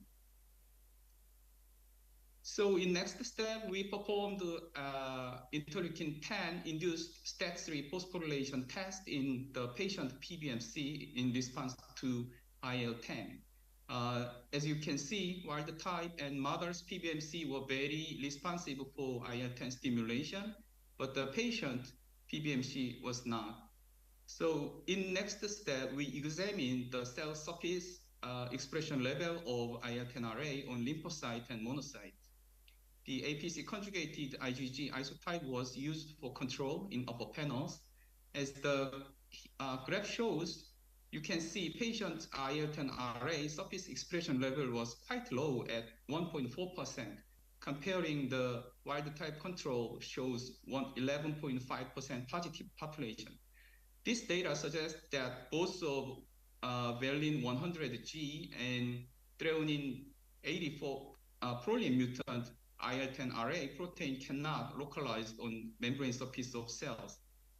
So to examine the cell surface localization of IL-10RA mutant protein, we generated green fluorescence protein, IL-10RA fusion protein for 2 mutants, and each overexpressed mutant protein on cell was monitored by confocal microscopy. The result shows that GFP IL-10RA mutant protein emitted GFP signals only inside of the transfected cells. But wild type IL-10RA GFP control were prominently distributed along the cell surface. To elucidate the pathogenic mechanism of mutant, our collaborator team conducted computational structural analysis. You can see the valine site here as very thin blue line, has multiple hydrophobic contact to tryptophan 45, tyrosine 57, and valine 59 within 7 angstrom distances, suggesting the presence of hydrophobic core. We can consider that tryptophan 45 and tyrosine 57 are known as pathogenic variants. This hydrophobic core is possibly important to the intrastructural stability. So maybe we can suggest that the substitution of valine to glycine, they can lose the isopropyl group of side chains, and this can collapse the hydrophobic core, giving structural instability of receptor protein. And also about the threonine 84 position, it is located on the helix site, forming a hydrogen bond with histidine 41. And this hydrogen bond stabilizes its internal structure of IL-10RA. The replacement of threonine 84 position with proline, it destroys the helix structure and might result in the loss of hydrophobic interaction with histidine 41 and intrastructural destabilization with misfolding. All those data were predicted by structural modeling by supercomputing. So this is the first part summary. We suggest that possible theoretical diagram showing IL-10RA mutant protein with threonine P84P and V100G cannot be located as cell surface membrane, and this failure may make cell not to respond to interleukin-10 stimulation by other immune cells. By this result, we made the hypothesis that some non-synonymous IL-10RA pathogenic variants listed on public database may result in failure of plasma membrane localization. So we decided to go further on various pathogenic variants like this list. In same way, we generated green fluorescence protein fused IL-10RA protein for all the listed pathogenic variants. We transpected those constructs and evaluated the GFP signals using confocal imaging. The interesting point is that all the non-synonymous pathogenic variant protein resulted in failed plasma protein. You can compare the wild type plasma membrane localized protein, and you can compare the other mutant proteins failed in plasma membrane localization. However, two mutations on arginine 117 site, arginine 117 histidine and arginine 117 cysteine, they were properly localized onto the cell surface membrane. This result was also again confirmed by Pearson correlation coefficient analysis. You can see all other pathogenic variants showed less than 0 value coefficient correlation. However, the arginine 117 point mutations are comparable with wild type. Sorry, one more minute, please. We calculated the binding and we calculated the binding and folding free energy difference in DDGB and DDGT, and you can see if the DDGB is bigger and bigger, that means there can be problem in ligand and receptor binding. However, those two mutations have a very small energy level of DDGT. This is the structural instability. So if this number gets bigger, that means structural instability increased.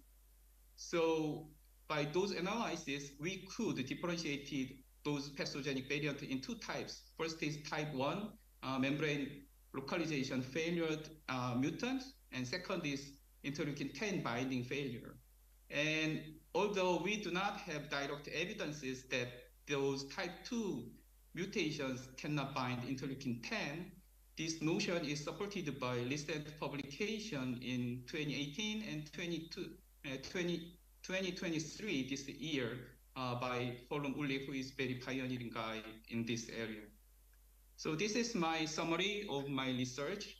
Wild type IL-10RA is responsible for IL-10 stimulation and it induces anti-inflammatory cytokine. However, type 1 mutation protein cannot be localized as cell surface membrane, and type 2 mutations can be localized as cell surface membrane, but they cannot bind to interleukin-10. Both of them cannot start the anti-inflammatory cytokine response via JAK-STAT3 pathways. Let me very briefly introduce about hospital. Astana Medical Center is located at Seoul, the capital city of South Korea. And currently we have 2,700 beds, including 200 ICU beds and over 12,000 number of daily average of outpatients are visiting. And we also perform average of 260 major surgeries each day with 70 operating rooms. And this is my lab. And so we are composed of 2 professors and 3 doctors. And all the supercomputing results came from Daegu Institute of Science and Technology. And this is funding sources. Thank you very much for your attention. Yes, I'm done. Thank you so much. It was a pleasure to having you here. And our last speaker, also from the same place, Astana Medical Center, South Korea, Kyu-John Kim. Yeah, hello. So my name is Kyung-Gon Kim. I'm a professor of the Astana Medical Centers and the University of Ulsan, so College of Medicine. So I believe you can see my slide there, right? Okay, so I will start. Yeah, we see you and we see the presentation. Thank you. Okay, so I proceed. So today I'll talk about some kind of proteomics-based translation research platform for the precision medicine and the drug development. It can be a kinds of some introductive, some slide deck. So let's move. So first of all, let's start what is proteomics. So proteome is a kind of the entire complement of a protein that is or that can be expressed by a cell or tissue or organism. So definition of the proteomics is a kind of scientific area which measure the kinds and change of the proteome in a living system. And also it is meaning the systemic platform which can provide a functional network of the life system for the from the functional proteins data. So why we need the proteomics? So this is a very simple central dogma. From the DNA through the RNA, its complexity is increased, and we need to consider that DNA and RNA is information, not functionality molecule. Only protein has the function, and its complexity is very high, caused by post-translational modifications such as phosphorylation, acetylation, and glycosylation. And averagely, one protein can interact at least 5 to 50 proteins for the functional links. So even though there is a single protein, its function can change whether it is located or what kinds of the shape caused by the ligand bind, or even though there's the same proteins, we can make some new function with a tetramer or a trimer with a different shape. Also, even though a single protein, its binding partners can be changed from the DNA to the protein. So we can this phenomenon is protein is a moonlighting function. So this is my very popular slide that from the single embryo through the caterpillar and the pupa to the adult butterfly, there's a genetic information is very static. And only a change of the RNA from the gene can explain which gene are expressed. So in terms of the function, we can explain what happened in this process with the protein expression, not the DNA. So protein is also critical to understand the disease. They are identical twin, and after 20 years, one side there's a neurofibromatosis, and one side it is not occurred yet. So based on the DNA information, we cannot say when the diseases are occurred or not. So we can monitor when this disease is occurred. So mRNA can tell us something different from the DNA, from the protein. From the 12 organ of the human, the correlation between the mRNA and the tissue, they shows us some R-square 0.4. That means it's not great correlated. So it is caused by some half-life difference between two molecules, and also there is some discrepancy in the copy numbers. So sometimes we can see the protein directly to see what happened in our living system. Proteins can be a biomarkers for the diagnosis and the monitoring as the clinical field are used, just like AFP or PSA. They are all proteins and they are approved by FDA. In the same way, protein is very valuable because it is a drug target. 99% of the drug which human mankind develop, they are all targeting proteins, not DNA, not RNA. That's why we need a proteomics from the clinical sample. So how we can proteomics to do? So compared to some traditional biochemistry, we just use the mass spectrometry with liquid chromatography to get the massive data from the clinical sample. We just combine the liquid chromatography and the mass spectrometry to get the peptide spectrum, and we can quantify and we can identify what proteins in our cell or tissue or plasma, and as well as we can identify and also we can quantify what a modification of protein can be exist our protein. So finally, we can draw these kinds of the figures, clustering analysis or interactome analysis, Go analysis or PTM mapping using the proteome data with a very simple web browser, some software. It is free. This software is very free, so you can just copy and paste our proteome data into the window. You can get these kinds of the figures. So nowadays, the mass spectrometer is very essential for the proteomics. It is very tabletop LC and tabletop mass, and with there is some open source and free data processing software as you shown. Traditionally, we just use the plasma and serum, and we just use some surgery tissue. But nowadays, we can expand our sample to the spanurine, just 1 ml of the spanurine. We can identify the 1,000 proteins, and we can identify 3,000 proteins with a colonoscopy biopsy sample. And the FFP tissue is very usable for the proteomics now. We just developed this cross-link and extract protein from the FFP sample.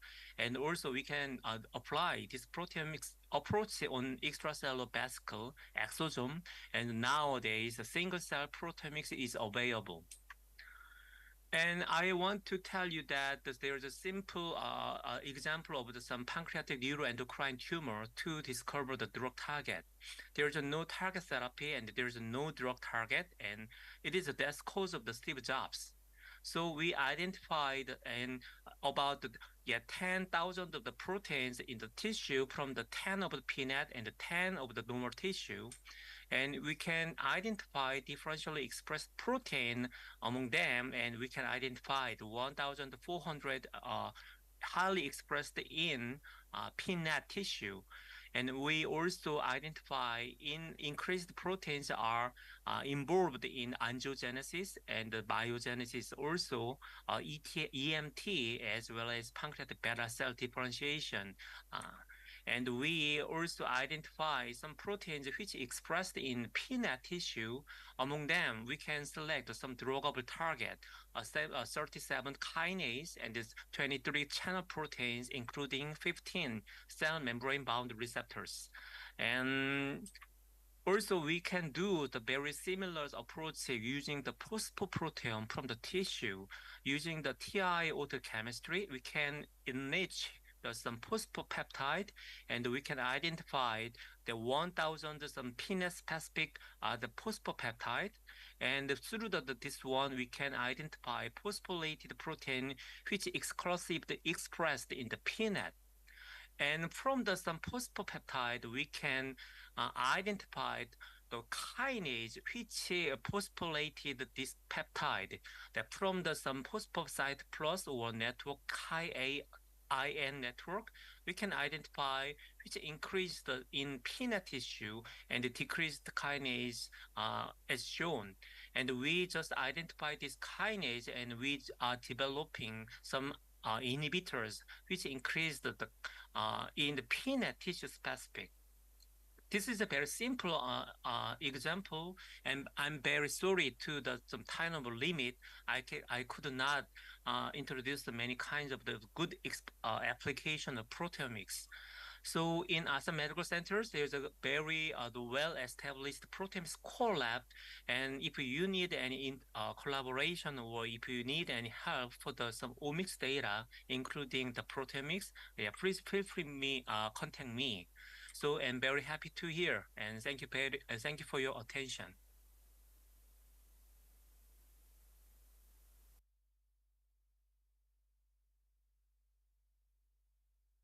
Thank you very much for this interesting talk. So we come to the end of this session. In my point of view, I think it was very rich and very interesting. We heard many topics, leading subjects. So thank you, speakers, dear speakers, and thank you, participants, for the patience. You know, it was a bit long, but good job. Thank you. See you later. Bye-bye.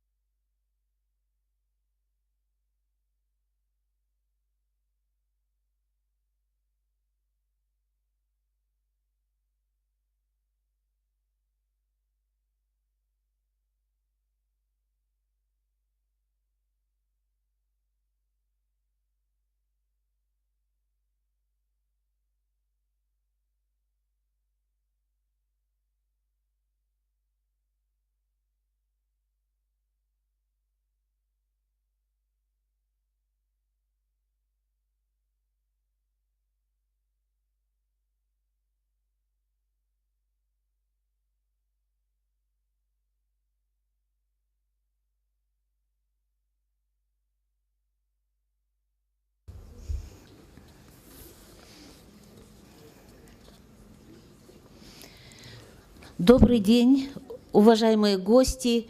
Добрый день, уважаемые... Good afternoon, dear colleagues. So our summit is going to continue. And now we are starting a session of improving medicine in 21st century. So the most important role is playing integration of practice as one of the main society which is based on knowledge. And our summit, our international summit, Academia of the 21st Century, standing at the vanguard of medical education, science and practice, is aimed on so measures which are taken for improvement medical staff in the country, continual formation of competitiveness of medical schools, which implement high-level specialists, and union of scientific staff. So we are ready to supply staff which is in demand not only in our country but also in foreign countries, and that is why the second day our staff, along with the leaders of international leaders of medical education, namely discussing the three types of relationships of medical education and science and practice in the frame of our workings. Miram Chiturgunov is on the floor. So Medical University of Karaganda. Thank you.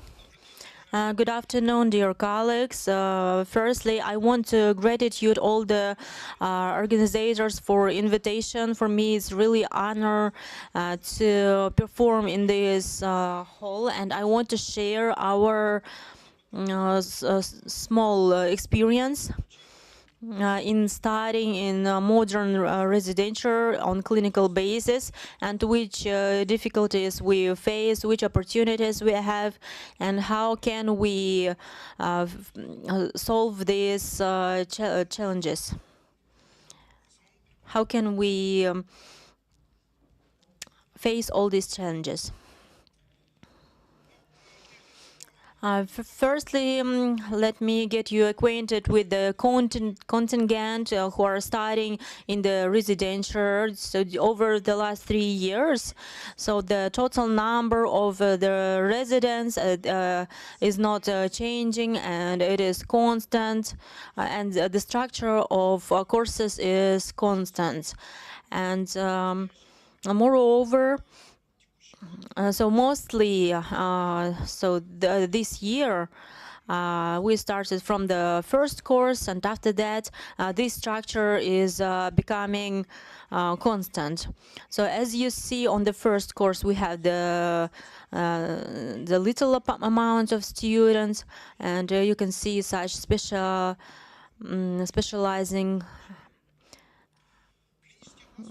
So we have many clinical bases, totally 64 clinical bases, and from this we have 3 own clinics. They are not big, I will tell about them later. Also we have many profiled hospitals, regional and urban organizations,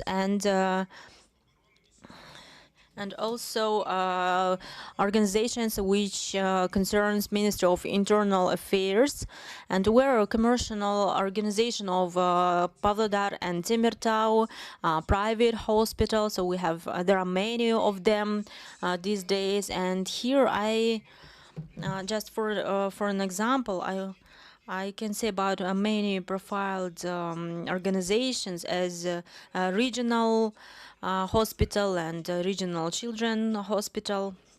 So it is really important because these kind of organizations are really important. And many residents, they go to the position as a doctor resident.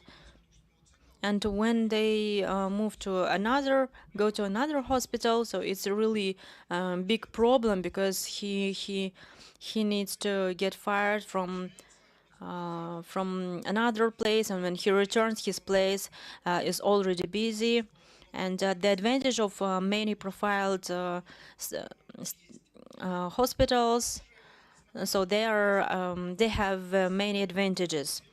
And also we have such a problem as a preparation of children and adults doctor. And does it mean that I need to finish? Doctors for adults and for children. So as it is accepted, I think that many profile hospitals, they are either for children, either for adults. So usually it's a big problem because his specialty is for adults and for children, but he has a position in hospital of one profile, and usually these kind of doctors, they face difficulties. And here it is shown that we are trying to make our residents have work, and they are not only just residents on their specialties, but as they come to us, and they have internship.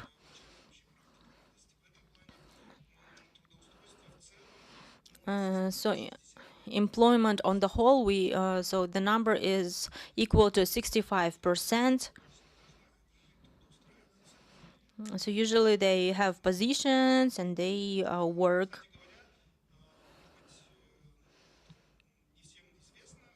So not many of us knows about the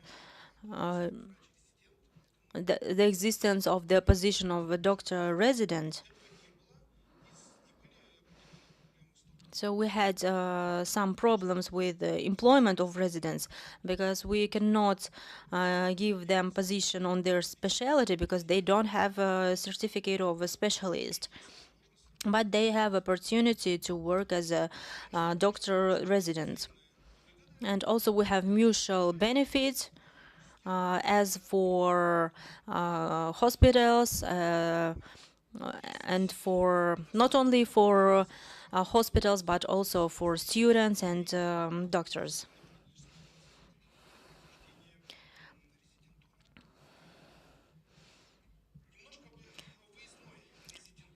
So we have such a strategy when we allow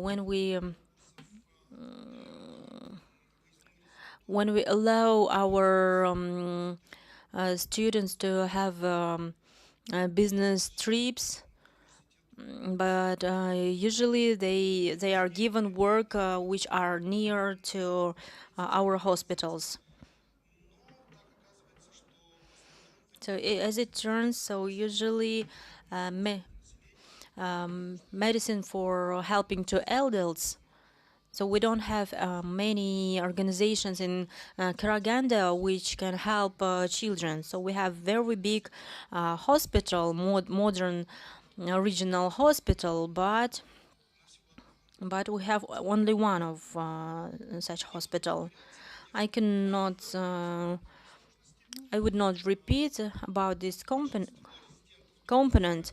So many of residents, they get a position on the account of our hospital. So part of residents are provided with housing. Some of them rent housing by themselves. Some staff of mentors are provided by university, and as academic teachers, some teachers are attracted, especially when there is a group which can move to other places.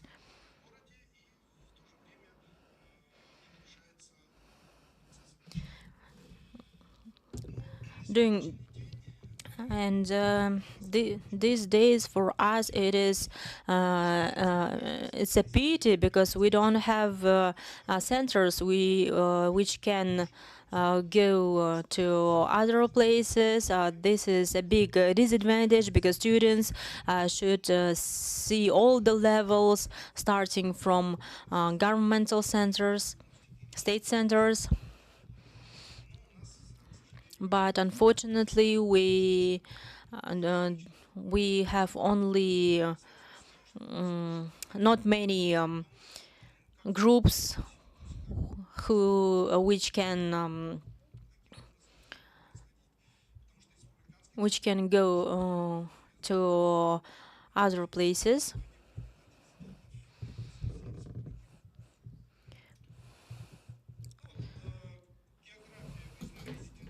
So geography of residents.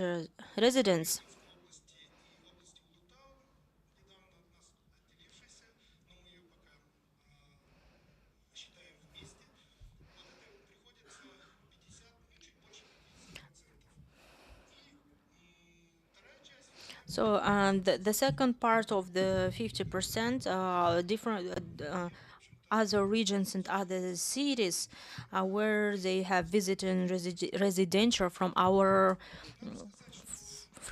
city. So we don't have any differences. We suppose that we will see this difference, but finally we couldn't see this difference. So we should say that Karaganda Medical University is the only university which didn't have overloading.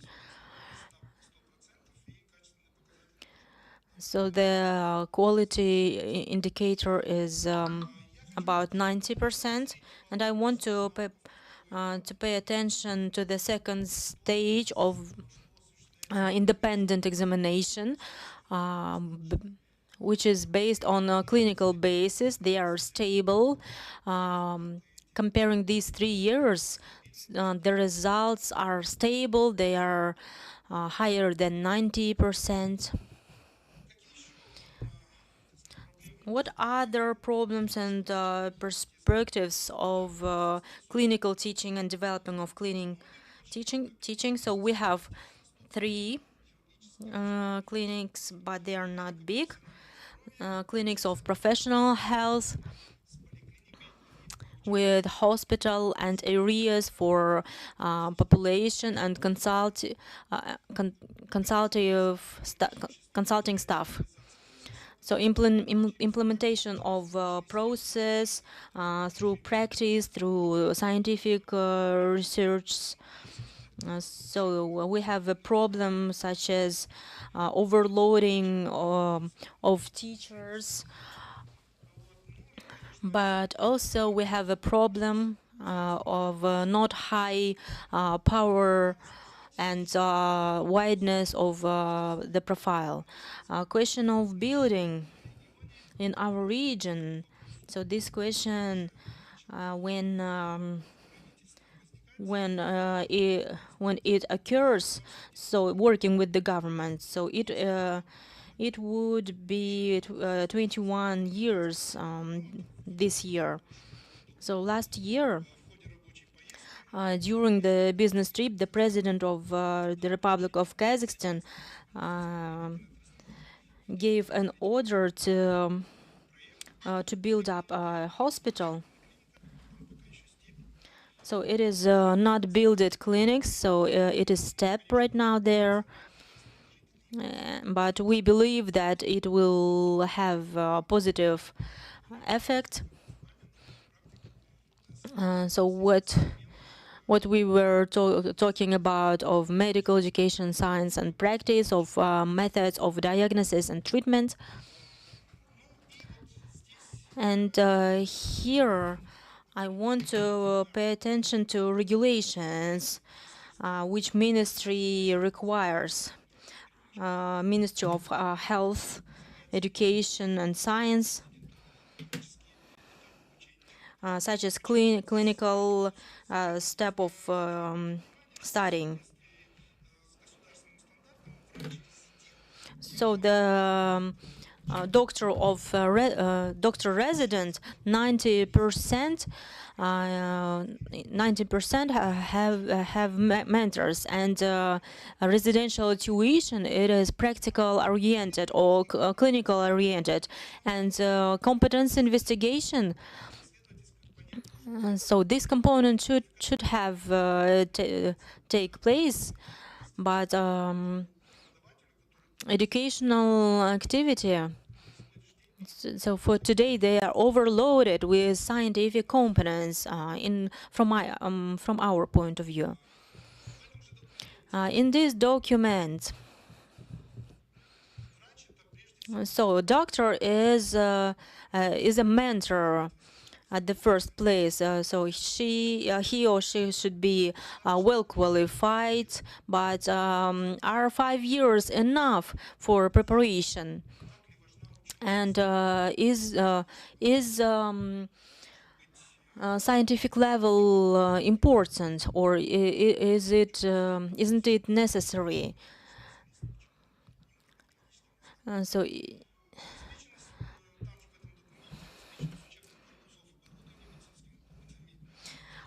supplying of studying campuses with equipped medical points,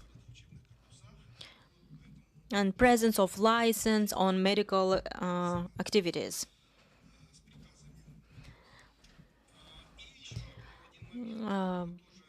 One more point, which was ordered, is department for academical departments for working with teaching staff. And this division to practical stuff is not so popular because they spend their time in clinical and many profiled hospitals. Sometimes residents even leave.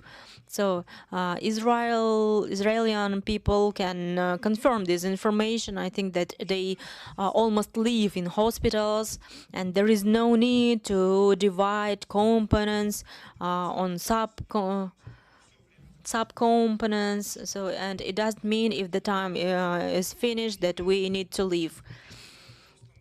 And following the standards should be reconsidered and confirmed.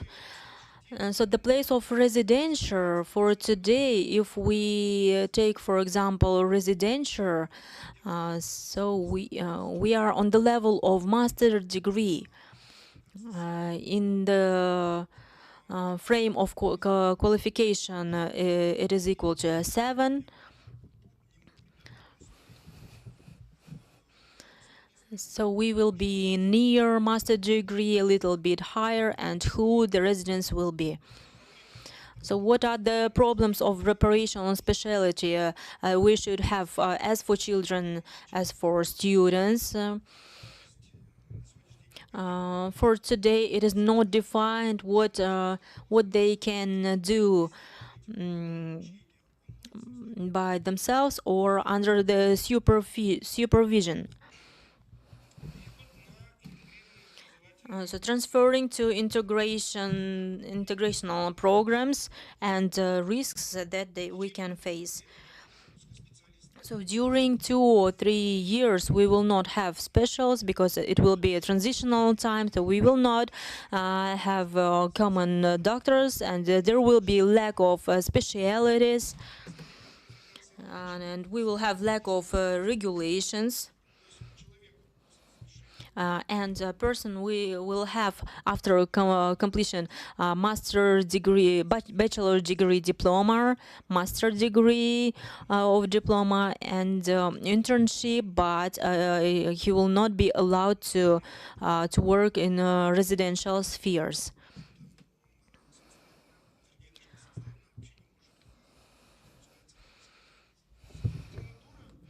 Internship will be shortened.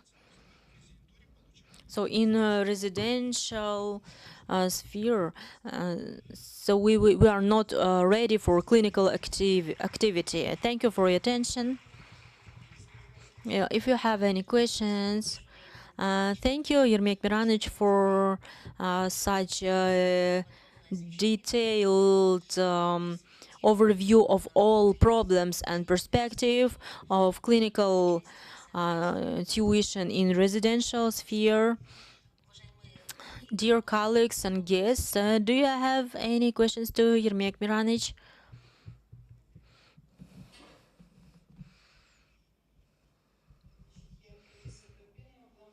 I'm a Professor Karpenova, a dermatologist.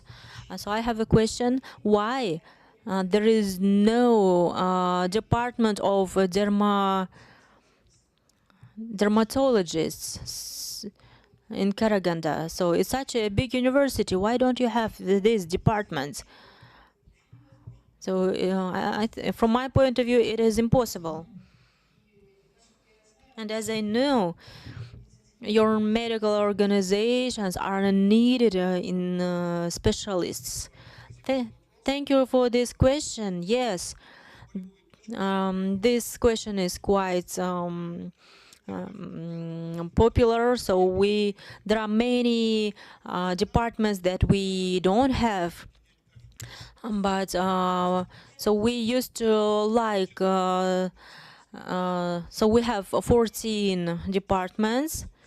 But in each department we have from 50 to 80 people. There are some advantages, and but also we have disadvantages of it. And I agree with you. So we have a good base, and this base is regional, from regional hospitals. So we combined all the regional hospitals. So they are really many profiled.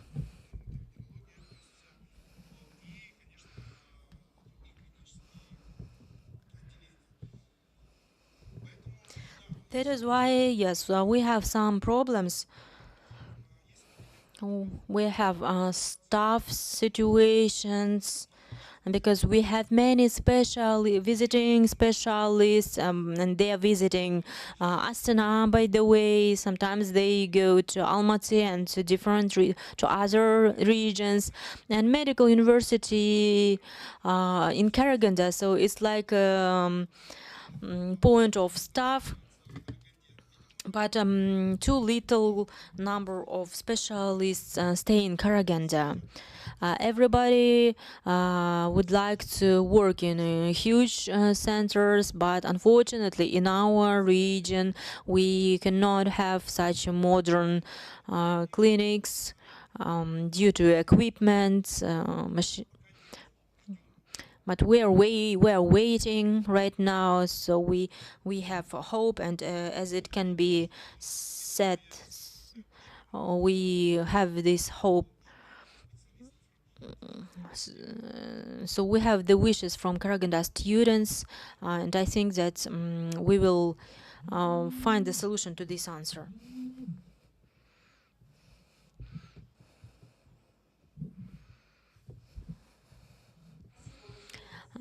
Thank you for your report. I'm a manager in a medical university in Astana. So you have noticed how to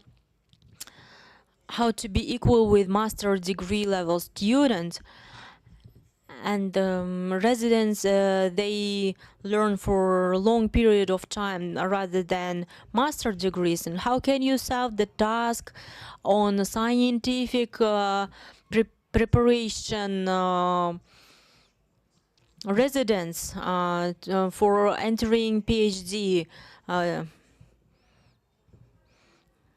As I know, firstly we have residents after PhD,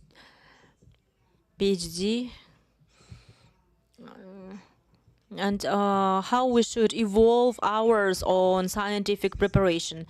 Actually, so we are so it is possible to enter to residential degree is available for many years, and there is no necessity to have master degree. After 6 years of tuition, they will graduate. They will graduate. So they will have the 7th level of qualification, and after that, he will continue his studying during 3 or 4 years. And if we are talking about master degrees, so for us, it seems that from the frame of Ministry of Science and Education, we can so only our university has residential preparation without any subdivision on credits, etc. Because for us it is really preparation is really necessary. And for scientific components, so our university is trying to do their best, and our residents get projects, and during all the studying years they are working on scientific works, and we are trying to attract them to work with grants, scientific grants. And of course it is not possible to attract all the presidents, but the most part which is planning to enter to PhDs, of course we attract them on the level of residential level.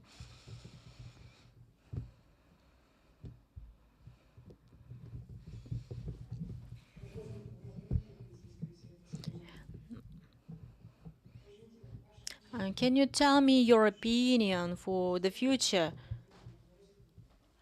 So if you divide your department into children and adult, and so too little amount of doctors go to pediatric tuition. So master and PhD degree, they are centralized. How do you think, is it possible to make residential students centralized? So I will start with the second question. So today, not for the first time, we arise this question to have independent testing in residents, and to do this test on the basis of central testing. And I think that it will be implemented next year, but we have some things to discuss. And in principle, we support this idea, but we should implement it in an appropriate way, because it can be, the result can be that according to regulations, so the person who cannot get 75 point, what can we do if he cannot reach even 75%? And the division into children and adult residential. So for today, this question cannot be answered by one meaning, because they are usually sound like children and adult, and it means that we should gain two of these areas. And we had reanimation of pediatric faculty, and maybe this will give an impulse in order to, how to say, to fill the gap of in pediatric sphere. And this is the pity that we have this gap. We cannot reach it immediately. I think it will be reached over the 15 years period, but I think that we will fulfill this pediatrician sphere. But according to division of children and adults, and we should think how can we call only dermatology for children or for adults. But for today we need to solve this problem. Thank you, Yermek Miranic. Then now the floor is to Abenov Nurgul Abdullaevna, Western Kazakhstan University, named by Ospanov, named after Ospanov. And I would like to talk about the development and evaluation of professionalism in medical education. And I would like to give my regards from West Kazakhstan Medical University.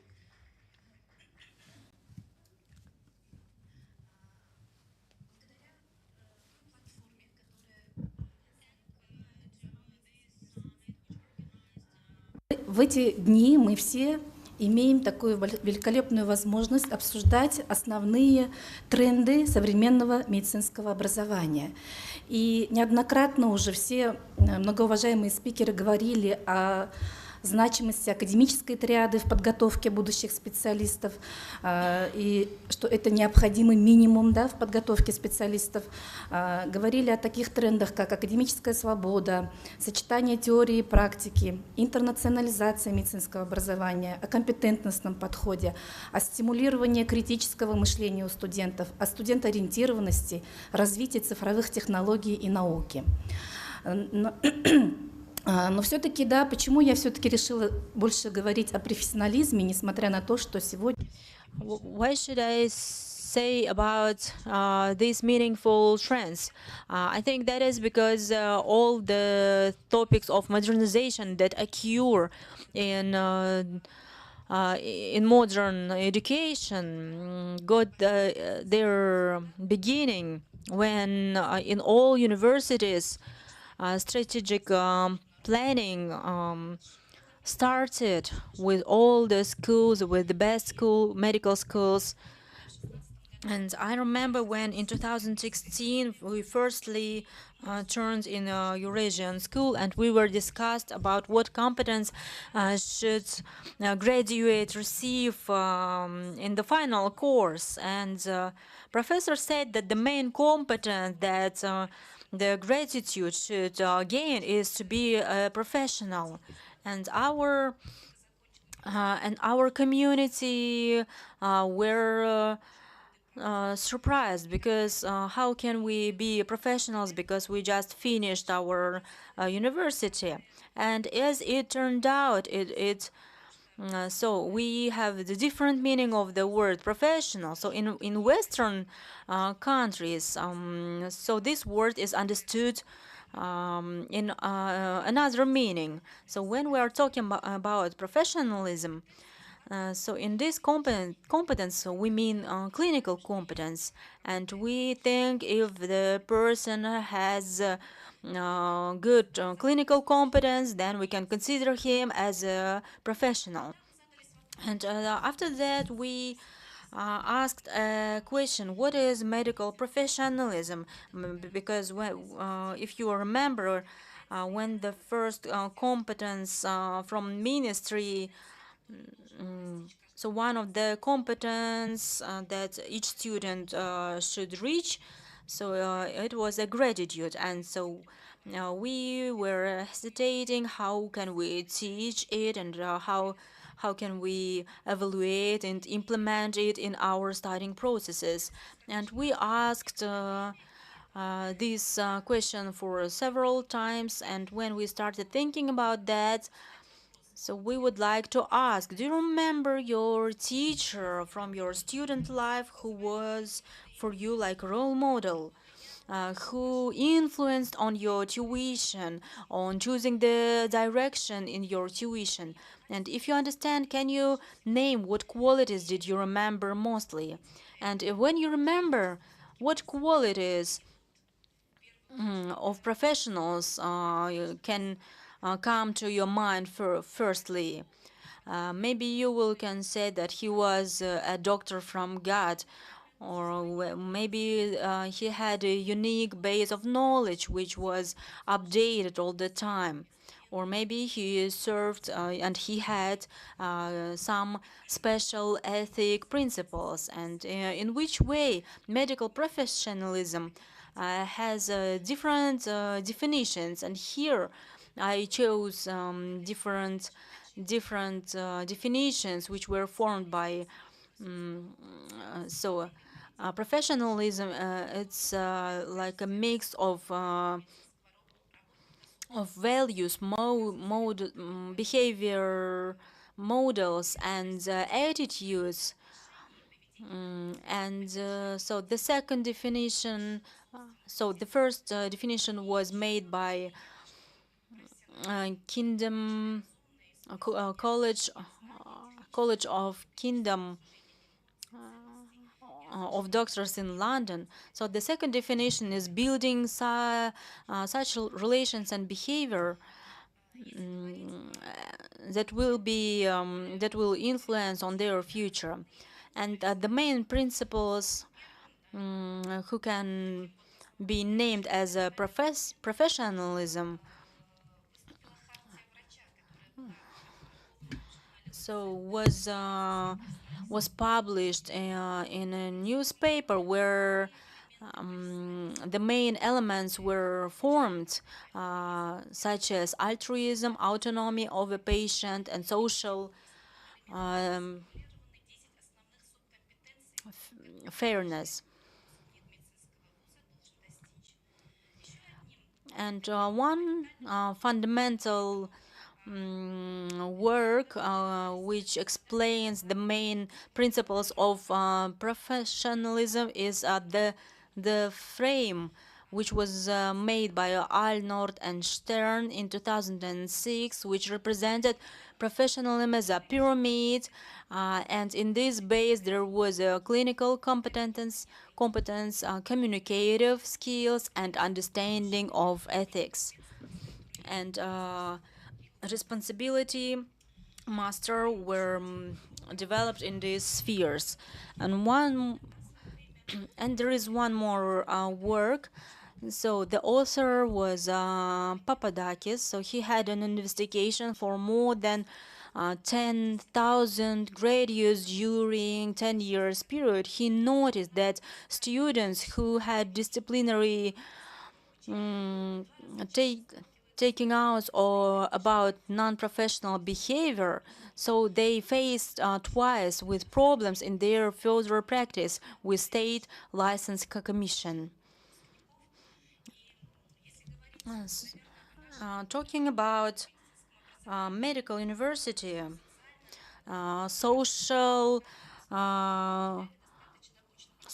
upbringing, so we paid attention to social upbringing, and this program was like a hiding program.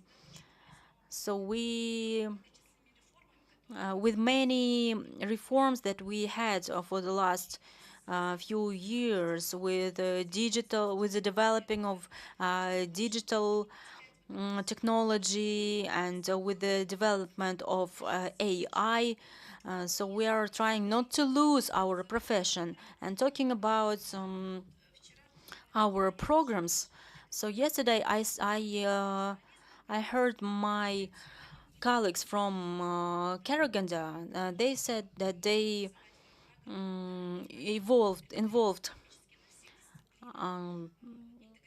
integrated subjects, and they are included in all programs.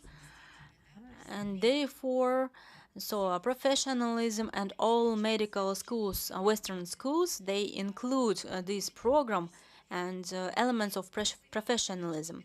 And as you see, so from the beginning we have gaining skills, and after that getting results, and with the help of all of these we have such competence as professionalism. So such topics, they are involved in many studying programs, such as multiculturalism, caring about vulnerable, trusting, confidentiality, patients' data, contacts with patients, everything that is needed to be presented in programs. And what methods of teaching professionalism do we have? So the first is a role model, which help to simulate situations in order to develop these skills of professionals. So imitated patients and discussing in small groups. So these are the main methods that are being taught. And also talking about professionalism. So we can teach only on our personal experience, and we have to remember that all teachers, we need to remember that many students can they're trying to follow us. So do that I tell you to do, but don't do what I'm doing. So in most cases, so students do what you do, and so you need to control your own actions and how to evaluate professionalism. So this is Miller's pyramid. The first level is know, the second is know-how, and we use different methods of evaluation. So cognitive knowledge we can evaluate only with the help of tests, questionnaire of patients, modeling situations, reports of critical incidents, considering clients' claims, and missing the competence. And the most widely used methods of evaluation is structured, standardized, and ranking scale. They are more relevant for evaluation. So a ranking scale we use only for evaluation of professionalism on working places with the help of watching. So one of the mainly applied scale, which was recommended with accreditation union. So it is PMAX scale, which consists of 21 questions, and each of these questions considers relationships among doctors and patients, reflexive skills, time management, and interprofessional relationships. So they are scaled by four types of evaluation. So here are the main questions which are recommended in our evaluation of process. So what is very necessary is being on time, to know all his restrictions. All of these are those points which professionals should be aware of. And we need to tell about this from the first course. And in the frame of the project of Ministry of Education, so we raise the potential of postgraduate education. So we organized and we formed expectance of expected competence. So there was a contract of professionalism which has to be signed, and for 2 years of tuition, students should have lessons where tasks and aims were defined with cases and with incidents of misbehavior, and this scale was made by PMEX. So this evaluation was not made only by teachers but also with colleagues. So there was a self-estimation and estimation of mentor, and this evaluation was included in attestation of the resident. Moreover, there was a portfolio. So answering the question what is medical professional is, so it is care of their patients, to support good relationships with patients, to be honest and to be trustful. But and also I really liked Cohen's side. So there is a tendency not to undervalue it, so the personal characteristics. And in conclusion, so professionalism has to be the part of official program. We need to teach and to evaluate. We demonstrate our personal behavior. Thank you very much for your attention. So this is our city on Aktobe, and we invite everybody to visit this. Thank you, Nurgul Abdullaevna, for this interesting experience of professional and raising this trend in teaching in medical education. Do you have any questions to Nurgul Abdullaevna? Thank you very much for your report. It was very interesting, and you talked about incidents. I think that it is complicated question. And it is one of the criteria of doctoral clinicist is to be able to recognize his own mistakes. And how can we behave in this case? Should we recognize these mistakes in front of others, or just for ourselves? Because we have codes, and it can bring us to negative consequences. Of course, to tell that it is really it can be punished by the law. So they have responsibilities. So mentors have these responsibilities, but at the same time, I think that it is necessary to point out on these mistakes. So there is one expression: if it is just for the first time, it can be by incident, but if you do it for the second time, you can call it like a system. And I think that we need to watch it and to notice all the mistakes which can occur in clinical practice.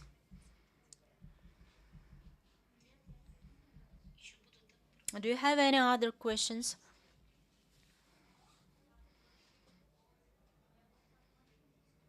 Translation is not possible. We cannot hear.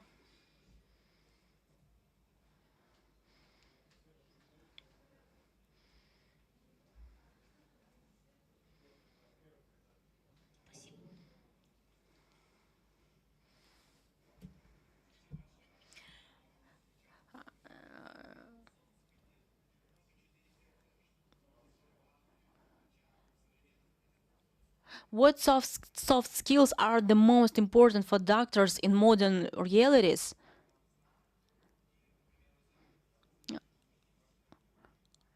And as an example of Israel, so those skills which are gained in army, they also used in technical sphere. So what is your opinion? What soft skills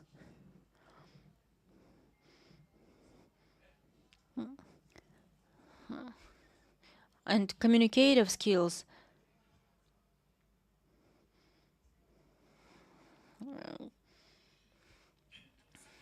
so actually we cannot particular so each accreditation system can name different soft skills, but personally for me, I think that it is a responsibility. So being able to take this responsibility. And the second is communicative skills. How can they communicate, how they can get contacts, and having a good contact with patients.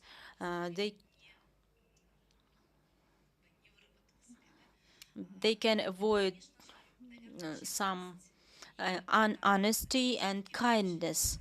So doctor, it is a recognition. So we don't have to have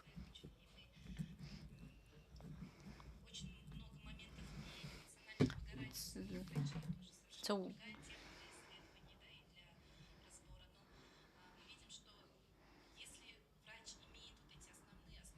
and if the doctor has all these main qualities and other skills, I think it is possible if he wished to develop in himself. So these are the main four. Thank you for your question.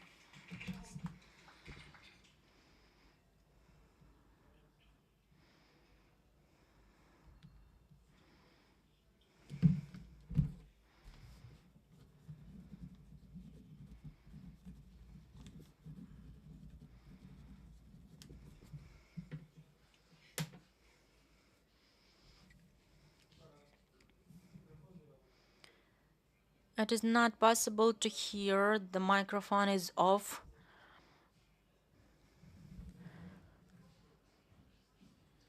So I am a first grade student.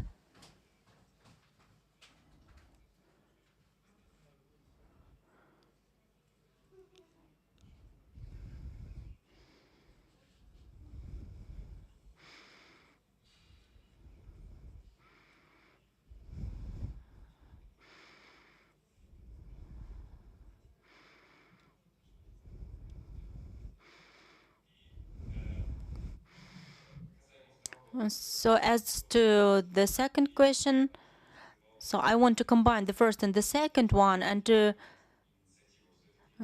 should the student have the initiative? So as it an essential part of our professional, so can we rely on our knowledge and to be a good doctor? So do you agree? So do you agree with my conclusion that mistakes are also a part of professionalism? Thank you for your question.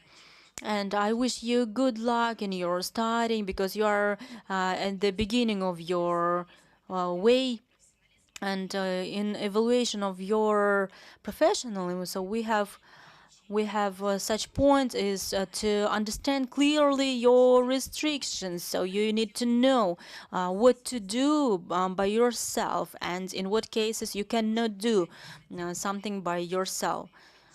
So you should know your restrictions and your opportunities, and it is one of your criteria of your professionalism.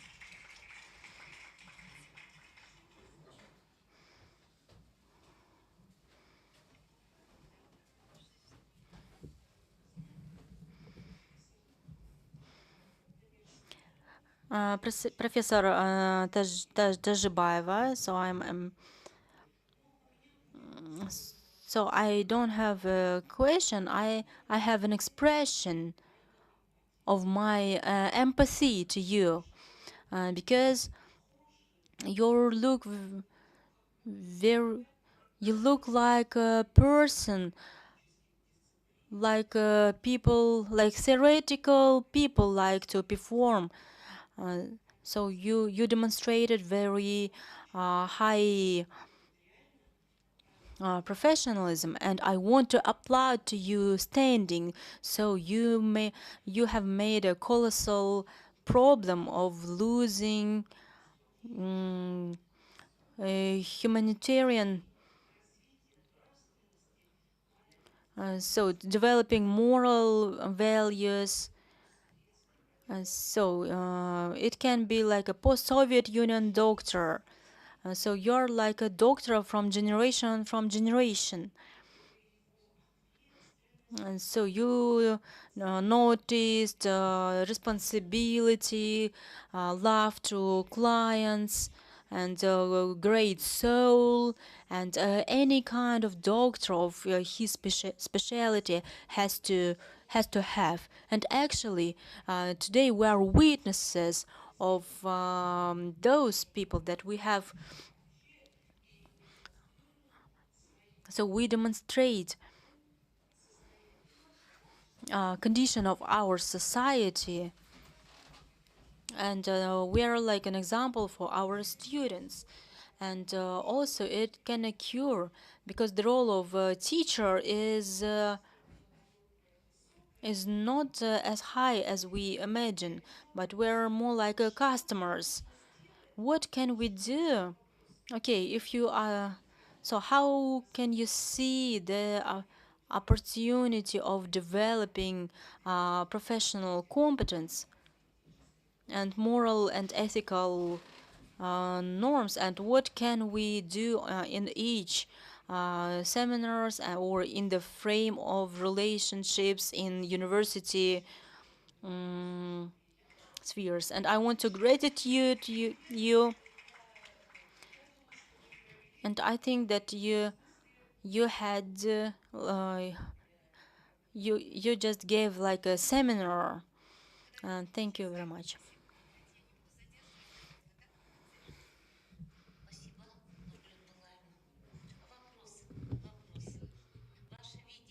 So what is your vision? So there was a question.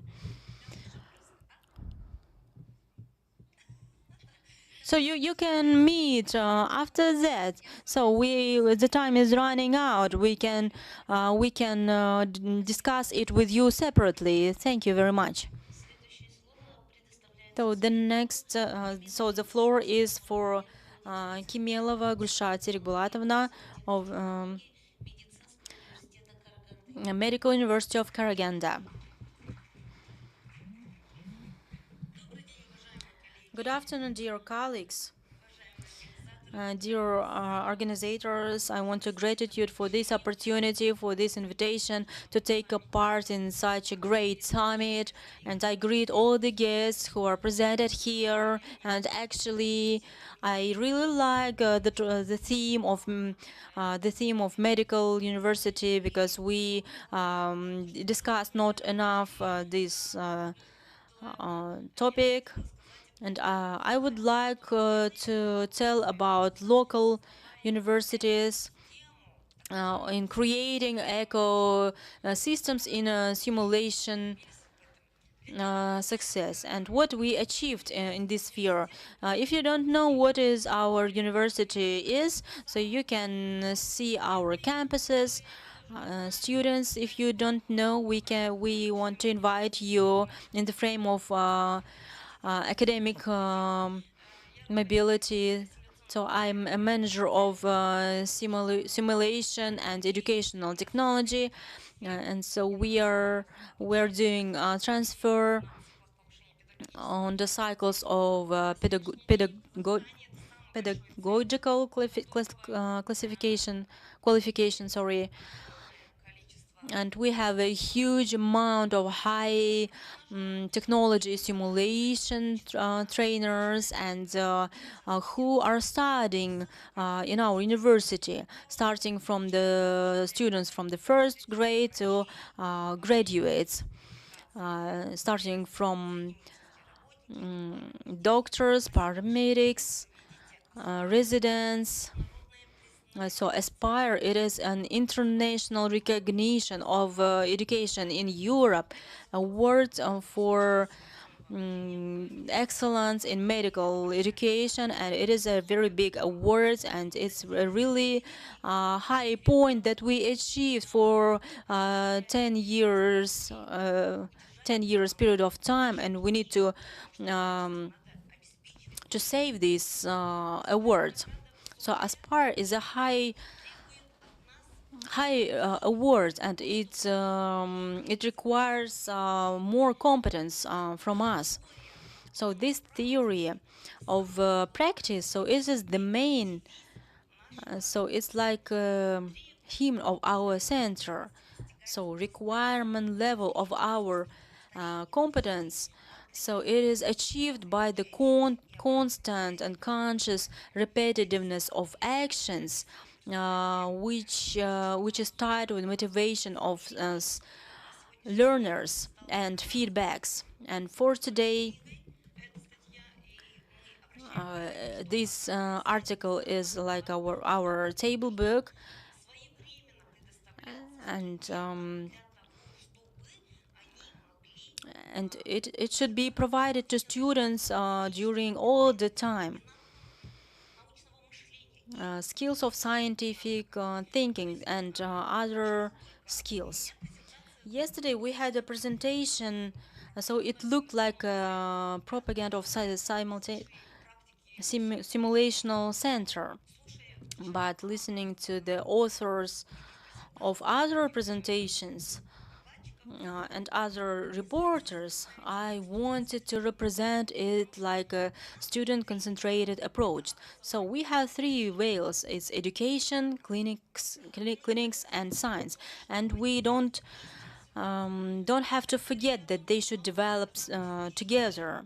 When we say that the science should be moving forward, we should not forget that firstly we are prepared students who have skills of scientific thinking and other skills. Unfortunately, the time for translation is finishing. К сожалению, время перевода заканчивается. Переводчики заканчивают свою работу. Translators are going to finish their work. Thank you for your attention. Спасибо за внимание. Переводчики заканчивают свою работу.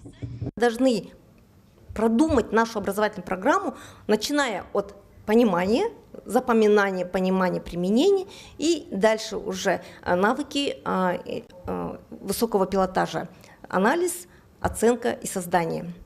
Сфера компетентности выпускника на сегодняшний день ставят наряду с клиническими навыками навык научных исследований. Я согласна. Профессионализм, я согласна. Но как научить студента тем навыкам, если на сегодняшний день ограниченные условия в клинике, когда пациенты не слишком хотят участвовать или вообще не хотят участвовать в образовательном процессе. Они слишком больны или же не хватает вообще тематических больных для студентов. И, конечно, с учетом этих возможностей симуляционный центр именно придерживается этих ценностей вуза, где так же, как вы видите, и профессионализм, и традиции, инновации, и создание экосистемы. Локально, на уровне симуляционного обучения, симуляционного центра, мы создаем свою экосистему в образовании, учитывая все требования на сегодняшний день, которые существуют в мировой международной практике, да? И индивидуальный подход. Сама педагогическая культура, о которой мы говорили, да, ролевая модель преподавателя, оценка, обучение в классе и вне класса, пир-ленинг или взаимное обучение, ну и, конечно, обязательно менторство, наставничество. Ну, для того, чтобы формировать у студентов еще лидерские качества, мы придерживаемся таких навыков эффективного лидерства, как предлагает Стивен Кови. Я хочу показать пример наших студентов. Это тьюторы, которые самостоятельно, сами, добровольно, в качестве волонтеров участвуют в программе тьюторства в симуляционном центре. И каждый год мы отбираем новых тьюторов, новых специалистов, то есть именно симуляционного обучения. Это студенты, которые успешно проходят этап обучения, например, 1, 2, 3, 4 курс, и на 5 курсе мы их отбираем для того, чтобы они учили студентов младших курсов. У студентов учиться студентам у студентов лучше. Почему? Потому что у них развиваются коммуникативные навыки между собой. Студент старших курсов, он является как наставник-ментор, который может подсказать какие-то лайфхаки, как учиться, как пройти экзамен, как вообще освоить этот навык быстрее. Между ними идет такое хорошее взаимное сотрудничество. И сами студенты старших курсов, они демонстрируют свои лидерские качества, навыки менеджмента, и это повышает их клиническую компетентность, потому что, повторяя тему младшим студентам, да, студентам младших курсов, они повторяют это многократно, то есть запоминается это еще лучше. Таким образом, такой активный метод обучения у нас внедрен для того, чтобы мы могли интегрировать образование партнерства. И не забываем о том, что инклюзия. Почему возникла такая программа? Возникла программа такая: помочь студентам с особыми образовательными потребностями. Инклюзия на сегодняшний день – это актуальная тема. И когда мы заметили среди студентов, тех студентов, у которых есть свой темп обучения, они не могут освоить в рамках учебного класса за 2 часа или за 6 часов, не успевают они освоить этот навык. Мы создали эту программу, конечно, учим их навыкам работы в команде, интегрировать между собой. И, конечно же, у нас есть научные проекты у студентов, которые они реализуют, уже демонстрируют на студенческих научных кружках. Преимуществом совместного обучения студентов является то, что они начинают уже лучше понимать, глубже понимать алгоритмы медицинских манипуляций, потому что им приходится неоднократно это повторять. Они готовятся перед своими студентами, студенты оценивают. Студенты их оценивают, их мастерство, как они умеют это рассказать, показать, продемонстрировать. Есть академическое лидерство и, конечно, продвижение профессиональных ценностей, ценностей общества, которое очень важно при общении студентов со студентами. Также мы это включили в свое стратегическое планирование симуляционного центра для того, чтобы могли помочь преподавателям организовать подобные тьюторские программы через циклы повышения квалификации, чтобы они могли понимать, для чего это вообще нужно, можно ли реализовать это на других клинических дисциплинах. И, конечно, есть небольшой опыт других преподавателей, но я сегодня говорю только об опыте симуляционного центра и студентов, которые по субботам добровольно приходят учить других. И вот несколько фотографий, можете посмотреть. У нас на сайте и Инстаграме можно найти действительно, как они помогают студентам учиться. Они в субботу хозяева симуляционного центра.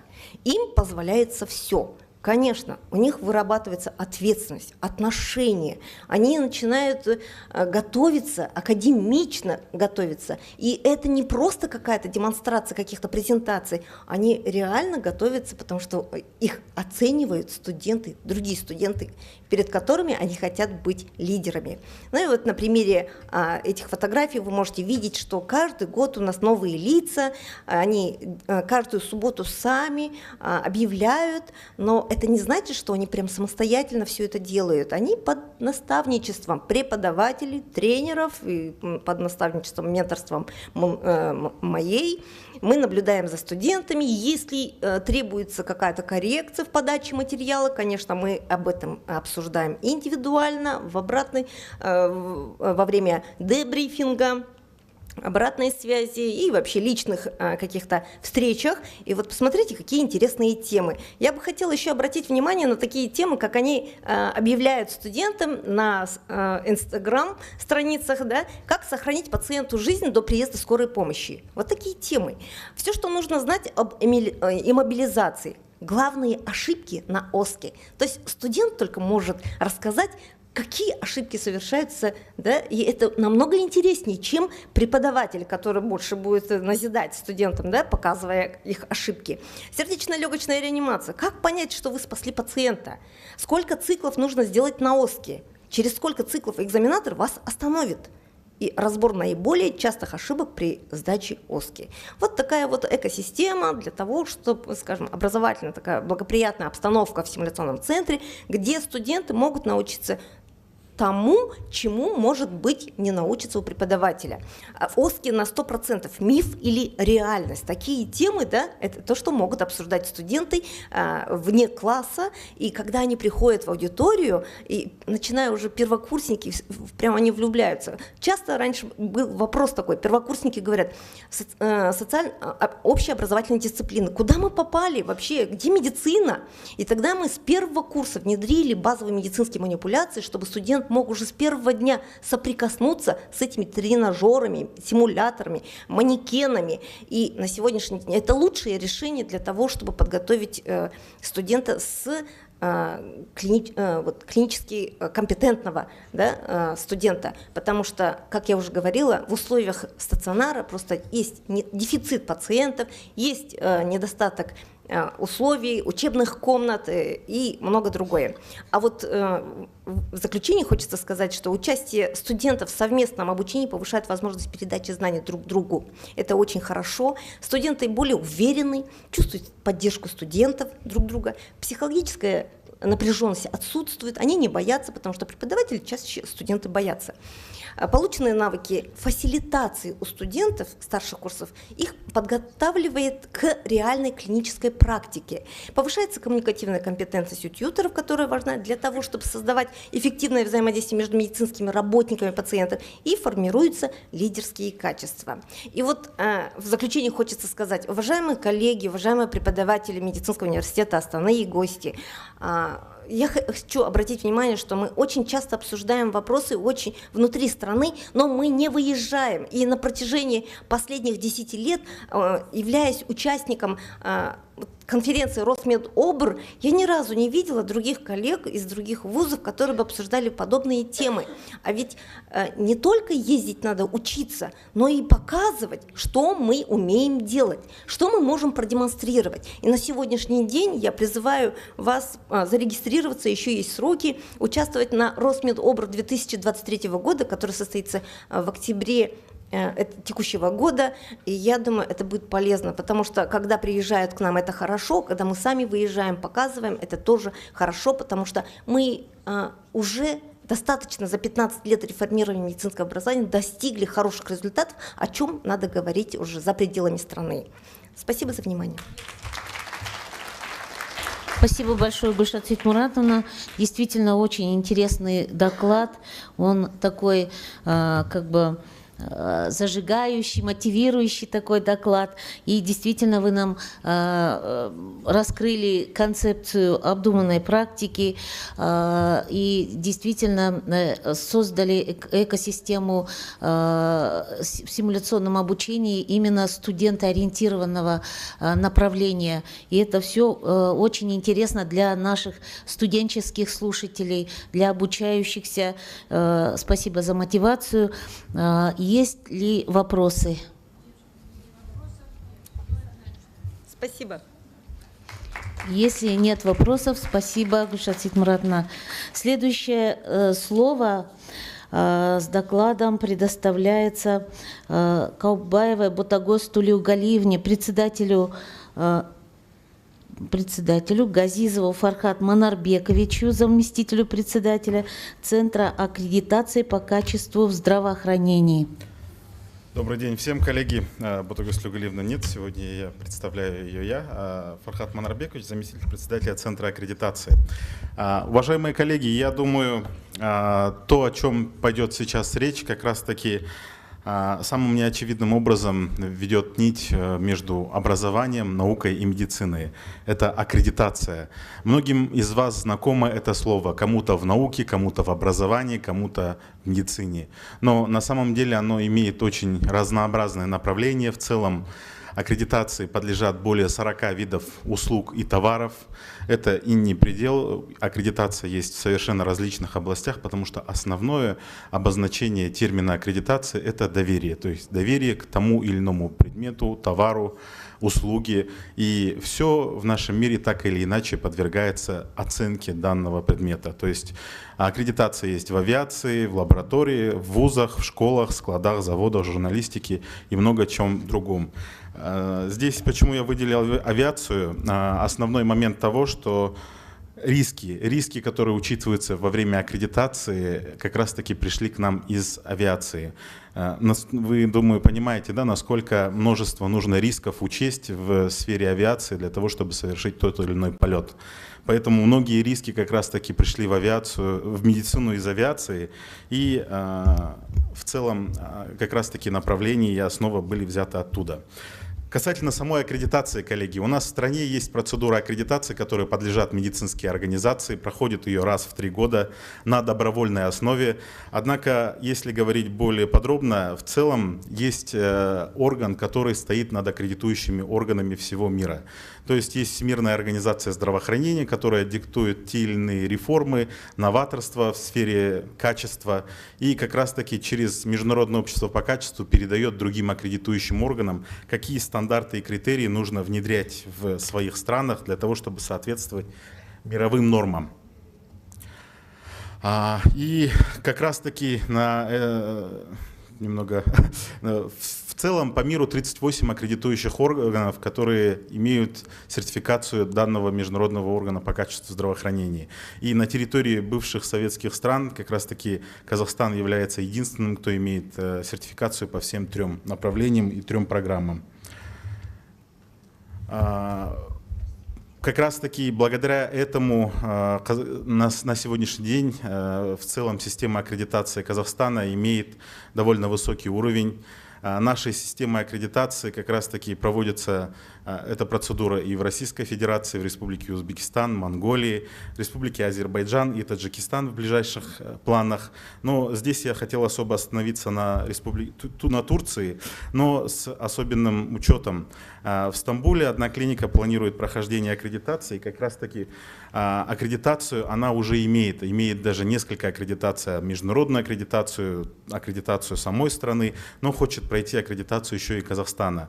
Делает это она для того, чтобы, как цитирую первого руководителя данной клиники, много казахстанских пациентов приходят лечиться в Турцию, в Стамбул, и он бы хотел, чтобы, приезжая казахстанские пациенты, видели, что клиника соответствует и проходит доверительную оценку и со стороны казахстанского аккредитующего органа.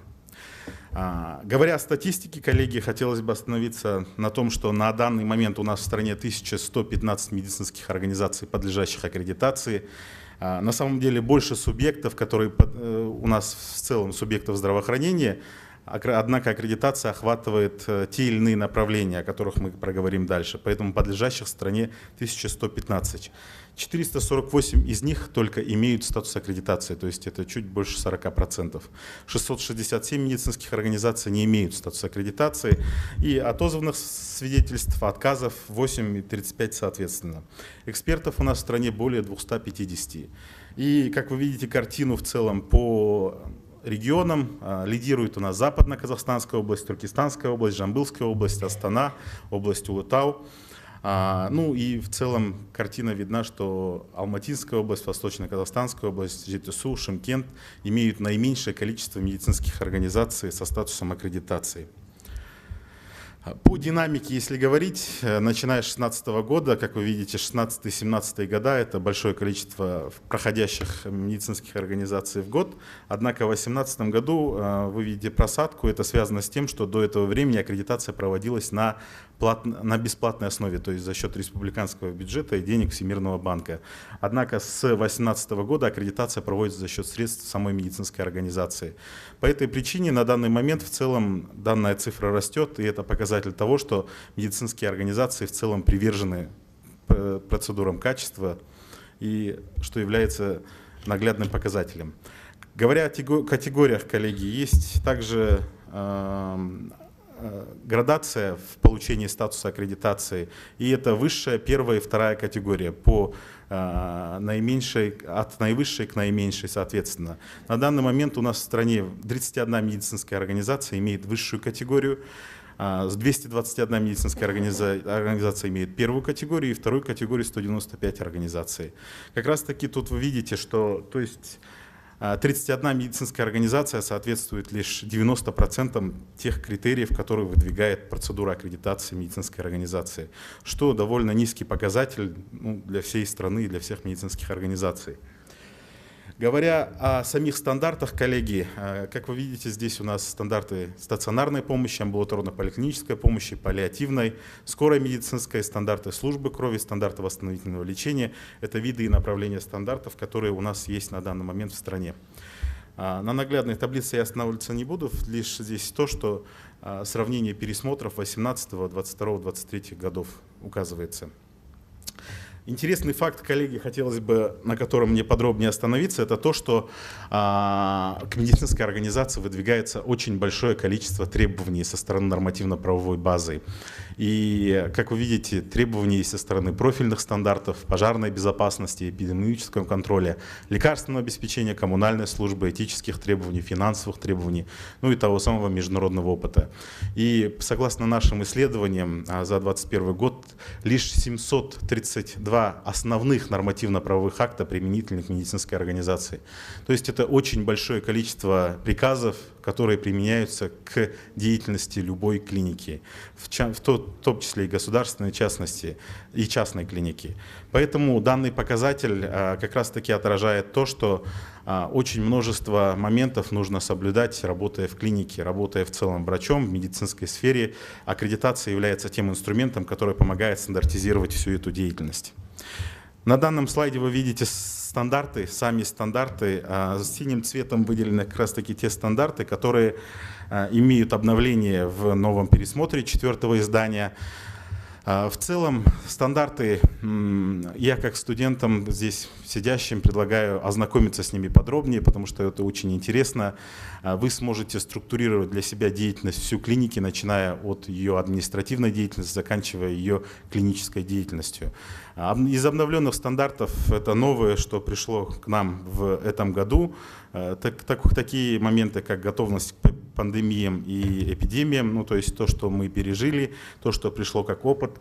Из нового также есть харассмент, который также сейчас является актуальной темой и внедрен в стандарты аккредитации, которые требуют исполнения данных критериев.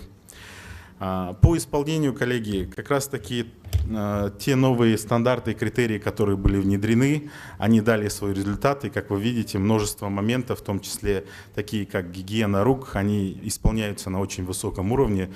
То есть после пережитой пандемии и ее последствий мы, можно сказать, прямым образом знаем, как мыть руки, и с этим проблем не наблюдается. Но, несмотря на это, есть парадокс с тем, что инфекционный контроль сам по себе все еще находится на низком уровне, и связано это, скорее всего, с тем, что в целом нехватка квалифицированного персонала наблюдается по данному направлению. Аккредитация в целом, коллеги, дает следующие преимущества. Это преимущественное право в системе ОСМС и ГУБМП, освобождение от проактивного мониторинга фонда медицинского страхования, освобождение от профилактического контроля и учет статуса аккредитации в рейтинге медицинских организаций и рейтинге АКИМов. В целом, коллеги, мне бы хотелось остановиться и закончить свой слайд на том, что Центр аккредитации в целом и аккредитация в Казахстане является одним из единственных, можно сказать, органов, которые предоставляют материалы все бесплатно в открытом доступе, поэтому предлагаем вам ознакомливаться с этим. То есть множество роликов в целом об аккредитации вы сможете найти, множество в целом в социальных сетях постов о том, что такое аккредитация и каждый из стандартов. Это будет в целом интересно и в вашей деятельности, в будущей вашей деятельности. Так и проходят вебинары согласно календарю мероприятий вебинаров. Поэтому, коллеги, я не буду задерживаться, лишь скажу, что аккредитация – это процесс, который проходит раз в 3 года, но на протяжении этих 3 лет идет постаккредитационный мониторинг, согласно которому ведется мониторинг в СМИ, каких-либо уполномоченных структурах и других за деятельностью медицинской организации до следующей ее аккредитации. Спасибо на этом, коллеги. Если будут вопросы, буду рад ответить. Если нет, то не будем задерживать. Спасибо большое, Фархат Манарбекович, за такой познавательный и информативный доклад. Вопросы будут, коллеги? Пожалуйста.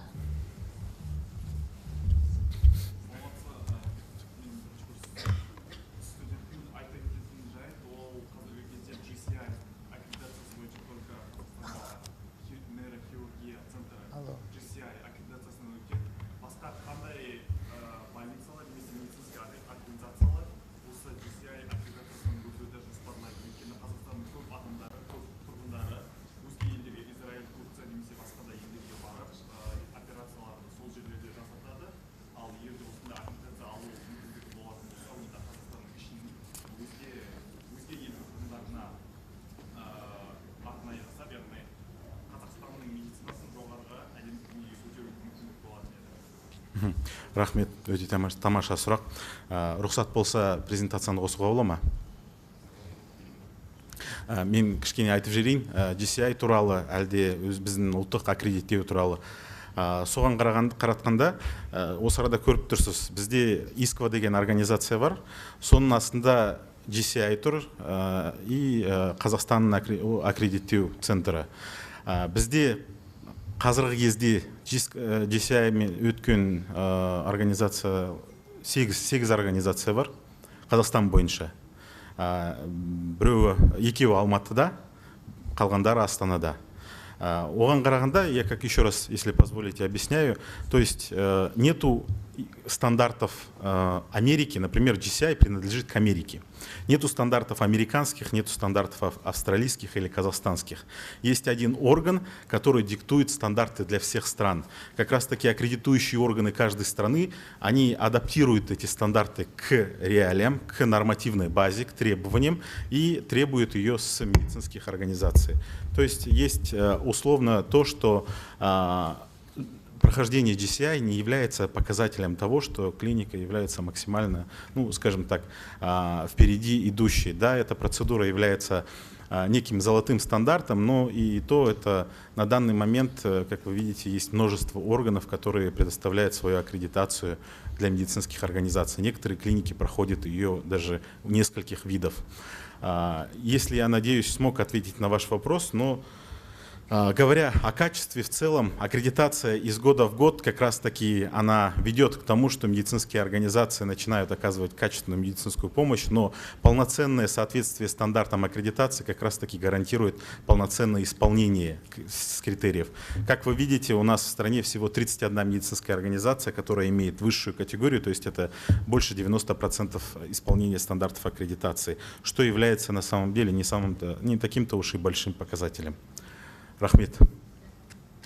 Мы также, пользуясь возможностью, раз в год проводим набор на практику студентов. В целом будем рады, если вы придете на эту деятельность. Это интересная деятельность на самом деле.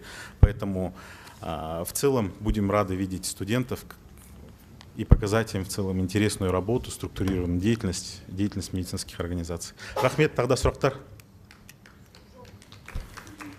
Рахмет, әріптестер. Спасибо большое. Следующее слово предоставляется Табарову Адилет Берикболовичу, заместителю председателя правления Национального научного центра развития здравоохранения имени Салидат Кайырбековой. Здравствуйте, уважаемые коллеги, гости, студенты. Благодарю за приглашение на данный саммит, за прекрасную организацию. Буду краток, потому что очень затянулось, да, вот это все. Значит, моя презентация – это роль клинических протоколов в образовательном процессе. Почему мы такую тему поднимаем? Потому что Национальный научный центр развития здравоохранения имени Салидат Кайырбековой является национальным центром, методологическим центром по разработке, внедрению и применению клинических протоколов в Республике Казахстан. И уже в течение 10 лет данная работа проводится, уже создана большая база клинических протоколов, но, к сожалению, не все врачи, не все студенты, резиденты знают клинические протоколы, применяют в своей практике. И, соответственно, такую тему мы поднимаем. Мы проанализировали нашу нормативную правовую базу по клиническим протоколам. И вот из 8 нормативно-правовых актов в 3 говорится о том, что как разрабатываются клинические протоколы, как внедряются клинические протоколы и как проводится проведение внутренней и внешней экспертизы качества медицинских услуг, которые опять-таки проводятся на основании клинических протоколов. И хочется остановиться на определении, который оговаривается в кодексе. Это научно доказанные рекомендации по профилактике, диагностике, лечению, медреабилитации и паллиативной медицинской помощи при определенном заболевании или состоянии пациента. И у нас в Казахстане наши клинические протоколы являются едиными, национальными, и они используются на всех уровнях оказания медицинской помощи.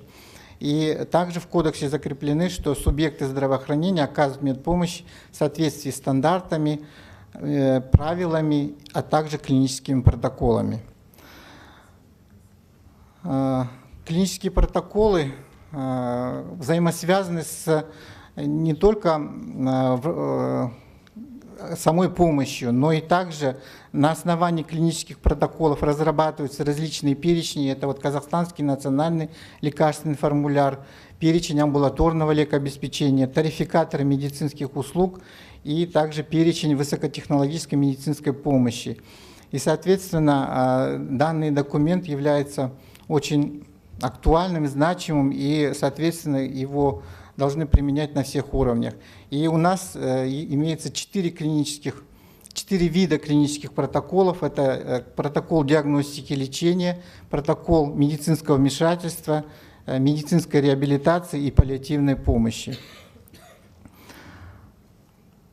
На данном слайде вы видите порядок разработки и пересмотра клинических протоколов.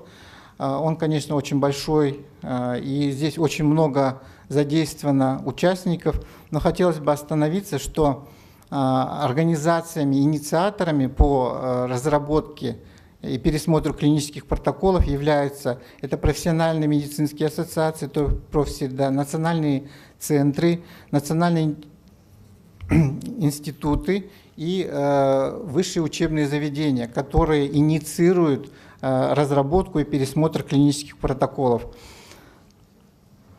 Вот здесь вы видите участники процесса разработки и пересмотра клинических протоколов, начиная от момента инициации до ее утверждения. То есть участвуют непосредственно разработчики, ассоциации профессионалов. В некоторых протоколах у нас принимают участие пациентские организации. И все это выносится на рассмотрение Объединенной комиссии Министерства здравоохранения, которая уже принимает окончательное решение. На данном слайде вы видите, что наша база клинических протоколов состоит из 1103 протоколов, которые были разработаны в течение 10 лет по 4 основным группам, разделам. Это акушерство, гинекология, 7%, по педиатрии 14%, 29% составляют терапевтические протоколы и 50% это хирургические. Если брать узко по профилям, то у нас 54 профиля, то есть клинические протоколы охватывают все клинические профили. Начиная с 2014 года внедрение клинических протоколов началось не только в клиническую практику, но и в образовательный процесс. Были разработаны методические рекомендации впервые в 2016 году. Вот, и согласно этим методическим рекомендациям, вот вы видите схему, что комиссия после того, как утверждает свои протоколы, Национальный научный центр размещает данные протоколы на сайте. Вузы и колледжи, они начинают внедрение на своих кафедрах соответствующего профиля, и результаты мониторинга они предоставляются в Национальный научный центр развития здравоохранения. Внедрение в образовательный процесс начинается с момента обучения по вопросам внедрения клинических протоколов. Мы в 2012 году, 2016 году и в 2023 году мы продолжаем обучение по вопросам внедрения клинических протоколов, прежде всего профессорско-преподавательскому составу медицинских образовательных учреждений. На основании тех полученных знаний формируется план внедрения клинических протоколов, разрабатывается, утверждается в каждом вузе и колледже. На основе планов разрабатываются рабочие учебные программы, и результаты этой работы они предоставляются для анализов Национальный научный центр развития здравоохранения. Ну, здесь вы видите схему, что в каждом образовательном центре определяются ответственные лица, которые обучают профессорско-преподавательский состав, проводят консультации и анализируют и мониторят результаты этой работы и предоставляют Национальный научный центр развития здравоохранения. На данном слайде вы видите акт о внедрении клинического протокола в образовательный процесс. И здесь непосредственно в данном акте указывается, какой курс, какая специальность, какие клинические протоколы были внедрены, в каком количестве, по какой специальности, в каком количестве были использованы в лекциях, какие материалы. И данные акты, они анализируются в каждом вузе, и результаты акта внедрения предоставляются в Национальный научный центр. К сожалению, несмотря на то, что проводится такая работа, у нас имеются барьеры и проблемы. Прежде всего, это неинформированность профессорско-преподавательского состава об тех актуализации клинических протоколов, то есть они ежегодно пересматриваются, но недостаточность использования клинических протоколов в образовательном процессе, это тоже мы как бы видим, спрашивая у врачей, знают ли они, например, использовались ли эти клинические протоколы в образовательном процессе. Незнание или отсутствие навыков использования клинических протоколов студентами, интернами или резидентами в образовательном и лечебном процессах. И недостаточное использование клинических протоколов при оценке знаний и навыков у студентов, интернов и резидентов. Что мы предлагаем? Прежде всего, чтобы вузы и колледжи проводили мониторинг качественно об актуализации клинических протоколов. То есть мы, потому что информацию эту предоставляем на сайте, анонс ежегодно он вывешивается, какие клинические протоколы пересмотрены и актуализированы. Также со стороны вузов необходимо мониторинг и контроль ответственных лиц, включение информации в клинические протоколы и типовые учебные программы, а также рабочие учебные программы. И, конечно, качественное наставничество по использованию клинических протоколов. Также мы предлагаем, чтобы при экзаменации вопросы по клиническим протоколам включались в тесты и также в практические навыки. Таким образом, сделать выводы. Я извиняюсь, регламент. Все, я заканчиваю. Клинические протоколы – это прежде всего документ, который содержит клинические рекомендации, используется при оказании медицинской помощи на всех уровнях, является основой для формирования перечня гарантированного объема бесплатной медпомощи, закупа лекарственных средств. Клинические протоколы являются инструментом для защиты пациентов и медицинских работников при возникновении спорных юридических вопросов. И, соответственно, мы делаем такой вывод, что клинические протоколы являются неотъемлемым компонентом в образовательном процессе, так как они содержат ту доказательную базу по лекарственным средствам, медицинским технологиям. И, соответственно, они должны применяться для формирования базовых знаний, устойчивых практических навыков у будущих врачей, средних медицинских работников и менеджеров здравоохранения. Спасибо. Спасибо большое. Вопросы, если есть. Один вопрос буквально. Вопрос, который мне очень часто задают врачи практического здравоохранения, преподаватели. Я вот хочу адресовать его вам. Вот идеология развития клинических протоколов в нашей стране, она все-таки идет в ту сторону, что клинический протокол обязателен к исполнению, или идет все-таки в сторону, что клинический протокол носит рекомендательный характер? Спасибо за вопрос. Этот вопрос всегда задают нам тоже очень часто, и как в самом Министерстве здравоохранения, так и врачи. Да, согласно кодексу, наш клинический протокол является как бы документом при оказании медицинской помощи. То есть он должен обязательно использоваться, независимо от того, форм собственности. Но сами рекомендации внутри содержащиеся, они являются рекомендательными. Как пример могу привести такой, например, клинический протокол по пневмонии. Там содержится несколько десятков антибиотиков. Но это же не значит, что все антибиотики одному пациенту одновременно должны использоваться.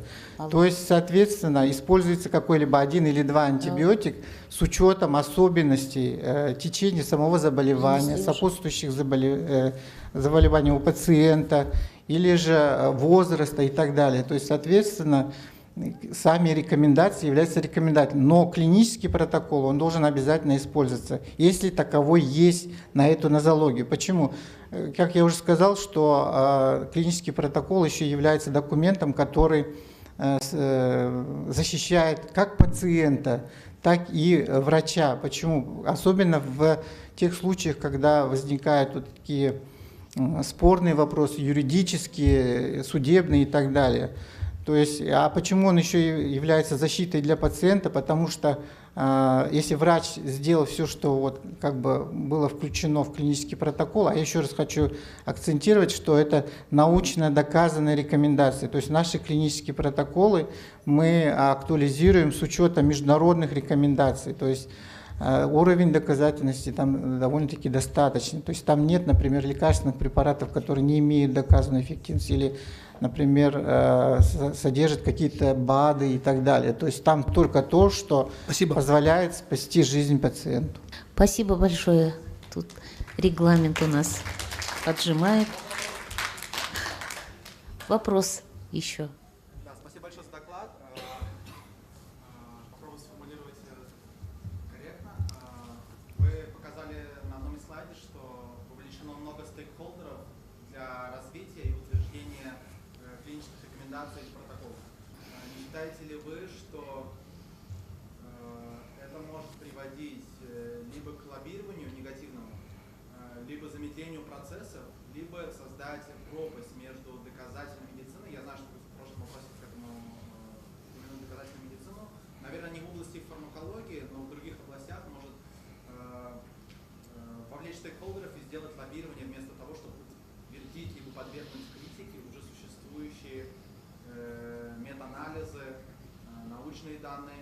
И продолжение этого вопроса: насколько сильно используется коммуникация с международными органами, у которых уже существуют клинические рекомендации, вот Австралии, Канады и так далее. Я не говорю вслепую принимать их, но, может быть, насколько происходит коммуникация, принятие или подвержение критике.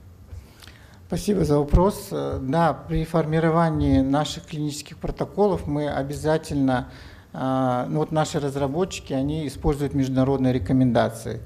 Например, если вот бронхиальная астма, то джина, например, или же вот онкологи, они используют вот рекомендации американской ассоциации, или же там, например, европейской.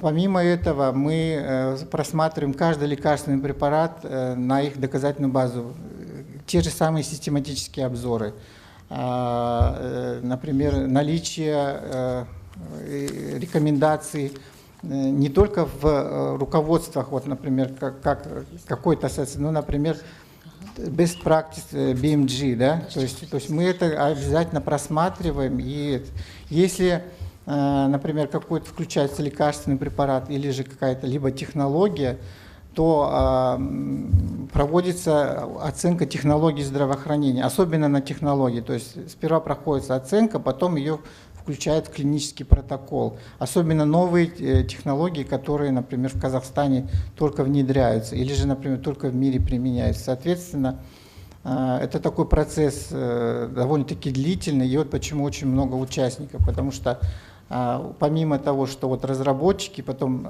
проходит экспертиза в нашем Национальном научном центре развития здравоохранения, а потом у Объединенной комиссии Министерства здравоохранения есть свой комитет, который рассматривает уже результат в виде клинического протокола, и он дает рекомендации, например, на рассмотрение уже. Если там по каким-либо лекарственным препаратам есть вопросы, то идет на доработку, и процесс заново начинается. То есть до тех пор, пока все не придут к консенсусу, что данные рекомендации, да, они имеют доказанную эффективность и, соответственно, могут применяться. Спасибо большое. Уважаемые коллеги, уважаемые спикеры, отрадно, что все буквально доклады, выступления нашей сессии вызывают оживленный интерес, идет активное общение, но тем не менее просьба соблюдать регламент, не более 10 минут выступления, осталось совсем мало выступлений. Слово предоставляется Солиеву Алишер Уроковичу, директору симуляционного центра Бухарского государственного медицинского института имени Абу Али ибн Сино, Узбекистан. Спасибо. Здравствуйте, уважаемые участники саммита, уважаемые профессора, коллеги, дорогие студенты.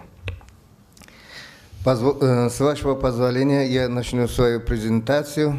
Я являюсь директором симуляционного центра Бухарского государственного медицинского университета Абу Али ибн Сина.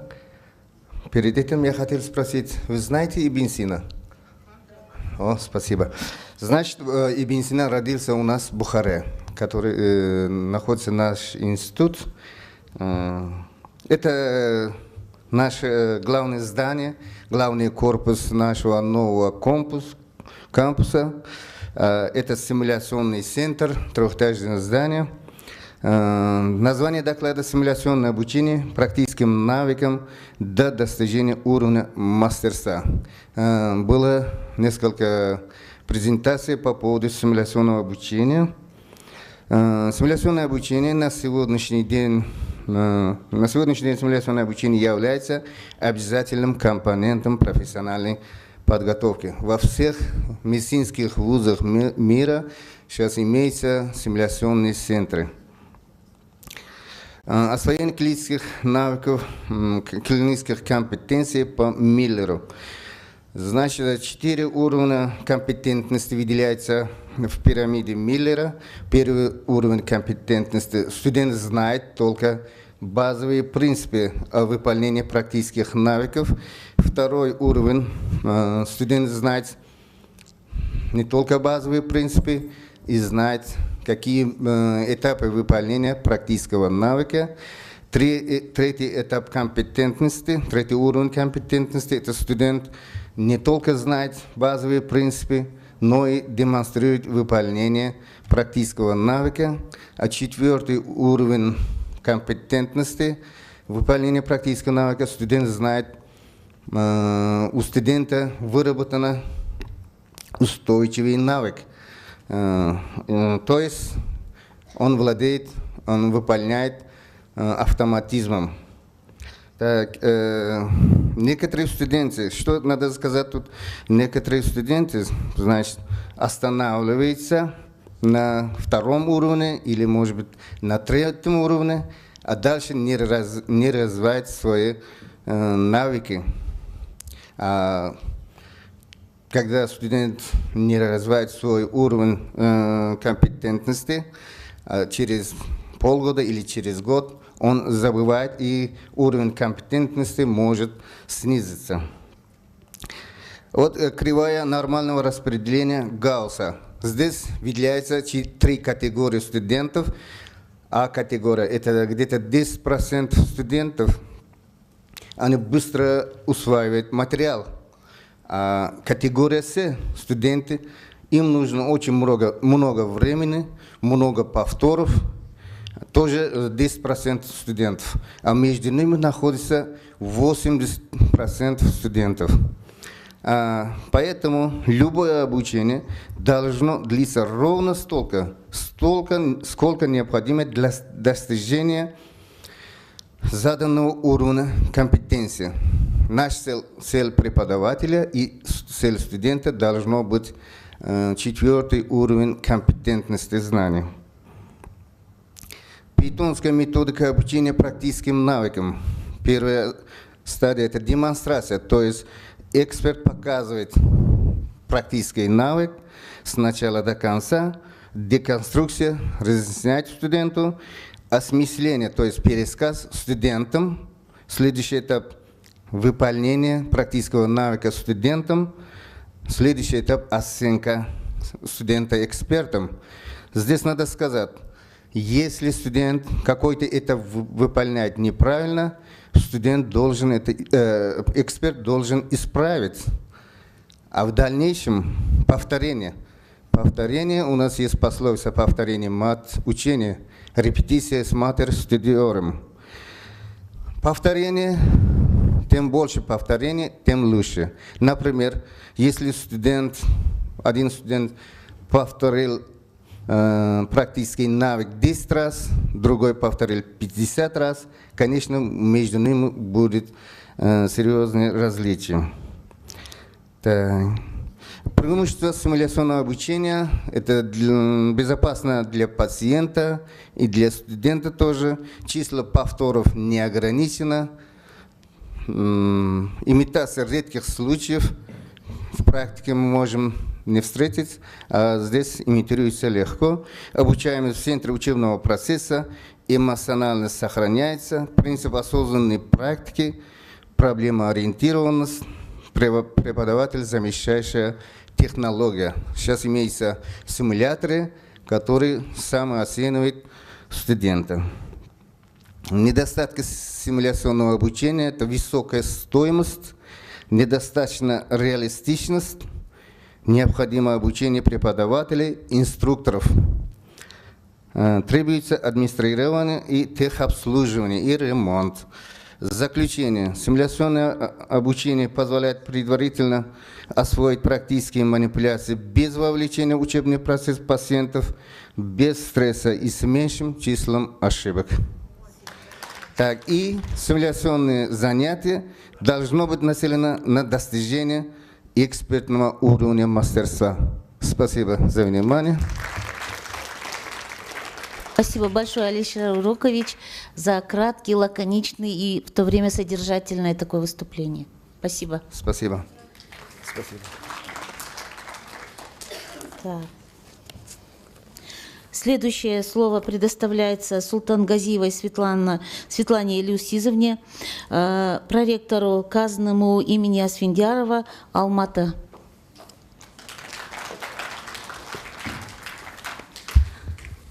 Қайырлы кеш, құрметті әріптестер, мен түсінемін, кеш болып кетті, сағат болса деген кеш болды. Сіздердің барлықтарыңыз шаршап отырғанды түсініп отырмын. Енді қысқаша бәрібір мәліметімді айтайын.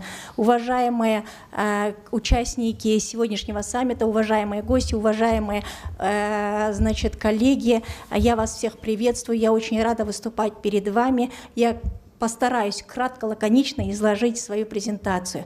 Моя презентация называется «Совершенствование клинического компонента, интеграция медицинского образования и клиники в Национальном медицинском университете имени Санжара Асфендиярова». Значит, на слайде представлены все НПА, которые послужили предпосылками для интеграции образовательного, клинического и научного процесса в системе здравоохранения Республики Казахстан. Начиная от концепции развития медицинского и фармацевтического образования, кодекса, государственных программ развития здравоохранения Республики Казахстан. И в конце это у нас приказ 304. Значит, на этом слайде предоставлен международный опыт интеграции академических структур и медицинских организаций. Значит, нужно сказать, что наш университет пошел по второму пути, это по пути интегрированной модели лидерства и управления. Значит, нашему университету буквально 2 года назад исполнилось 90 лет, это один из старейших вузов страны, значит, у которого не было университетской своей клиники. В 2015 и 2016 годы присоединили детскую республиканскую больницу Аксай к нашему вузу.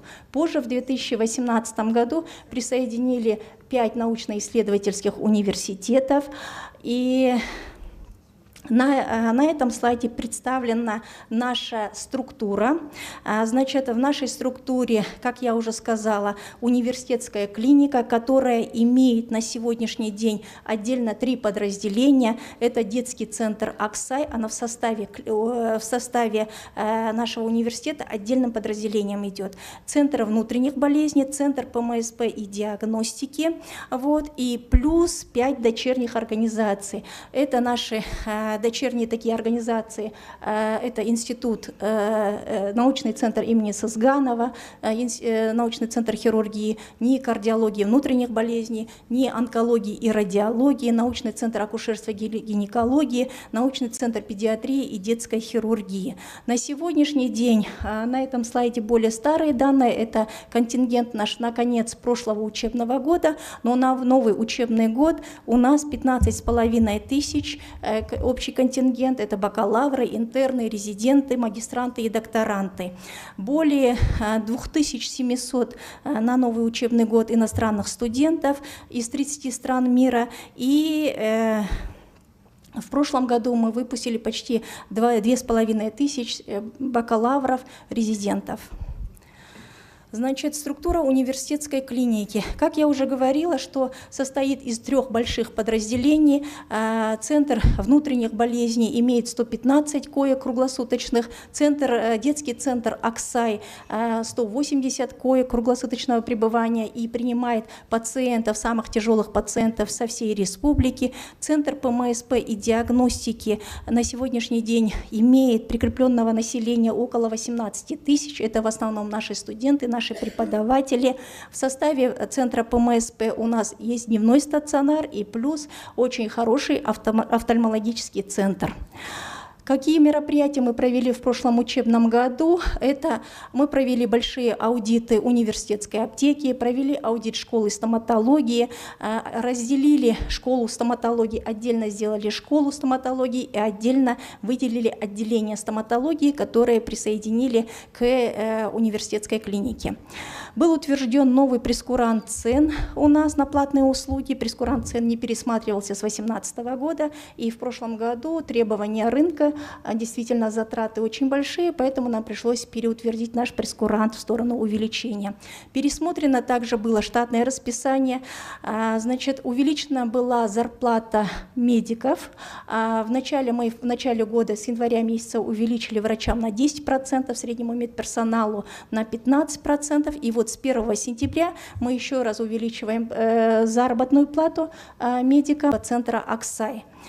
И на этот год было выделено для приобретения медицинского оборудования почти 500 миллиарда тенге. У нас есть определенные планы на новый учебный год. Это мы все-таки решили идти по пути проектного планирования и реализовать несколько проектов. Один из проектов – это открытие Центра клинической эндокринологии и диабета на базе Центра внутренних болезней. Открыть на 2026 год мы планируем научно-клинический центр ревматологии, тоже на этой же базе. В 2024-2025 год мы будем работать над созданием центра нефрологии. Вот. В ближайшее время, я надеюсь, что в конце этого года у нас будет открыт трекинг-центр. Вот, это для мониторинга и сопровождения результатов аудиологического скрининга, потому что у нас в университетской клинике Аксай выполняется ВТМУ. Это, значит, такая операция, которая называется кохлеарной имплантацией. Всего 3 клиники по Казахстану выполняют данный вид оперативного вмешательства. И к концу года мы планируем открыть Центр компетенций нефрологических, значит, орфанных заболеваний нефрологического профиля. Вы знаете, что в последнее время с улучшением диагностики орфанных заболеваний, редких заболеваний, у нас спектр этих редких заболеваний увеличился. На сегодняшний день в Республике Казахстан 56 видов заболеваний относят к орфанным. И также вот в ближайшее время, наверное, будем открывать аллергологический центр. Одновременно мы проводим, конечно, клинические испытания на базе наших центров. Значит, на этом слайде мы представили, какое количество у нас врачей, ППС работает врачами в наших клиниках. В университетской клинике почти 80-90% врачей являются преподавателями кафедры. В наших дочерних организациях 50, 60, 70% врачей являются преподавателями кафедр. Одновременно у нас есть клинические базы. Вы знаете, город Алматы большой, у нас 76 медицинских организаций, которые являются медицинскими организациями, подведомственными управлению здравоохранения города Алматы, и плюс очень большой арсенал частных клиник, более 300 частных клиник в городе Алматы.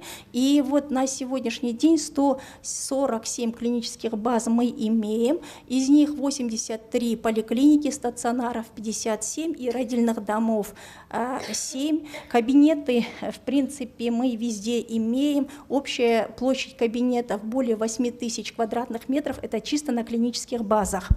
Вот.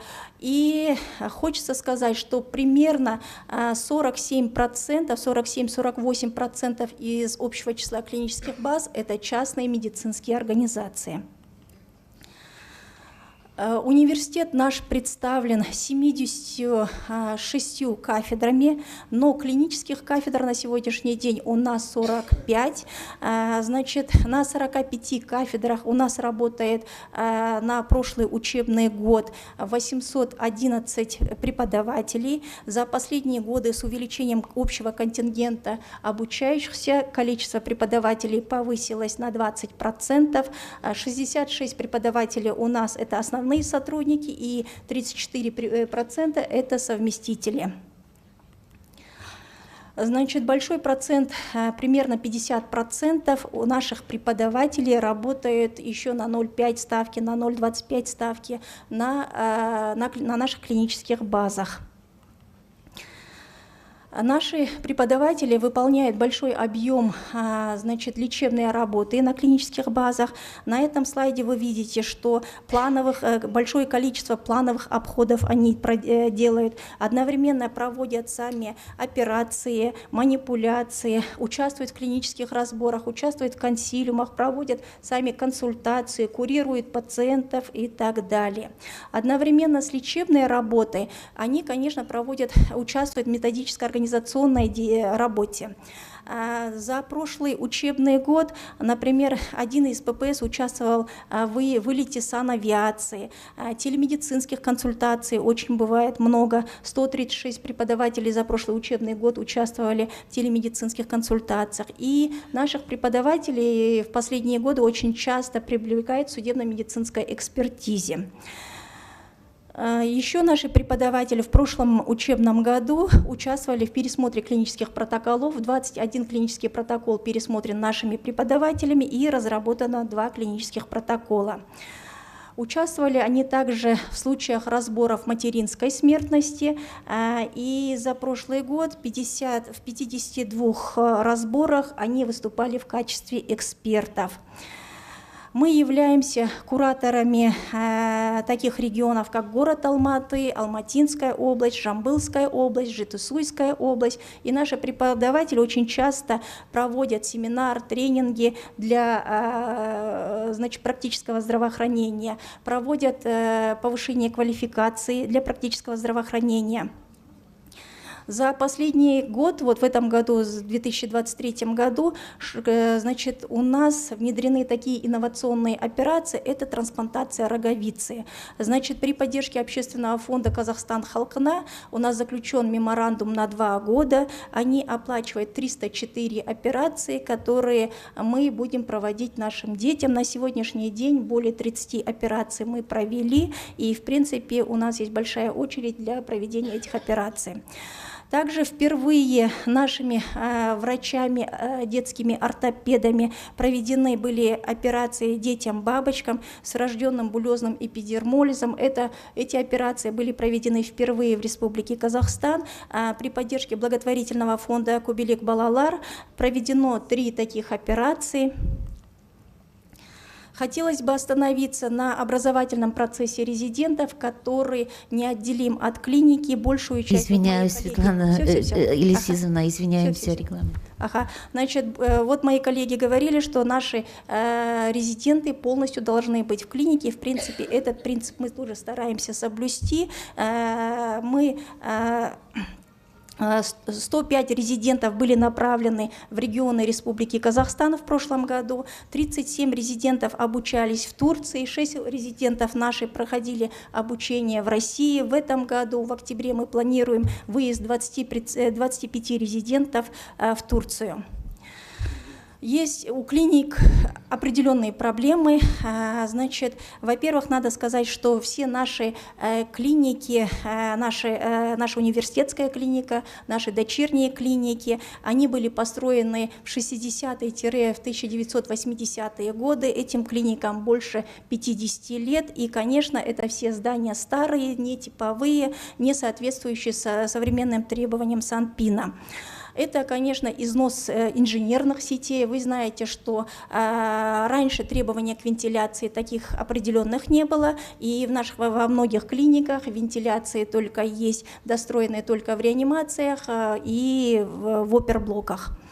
Высокий процент износа медицинского оборудования. Допустим, в Институте акушерства и гинекологии износ оборудования практически составил у нас более 60%. Вот. Сложности закупа медицинского оборудования тоже нельзя исключать. Решение проблем клиник — это, конечно, в первую очередь это улучшение инфраструктуры, выделение определенного финансирования, что и мы собираемся сделать за счет университета. Это отремонтировать наши здания в 3 этапа, потом современное дооснащение наших клиник и, конечно, повышение и развитие кадрового потенциала, и нацеливаемся на мотивацию, повышение мотивации кадров. У меня все. Спасибо, коллеги. Спасибо большое, Светлана Елисизовна. Думаю, что все вопросы, которые, если возникли, могут задаться завтра. Да, у нас еще один день есть. Да. Подойти к Светлане Елисизовне лично. Все, спасибо большое. Спасибо. Следующее слово предоставляется, заключительный доклад у нас, Татибековой Балжан Нурлановне, директору ТО «Центр Катамнеза», Казахстан.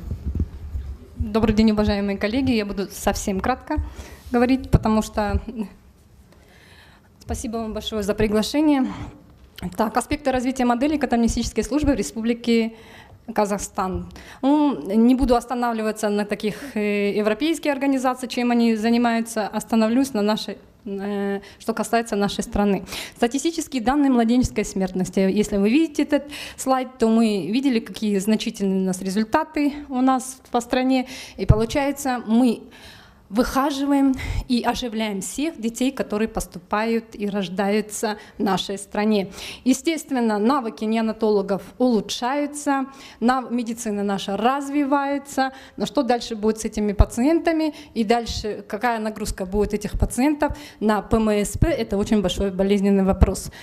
Мы хотим предложить и поменять подход выхаживания детей в группах рисках амбулаторно. То есть именно должен быть такой педиатр, это человек, который должен обладать некоторыми компетенциями. Этот доктор должен обладать оценкой психомоторного развития, проводить аналитическую деятельность, разрабатывать индивидуальные программы сопровождения роста и развития ребенка, контроль, установка постурального менеджмента и верификация диагноза. И очень болезненный вопрос — это вакцинация детей с особенными потребностями. Также работа с семьей. Чем занимается наш центр? Наш центр занимается педиатрическим амбулаторным мониторингом, восстановлением и предупреждением инвалидности у детей группы риска, в которые входят новорожденные, перенесшие различные перинатальные осложнения и заболевания в младенческом периоде. Группа риска детей с высоким риском инвалидности. Да, если вы посмотрите, это дети до 1,5 килограмм, низкий вес при рождении, рождения. Это дети, которые в связи с этим ковидом, очень много сейчас увеличилось количество ЗВУР детей. Эти дети доношенные, рожденные весом менее 2,5 килограмм. Дети, которые перенесли гипербилирубинемию, то есть таких детей тоже достаточно, больше 420 микромоль, судороги первых суток жизни, лейкомаляции различные торч-инфекции и все вот эти группы риска. Так, чем мы занимаемся? Мы мониторим этого ребенка в течение, то есть динамичное наблюдение предполагает применение превентивных мер во избежание многих осложнений и разработка индивидуальных лечебных коррекционных мероприятий. Профилактика, то есть своевременная вакцинация, в том числе профилактика РС-инфекции, сестринский уход с установкой постурального менеджмента, респираторная школа, то есть дыхательная реабилитация. В 70% у этих детей проблемы с легкими. Обучение родителей. И здесь мы хотели обратить внимание, что здесь среди этих детей может быть дети с нуждающиеся в паллиативной помощи. Что такое паллиативная помощь? Если мы все думаем, что паллиативная помощь — это дети с онкологией, это далеко не так, потому что дети с онкологией паллиативной помощи нуждаются всего лишь в 20%, а остальные 80% — это дети с неврологией, с пороками развития легких, сердца, ЖКТ, патологии органов слуха, глаз, и только в 20% случаев онкологии. Нет статуса паллиативного пациента. Вот такие дети у нас ходят по стране, и мамы очень озабоченные. То есть самое главное, что делать, это обучить родителей жить ребенка в семье, разгрузить стационар, чтобы этот ребенок жил с семьей, и обучить эту семью жить с этим ребенком. Если так смотреть, что если мы будем выхаживать абсолютно всех пациентов, всех малышей, конечно, паллиативная служба, она будет нуждаться в том, чтобы в ней обратили внимание. Возможности паллиативной помощи — это наша девочка, несмотря что она кислородозависимая, она 2 года прожила вместе с семьей, семья была обучена всем навыкам. То есть это работает. Самое главное — это надо правильно обучить семью. Структура заболеваемости за этот год у нас так получается, что если раньше это были только недоношенные дети, это сейчас большое количество детей доношенных поступает.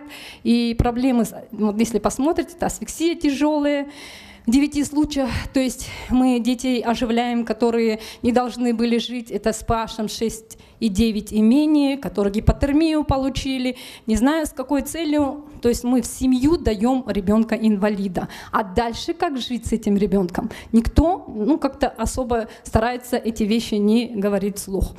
Менингоэнцефалиты, билирубиноэнцефалопатия, ОНМК, ВЖК 3-4 степени. Что они идут к врачу, невропатологу, и дальше что они делают? Получают физиореабилитацию.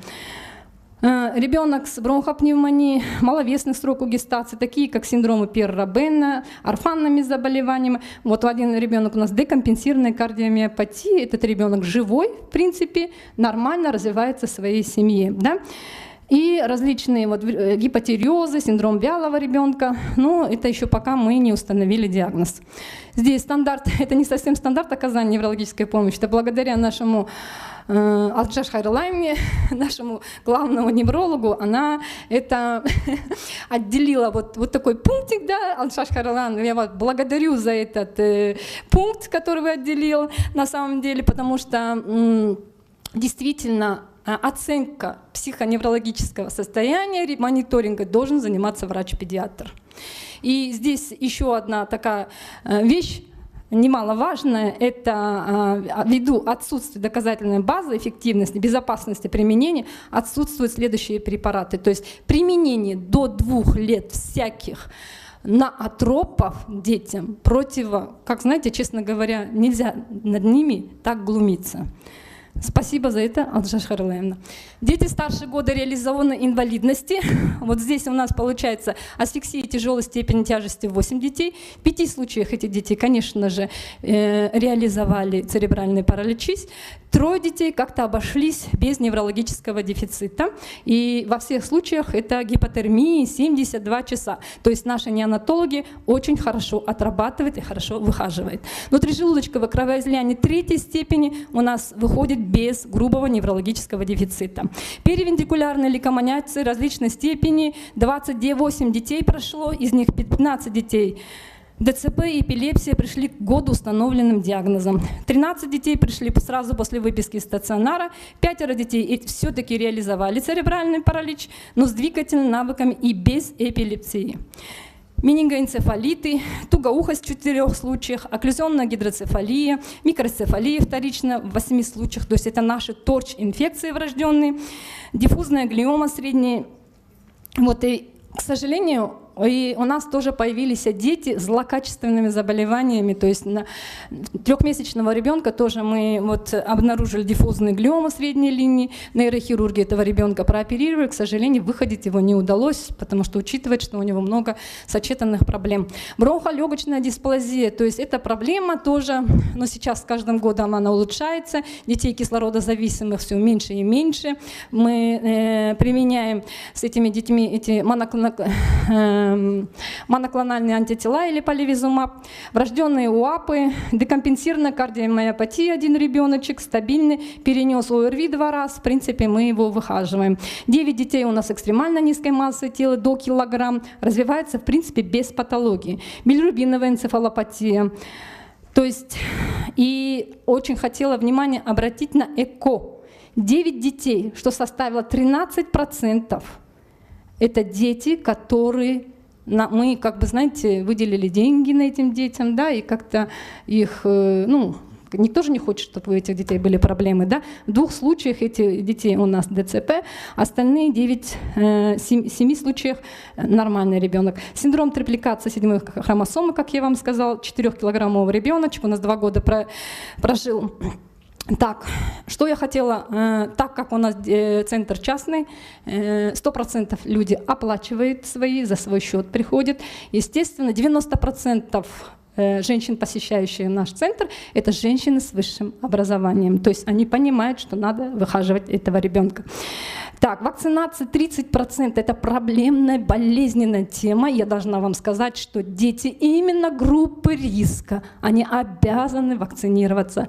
То есть это, знаете, такая болезненная тема, потому что мы отрабатываем это с мамами, с родителями. Так, введение моноклональных антител у 11 детям. Отмечаем, что детям с астматическим компонентом этот поливизумаб гораздо важнее, чем даже если у него этого компонента нету.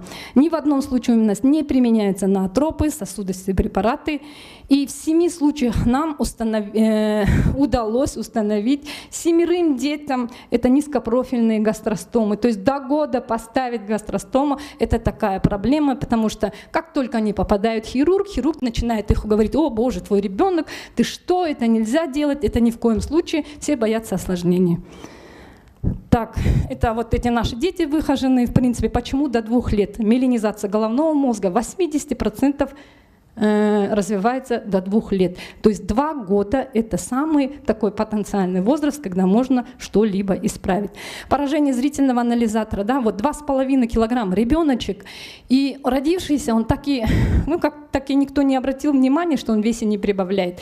Только к году он весил весом около, знаете, 4,5 килограмм. Конечно, у него будет тотальное поражение всего организма. И не видит он, и не глухой, то есть недокормленные дети. Так, поражение центральной нервной системы. Основная проблема наших пациентов – это дисфагия. И география нашего центра. К нам приезжают со всего Казахстана детишки за качеством жизни. Благодарю за внимание. Дети всегда готовы к чуду. Спасибо большое, Балжан Нурлановна. Тема, безусловно, интересная. Тоже предлагаем в частном порядке, в личном встретиться и обсудить, кому интересно. Отдельный респект Алтыншаш Хайрулаевне. Очень рады, что работаем вместе в одном коллективе. На этом наша сессия саммита, международного саммита на сегодня завершает свою работу. Благодарю всех спикеров, слушателей, коллег, гостей за такую плодотворную работу. Спасибо большое.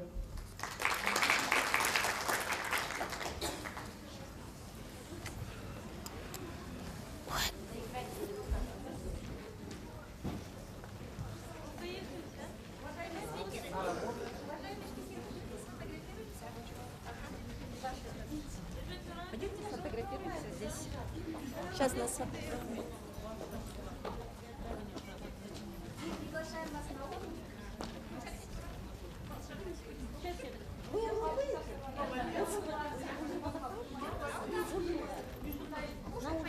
Да, надо перепустить. Да, все.